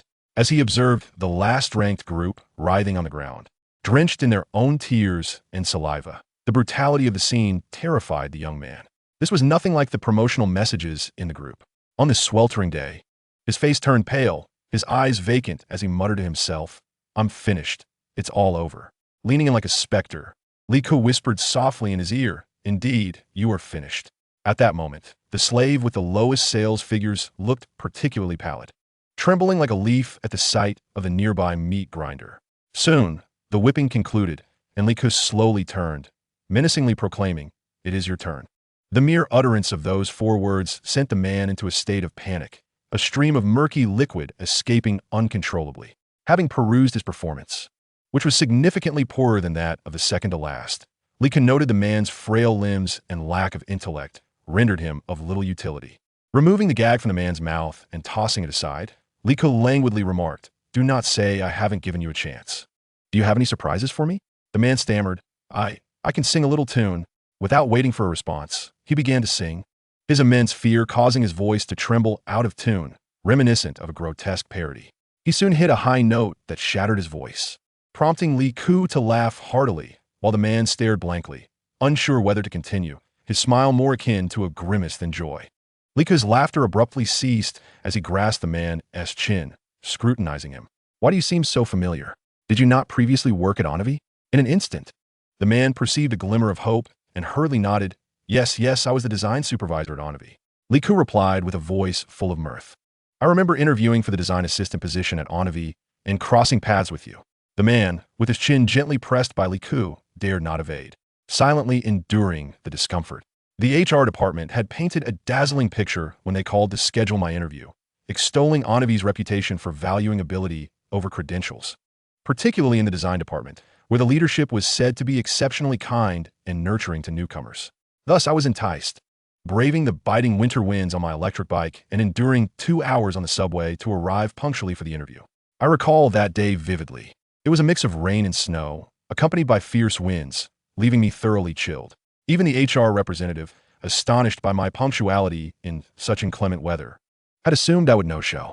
"I am uncertain about the significance of your design assistant position, which demands a 3-page personal statement followed by an 8-page written exam, and, to my chagrin, printed on both sides." At this juncture, Li Ku forcefully kicked a man, her shoe's sole resting upon his face. It is rumored that this written exam was meticulously crafted by the head of the design department. "Could that be you, Supervisor Go? Or should I address you as Heaven? Why must a decent individual adopt such a ridiculous moniker?" Li Ku's strength was formidable, and Go Minghui felt as though his face was being pressed into the ground, the pain instinctively prompting him to reach up and support Li Ku's shoe. After I finally completed the extensive written exam, you, in your busy and important manner, announced that you were occupied with a meeting, leaving me to wait for a full 2 hours. When I finally entered the interview room, I found you cheerfully discussing the succulent crab meat you had just enjoyed in the cafeteria with a female colleague, seemingly relishing the discomfort of those who were hungry. Upon my arrival, you casually requested a self-introduction, only to dismiss me on the grounds that my qualifications did not meet the hiring standards.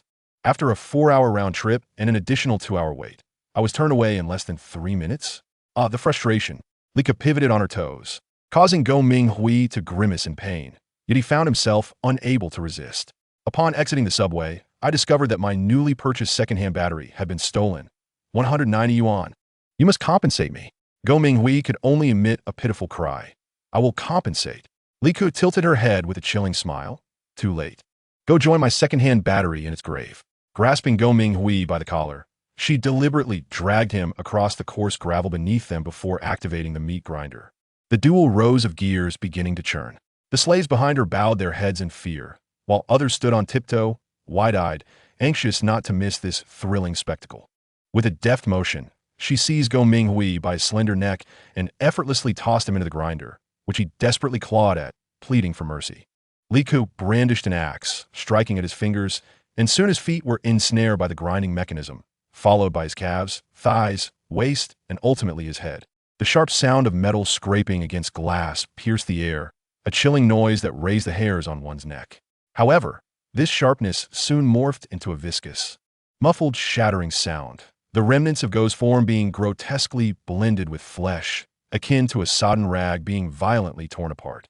Before long, All sounds faded into silence, leaving only the relentless whir of the grinding tracks and the friction of gears. A transparent plastic tube expelled globs of purplish-red meat paste, which were gradually forced into a nearby reservoir, accompanied by a dull, plopping noise reminiscent of a long-held bowel movement finally finding its release. Just like that, a living being was transformed into mere fodder. Liku turned back with a beaming smile, directing, "The culture medium is ready. Pour in the chlorella." The newly arrived young man, suddenly feeling weak, collapsed to his knees, exclaiming, "I want to go home." Chapter 61. Who on earth installs security doors in toilets? Do you fear someone stealing your excrement? Lika suddenly realized that the apocalypse train should be allocated based on the number of cities. Otherwise, how could she encounter two acquaintances in succession? However, if distribution is based on cities, considering the vastness of Blue Star and its numerous countries, there must be at least hundreds of thousands of apocalypse trains. Moreover, individuals certainly do not enter the instance simultaneously, at least not in the same instance. Coupled with the game system's harsh conditions that drive people to their limits, Liku speculated that it might be possible to forcibly compress the existing population and stuff them into new trains, or perhaps switch to smaller trains, or even forcibly join the existing ones. Observing the public group with less than 300,000 online participants, Liku felt that this instance was far from over, and she had ample time for her life points to multiply several times. Let me go back. I regret staying here. You're a pervert, a murderous maniac." The newly arrived young man, after witnessing such bloody scenes, finally succumbed to despair. "Over 8,000 life points. Consider it a gift to you. I don't want it anymore. Let me go back." "Gift?" Liku chuckled. "Do you think you can talk about gifts in front of me? It is I, Liku, who willingly accepts your life points." The young man kept repeating the same phrase, pleading, "My life points for you. Please let me go back." Liku quickly scanned the faces of the slaves. Some gazes were fixed on the young man, seemingly eager to observe his fate to determine their own chances of escape. They were clearly restless. A small portion bore vacant, numbed expressions, having resigned themselves to their fate, which would provide them with temporary comfort. The majority remained entranced by the recent screams, while a few, their eyes filled with crimson rage, had just been punished. Since there were restless souls, Liku did not mind demonstrating her authority once more. She turned her gaze back to the young man and smiled. "If you wish to leave, it's simple. Let us play a game. If you come over and stand in front of me while I count down from 10, I'll let you go once I finish." Under the immense pressure of despair, the young man could no longer discern the playful mockery in Liku's eyes. In his desperation to escape, he indeed approached her, beginning to count 10, 9, 8, 7, 6, 5, 4, 3, 2. To destroy a person, physical torment is the most primitive method. Mental manipulation is far more sophisticated. Is there anyone else who wishes to leave? Step forward now, and you may yet have a chance. If not, I shall assume you are all quite willing to remain here. Am I correct? Liku's suddenly amplified voice sent shivers through everyone, causing them to nod vigorously in agreement. "Very well, let us commence our meal." Each person received 2 slices of bread and a bottle of water. Even those in the champion group, having eaten their fill, were given additional bread, which they could save for a late-night snack. As the saying goes, one must offer a sweet date after a slap. Liku also added a spoonful of blueberry jam and a bag of sour fruit for each of them. After changing into clean attire, each person was equipped with a small wireless fan atop their heads. Following Liku's lead, obedience brought its rewards, at the very least. Their provisions now surpassed those of solitary endeavors. As the night owls awoke to commence their surveillance, Liku busily catered to the 6 little treasures, ensuring they were well-fed and content. During the night owl's watch, the robotic steward entered the space to continue preparing meals according to Liku's recipes. After meticulously checking that the chains and gags on the slaves were securely fastened, Liku hurried into her villa to commence interior renovations. Upon entering the high-altitude instance, the game window had noted that the shelters constructed could be stored in the space before the instance concluded. Others, even if they possess space, could manage only 666 cubic meters. The best they could achieve in shelter construction would be akin to a doghouse, especially given their severe material shortages. In contrast, Liku's shelter boasted 2 stories along with a rooftop, featuring double-layered reinforced concrete walls interspersed with thick insulation materials. All windows were fortified with triple-layered blast-proof glass, designed with a 30-degree slope to deter any attempts at climbing from the outside without the aid of octopus-like appendages. Furthermore, the glass was affixed with anti-peeping film, and an outer layer of simulated shattered glass plastic made the villa appear dilapidated, thereby concealing its inhabitants. The exceptionally wide window frames were uniquely crafted by Li Ku herself, making them one of a kind across Blue Star. The sole entrance was a heavily fortified steel door repurposed from a bank vault, ensuring fire and bullet resistance of the highest caliber. The villa eschewed any balconies, with the only rooftop featuring a foldable glass house crafted from double-layered blast-proof glass. This exterior was adorned with photovoltaic panels, allowing for solar energy generation while providing shade.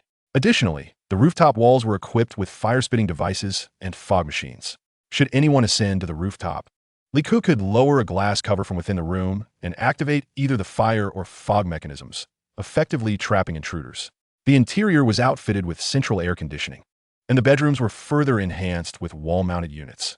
Even the doors to the bedroom and bathroom were installed with double-layered security doors. If an intruder were to breach the villa, Li Ku could easily retreat into any room, and the dual security doors would provide ample time for her to evade capture. The modest villa was equipped with numerous concealed surveillance cameras, with Li Ku's most cautious measure being the installation of 3 cameras in every location. Thus, even if one camera were discovered and disabled, 2 others would remain hidden nearby. After all, who would suspect that 3 cameras could be concealed within a mere 5-centimeter span? The surveillance was so thorough that it could detect even a ghost with X-ray precision. Each floor had its own discrete ventilation and exhaust openings, and the exterior walls were coated with a deep gray cement mixed with grass roots, creating an uneven appearance that suggested the house was in disrepair and at risk of collapse. By day, it resembled a haunted house. By night, it was shrouded in darkness, rendering it virtually invisible. The only regret was the absence of a basement, but after all, constructing one would have been impractical within the confines of the space. Li Ku dared not recklessly dig into the foundational stone. Thus, he resigned himself to the situation.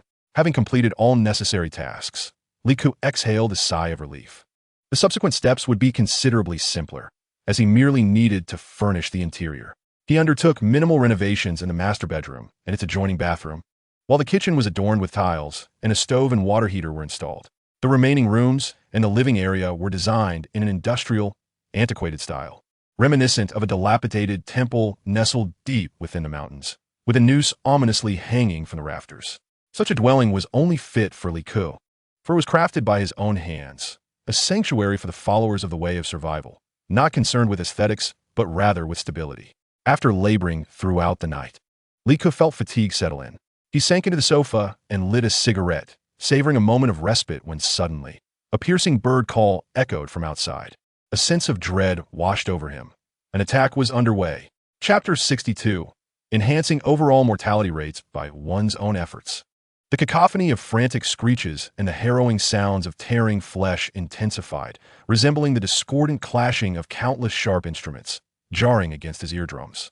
Li Ku, steadfast in his resolve, refrained from rushing outside. Instead, he swiftly activated the surveillance feed, witnessing through the cameras affixed to the slaves that a swarm of gigantic bats, numbering in the thousands and each 5 or 6 times larger than ordinary bats, was assaulting his territory.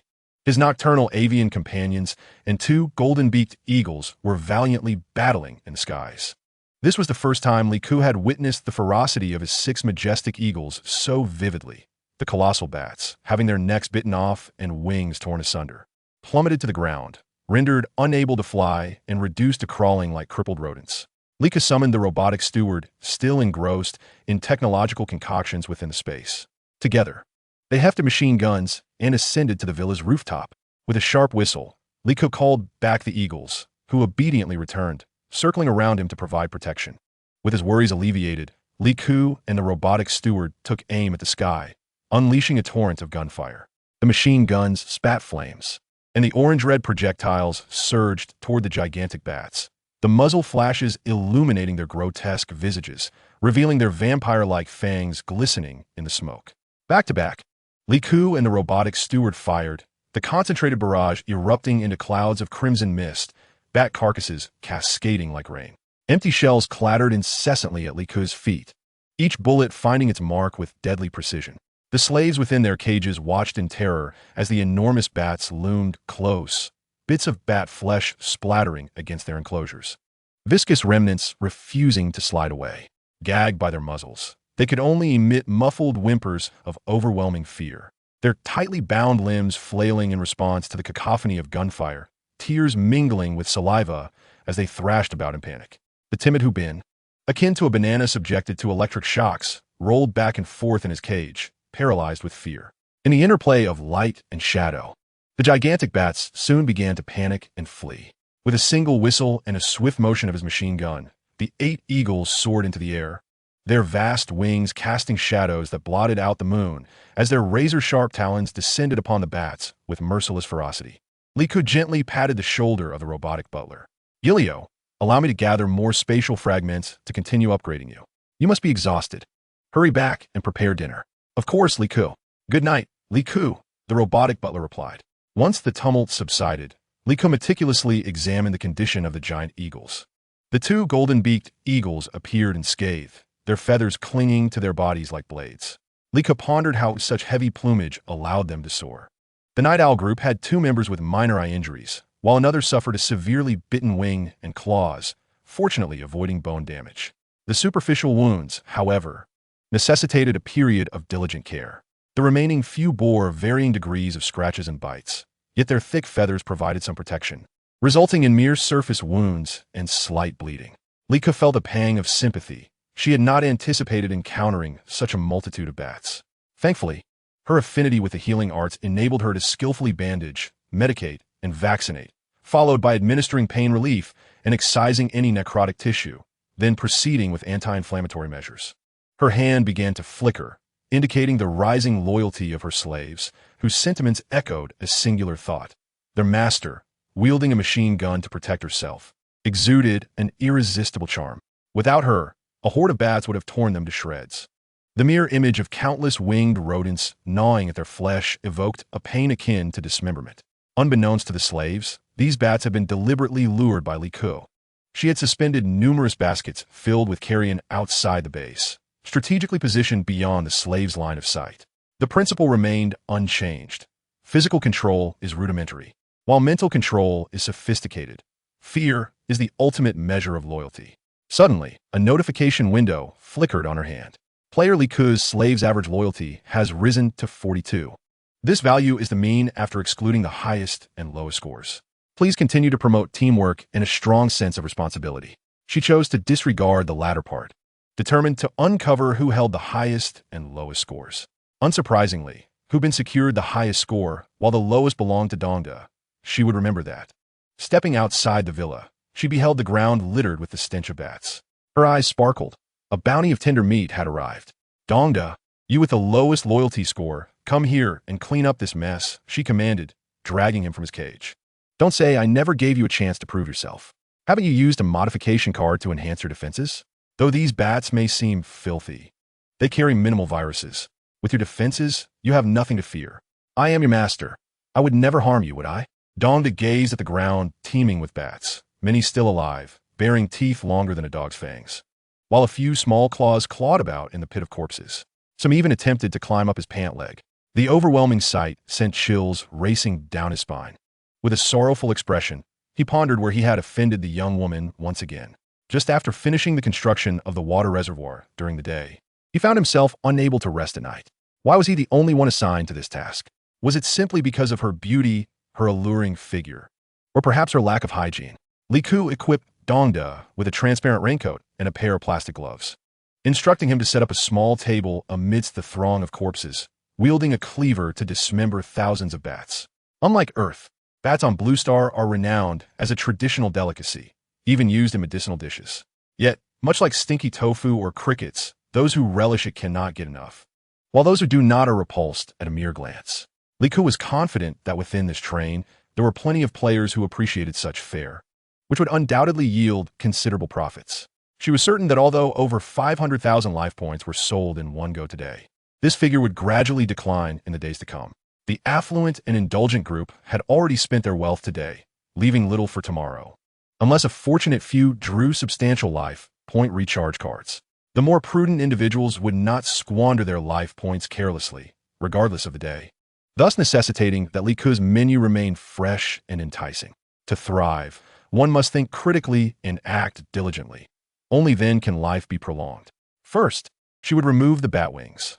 Unlike chicken wings, bat wings possess a unique toughness and chewiness, becoming exquisitely crispy when fried.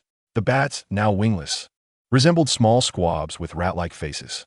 She chopped off the heads along with the necks, as many viruses reside there. The remaining parts would be stored in her space, and she would take out a tenth to experiment with. After chopping, blanching in hot water, and mixing with seasonings, she would squeeze in curry sauce and a touch of milk to enhance the flavor, creating bat curry, a rich, creamy delicacy that would tempt anyone. Dongda, however, remained unmoved. He was now a mere emotionless work machine, tirelessly working from dusk till dawn. Li Ku, feeling sympathetic towards him, had even stationed a bodyguard, a golden-billed eagle, nearby to keep watch, providing a sense of delicate warmth beneath her stockings. The next day, sales indeed plummeted drastically, having even the sales of tobacco and alcohol. Hubin trembled in fear, unable to lift his head, but Li Ku had already anticipated this and promptly presented curry bats, fried spicy bat wings, and pickled bat feet. To enhance the efficiency of earning life points, she added some premium ingredients. With a strong curry flavor, she incorporated a potent laxative, while the other two items were inherently spicy, transforming them into unbearably hot dishes to boost the sale of cold water. By the time they had endured a day of digestive distress, Li Ku would reemerge, selling high-priced hemorrhoid cream. This entire service chain would effectively target the remaining individual's life points, significantly contributing to the mortality rate in the dungeons. Listen, understand, applause. Chapter 63, Celebration. As Li Ku's life points surpassed the million mark. Indeed, the following day's sales plummeted to less than 100,000 life points, causing Hu Bin to lose his composure, angrily cursing others as useless burdens hindering his progress. Unexpectedly, the master did not treat him to chilly water dipped in leather belts that evening, and he frequently wandered into the villa, seemingly preoccupied with various tasks. In a daze, Hu Bin found himself lost in thought, pondering whether the master's kindness, having refrained from striking him for 3 consecutive days, might indicate a budding affection. Consequently, he redoubled his efforts to persuade Li Ku to draw more people back. This time, Hu Bin displayed newfound cleverness, targeting those with high vitality or an abundance of foundational resources to entice. Soon, on the 3rd day, Li Ku's bat meal set was launched, encountering unprecedented resistance and frenzied demand within the public group, to the extent that it became somewhat scarce. Li Ku increasingly felt validated in her suspicions. Indeed, the passengers aboard this apocalyptic train hailed from the same city as herself, a place where culinary preferences were starkly polarized. Before long, players who had purchased the extremely spicy meal began clamoring for relief in the public group, with some even specifically requesting sweet milk. This was clearly a case of forgetting past discomforts as they sought solace after 2 days of discomfort. While milk could indeed temper spiciness, Li Ku's sweet milk consisted merely of a few pieces of dairy and several bags of expired pure milk added to a chemical concoction. Whether or not it truly alleviated the heat was debatable. Nevertheless, Li Ku was determined to meet the customer's demands, offering not only sweet milk but also fruit shaved ice. This time, the offering was not merely a high-tech gimmick, but genuinely made from fresh fruits. The previous night, while preparing a fruit salad for herself, Li Ku had discovered a trove of fruit in her storage space that had begun to rot due to improper preservation. She swiftly tossed the fruits into a juicer, adding crushed ice to create a refreshing, shaved ice treat, perfect for the sweltering 40-degree heat that accompanied the spicy dishes. Once Hu Bin's fruit shaved ice was launched, it effectively eliminated the livelihood of a player who had been relying on selling fruit. This was none other than the foolish individual who had been duped by Li Ku into purchasing poisonous snake fruit. In a private message, he pleaded with Hu Bin not to undermine him, as he was on the brink of facing his second life-and-death test. He desperately sought a chance to survive. Due to the mechanics of the game, all chat records were cleared at the beginning of each new dungeon, leading the foolish player to mistakenly confuse Hu Bin with Li Ku. Almost immediately, Hu Bin began to sway opinions, suggesting they come to serve as slaves, where they would enjoy delectable food, refreshing drinks, and comfortable living conditions. Daily fruit, shaved ice, and small cakes, far preferable to their current predicament. Surprisingly, the foolish player acquiesced, only to lose all his vitality, amounting to 28,008, along with all the fragments in his inventory, to Li Ku upon his arrival. Shortly thereafter, due to his careless remarks, he lost 4 fingers, and after pointing at Li Ku, which greatly displeased her, he lost another digit. In front of him, Li Ku ignited the meager savings he had painstakingly accumulated over recent days, effectively shattering his resolve. After a series of relentless maneuvers, the foolish player became subdued. One could observe that if he had simply complied, he would have faced no such calamity. Li Ku's fruit, shaved ice, quickly dominated the public group. As the players have been severely lacking in vitamins during this time, those with a bit of skill can still procure vitamin supplements, and others are exerting every effort to synthesize genetically modified cards to enhance their physical condition. The remainder can only stubbornly gnaw at the snake fruit from the armpit, and if one cannot even reach the armpit, they would have long since perished. As night falls, requests for toilet paper begin to trickle into the group chat, and Li Ku has been waiting for this moment. This batch of toilet paper has been treated with a colorless, odorless chili liquid and then dried. It cannot be sold through her own account, so she must arrange for Hu Bin to sell it. After months of poor sleep and inadequate nutrition, many are now suffering from hemorrhoids, exacerbated by the extreme spiciness, leading to a catastrophic rupture of both internal and external hemorrhoids. Each time they suffer from diarrhea, it resembles a mix of soy sauce and nasal blood flowing out, and wiping with toilet paper ignites a burning sensation that shoots through their nerves. With everything prepared, only the right moment is lacking, and Li Ku leisurely begins to sell hemorrhoid ointment in the group, deliberately choosing a remedy that only alleviates symptoms rather than addressing the root cause, merely providing temporary relief from pain, necessitating continuous purchases. Li Ku has indeed made a name for herself, and on that day, the title of Sky High Empress resounded once more. Apologies for the somewhat grandiloquent wording. Why the high tone? Because on the fourth day of the closing night, Li Ku's life value account officially surpassed the milestone of 1 million. At the celebratory feast, Li Ku distributed fruit ice to each cage, only to discover that one of the slaves had collapsed. It appeared he had just taken his last breath. Li Ku hurriedly activated the virtual screen on his wrist, only to see a notification of a fine from the game system. But before she could examine it closely, the screen went completely black. Upon asking Hu Bin to retrieve his sales records, she found that the fine was associated with the duck blood vermicelli soup. Li Ku felt a throbbing in her head. This duck blood had been discovered in dozens of boxes in the mall's warehouse, and the ingredient list, aside from a plethora of additives, clearly indicated that more than half of the components were indeed duck blood. How could this be? Could it be that the food labels in Blue Star could also be falsified? Before the apocalypse, the media had proclaimed that falsifying ingredient labels was a grave crime that could lead to imprisonment. Li Ku sighed as she looked at the slave who had perished from selling duck blood. In truth, this was not entirely her fault. Perhaps it was simply his fate to meet such an end, coincidentally intersecting with her own. One must not engage in internal strife. Glancing at the remaining bowls of unsold duck blood vermicelli soup, Li Ku instructed Hu Bin, whose life value exceeded 1,000, to sell it at a discount, of course, under a new name. It could no longer be called vermicelli soup, as Li Ku was genuinely concerned that it contained no vermicelli, only gelatin. Thus, she decided to name it hot soup. Soon after, a transaction was made, and after waiting a full 10 minutes, Hu Bin had yet to receive a notification of a fine from the system. The buyer appeared quite pleased and began to promote it in the group. Oh, this hot soup is truly a bargain. Look, it has vermicelli and duck blood. I give it 5 stars. Wasn't this just the duck blood vermicelli soup sold earlier? How was it discounted? At such a reduced price, what did that make the earlier purchase? Was it a betrayal? It's cheaper now? I want 2 bowls. As the 10th day in the lofty expanse arrived, the previous night's discussions among the group revolved around the anticipated deduction of cornerstone blocks. Some speculated that it would mirror the last deduction of 50 blocks, while others estimated it might double to 100. However, the following day, many were struck into silence upon seeing the game notification announcing a staggering deduction of 250 blocks. Witnessing the online player count plummet by a third left Li Ku feeling quite helpless. The upcoming days would undoubtedly make accumulating life points increasingly arduous. Relying on supply crates and subjugated slaves, he had managed to amass a territory of approximately 3,500 cornerstone blocks. Even if this were to quintuple over the next 5 days, he hoped it would suffice. Hu Bin, on the other hand, expressed satisfaction. For in the current climate of deceit, success hinged not on catchphrases or emotional appeals, but rather on the expanse of territory. After all, everyone desired to align themselves with the more powerful. Consequently, by the 12th day, Li Ku's number of slaves surged to 84, for of whom had even combined spatial fragments. Unfortunately, due to a scarcity of resources and the tardiness of their synthesis, their 666 cubic meters of storage held remarkably little.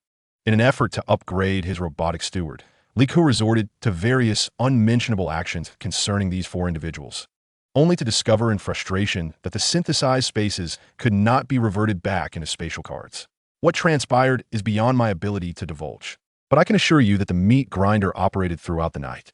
Despite the meager resources of this batch of slaves, their cornerstone blocks were satisfactory, inadvertently doubling Li Ku's territory to 7,058 blocks, alleviating immediate concerns regarding the harrowing life and death assessments lurking in the depths of his psyche.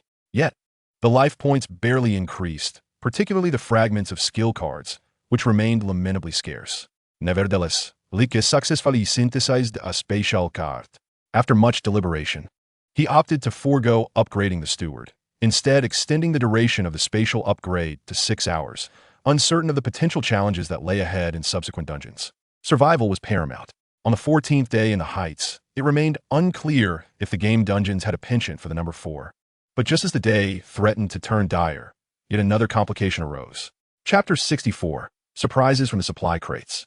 The public group erupted in continuous grievances. Another halving of the supply crates? I gained nothing even when they weren't halved. I can't see a single hair. Surprises? Oh, how I relish them. Please, astonish me further. Before long, the supply crates began to descend, clearly in diminished quantity and plummeting at a speed akin to a limping meteor. Despite such stringent conditions, Li Ku's assembly of over 80 slaves, aided by 8 great eagles, managed to retrieve 26 supply crates, all uniformly encased in tin and wood, devoid of any glimmer. Once the slaves were secured back in their cages, Li Ku felt at ease to open the crates. However, as soon as he pried one open, a long, black-furred tentacle shot forth. Fortuitously, having undergone genetic modifications, Li Ku's speed and reflexes had been enhanced.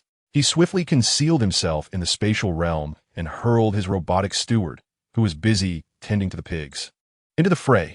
Deal with that long worm. After all, the robot, forged from steel, was impervious to the bites of monstrous insects. Li Ku, adept in the art of survival, swiftly donned his protective gear within the confines of his space, equipping himself with the previously stashed protective suit and goggles. Cloaked in a netting designed to withstand physical assaults, he grasped a machete in his left hand and a submachine gun in his right before daring to emerge. Upon his exit, he beheld the robotic butler effortlessly lifting a sizable black spider, comparable to a king crab. The spider's corpulent abdomen was deeply indented, a testament to the robot's earlier footfall. Its mouth was torn asunder, revealing 2 rows of finely serrated teeth, and with its 8 long, hairy legs extending a full meter. The creature exuded an aura of menace.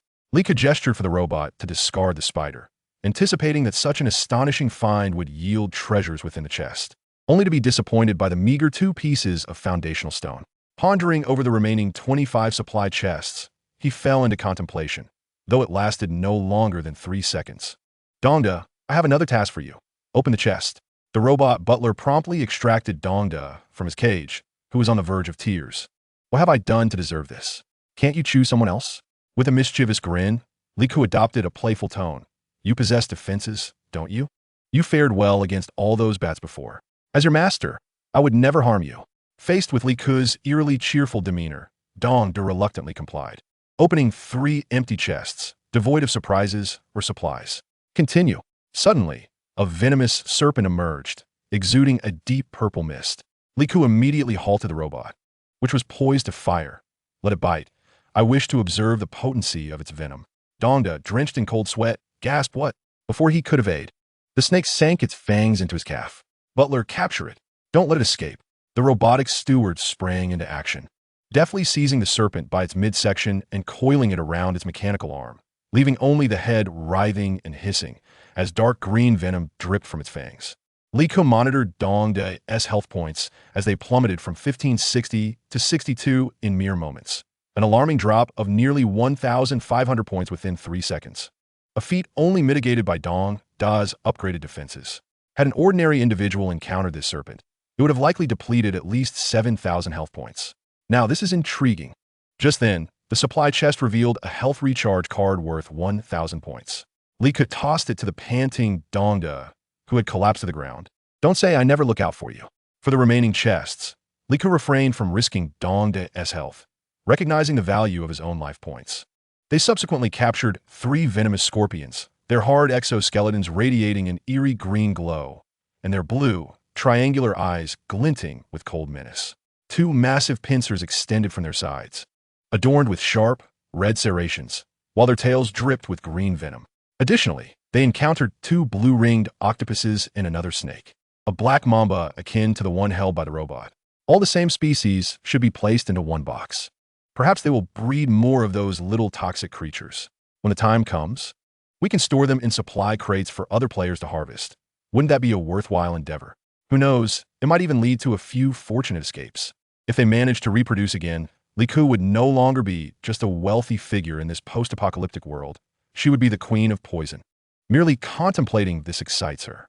After securely locking the box, Liku, feeling uneasy, placed these charming little venomous insects into a container before transferring them to the living organism breeding area in her spatial realm. Thanks to several days of nutrient catalyst treatment, the millet in her space has matured once more. The 2 piglets have gained considerable weight, appearing ready to give birth at any moment. While the chicks and ducklings have begun to hatch their eggs, Liku pilfered 2 eggs, boiled them, and added a touch of salad dressing before savoring them. The flavor of home-raised chicken eggs is distinctly rich. Glancing at the public group, the online count has dwindled to 50,000, with messages flooding in, most urging others to open boxes, claiming there are indeed valuable items within. However, the quickly fading ID numbers reveal their true motives. They're desperate to drag a few others down with them.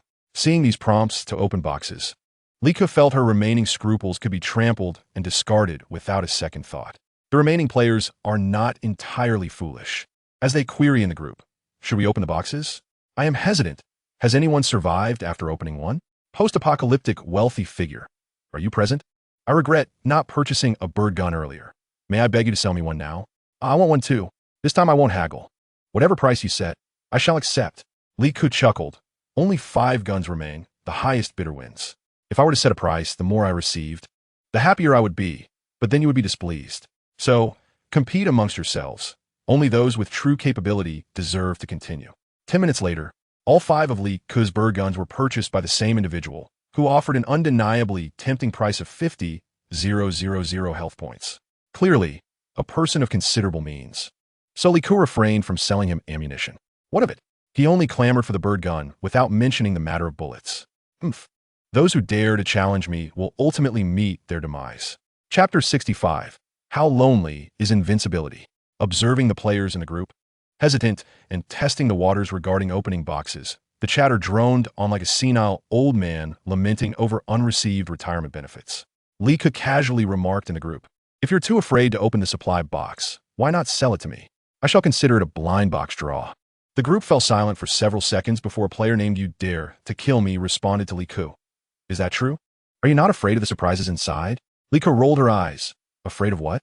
If you can live, then live. If not, then die. If you are so frightened, you might as well reincarnate now. Perhaps you could secure a better position. Heaven grants another 500 years. Truly. The words of the end-time treasure matron are resolute. I have just salvaged a supply box. Throughout my life, fortune has eluded me. I have never managed to procure a beverage, not even a single bottle. How about I sell you 2 cornerstone blocks? Liku, what nonsense are you speaking? Heaven grants another 500 years. Then, how does 1,000 life points sound? Liku, are you jesting with me? The supply box contains mostly empty containers, and the remainder is infested with venomous insects, with a staggering failure rate of 75%. Do you really think it fair to sell me 1,000? Heaven grants another 500 years. Then you should propose a price. Liku, 30 life points. Take it or leave it. If it turns out to be an empty box, I might as well lose half my life. Indeed, it would cost me half of Dongda's life, considering his loyalty is the lowest. Heaven grants another 500 years. 30 life points for my supply box? I believe you are engaging in abstraction. Do you realize that this is the only one I have managed to salvage in 3 consecutive days? Liku, 30 life points can buy 3 bottles of water at the market. Typically, opening a supply box yields little more than this. If you are unwilling, then by all means, open it yourself. Who is stopping you? Heaven grants another 500 years. I truly dare not open it. Individuals like this are not merely resistant to low offers. Rather, they are inherently indecisive and require a nudge at critical moments. Thus, Liku provided that nudge. taking a few steps to quietly relay a few words to Hu Bin, who covered his mouth and laughed. Master, you are so wicked. I like it. Shortly thereafter, responses began to flood the public group. That guy from 500 years, are you selling that box?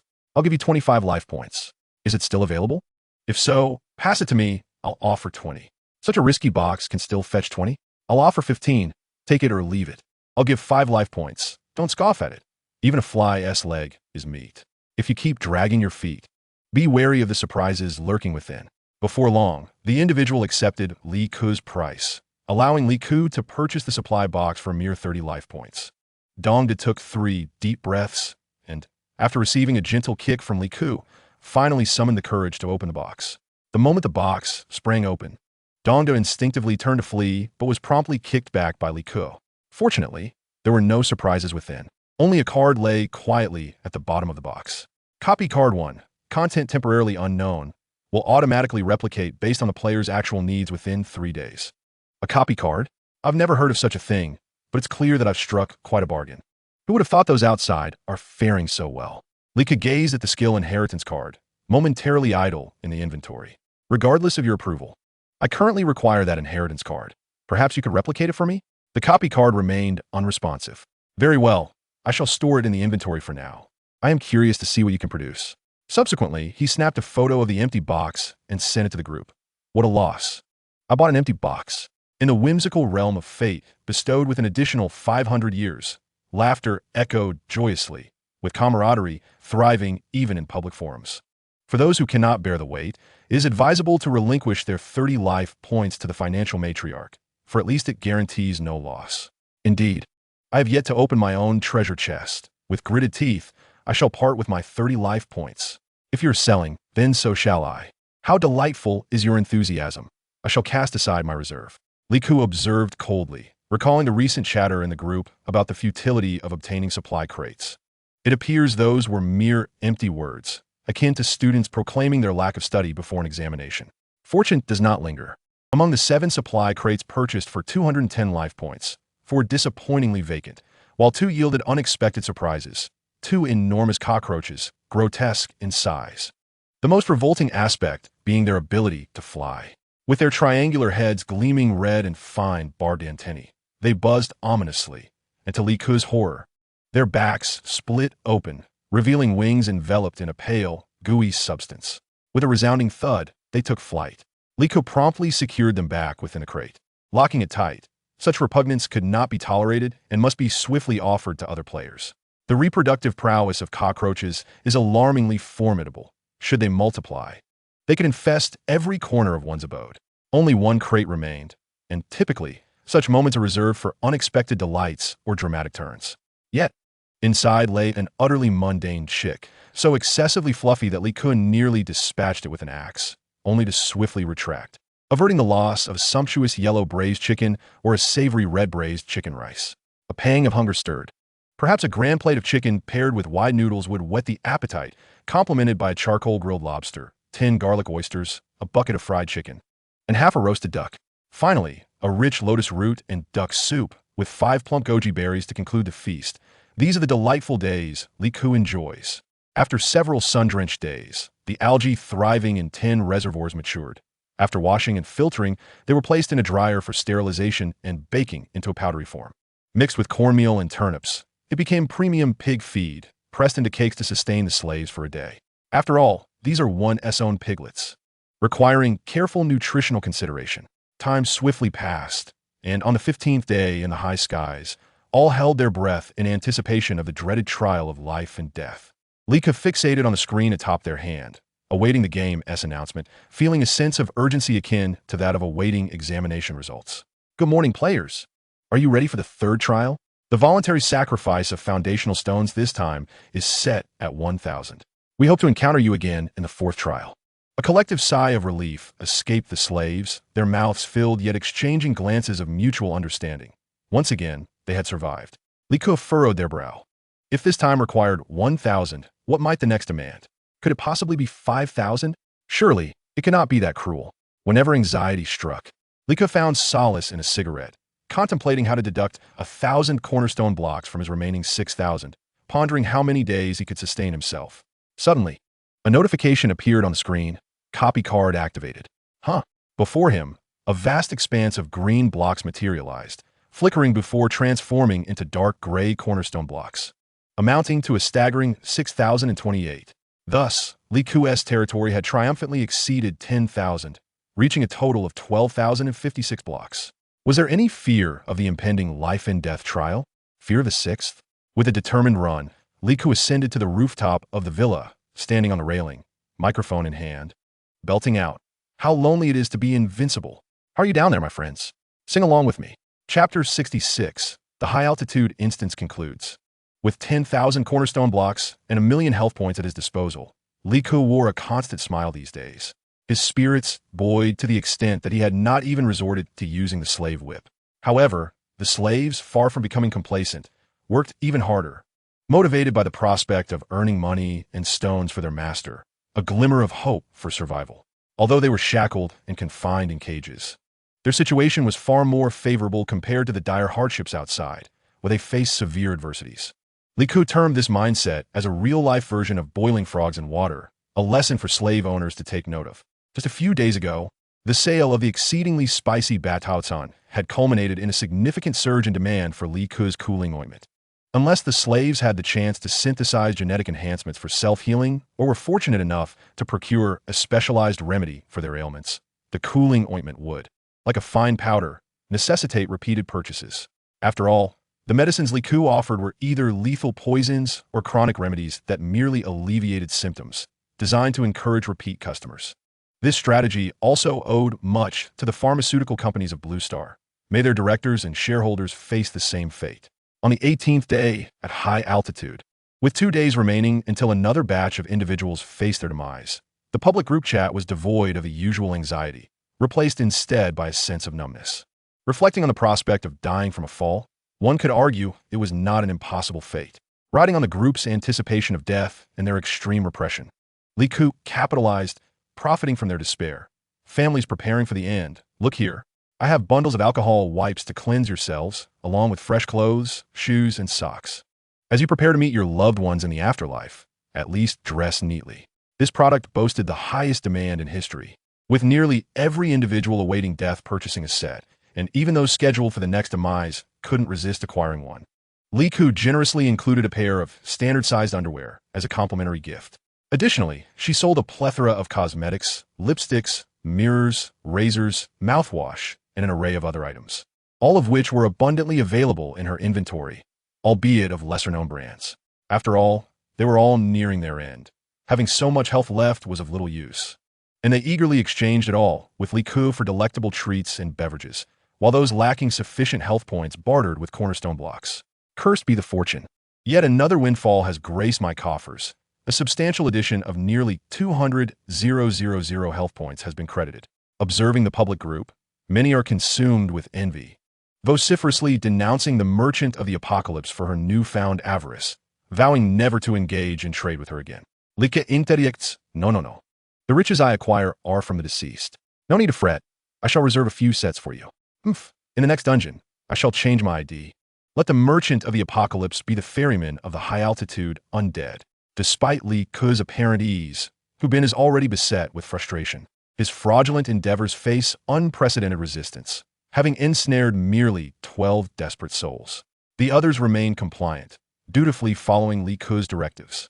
Yet, a bearded man, with eyes that frequently dart toward Li Ku, seems to cling to her like a stubborn piece of mud. Whenever Li Ku returns his gaze, the man's eyes conveniently shift away, akin to a slippery loach. Li Ku, disinterested in conducting a physical search, swiftly subdues him, wielding her axe with precision, dismembering him to feed the venomous insects in her space, for they had been confined for several days and could not afford to perish, lest the supply box lose its purpose. As Li Ku methodically disposed of the man's remains into the box, the wristwatch, capable of interpreting animal speech, illuminated. How delightful! I was on the brink of starvation. Hiss, my alluring and passionate mother snake. You've toiled in incubation. You should feast first. Li Ku's eyes sparkled. The matter of the Goo King appears promising, as it has commenced incubation. Another leg shall be provided to nourish your seductive and enchanting mother snake. She programmed the robotic steward to dispense meat every 7 days, ensuring not to overfeed, maintaining a state of hunger to maximize its attack power. On the 20th day in the high altitude, the exhilarating moment of death finally arrived, as the soft yet chilling slaughter notification resurfaced. Good morning, everyone. Are you prepared to embrace death once more? This will be the final round of our life and death trial. The surviving players will have 10 minutes to pack their belongings and board the transport. I almost forgot to announce that the voluntary surrender value of the cornerstone is set at 4,000. The remaining cornerstone will be converted into life points at a ratio of 13 and credited to each account. Upon seeing the figure 4 and 000, Liko felt a twinge of disappointment, sensing the waste of a duplication card, for it was the first she had encountered in quite some time. As a multitude of cornerstones thunderously descended, Liko hastily began to gather her belongings, prioritizing her pre-established sanctuary. The surrounding cornerstones of her two-story abode began to tremble and fracture, the villa being uprooted like an ancient tree, then securely materializing within her space. 10 reservoirs, along with the maturing microalgae yet to be harvested, were prepared for transport, as the dungeon system evidently regarded them as the 10 swimming pools intrinsic to her sanctuary. 10 water reservoirs began to tremble and shatter in unison, gradually shifting into Liku's realm, while the microalgae within remained completely unscathed, not even a ripple disturbing their tranquility. 8 majestic eagles were compelled to follow their sister, alongside the containers that had housed them for several days and the earliest coffin-like beds, each carrying a wealth of cherished memories for Liku. In the final 3 minutes, Liku donned a full array of protective gear, enduring the relentless morning sun to secure her bulletproof vest and protective suit, then slipping into light gray linen, breathable long sleeves and trousers, a duckbill cap, mask, and sunglasses perfectly concealing her neatly cropped hair and spirited visage. In the penultimate minute, Liko hesitated for 10 seconds before decisively summoning the 103 caged slaves into her space, granting them a shared haven akin to a warm pigsty. She sensed their potential utility. When they ultimately ceased to serve a purpose, they could be repurposed, perhaps even fed to venomous insects, with the overarching goal of maximizing benefits, especially after consuming the 400 pounds of microalgae cakes she had cultivated. As she drew them into her space, a tremor coursed through her hand, momentarily making her believe the apocalypse train had arrived, only to reveal a notification. Player Liku's average slave loyalty has reached an impressive 99, fulfilling the criteria for prize distribution. Prize 1. To enhance slave husbandry, player Liku receives 1,000 nutritional agents, applicable for both plants and animals to cultivate more food for their master. Prize 2. For improved slave protection, player Liku is awarded 100 firearms, along with 10,000 boxes of assorted ammunition. Prize 3. For superior control over slaves, player Liku receives 1 space card and 1 gene modification card. The rewards included 20 units of the Type 95 automatic rifle and the Type 88 sniper rifle, accompanied by 2,000 boxes of 5.842mm DBP-87 rifle ammunition. Additionally, there were M16 series automatic rifles, M4 series assault rifles, SCARL assault rifles, and the M249 light machine gun, all paired with 3,000 boxes of M855 rifle ammunition. Also included were gleaming, irresistibly alluring handguns and submachine guns. To Liku's astonishment, there was even a Browning M2 heavy machine gun and 2 Barrett M95 heavy snipers. This was far superior to anything she had scavenged in the game, inadvertently transforming her into an arms dealer. With all prizes collected, her happiness surged, confirming that the 400 pounds of microalgae had not been in vain. All players are advised to secure their belongings and brace themselves in their original positions. A 5-second countdown will commence. Liku hastily released the bedboard from her train, quickly climbing aboard and securing herself with 2 safety belts for good measure. 5, 4, 1.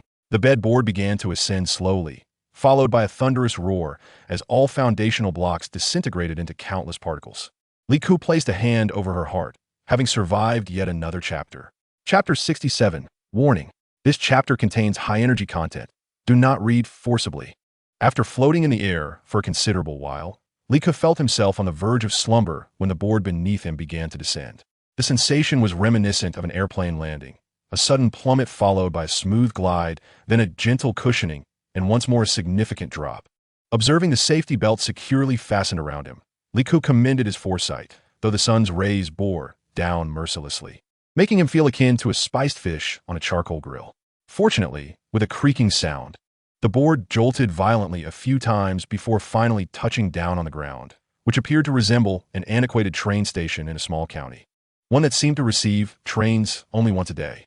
At the edge of the platform, a familiar train appeared, and to his surprise, he realized he was mistaken.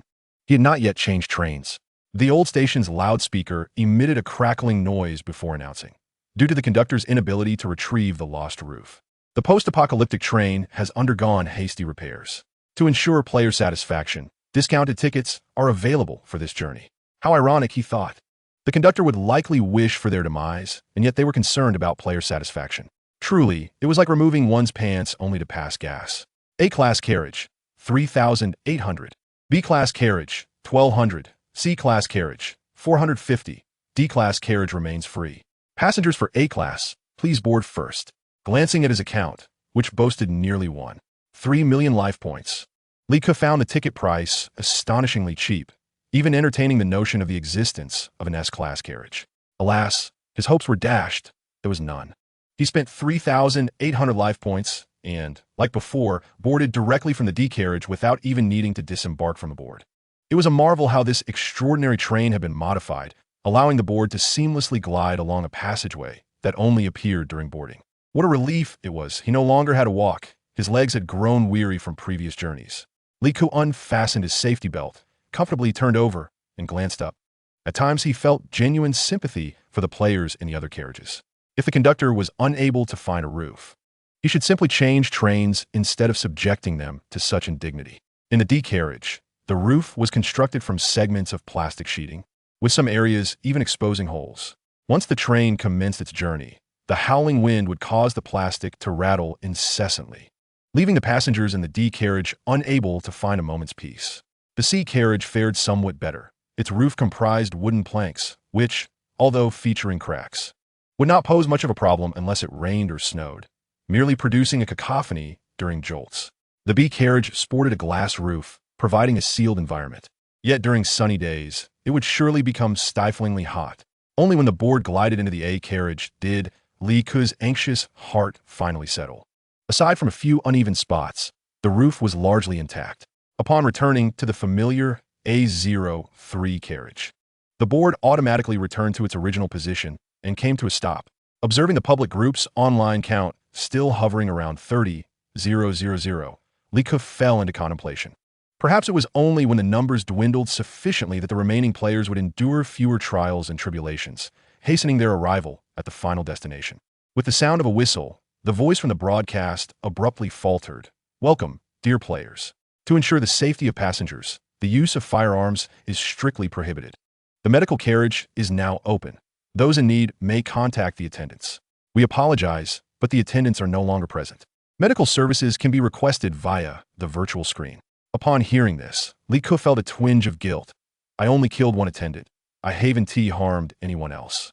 The exquisite banquet exclusive to the esteemed Class A passengers is now available for purchase in the marketplace, accessible only to Class A travelers. The marketplace will reopen before the next station arrives. This journey spans 4 days. Players should rest well to face the upcoming challenges with renewed vigor. The atmosphere in the public chat grew increasingly hostile, with everyone glaring at the ceiling, wishing to unleash every curse they had ever known. How could such a dismal carriage allow for proper rest? Was the train conductor's head perpetually lodged in a dark recess, never having seen the light of reason? Li Ke, feeling rather pleased, opened the game's marketplace, a peculiar entity that only operated for the last half hour before disembarking. Perusing 3 pages of culinary delights, she indulged in extravagant purchases, feasting and refreshing herself with a bath and a change of clothes before finally drifting into a peaceful sleep. Until 2:30 in the morning, when her alarm jolted her awake, a reminder she had set before retiring. Clad in all black, with a hat and mask in place, she stealthily exited her carriage. The moonless night, ripe for her audacious plans. With the high-altitude quest concluded, everyone was temporarily out of danger, no longer subjected to the perilous cycle of life and death every 5 days, nor the threat of midnight predators. At this hour, the normal passengers would be deeply asleep, worn down by fatigue. Li Ke swiftly made her way to Carriage B, where resource boxes were conspicuously placed in every few compartments, specifically chosen as golden chests. Indeed, within these boxes lay half of her venomous insects, the other half still gestating in her storage. She intended to place more in carriage C, but overheard whispered conversations in the carriage connecting B and C. A few overly excited players were exchanging survival strategies, eager to band together, their eyes gleaming with ambition. Secure in their seats with protective measures, Liku, unable to eliminate them without consequence, chose to feign a trip to the restroom and abandon that carriage, counting it as their lucky day. See, my friends, sometimes staying up late not only avoids calamity, but can also save a life. After her mischievous act, Liku returned to her carriage, carefully securing the door before sinking into a deep slumber. Outside the window, the thick, enchanting darkness swirled with desire, while the apocalyptic winds carried whispers of unknown dangers. A formidable post-apocalyptic train, draped in tattered plastic and battered wooden planks, trudges along the twisted tracks, its wheels colliding with the rails in a rhythmic cacophony. The mottled moonlight filters through the grimy, cracked windows, casting fleeting shadows, while the dim, flickering lights within the carriage illuminate rows of passengers huddled in their seats, their bodies contorted in uneasy slumber. Even in the depths of their dreams, the specter of death looms large, evident in their furrowed brows and twitching lips, as a box filled with precious supplies rests quietly in the aisle. Suddenly, a groggy passenger, attempting to make his way to the restroom, inadvertently kicks the box, rubbing his eyes in disbelief. Upon recognizing it as a supply box, he suppresses his astonishment and instinctively stows it away in his belongings. Quickly glancing around, he fears being discovered. Could he be the chosen one, destined for a stroke of fortune? He hurriedly retreats into the restroom, locking the door with meticulous care before finally cradling the box in his arms. The mere thought of the treasures that might lie within the golden box sends a thrill through him, and he eagerly begins to pry it open. From within, a long, barbed leg of a black spider emerges. The restroom door shudders violently a few times before falling silent, leaving only the sound of a nearby passenger muttering in annoyance at the late-night disturbance, before turning back to sleep. In the fetid corner of the restroom, the grotesque black spider arches its body, its long, spiny legs scraping ominously against the floor. It now rests upon the man's face, who stares wide-eyed as the creature inches closer, the iridescent patterns on its abdomen glimmering ominously in the dim light. The sharp barbs press against his eyelids, rendering them unclosable.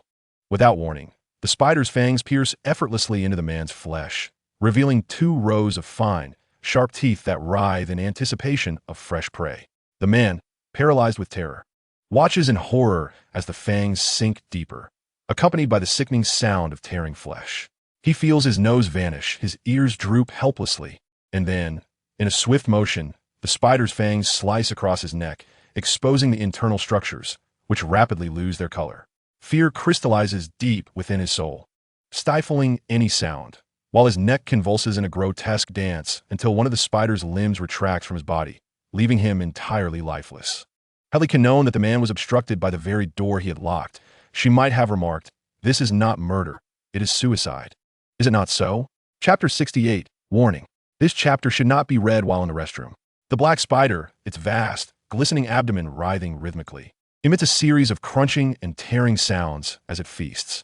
Only when the man's gaunt jawline becomes visible does the spider slowly descend from his face, extending a leg to test the lock on the restroom door, attempting to open it several times in vain. The failed black spider hesitated for a moment before turning and crawling into the squatting toilet. Its legs, sharp as steel needles, scraped against the metallic pipes, resembling coarse sandpaper grinding against rusted iron tubes. The sound echoed, scrape, scrape. In a neighboring compartment, a passenger awoke in the middle of the night, his discomfort due to a painful condition that had been exacerbated by his reckless indulgence in excessively spicy bat wings. The stress of survival weighed far heavier than any mortgage could, leaving him in a state of constant unrest. After a prolonged period of sitting, his hemorrhoids began to act up, causing an unbearable pain that felt as though it could take his life.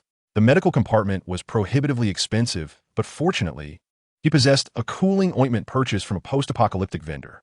With great effort, he maneuvered his legs to the toilet, closed the door, and unfastened his trousers. Upon applying the ointment, relief washed over him, accompanied by a soothing coolness. The man's furrowed brow instantly relaxed, and he eagerly prepared to apply more of the ointment for a dual treatment. As he leaned down to manipulate the ointment, he noticed 2 red dots gleaming from the dark opening of the toilet. What could that be? flickering ominously. Curiosity piqued, he leaned to peer down. In an instant, a segmented limb shot forth from the depths at an alarming speed. The man's eyes widened in terror, pain causing tears to spring forth. Instinctively, he braced himself with one hand while the other sought to shield himself from the impending threat. A piercing scream erupted as the limb penetrated his hand, leaving him utterly incapacitated upon the toilet seat, for the black spider, now nearly a meter in length, was burrowing deeper into his innards. The sound of scraping continued, and the man, overwhelmed by pain, collapsed onto the toilet, finding himself face to face with the black spider that had just emerged. Its glimmering red eyes prompted a profound reflection on his life choices, questioning why he had not perished on the platform and why, merely seeking relief in the restroom. He encountered this nightmare, a creature typically found in the realm of horror within the game. The spider's two fangs quivered before parting to reveal 2 rows of writhing sharp teeth.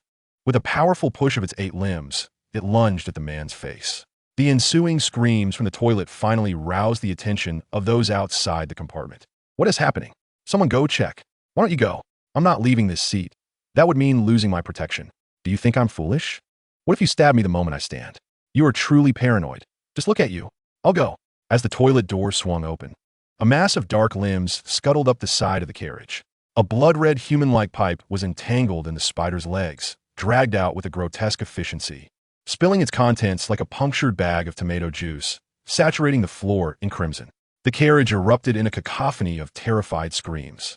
The other carriages were not faring any better. A giant flying cockroach rampaged through the compartment, while the seats offered some protection from fellow players. They did nothing to guard against the voracious insect. A few individuals, hiding valuable weapons, attempted to fire their guns, only to have the barrels shatter upon triggering the train's regulations. In desperation, they began to flee from the airborne menace, moving from carriage B to C, only to find themselves pursued by 2 venomous snakes and 3 scorpions in the latter. This prompted a frantic rush to carriage D, accompanied by cries of terror. Passengers in carriage D, having endured a sleepless night disturbed by the rustling of plastic bags blown by the wind, were filled with resentment at the cacophony of screams.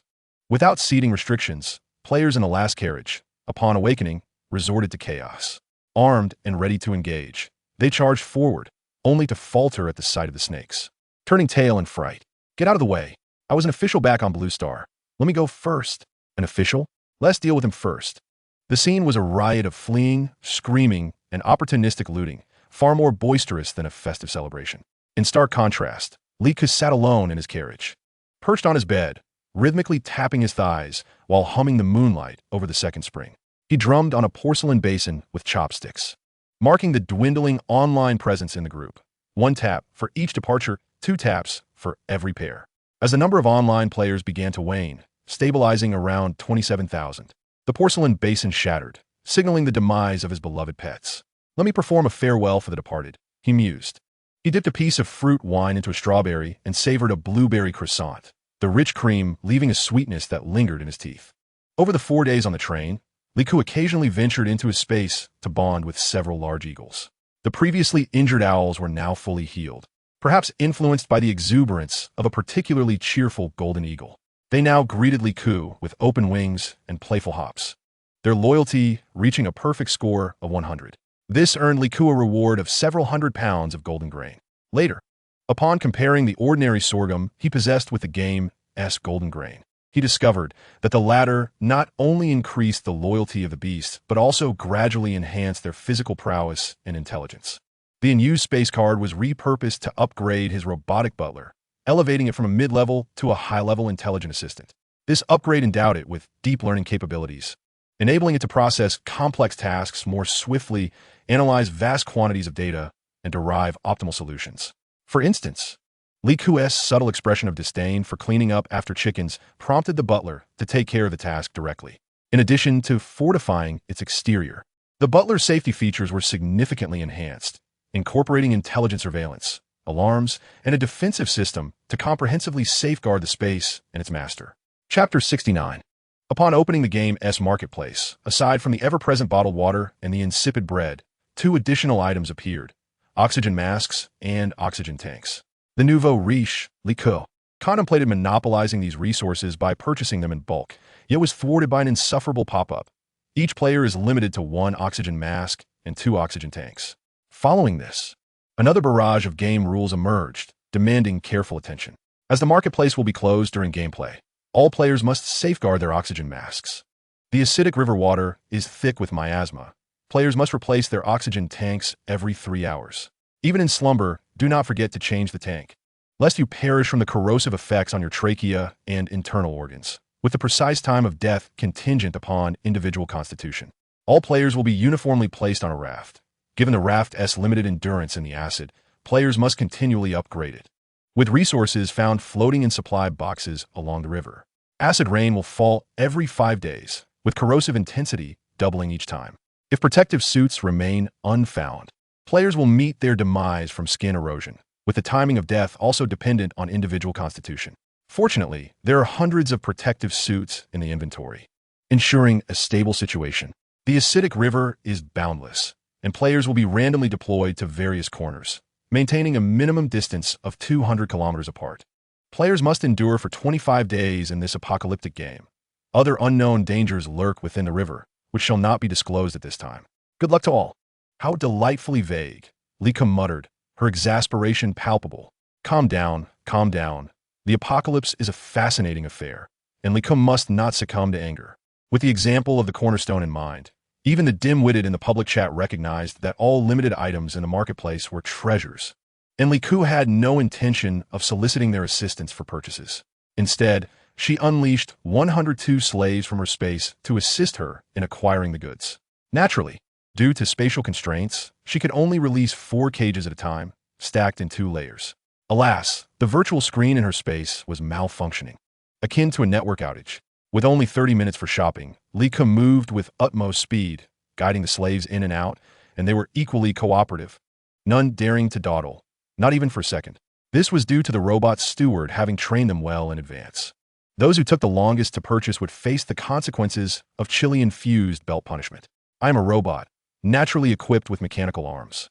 My appearance alone suggests a temper not to be trifled with, capable of wielding a belt with remarkable speed. Each slave took no longer than 10 seconds to purchase, and after a full rotation with all 102 slaves, it amounted to less than 4.5 minutes. Including her own efforts, Liku thus acquired 103 oxygen masks and 206 oxygen tanks. Seizing the ample time, she replenished each slave with 1,000 health points in preparation for the next purchasing frenzy. The pop-up content was promptly synchronized with the robotic steward. The advanced intelligent steward was indeed extraordinary, swiftly engaging in activities within the space.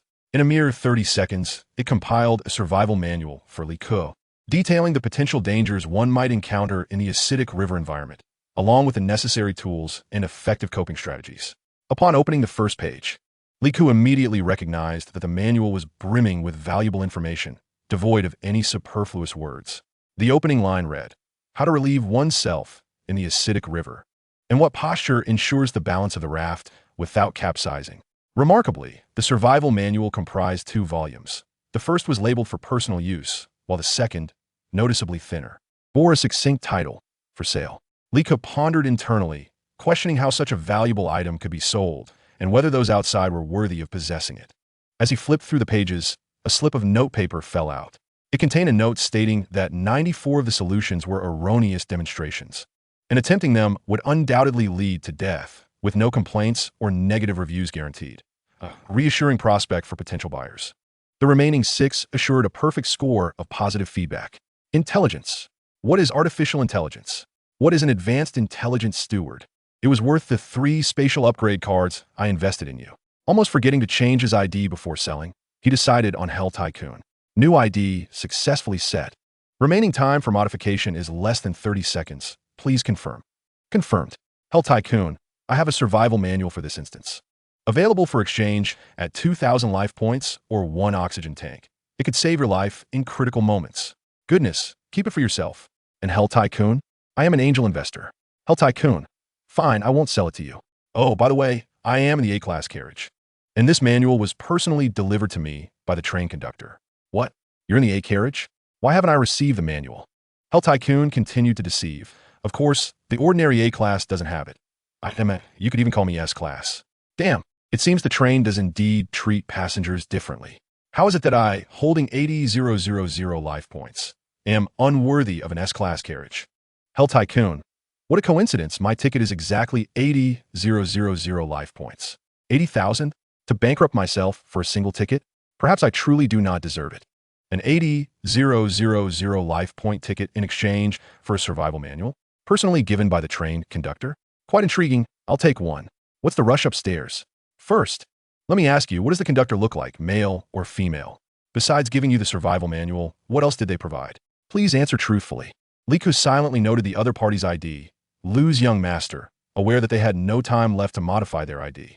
I will ensure this young master regrets their actions. Hell Tycoon, answer your grandpa. What are you, some insignificant thing? Has your brain turned to mush that you dare to inquire about the conductor? I dare say, can you handle what you hear? If you have the life to listen, do you have the life to disembark? The other party fell silent, and the entire public group ceased communication. Just as Li Ku was about to summon a few subordinates for marketing purposes, a sudden exclamation of ouch was heard. It was Hu Bin, who had been ejected by the intelligent steward. With a fleeting glance at Li Ku, the task was promptly set in motion. The manual personally provided by the train conductor was surely unattainable from the supply box. Hand me a survival manual. One individual initiated the interaction, causing the others to loosen up, and Li Ku received a private message. I want all the manuals you possess. Attempting to monopolize. Are we? A screenshot was swiftly shared in the group. Should I sell everything to him, allowing him to raise the price for you later? Grant me one. Dear entrepreneur, I trust you won't aid in nefarious deeds. Oppose monopolization. Oppose monopolization. Quickly, give me one. In a flurry, dozens of small booklets were hurled out by the intelligent steward, selling out in less than 2 minutes, with 108,000 life points credited. I haven't bought one yet. Please, I beseech you, for another. Time was of the essence, with merely 5 minutes left before disembarking. What good was selling at this juncture? Adhering to the intelligent steward's directives, Li Ku armed himself completely, ensuring that even if submerged in sulfuric acid, he could endure for at least half an hour. 10 seconds remain until disembarkation. Players, please take your seats. 10-9. 1. Chapter 70. Commencing the 4th round of the instance. Acid River rafting for 25 days. A flash of white light enveloped him, and upon reopening his eyes, Li Ku found himself on the riverbank. With a solitary wooden raft capable of accommodating 1 person and 2 paddles floating beside him. The river water exhibited an eerie dark green hue, intermittently erupting with enormous, murky green bubbles that burst with a nauseating, acrid aroma. The air was thick with a pungent scent, reminiscent of rotting acid mingled with burnt plastic, without an oxygen mask. One would soon feel a tightening in the throat, akin to the sensation of consuming scorching hot water after a mouthful of chili. The viscous green mist surged like miasma from the depths of hell, roiling across the surface of the acid river. The sky was shrouded in a dense, oppressive gloom, devoid of sunlight, as if this realm were forever suspended in a state of deathly silence. Even with full gear, Li Ku felt a twinge of trepidation upon witnessing the scene, simultaneously recognizing that his sole remaining genetic modification card would be utterly worthless. He hastily retrieved it to enhance his adaptability to extreme environments. Genetic modification card successfully bound. Player Li Ku's body undergoes a secondary upgrade, maximizing his adaptability in environments of nuclear radiation, corrosive acid, extreme heat, extreme cold, and high or low pressure. Once bound, Li Ku cautiously attempted to peel off his oxygen mask bit by bit. Although his throat still burned from the corrosive gas, it was no longer as unbearable, resembling the discomfort of choking on a hard bun. With a stopwatch in hand, bolstered by corrosion resistance and remarkable regenerative abilities, Li Ku discovered he could survive without the oxygen mask for at least 15 minutes, perhaps even longer. However, he deemed it unnecessary to endure discomfort, especially since the oxygen tank was not yet depleted. Before completing his testing, a notification popped up on the virtual screen on the back of his hand, penetrating the thick protective fabric. Warning, players should promptly board the raft. The riverbank will be submerged by corrosive acid in 30 seconds. Urging incessantly, day after day. I might as well just leave. However, this rudimentary raft, devoid of a motor or steering wheel, relies solely on manual rowing. Yet I must admit, there are several fine vessels within the confines of my space. The intelligent steward subsequently produced a speedboat capable of accommodating 68 individuals, reinforced with 3 layers of acid-resistant material. To my astonishment, as soon as the speedboat touched the water surface, A hissing sound erupted from the hull, reminiscent of countless rodents gnawing at it, creating an unsettling symphony of sizzles. Immediately, a warning pop-up appeared on my wrist. Non-game vessel detected. Annihilation imminent. Reacting swiftly, Liko retracted the speedboat into the space upon seeing the ominous red exclamation mark. In the next moment, a massive green acidic bubble surged forth from the spot where the boat had vanished, enveloping its shadow and swiftly dragging it beneath the river surface. Phew, what a relief. Otherwise, such a fine vessel would have been wasted. Reluctantly, Liko climbed aboard the raft, brandishing a paddle to row. Although the paddle emitted a faint hissing sound in the acid river, the corrosive properties seemed to diminish significantly. The public chat was momentarily silent. Whether it was due to lost signals or others busily searching for supplies remained unknown. Of course, Liko secretly hoped that they had all perished. Glancing at the current online count, disappointment washed over. An astonishing 27,000 individuals still survived. The vast river lay cloaked in a dense green mist, obscuring all sense of direction. Following the survival manual provided by the intelligent steward, Liko affixed a small stand on the raft, hanging a compass and an alarm clock on either side. The alarm had been preset by the steward to chime every 3 hours, as per the game rules, reminding Liko to replace the oxygen tank. Navigating northward according to the compass, silence enveloped her, occasionally pierced by the sound of dark green bubbles bursting.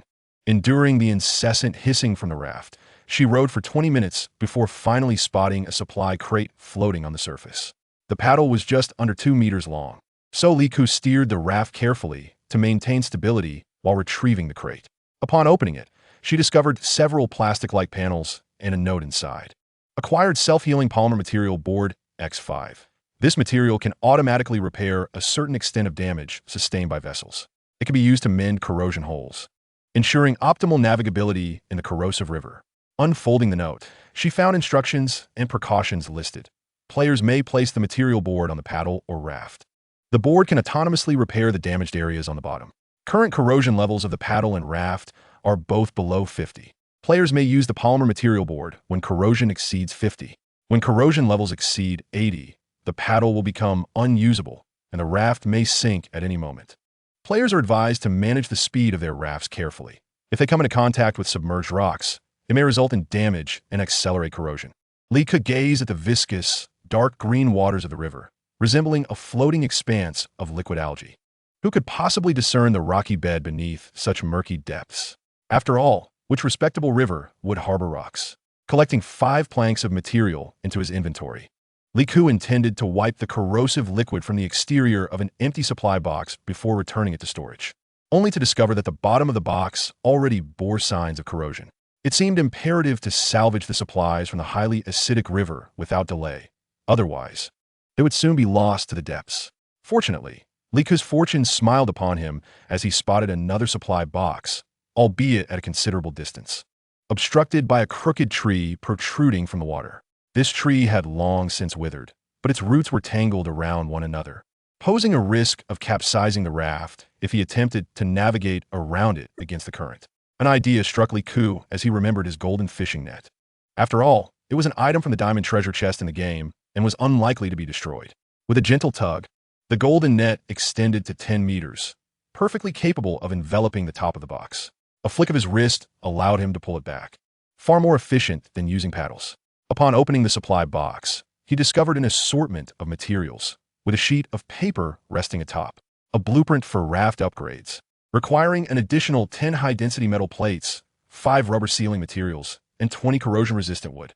Players must acquire the manufacturing station blueprint and gather the aforementioned materials to upgrade the raft. Liko felt overwhelmed, pondering the necessity of constructing a manufacturing station.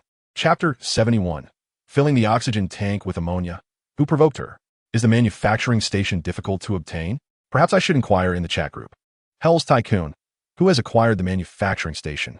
Any thoughts on selling it? What is this manufacturing station? Has anyone salvaged an oxygen tank?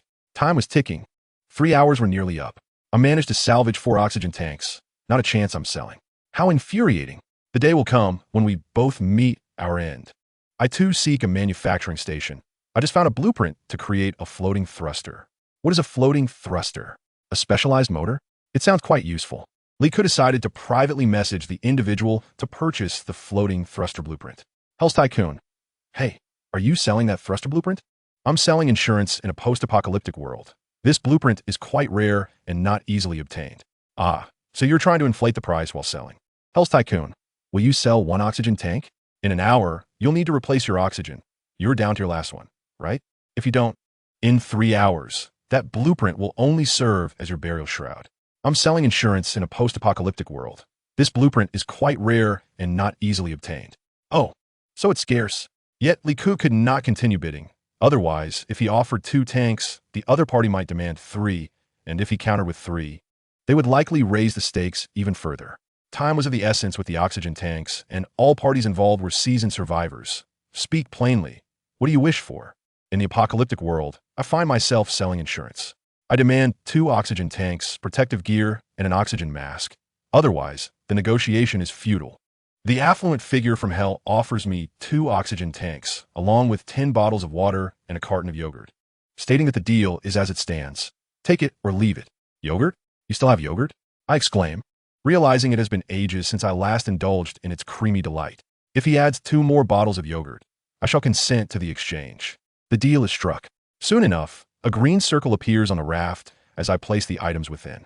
However, with a crafty twist in my eye, I withdraw the yogurt, opting instead for a dry, tangy variant. Let's just say it's yogurt in essence. Aren't you fond of water? This carton of yogurt will quench your thirst.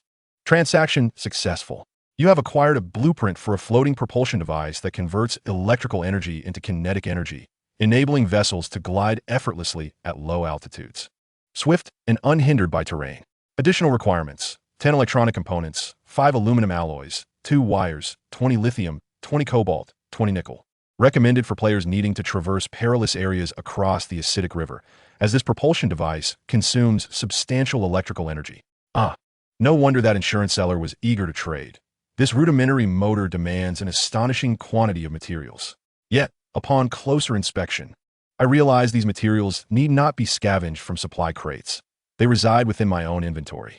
Electronic components can be salvaged from circuit boards or chips, while aluminum alloys and wires are plentiful, stacked high. The sight of lithium, cobalt, and nickel nearly elicits laughter, as they are simply batteries in disguise. Now, where on earth is this manufacturing station? With 2 exquisite blueprints in hand, my eyes widen in determination.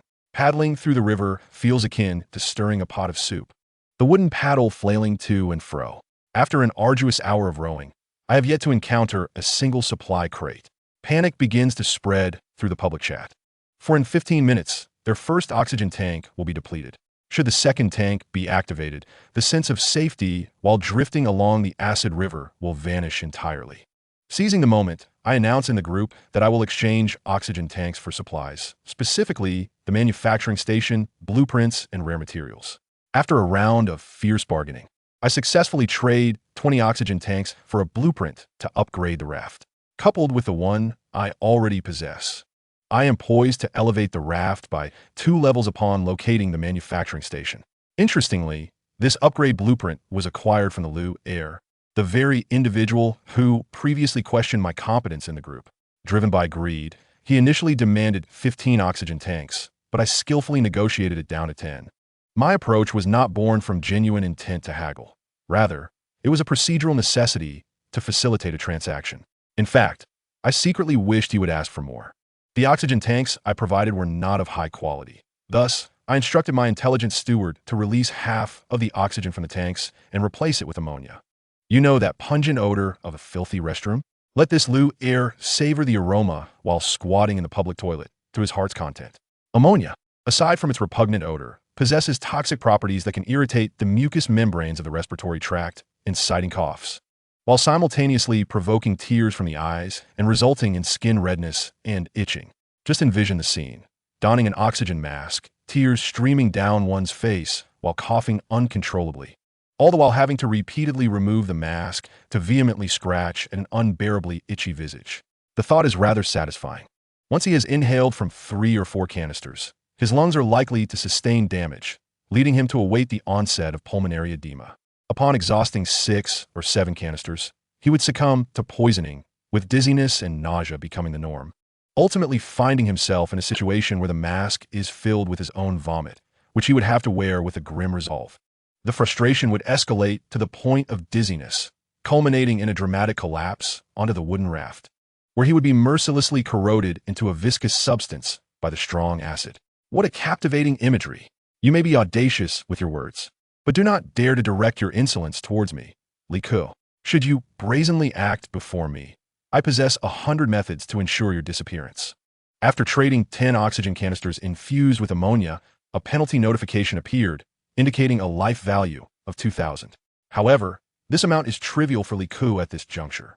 The additional 10 canisters of oxygen were exchanged with others in the group, as Li Ku, despite being fierce, showed kindness and refrained from employing harsh measures. In one breath, she managed to procure 10 high-density metal plates, 10 self-healing polymer sheets, along with 2 tubes of sealant.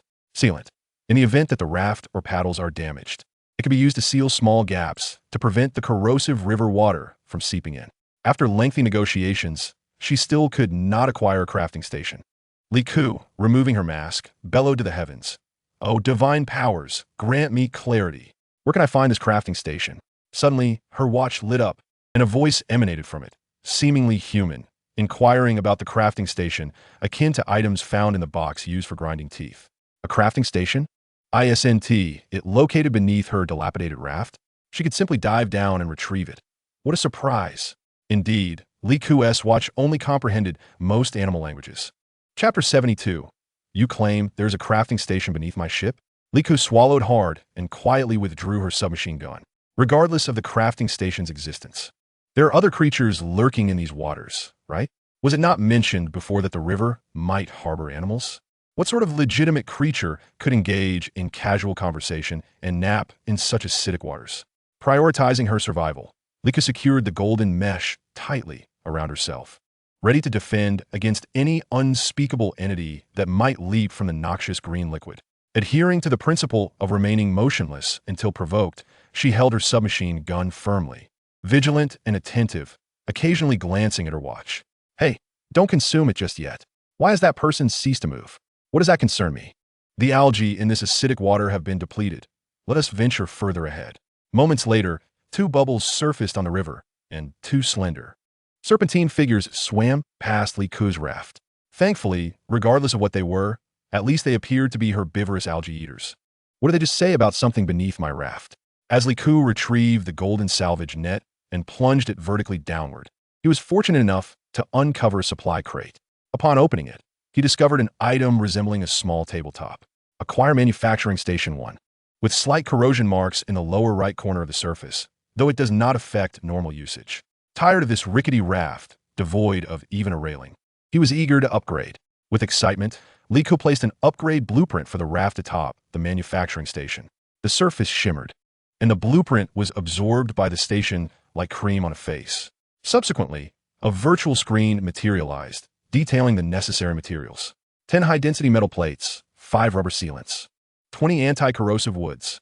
The high-density metal plates had just been redeemed, and as for the rubber sealants, he decided to try 2 tubes of sealant, uncertain if that would suffice. So he squeezed out 2 generous blobs.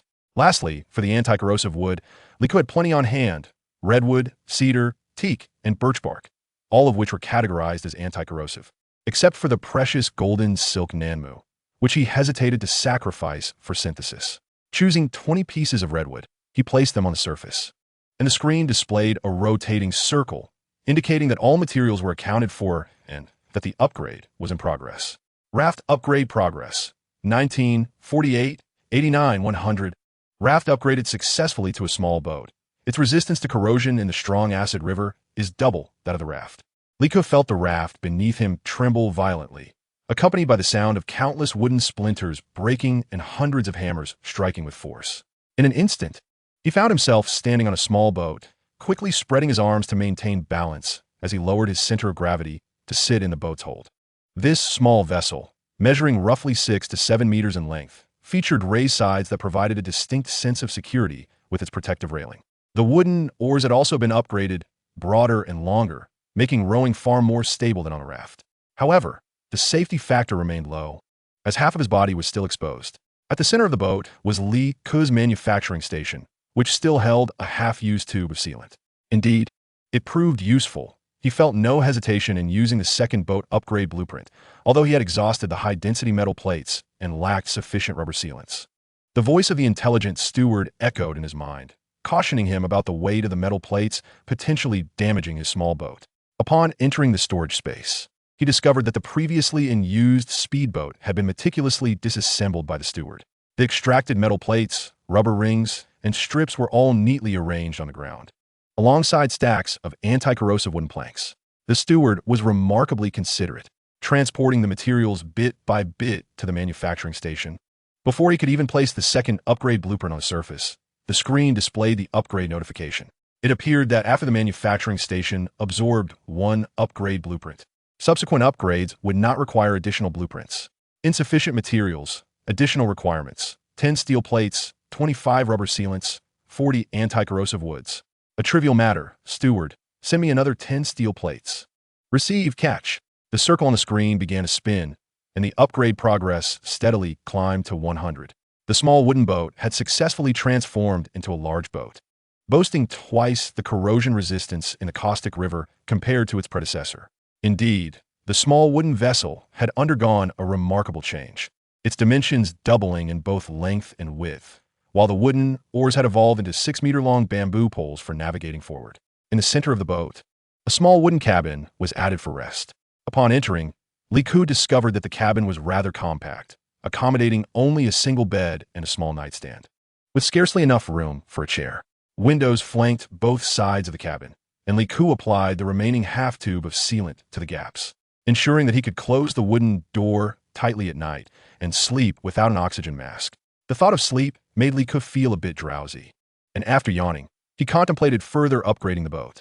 However, the manufacturing station indicated that an advanced wooden boat upgrade blueprint was required, or alternatively, 500 blueprint fragments could be synthesized. With no choice but to pause, he synthesized the last floating thruster and installed it at the stern. This thruster appeared quite modern and high-tech, contrasting sharply with the wooden boat's rustic style. It featured only 2 buttons, start and charge. Beside it, a battery-like display indicated that the current power level was less than half. Li Ku retrieved a battery specifically designed for charging automotive batteries from his storage and fully charged the floating thruster using 3 batteries. The manual was correct. This device consumed a significant amount of power. Initially eager to experiment, he hesitated, reluctant to expend such energy. Go ahead and enjoy yourself, Li Ku. I prepared 300 fully charged batteries for you, enough for 100 uses. Just look how considerate our intelligent housekeeper is. Accepting the offer, Li Ku clicked the start button. As the engine roared to life, the wooden boat leapt high out of the water like a koi fish. In the instant, the hull separated from the surface. The thruster expelled a powerful upward airflow, firmly suspending the entire vessel in midair. Almost immediately, the boat trembled slightly, prompting Li Ku to instinctively dive into the cabin. In the next moment, the wooden boat shot forward like an arrow, the surrounding toxic mist being rapidly dispersed by the turbulent air. Through the windows of the cabin, Li Ku glimpsed a small earthen slope behind the retreating mist, where dark, ink-green plants thrived. A crocodile's tail flickered among the foliage, seemingly alerted by the thruster's noise. The creature caught sight of Li Ku through the dissipating haze. Chapter 73. Just arrived and already facing a local threat? The wooden boat surged forward nearly 100 meters before landing with a soft splash on the water surface. The sound of its 3 to 4 meter drop hardly louder than a whisper. Attempting to press the start button again, the thruster indicated low power and requested charge. Just as Li Ku installed 2 new batteries, he noticed a dark shadow rapidly approaching from behind the boat. Was it the same crocodile? Had set its sights on him? The shadow flitted across Li Ku's vision a few times before vanishing completely. At that moment, the surface of the caustic river was a chaotic tapestry of dark green algae and duckweed, resembling a disheveled, foul-smelling blanket, which had transformed into a natural concealment for the crocodile lurking beneath. This massive reptile lay hidden within, stirring the floating plants into a more murky mess. If you seek your own demise, do not blame me, Li Ku declared, leveling his light machine gun at the spot where the shadow had appeared and unleashing a barrage of gunfire. The bullets pierced through the layers of green obstruction, the river water instantly vaporizing from the intense heat, producing a hissing sound as a thick cloud of white steam billowed upward. The crocodile's silhouette became even less discernible. prompting Li Ku to release the trigger, his gaze sharp and hawk-like as he fixated on where the creature might surface next. The surroundings fell into a profound silence. Not even the sound of bubbles breaking the stillness could be heard. All that resonated was the rhythm of his own breath and heartbeat. Thump, thump. The boat swayed gently with the current, an unsettling calm enveloping the scene. Suddenly, a faint scraping sound emanated from the bow of the vessel. So subtle, it resembled a hair brushing against the skin, sending a chill racing up Li Ku's spine. He swiftly redirected his weapon, only to behold an enormous crocodile claw gripping the edge of the boat, its sharp talons embedding into the wooden planks, producing a creaking sound as splinters were forced apart. The crocodile only revealed this single claw, the majority of its massive body still concealed beneath the caustic waters. Yet its scales shimmered with a cold glint even in the dim light. Tot. Li Ku did not target the claw. Instead, he allowed the bullets to penetrate the hull, calculating that the crocodile's head should be struck by at least 4 rounds. Indeed, the claw that had rested on the boat's edge fell into the water with a faint splash, causing the vessel to sway and shatter the duckweed upon the river surface. Li Ku, wielding the heavy machine gun, remained unperturbed by the rocking boat, taking measured steps towards the bow. Suddenly, he turned sharply, firing a volley of bullets into the water, causing a flurry of splashes. Another crocodile, which had been lurking at the stern in wait for a surprise attack, convulsed violently twice before surfacing, exposing its mottled and wrinkled belly. Blood rapidly spread through the murky water, staining the surrounding green with a mottled hue. Li Ku stowed the machine gun and chuckled. "Did you see that, butler? There was no need for your intervention. Now you can rest easy." The intelligent assistant, in the confines of the space, wiped non-existent sweat from its brow, having been so startled it nearly shouted. Fortunately, Li Ku's swift reaction had sent a flurry of bullets flying. Though all was well, the assistant felt compelled to remind Li Ku, "Luck will eventually run out. Next time, please allow me to stand behind you." Li Ku nodded. "Do you think this crocodile meat is edible?" The intelligent assistant replied, "That is not a crocodile. It is a lizard." "What? A lizard? The kind you can hold as a pet? What has this lizard been eating to grow larger than a crocodile?"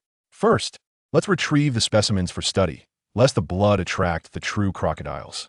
Using a golden net, 2 hefty giant lizards were hoisted onto the deck. Li Ku proceeded to douse the surroundings of the boat with over a dozen bottles of alcohol-laden disinfectant. The synthesizing platform, capable of crafting items, was likely also able to decompose them. Li Ku placed the 2 giant lizards onto the platform, and as expected, the screen illuminated once more, signaling a successful decomposition. Corrosion-resistant leather X2, suitable for crafting sails. Remaining skin carcass may be retained. Perhaps it will prove useful. Let us construct a sail then. Insufficient leather quantity. Requires 4 pieces of lizard leather and 1 sail blueprint. Very well, the tasks can be addressed tomorrow. The night has grown late, so I shall partake of some sustenance and retire. Following the guidelines of the intelligent steward, Li Ku navigated the wooden boat to a section of the water where the current was sluggish, nearly stagnant, and released 2 golden-billed eagles, one stationed at the bow, the other at the stern, to keep watch. Initially, Li Ku did not expect any fauna to thrive in such a harsh environment. However, with the presence of mutated lizards, it stood to reason that her own extraordinary eagles could also exist here. Sure enough, the 2 golden-billed eagles shook their heads, calmly preening their feathers, then cast a glance at Li Ku, signaling her to find a comfortable spot and refrain from disturbing their vigilance. Entering the small wooden cabin, Li Ku hung a lantern, the warm orange glow illuminating the boat and dispelling the ominous atmosphere surrounding it. She secured the wooden door tightly, sealing the gaps with disposable cotton strips, and activated the air purifier at her bedside, only removing her oxygen mask once the device signaled with a green light. In the gentle light of the lantern, she succumbed to a deep slumber. On the following morning at the Acid River, Li Ku awoke early. One tends to feel an unsettling anxiety in unfamiliar surroundings, resulting in a restless night. After donning her oxygen mask and replacing the oxygen tank, she tore off the door seal and pushed it open, only to find a female golden-billed eagle perched at the bow, alongside a massive toad. Upon hearing the door, the toad glanced back at Li Ku, then opened its wide mouth. Chapter 74. Oh dear, Li Ku has been fine again. The giant toad, upon seeing Li Ku, stretched forth a long purplish-blue tongue from its mouth. Li Ku instinctively raised her rifle. At that critical moment, the female golden-billed eagle flapped its left wing, striking the toad's mouth and forcing that lengthy tongue back inside, averting a scene of carnage. Simultaneously, Liku heard the eagle and the toad engaging in a curious exchange. To her astonishment, the toad fixed its gaze on Liku, its expression a blend of confusion and astonishment, before it turned to the eagle and croaked for an extended period. Liku, holding her rifle with one hand, raised her watch, witnessing this bizarre dialogue unfold. Initially, her eagle asserted, "Do not touch her. I am her protector." The toad responded, "All right, I shall respect your authority, if necessary. I will simply swim a bit longer and feast on someone else." "Ah, sister, has your feather fallen out? Was it my tongue that caused it?" Liku swiftly turned her gaze towards the golden-billed eagle, appearing calm and untroubled. However, a feather was conspicuously stuck to the wretched tongue of a frog. The eagle's plumage was as resilient as iron. It had been ensnared by a mere frog, illustrating the formidable power of its tongue. Should it ensnare its prey, the consequences could be dire. The golden-billed eagle remarked, "It's nothing. It will regrow in a couple of days. Just don't mention it to my partner. He could be a bit sensitive." With all due respect, dear family, have you ever witnessed the subtle expressions of a frog? It was Liku's first encounter with the indecisive demeanor on a frog's face. The frog commented, "You mean that big fool squatting at the stern? To be honest, sister, he doesn't quite deserve you." The eagle replied, "You wouldn't understand. I have a penchant for that type." Liku slowly turned and entered the small wooden cabin, reflecting, "How shall I put it? Surviving alone can sometimes feel rather helpless." With nothing pressing on her agenda, she removed her mask and leisurely enjoyed her breakfast. She had been craving snail rice noodles since the previous night, but exhaustion had rendered her too lazy to eat. Complementing her meal were 2 fried eggs and 2 sizzling sausages, accompanied by the crunch of pickled beans and bamboo shoots. And she concluded with a cup of hot cocoa before stepping out of the cabin once more. The frog had vanished, and she recalled her 2 golden-billed eagles to let them rest properly. Liku settled at the bow of the boat, continuing her daily routine of scavenging for supply boxes. Unlike her, the rest of the public group had spent a sleepless night.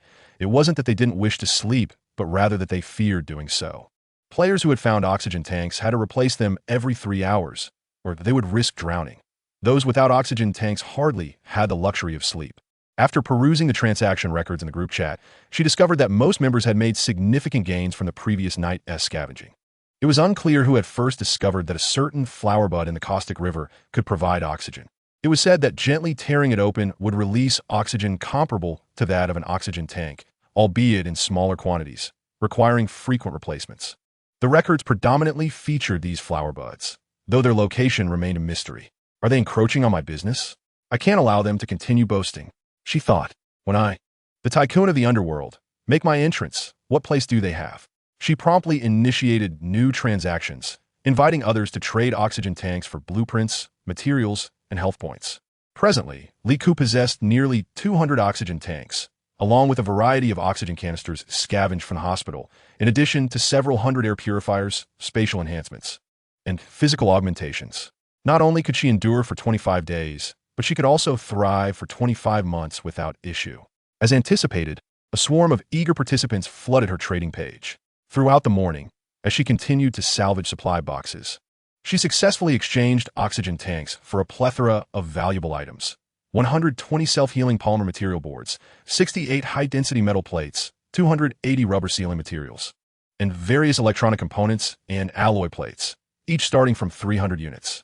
There remain several blueprints, including those for a specialized water tank designed to collect the waters of the strong acid river, a converter that transforms strong acid into weak alkaline water, blueprints for energy rods, and even those for synthetic toilet paper. A total of 180 oxygen tanks have been exchanged. Yet, Liku clings tightly to the blueprint for upgrading a raft, a precious item she would rather dismantle into fragments than part with. Unless, of course, she encounters a certain entity. "Greetings, Hell Tycoon. Do you possess any blueprints for upgrading rafts? I have a blueprint for a perspective detection goggles I wish to trade. I have called out in the group all morning, but no one has even offered a crafting station. Yet I believe you might have one and would be inclined to trade with me." "Ah, you certainly possess keen insight, but what precisely are perspective detection goggles?" The other party promptly shared a photo of the blueprint, which clearly detailed, "This goggles can penetrate fog and minor obstacles, assisting players in detecting hidden reefs, whirlpools, and lurking dangerous creatures in the strong acid river." Unbeknownst to her, the required synthetic materials at the bottom were obscured. However, Lika's space was abundant enough not to be dismayed. The exchange was feasible, yet she had no intention of making it too easy for the other party, for she harbored a deep disdain for others who attempted to decipher her thoughts, and, even more so, for those who assumed certainty in their actions. Such presumptions made her feel utterly insecure. Thus, Liko verbally acquiesced, turning to enter a small wooden cabin, where she retrieved a stainless steel basin and mixed several liquids, cautiously submerging the raft upgrade blueprint within. Fortunately, having inherited the knowledge of a chemical master, she had concocted a solution capable of transforming paper into pulp within 10 seconds. As a green circle appeared at her feet, Liko counted down 3 seconds before retrieving the perspective detection goggles blueprint and placing the raft upgrade blueprint within the circle. Upon observing the materials required for the goggles, a smirk of derision graced Liko's lips. Indeed, it was no ordinary endeavor. In addition to 5 portions of glass, 5 portions of plastic, and 5 portions of silicone gel, it necessitated a pair of eyes from the creatures dwelling in the strong, acid river. This made sense, as only those who could survive in such an environment would possess the vision to pierce through the mist and floating debris to reveal the hazards lurking beneath the water surface. Soon, the other party's frustration erupted even before the game's punitive notifications arrived, questioning Liku in a nearly frantic tone as to why the blueprint had transformed into a mushy mass before even being placed on the crafting station. Lika gazed at the penalty notification indicating a loss of 4,000 health points for maliciously trading defective items. How has the penalty mechanism grown so stringent?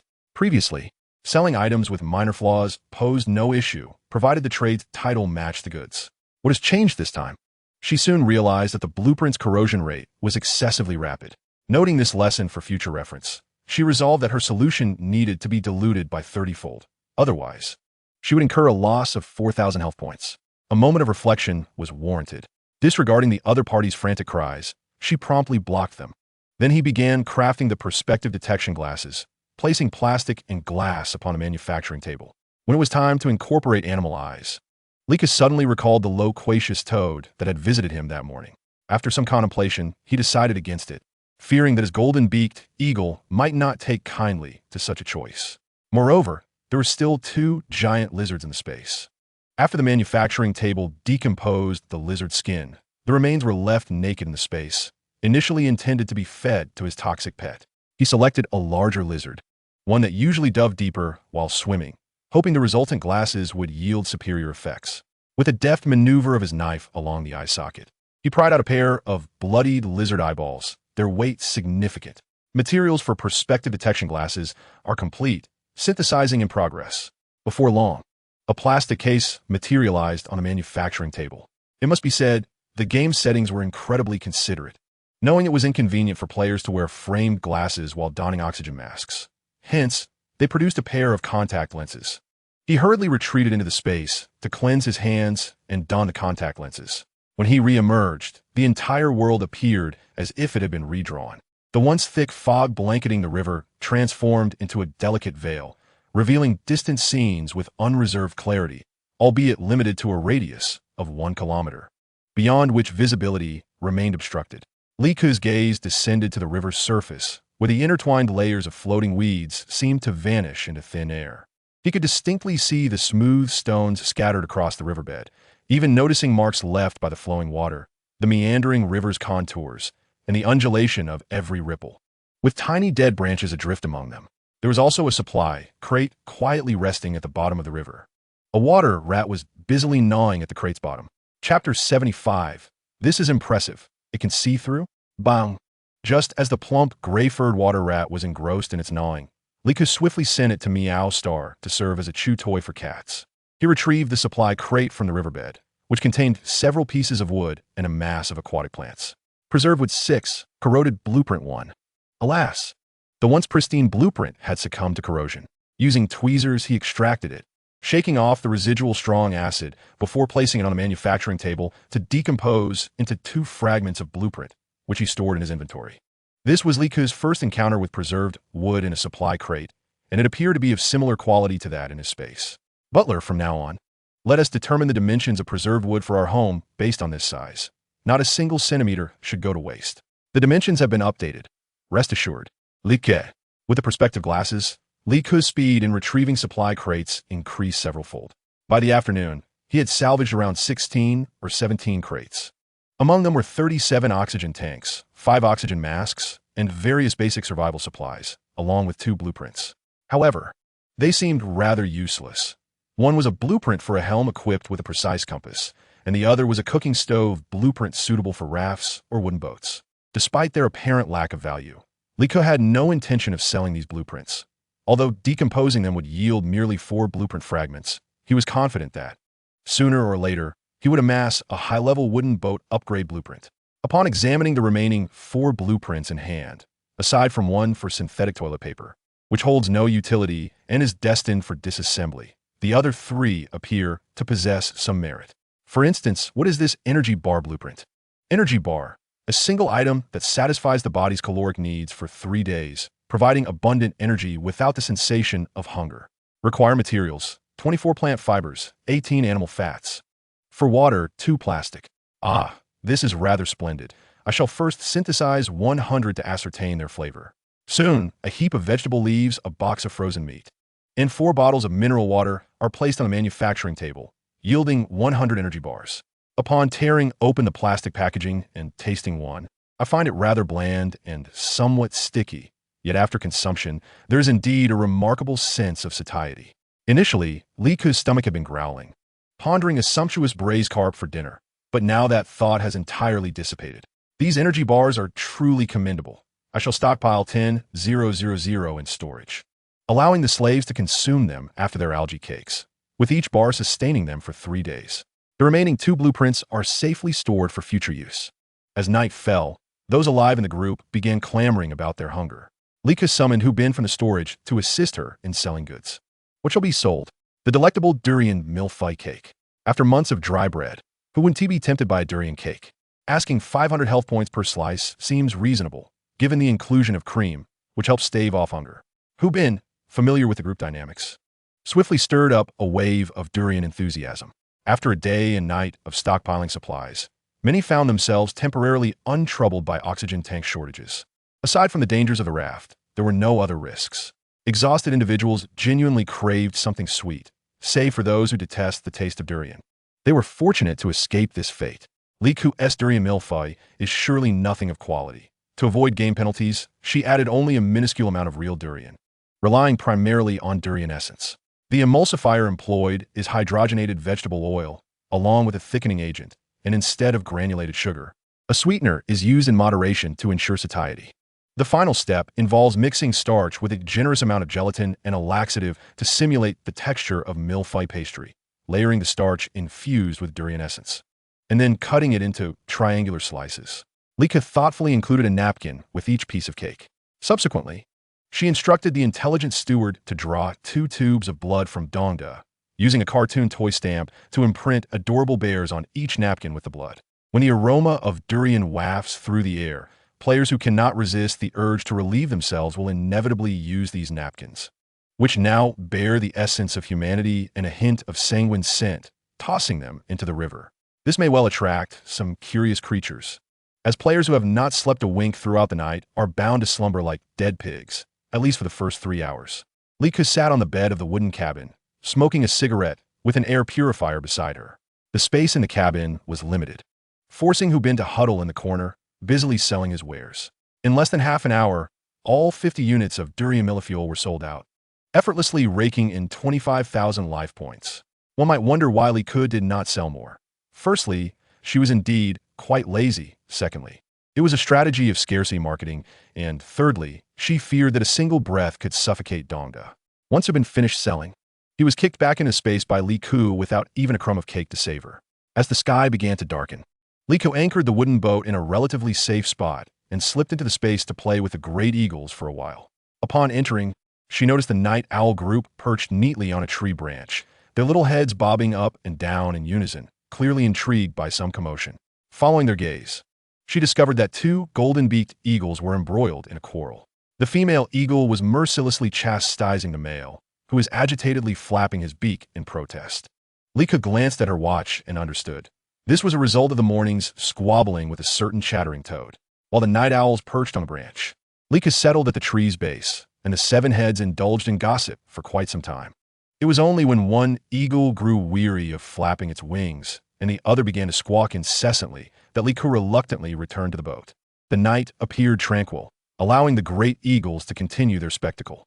After ensuring that the doors and windows were secured and the air purifier was operational, Liku positioned an LED reading light at the bow and immersed herself in a novel.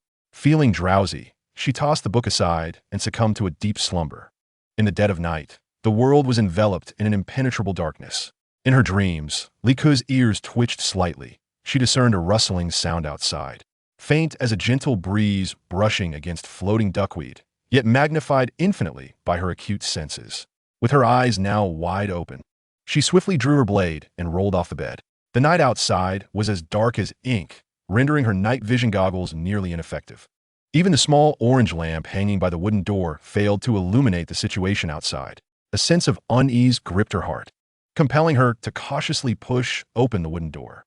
Just as the gap reached the width of 2 fingers, a slender shadow swiftly squeezed through the crack.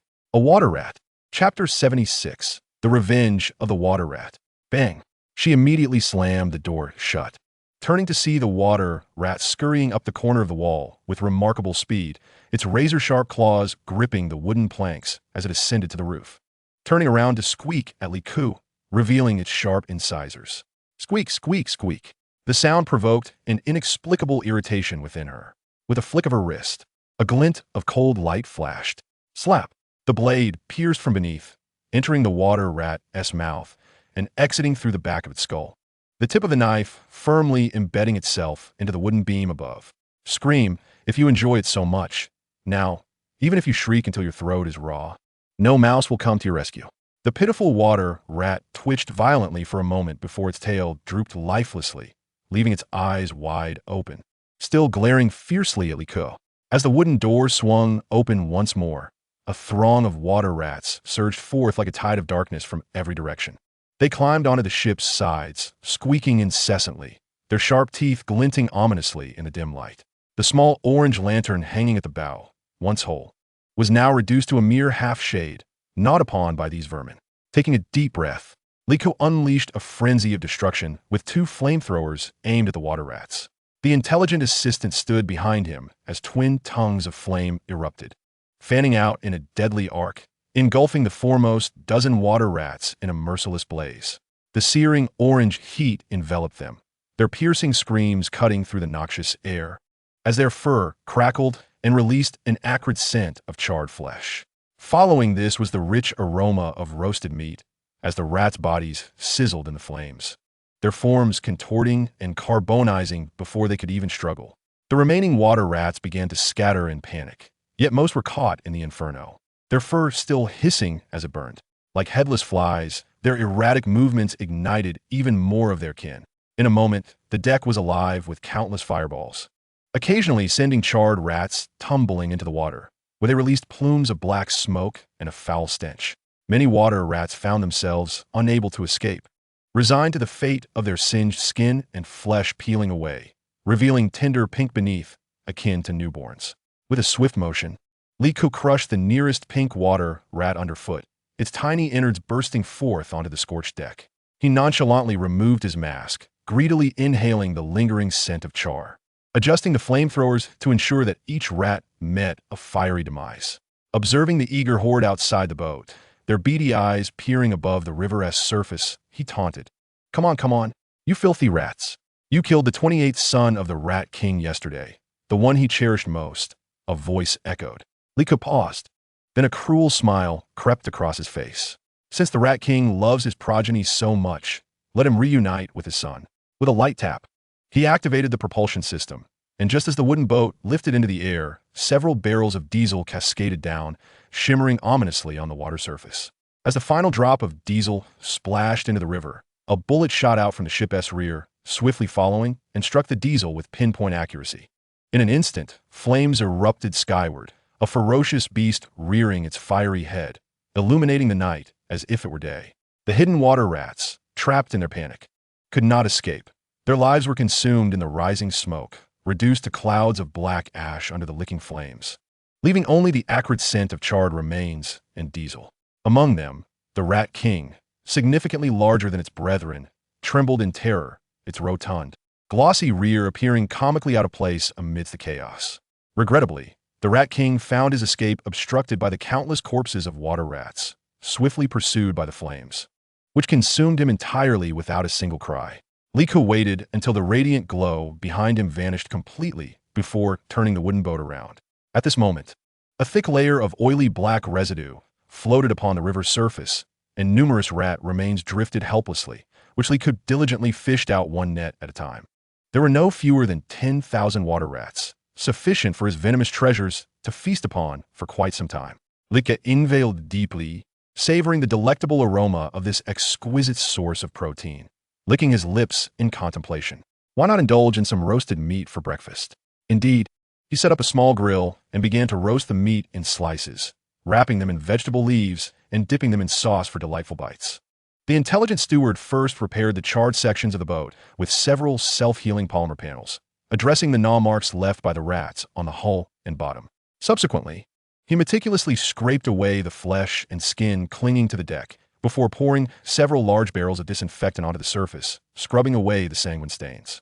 It was remarkable that Liko could still find the scene so appetizing, having already devoured nearly half of a 5-flavor meat platter. However, for him, this was hardly a challenge. During his days of survival in the desolate train car, he often concealed himself among heaps of refuse, able to choke down food even when enveloped in filth. Rat skin, after all, was far cleaner in comparison. Chapter 77. All are mercenaries.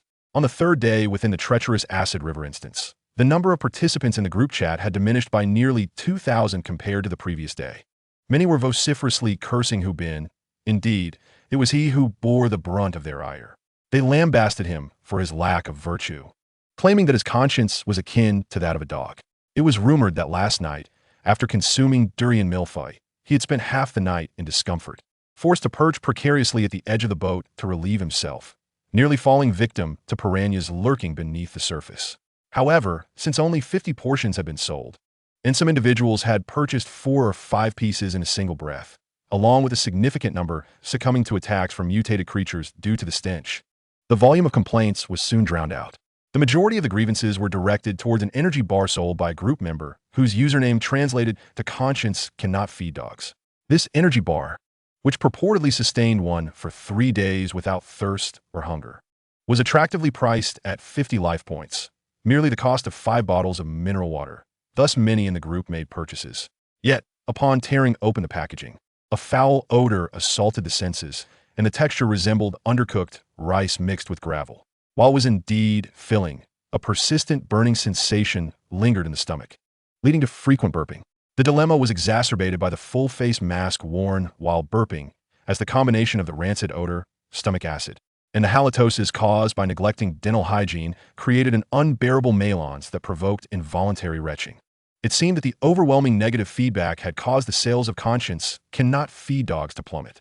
Consequently, the sellers ceased to offer products and instead engaged in a verbal altercation with buyers in the group, determined to engage in a battle of wits that could last 3 days and nights without resolution. Liko found it rather perplexing that he had synthesized an energy bar that emitted no particular scent, yet bore a flavor reminiscent of ham. The texture was indeed mediocre, though not as unpalatable as undercooked rice.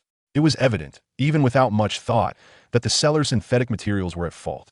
After all, he had utilized frozen meat and genuine vegetables that he had stockpiled in his space long ago. The meat from the seller was likely derived from certain creatures inhabiting the acidic river, such as aquatic rodents, cockroaches, or earthworms. As for the vegetables, Liko glanced at the layers of green algae floating on the river's surface. No wonder they felt a burning sensation in their stomachs after consumption. Even diluted, the algae from such highly acidic water would surely induce acid reflux. Initially, Liko intended to trade for some blueprints in the group chat, but his message was drowned out by a torrent of insults, prompting him to abandon the idea and focus on diligently salvaging supply crates instead. To expedite the recovery process, he equipped his small wooden boat with a motor. Although it generated quite a bit of noise, it liberated his hands from the tedious task of rowing. His skills in mechanical repair proved invaluable, much to his delight, thanks to the increased speed of the boat and his enhanced vision through the goggles. Liko managed to retrieve 7 or 8 supply crates in one go. He sighed quietly, realizing that the number of active participants in the group had sharply declined. Not only was he earning minimal life points, but the quantity of supply crates being released had also diminished.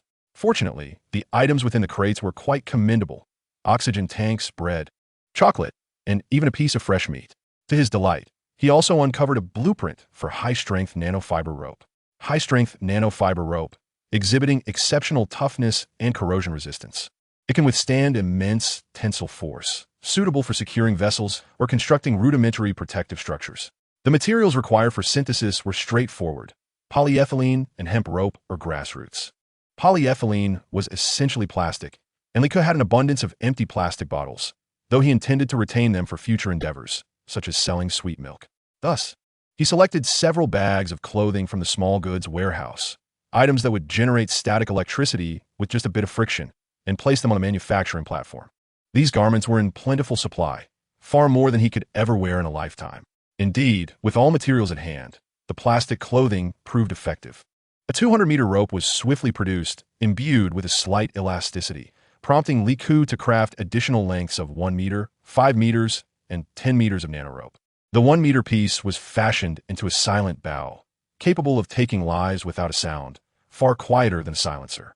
He then crafted several hundred arrows, each arrowhead being licked by the toxic creatures in his space, ensuring they were coated with concentrated venom. A mere scratch from these venomous arrowheads would inflict critical damage. Compared to his toxic pets, tetanus was a trivial concern.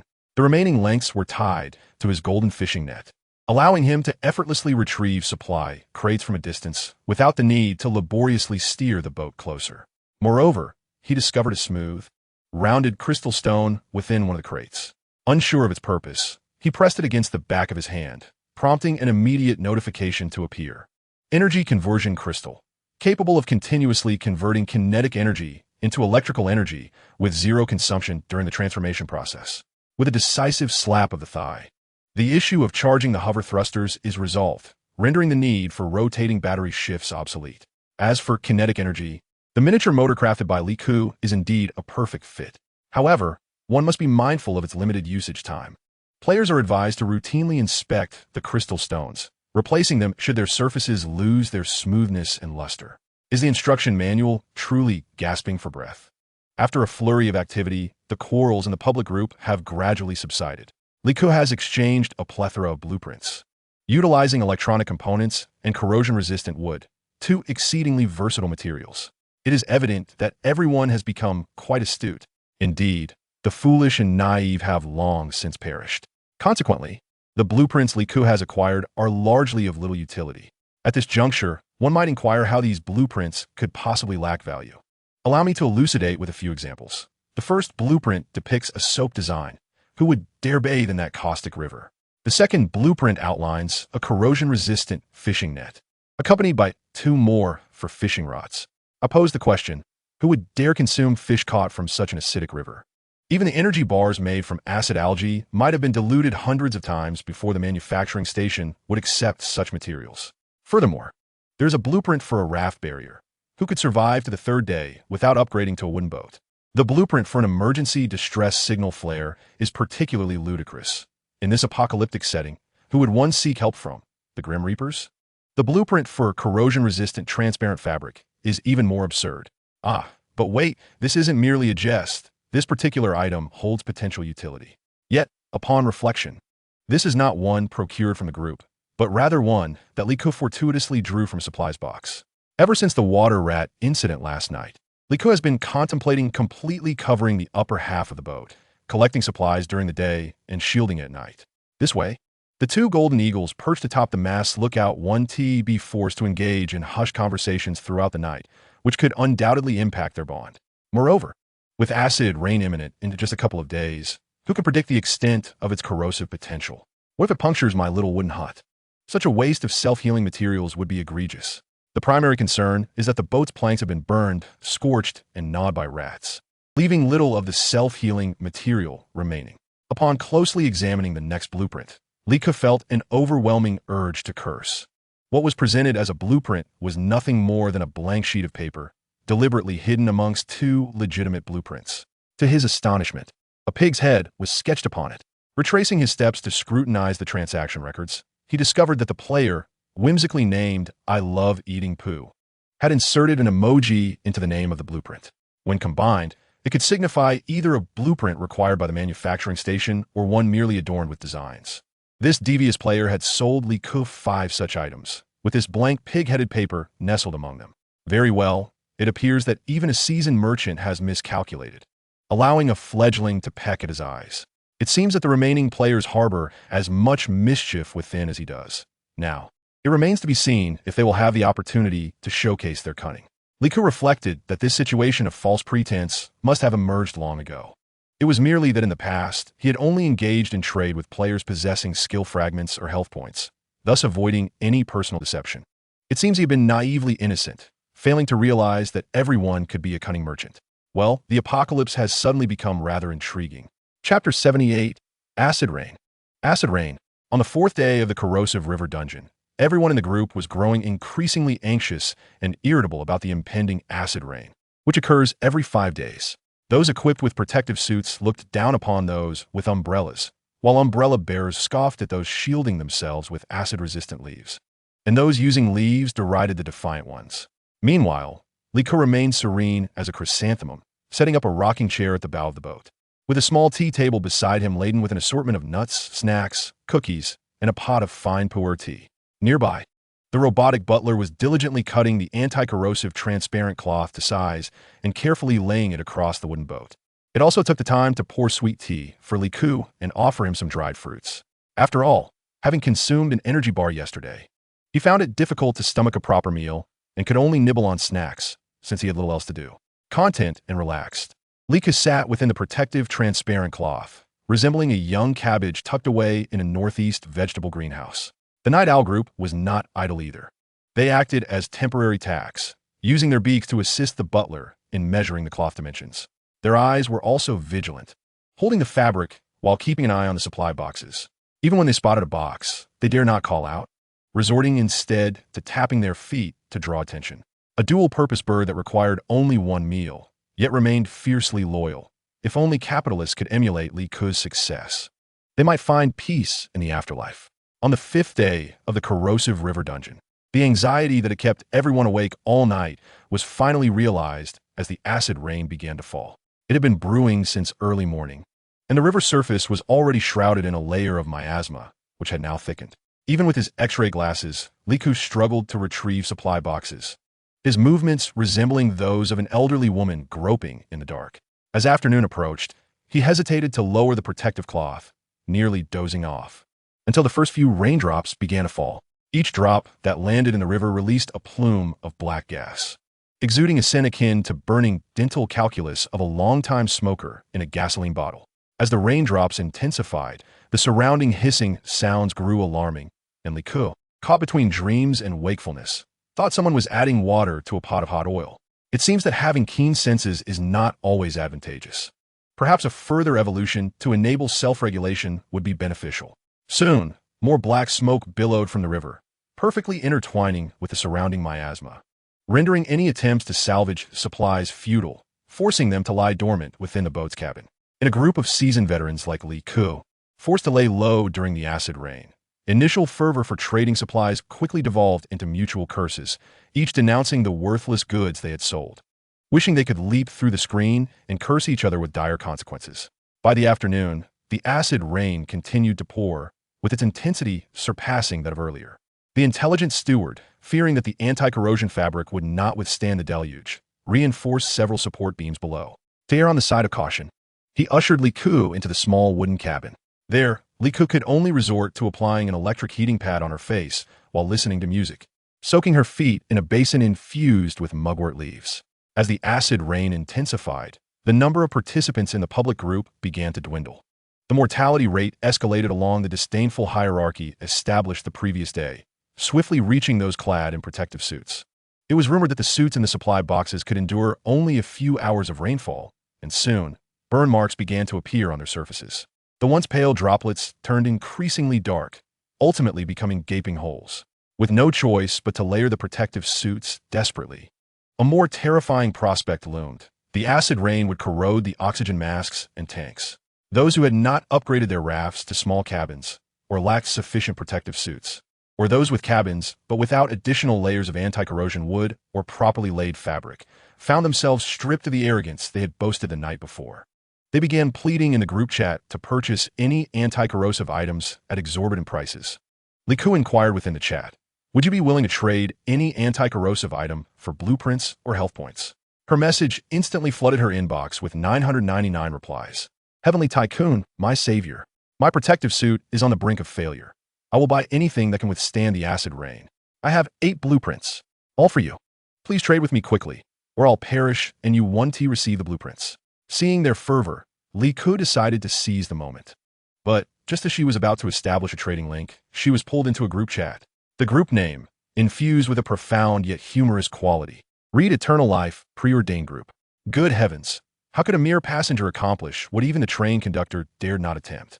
The most alarming aspect was that this group consisted of nearly 3,000 individuals, all aiming for eternal life in a single breath. The group leader addressed everyone. "Listen up, all you immortals. No one is to sell anti-corrosive items to them. Once those outside are all dead, we can reach the final destination and achieve eternal life." Immediately, the chat erupted with responses. Received, received. 11, I guarantee I 1T sell. Rest assured, group leader. Liku, following suit, contributed a 1. Suddenly, a foolish voice emerged, disrupting the orderly chain with treasonous words. "What if everyone outside dies, yet we still Haven T reach the destination? Shall we create another small group to eliminate those within the large group?" The group leader did not respond for an extended period, and eventually, it was shown that the individual had been kicked from the chat. Lika had no time to entertain such a foolish notion, swiftly exiting the chat and returning to the trading page. Adhering to the principle of seizing opportunities, Liku began to trade blueprints and health points for items resistant to strong acids, such as anti-corrosive sunglasses, dismantling her protective suit into 2 pairs of sleeves, 2 shoe covers, and 2 belly bands. There are also remnants of cut anti-corrosion wood and wood shavings, all resistant to strong acids. The pursuit of wealth can be quite ruthless. Lika managed to redeem nearly 200,000 life points along with 38 blueprints in one breath. Soon, his private messages surged to 999, filled with requests for refunds. Without hesitation, Liku switched to a mode of defiance. "What? You claim this item is utterly unusable? That is not acceptable. You initially stated that as long as it is corrosion resistant, any item would suffice. I understand your urgency, but please do not rush. If you insist on this, feel free to report me." Within the next half hour, the number of individuals cursing at Liku in private messages dwindled, their avatars gradually turning gray, while the online count in the public group plummeted to 23,000. With no one left to argue with, the excitement waned. Liku returned to the Eternal Life group to observe the commotion. After all, it was not often that over 3,000 fools congregated. Upon entering the group, he encountered the group leader distributing red envelopes, reportedly due to a stroke of luck in the last high-altitude dungeon, where they had found 3 diamond chests and drawn 6 duplication cards. The group leader, reluctant to consume the tender meat accumulated over time, replicated it 6 times and generously added high-quality ingredients, distributing it among group members. The intention was to utilize the numerous accounts of his friends to sell the enhanced tender meat to outsiders. After all, if the group leader were to sell it himself, the game's penalty mechanism will be multiplied exponentially, potentially leading to his demise. Thus, Liku acquired a piece of it, albeit at the steep price of 1 life point to ensure a successful transaction. When a piece of tender meat, roughly the size of a palm, appeared in the trading circle at his feet, Liku hesitated to reach for it. After deep contemplation, he summoned the unfortunate Dongda from his space once more. With a grin reminiscent of a candied hawthorn, Dongda emitted a chilling voice. "Dongda, have you ever tasted a rare steak? I invite you to try." Dongda closed his eyes, reflecting on what he might have done wrong, then begrudgingly forced the still bloodied piece of meat into his mouth. To be honest, the meat was clearly no longer fresh. Its texture had begun to feel sticky. Desiring to rid his mouth of the nauseating and foul-smelling chunk as quickly as possible, Dongda shewed vigorously. Suddenly, a crunching sound echoed. Excitement surged within Liku as he stepped back. Yet his curiosity compelled him to stretch his neck for a better view. He observed as Dongda squinted in pain, covering half of his back molars with both hands, before finally expelling 2 bloody fragments. One was half a tooth, and the other a bullet. What could it mean for a bullet to be concealed within a meat? An epiphany struck Li Ku. It was brilliant. After all, the living had all endured the harshness of a post-apocalyptic world, and their supply lists must certainly contain remnants of firewood or coal. Thus, when such raw meat is purchased, who among them would be so uncivilized as to consume it without cooking it first? As it roasts, the hidden bullet, when heated, would surely explode. Chapter 79. The Water Ants in the Supply Box. The group leader is truly formidable. One cannot underestimate this gathering, as the cunning strategies within are far more inventive than one might think. Taking notes. After a brief wait, the members began to report in turn, announcing that the fresh meat had sold out.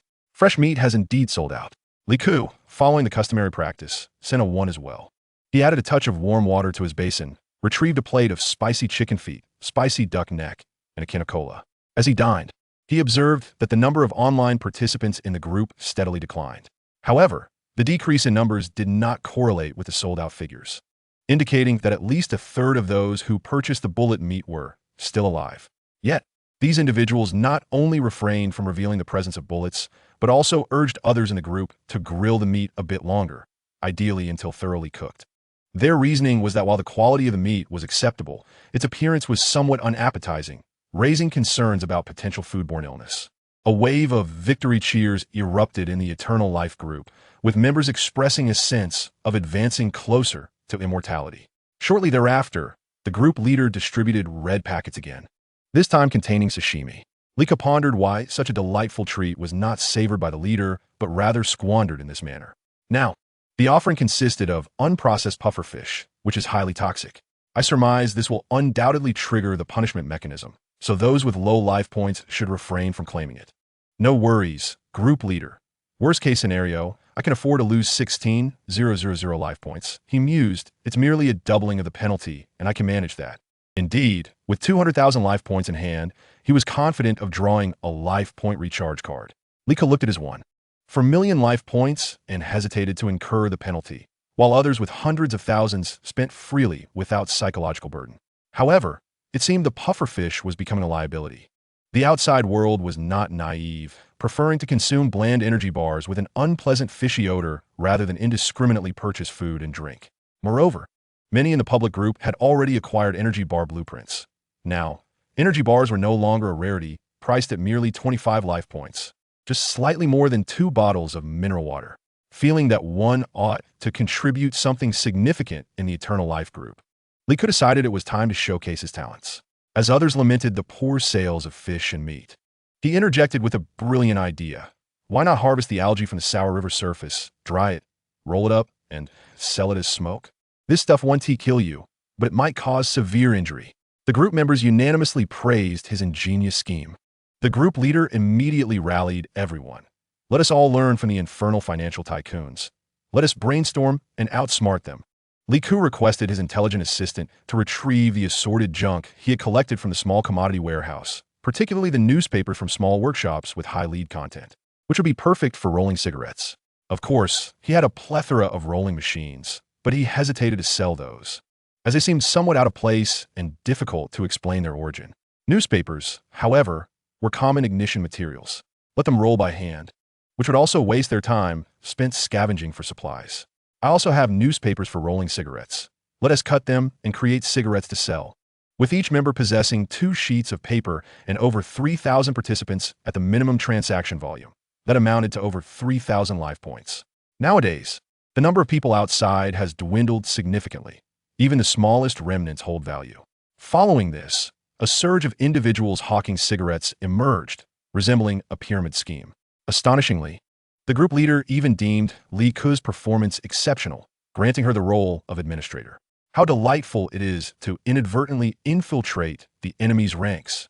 On the 6th day of navigating the acid river, after enduring an arduous 18-hour deluge of corrosive rain, the gaming instance rewarded all surviving players.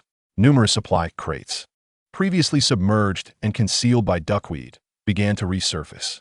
However, one must exercise caution when opening these containers. With a stroke of luck, one might find only slightly corroded supplies, which could at least be deconstructed at the crafting station. Conversely, misfortune would yield a crate brimming with acidic river water and sludge, teeming with ravenous water ants. These diminutive creatures, no larger than a fingernail, swarm forth upon the opening of the supply crate, initially appearing as mere foul-smelling sludge. In an instant, hundreds, if not thousands, of black water ants emerge, hastily ascending your body, burrowing through your collar and cuffs to voraciously feast upon your flesh. The ants possess 4 serrated mandibles, effortlessly slicing through your protective gear or oxygen mask to create minute openings, allowing them entry. This compels you to remove your mask, desperately attempting to extricate the ants that crawl up your nasal passages. Fortunately, while numerous, the water ants lack formidable attack power. Their bites inflict excruciating pain but are not lethal. Yet, therein lies the dilemma. The unbearable agony prompts many in the group to flood the chat seeking pain relief. All victims of these water ants. It is said that the pain is excruciating, akin to being subjected to relentless torment upon a bed of nails. Driven solely by the instinct for survival to seek out medication. By the time Liku perused these messages, it was already noon. Grateful for her penchant for slumber, she had not risen early to scavenge for supplies. Indeed, the early bird is often caught by the worm. Within the Eternal Life internal group, others had also succumbed, pleading desperately for painkillers, likening their suffering to being roasted over an open flame. Silence enveloped the Eternal Life group, with no one daring to respond, all feigning ignorance. In a remarkable twist, the individual, in sheer agony, resorted to smoking acid water algae, astonishingly finding relief from the pain. Chapter 80. This is truly madness. One has even engaged in a passionate embrace with a wooden vessel. This person even repeatedly extolled the virtues of acid water algae. While seeking to purchase electronic components in the group, aspiring to create more drying machines for his newfound cigarettes. Indeed, electronic components are invaluable, as many blueprints hinge upon them. Yet, many lack access to such resources. After all, supply crates are now scarce and fraught with peril. And the most efficient means of acquiring a wealth of electronic components is to dismantle them directly from electronic products. Do plentiful electronic products exist? Liku possesses them, yet she is unwilling to part with them. At this moment, the leader of the Eternal Life group finally made an appearance, offering insincere words of comfort before lapsing into silence. Transitioning to the public group, Liku observed the leader busily engaged in selling cigarettes. Rather than lamenting a missed opportunity to monopolize the market, she found herself disinclined to partake. After all, the plan from the acid river were unpredictable. Who could say what mishaps might occur during the drying process? However, the life points that Liku could not acquire would not be allowed to benefit others. She instructed Dong to flood the public group with messages. Extra, extra. Pain relief cigarettes are merely the algae from the river. Just dry them. There's no need to spend exorbitantly and waste life points. With just a drying machine and some paper, everyone can achieve self-sufficiency. Lika held 38 blueprints, 7 of which were for the drying machine, which she had initially deemed useless and nearly dismantled. Naturally, the blueprints were not for sale. She only felt sympathy for her group members and thus opted to sell the finished drying machines instead. Fortunately, given the current severe shortage of electronic components, Liku's drying machine was poised to achieve a small-scale monopoly. Materials required for drying machine blueprint: 6 electronic components, 25 plastic, 5 metal, 4 wires. Before trading, Liku chose to dismantle the completed drying machines, and the manufacturing station indicated a 50 material loss upon disassembly. This meant that even if they dismantled the machines, they would only recover 3 electronic components, necessitating a selling price of 10 electronic components to avoid loss. She produced 500 drying machines and entrusted them to Hu Bin for sale at 1,000 life points or 2 blueprints each. As the algae from the acid river could alleviate pain when inhaled, Hu Bin's drying machines were snatched up eagerly, netting Liku an impressive 400,000 life points along with 200 blueprints. The Eternal Life group buzzed with excitement, and the leader issued a kill order, promising a splendid reward to anyone who could take Hu Bin's life. Liku was immediately intrigued, pulling out a fruit knife and casting a sidelong glance at Hu Bin. "May I inquire about the grand reward? As an administrator, I am willing to give a try." "Bravo, you hellish tycoon. I am ready to offer 50,000 life points." "What? Only 50,000? Hu Bin is my brother, unless you add 2 zeros to that." With the blueprints she had recently obtained from supply boxes, Liku clutched a thick stack and howled to the heavens. "Oh my goodness, I can finally gather 500 blueprint fragments." Delighted, she clicked on a manufacturing station to synthesize the advanced wooden ship upgrade blueprint, and the screen flashed. "Synthesis successful. Advanced Wooden Ship Upgrade Blueprint 1. Materials required: 800 self-healing polymer boards, 1,000 high-density metal plates, 1,000 rubber sealing materials, 2,000 anti-corrosion wood. The latter three materials could be procured through trade. But the 800 self-healing boards were a different matter entirely. She currently possessed only 280. The crucial point was that these materials could only be obtained from supply boxes, and whether she could acquire them depended entirely on luck. However, Li Ku is a skeptic of fate, believing that success hinges on the strength of one's trading chips. On the 8th day of the acidic dungeon, after 2 days of indulging in the algae smoke, some individuals in the group began to exhibit peculiar behavior. They appeared exceedingly euphoric, claiming that the initial inhalation of algae smoke merely alleviated their pain. But after consuming 3 consecutive puffs, the entire world transformed before their eyes. The acidic river ceased to be a murky green, morphing into a kaleidoscope of colors reminiscent of melted rainbow candies. Even the scent wafting through the air became delectably sweet. Some claimed to detect the fragrance of green apples, while others insisted it was the aroma of pineapples, and still others reported the scent of their first love's perfume. They spoke of skyscrapers and ships amidst the miasma, with the sounds of violin music and laughter resonating in their ears, perhaps catching a glimpse of what awaited them after receiving the reward of eternal life. In contrast, Li Ku believed that this group of fools was merely intoxicated. On the 9th day of the acidic dungeon, Li Ku awoke to discover a staggering 999 unread messages in the public group. Each message was more eye-catching than the last, and he found himself engrossed in the chat history for half an hour without any inclination to exit. These individuals, having overdosed on algae smoke, were eager to share their experiences, desperate to validate their visions to others. The photos they shared were so explicit that, in any previous context, they would have resulted in immediate bans. One particularly greasy individual held an empty mineral water bottle, aiming at an indecorous region while exclaiming, "Look, everyone, the goddess I have pursued for 8 years has finally agreed to be with me. We are perfectly in sync and blissfully happy." Li Ku's expression mirrored that of an elderly man on the subway peering at a mobile phone, pondering how someone could engage in such an act with a bottle so slender. Another disheveled player, with a face obscured by chaotic beard, grasped a lump of something in a selfie, exclaiming, "Did you all receive the cake rain?" It was truly cake. The taste of mango chocolate is simply unparalleled. The most repugnant image featured someone grinning in the selfie, while another individual was engaged in an unsavory kiss with a wooden boat sitting on a crafting station, pleading for disassembly. As Li Ku scrolled further, he encountered another selfie, capturing only the upper half of the subject, who was completely unclothed and covered in a swarm of water ants. One of their eyeballs was notably sunken, and they showed no resistance as the water ants scurried in and out of their eye. The accompanying caption was equally brash. "Today, I shall discover who truly governs my body." Perhaps the sheer shock value of these images and statements caused many to recoil in horror, some even losing their appetites entirely. In conclusion, after a brief period of glory, Li Ku's dryer venture came to a complete halt on the 3rd day, as no one dared to indulge in the algae smoke any longer.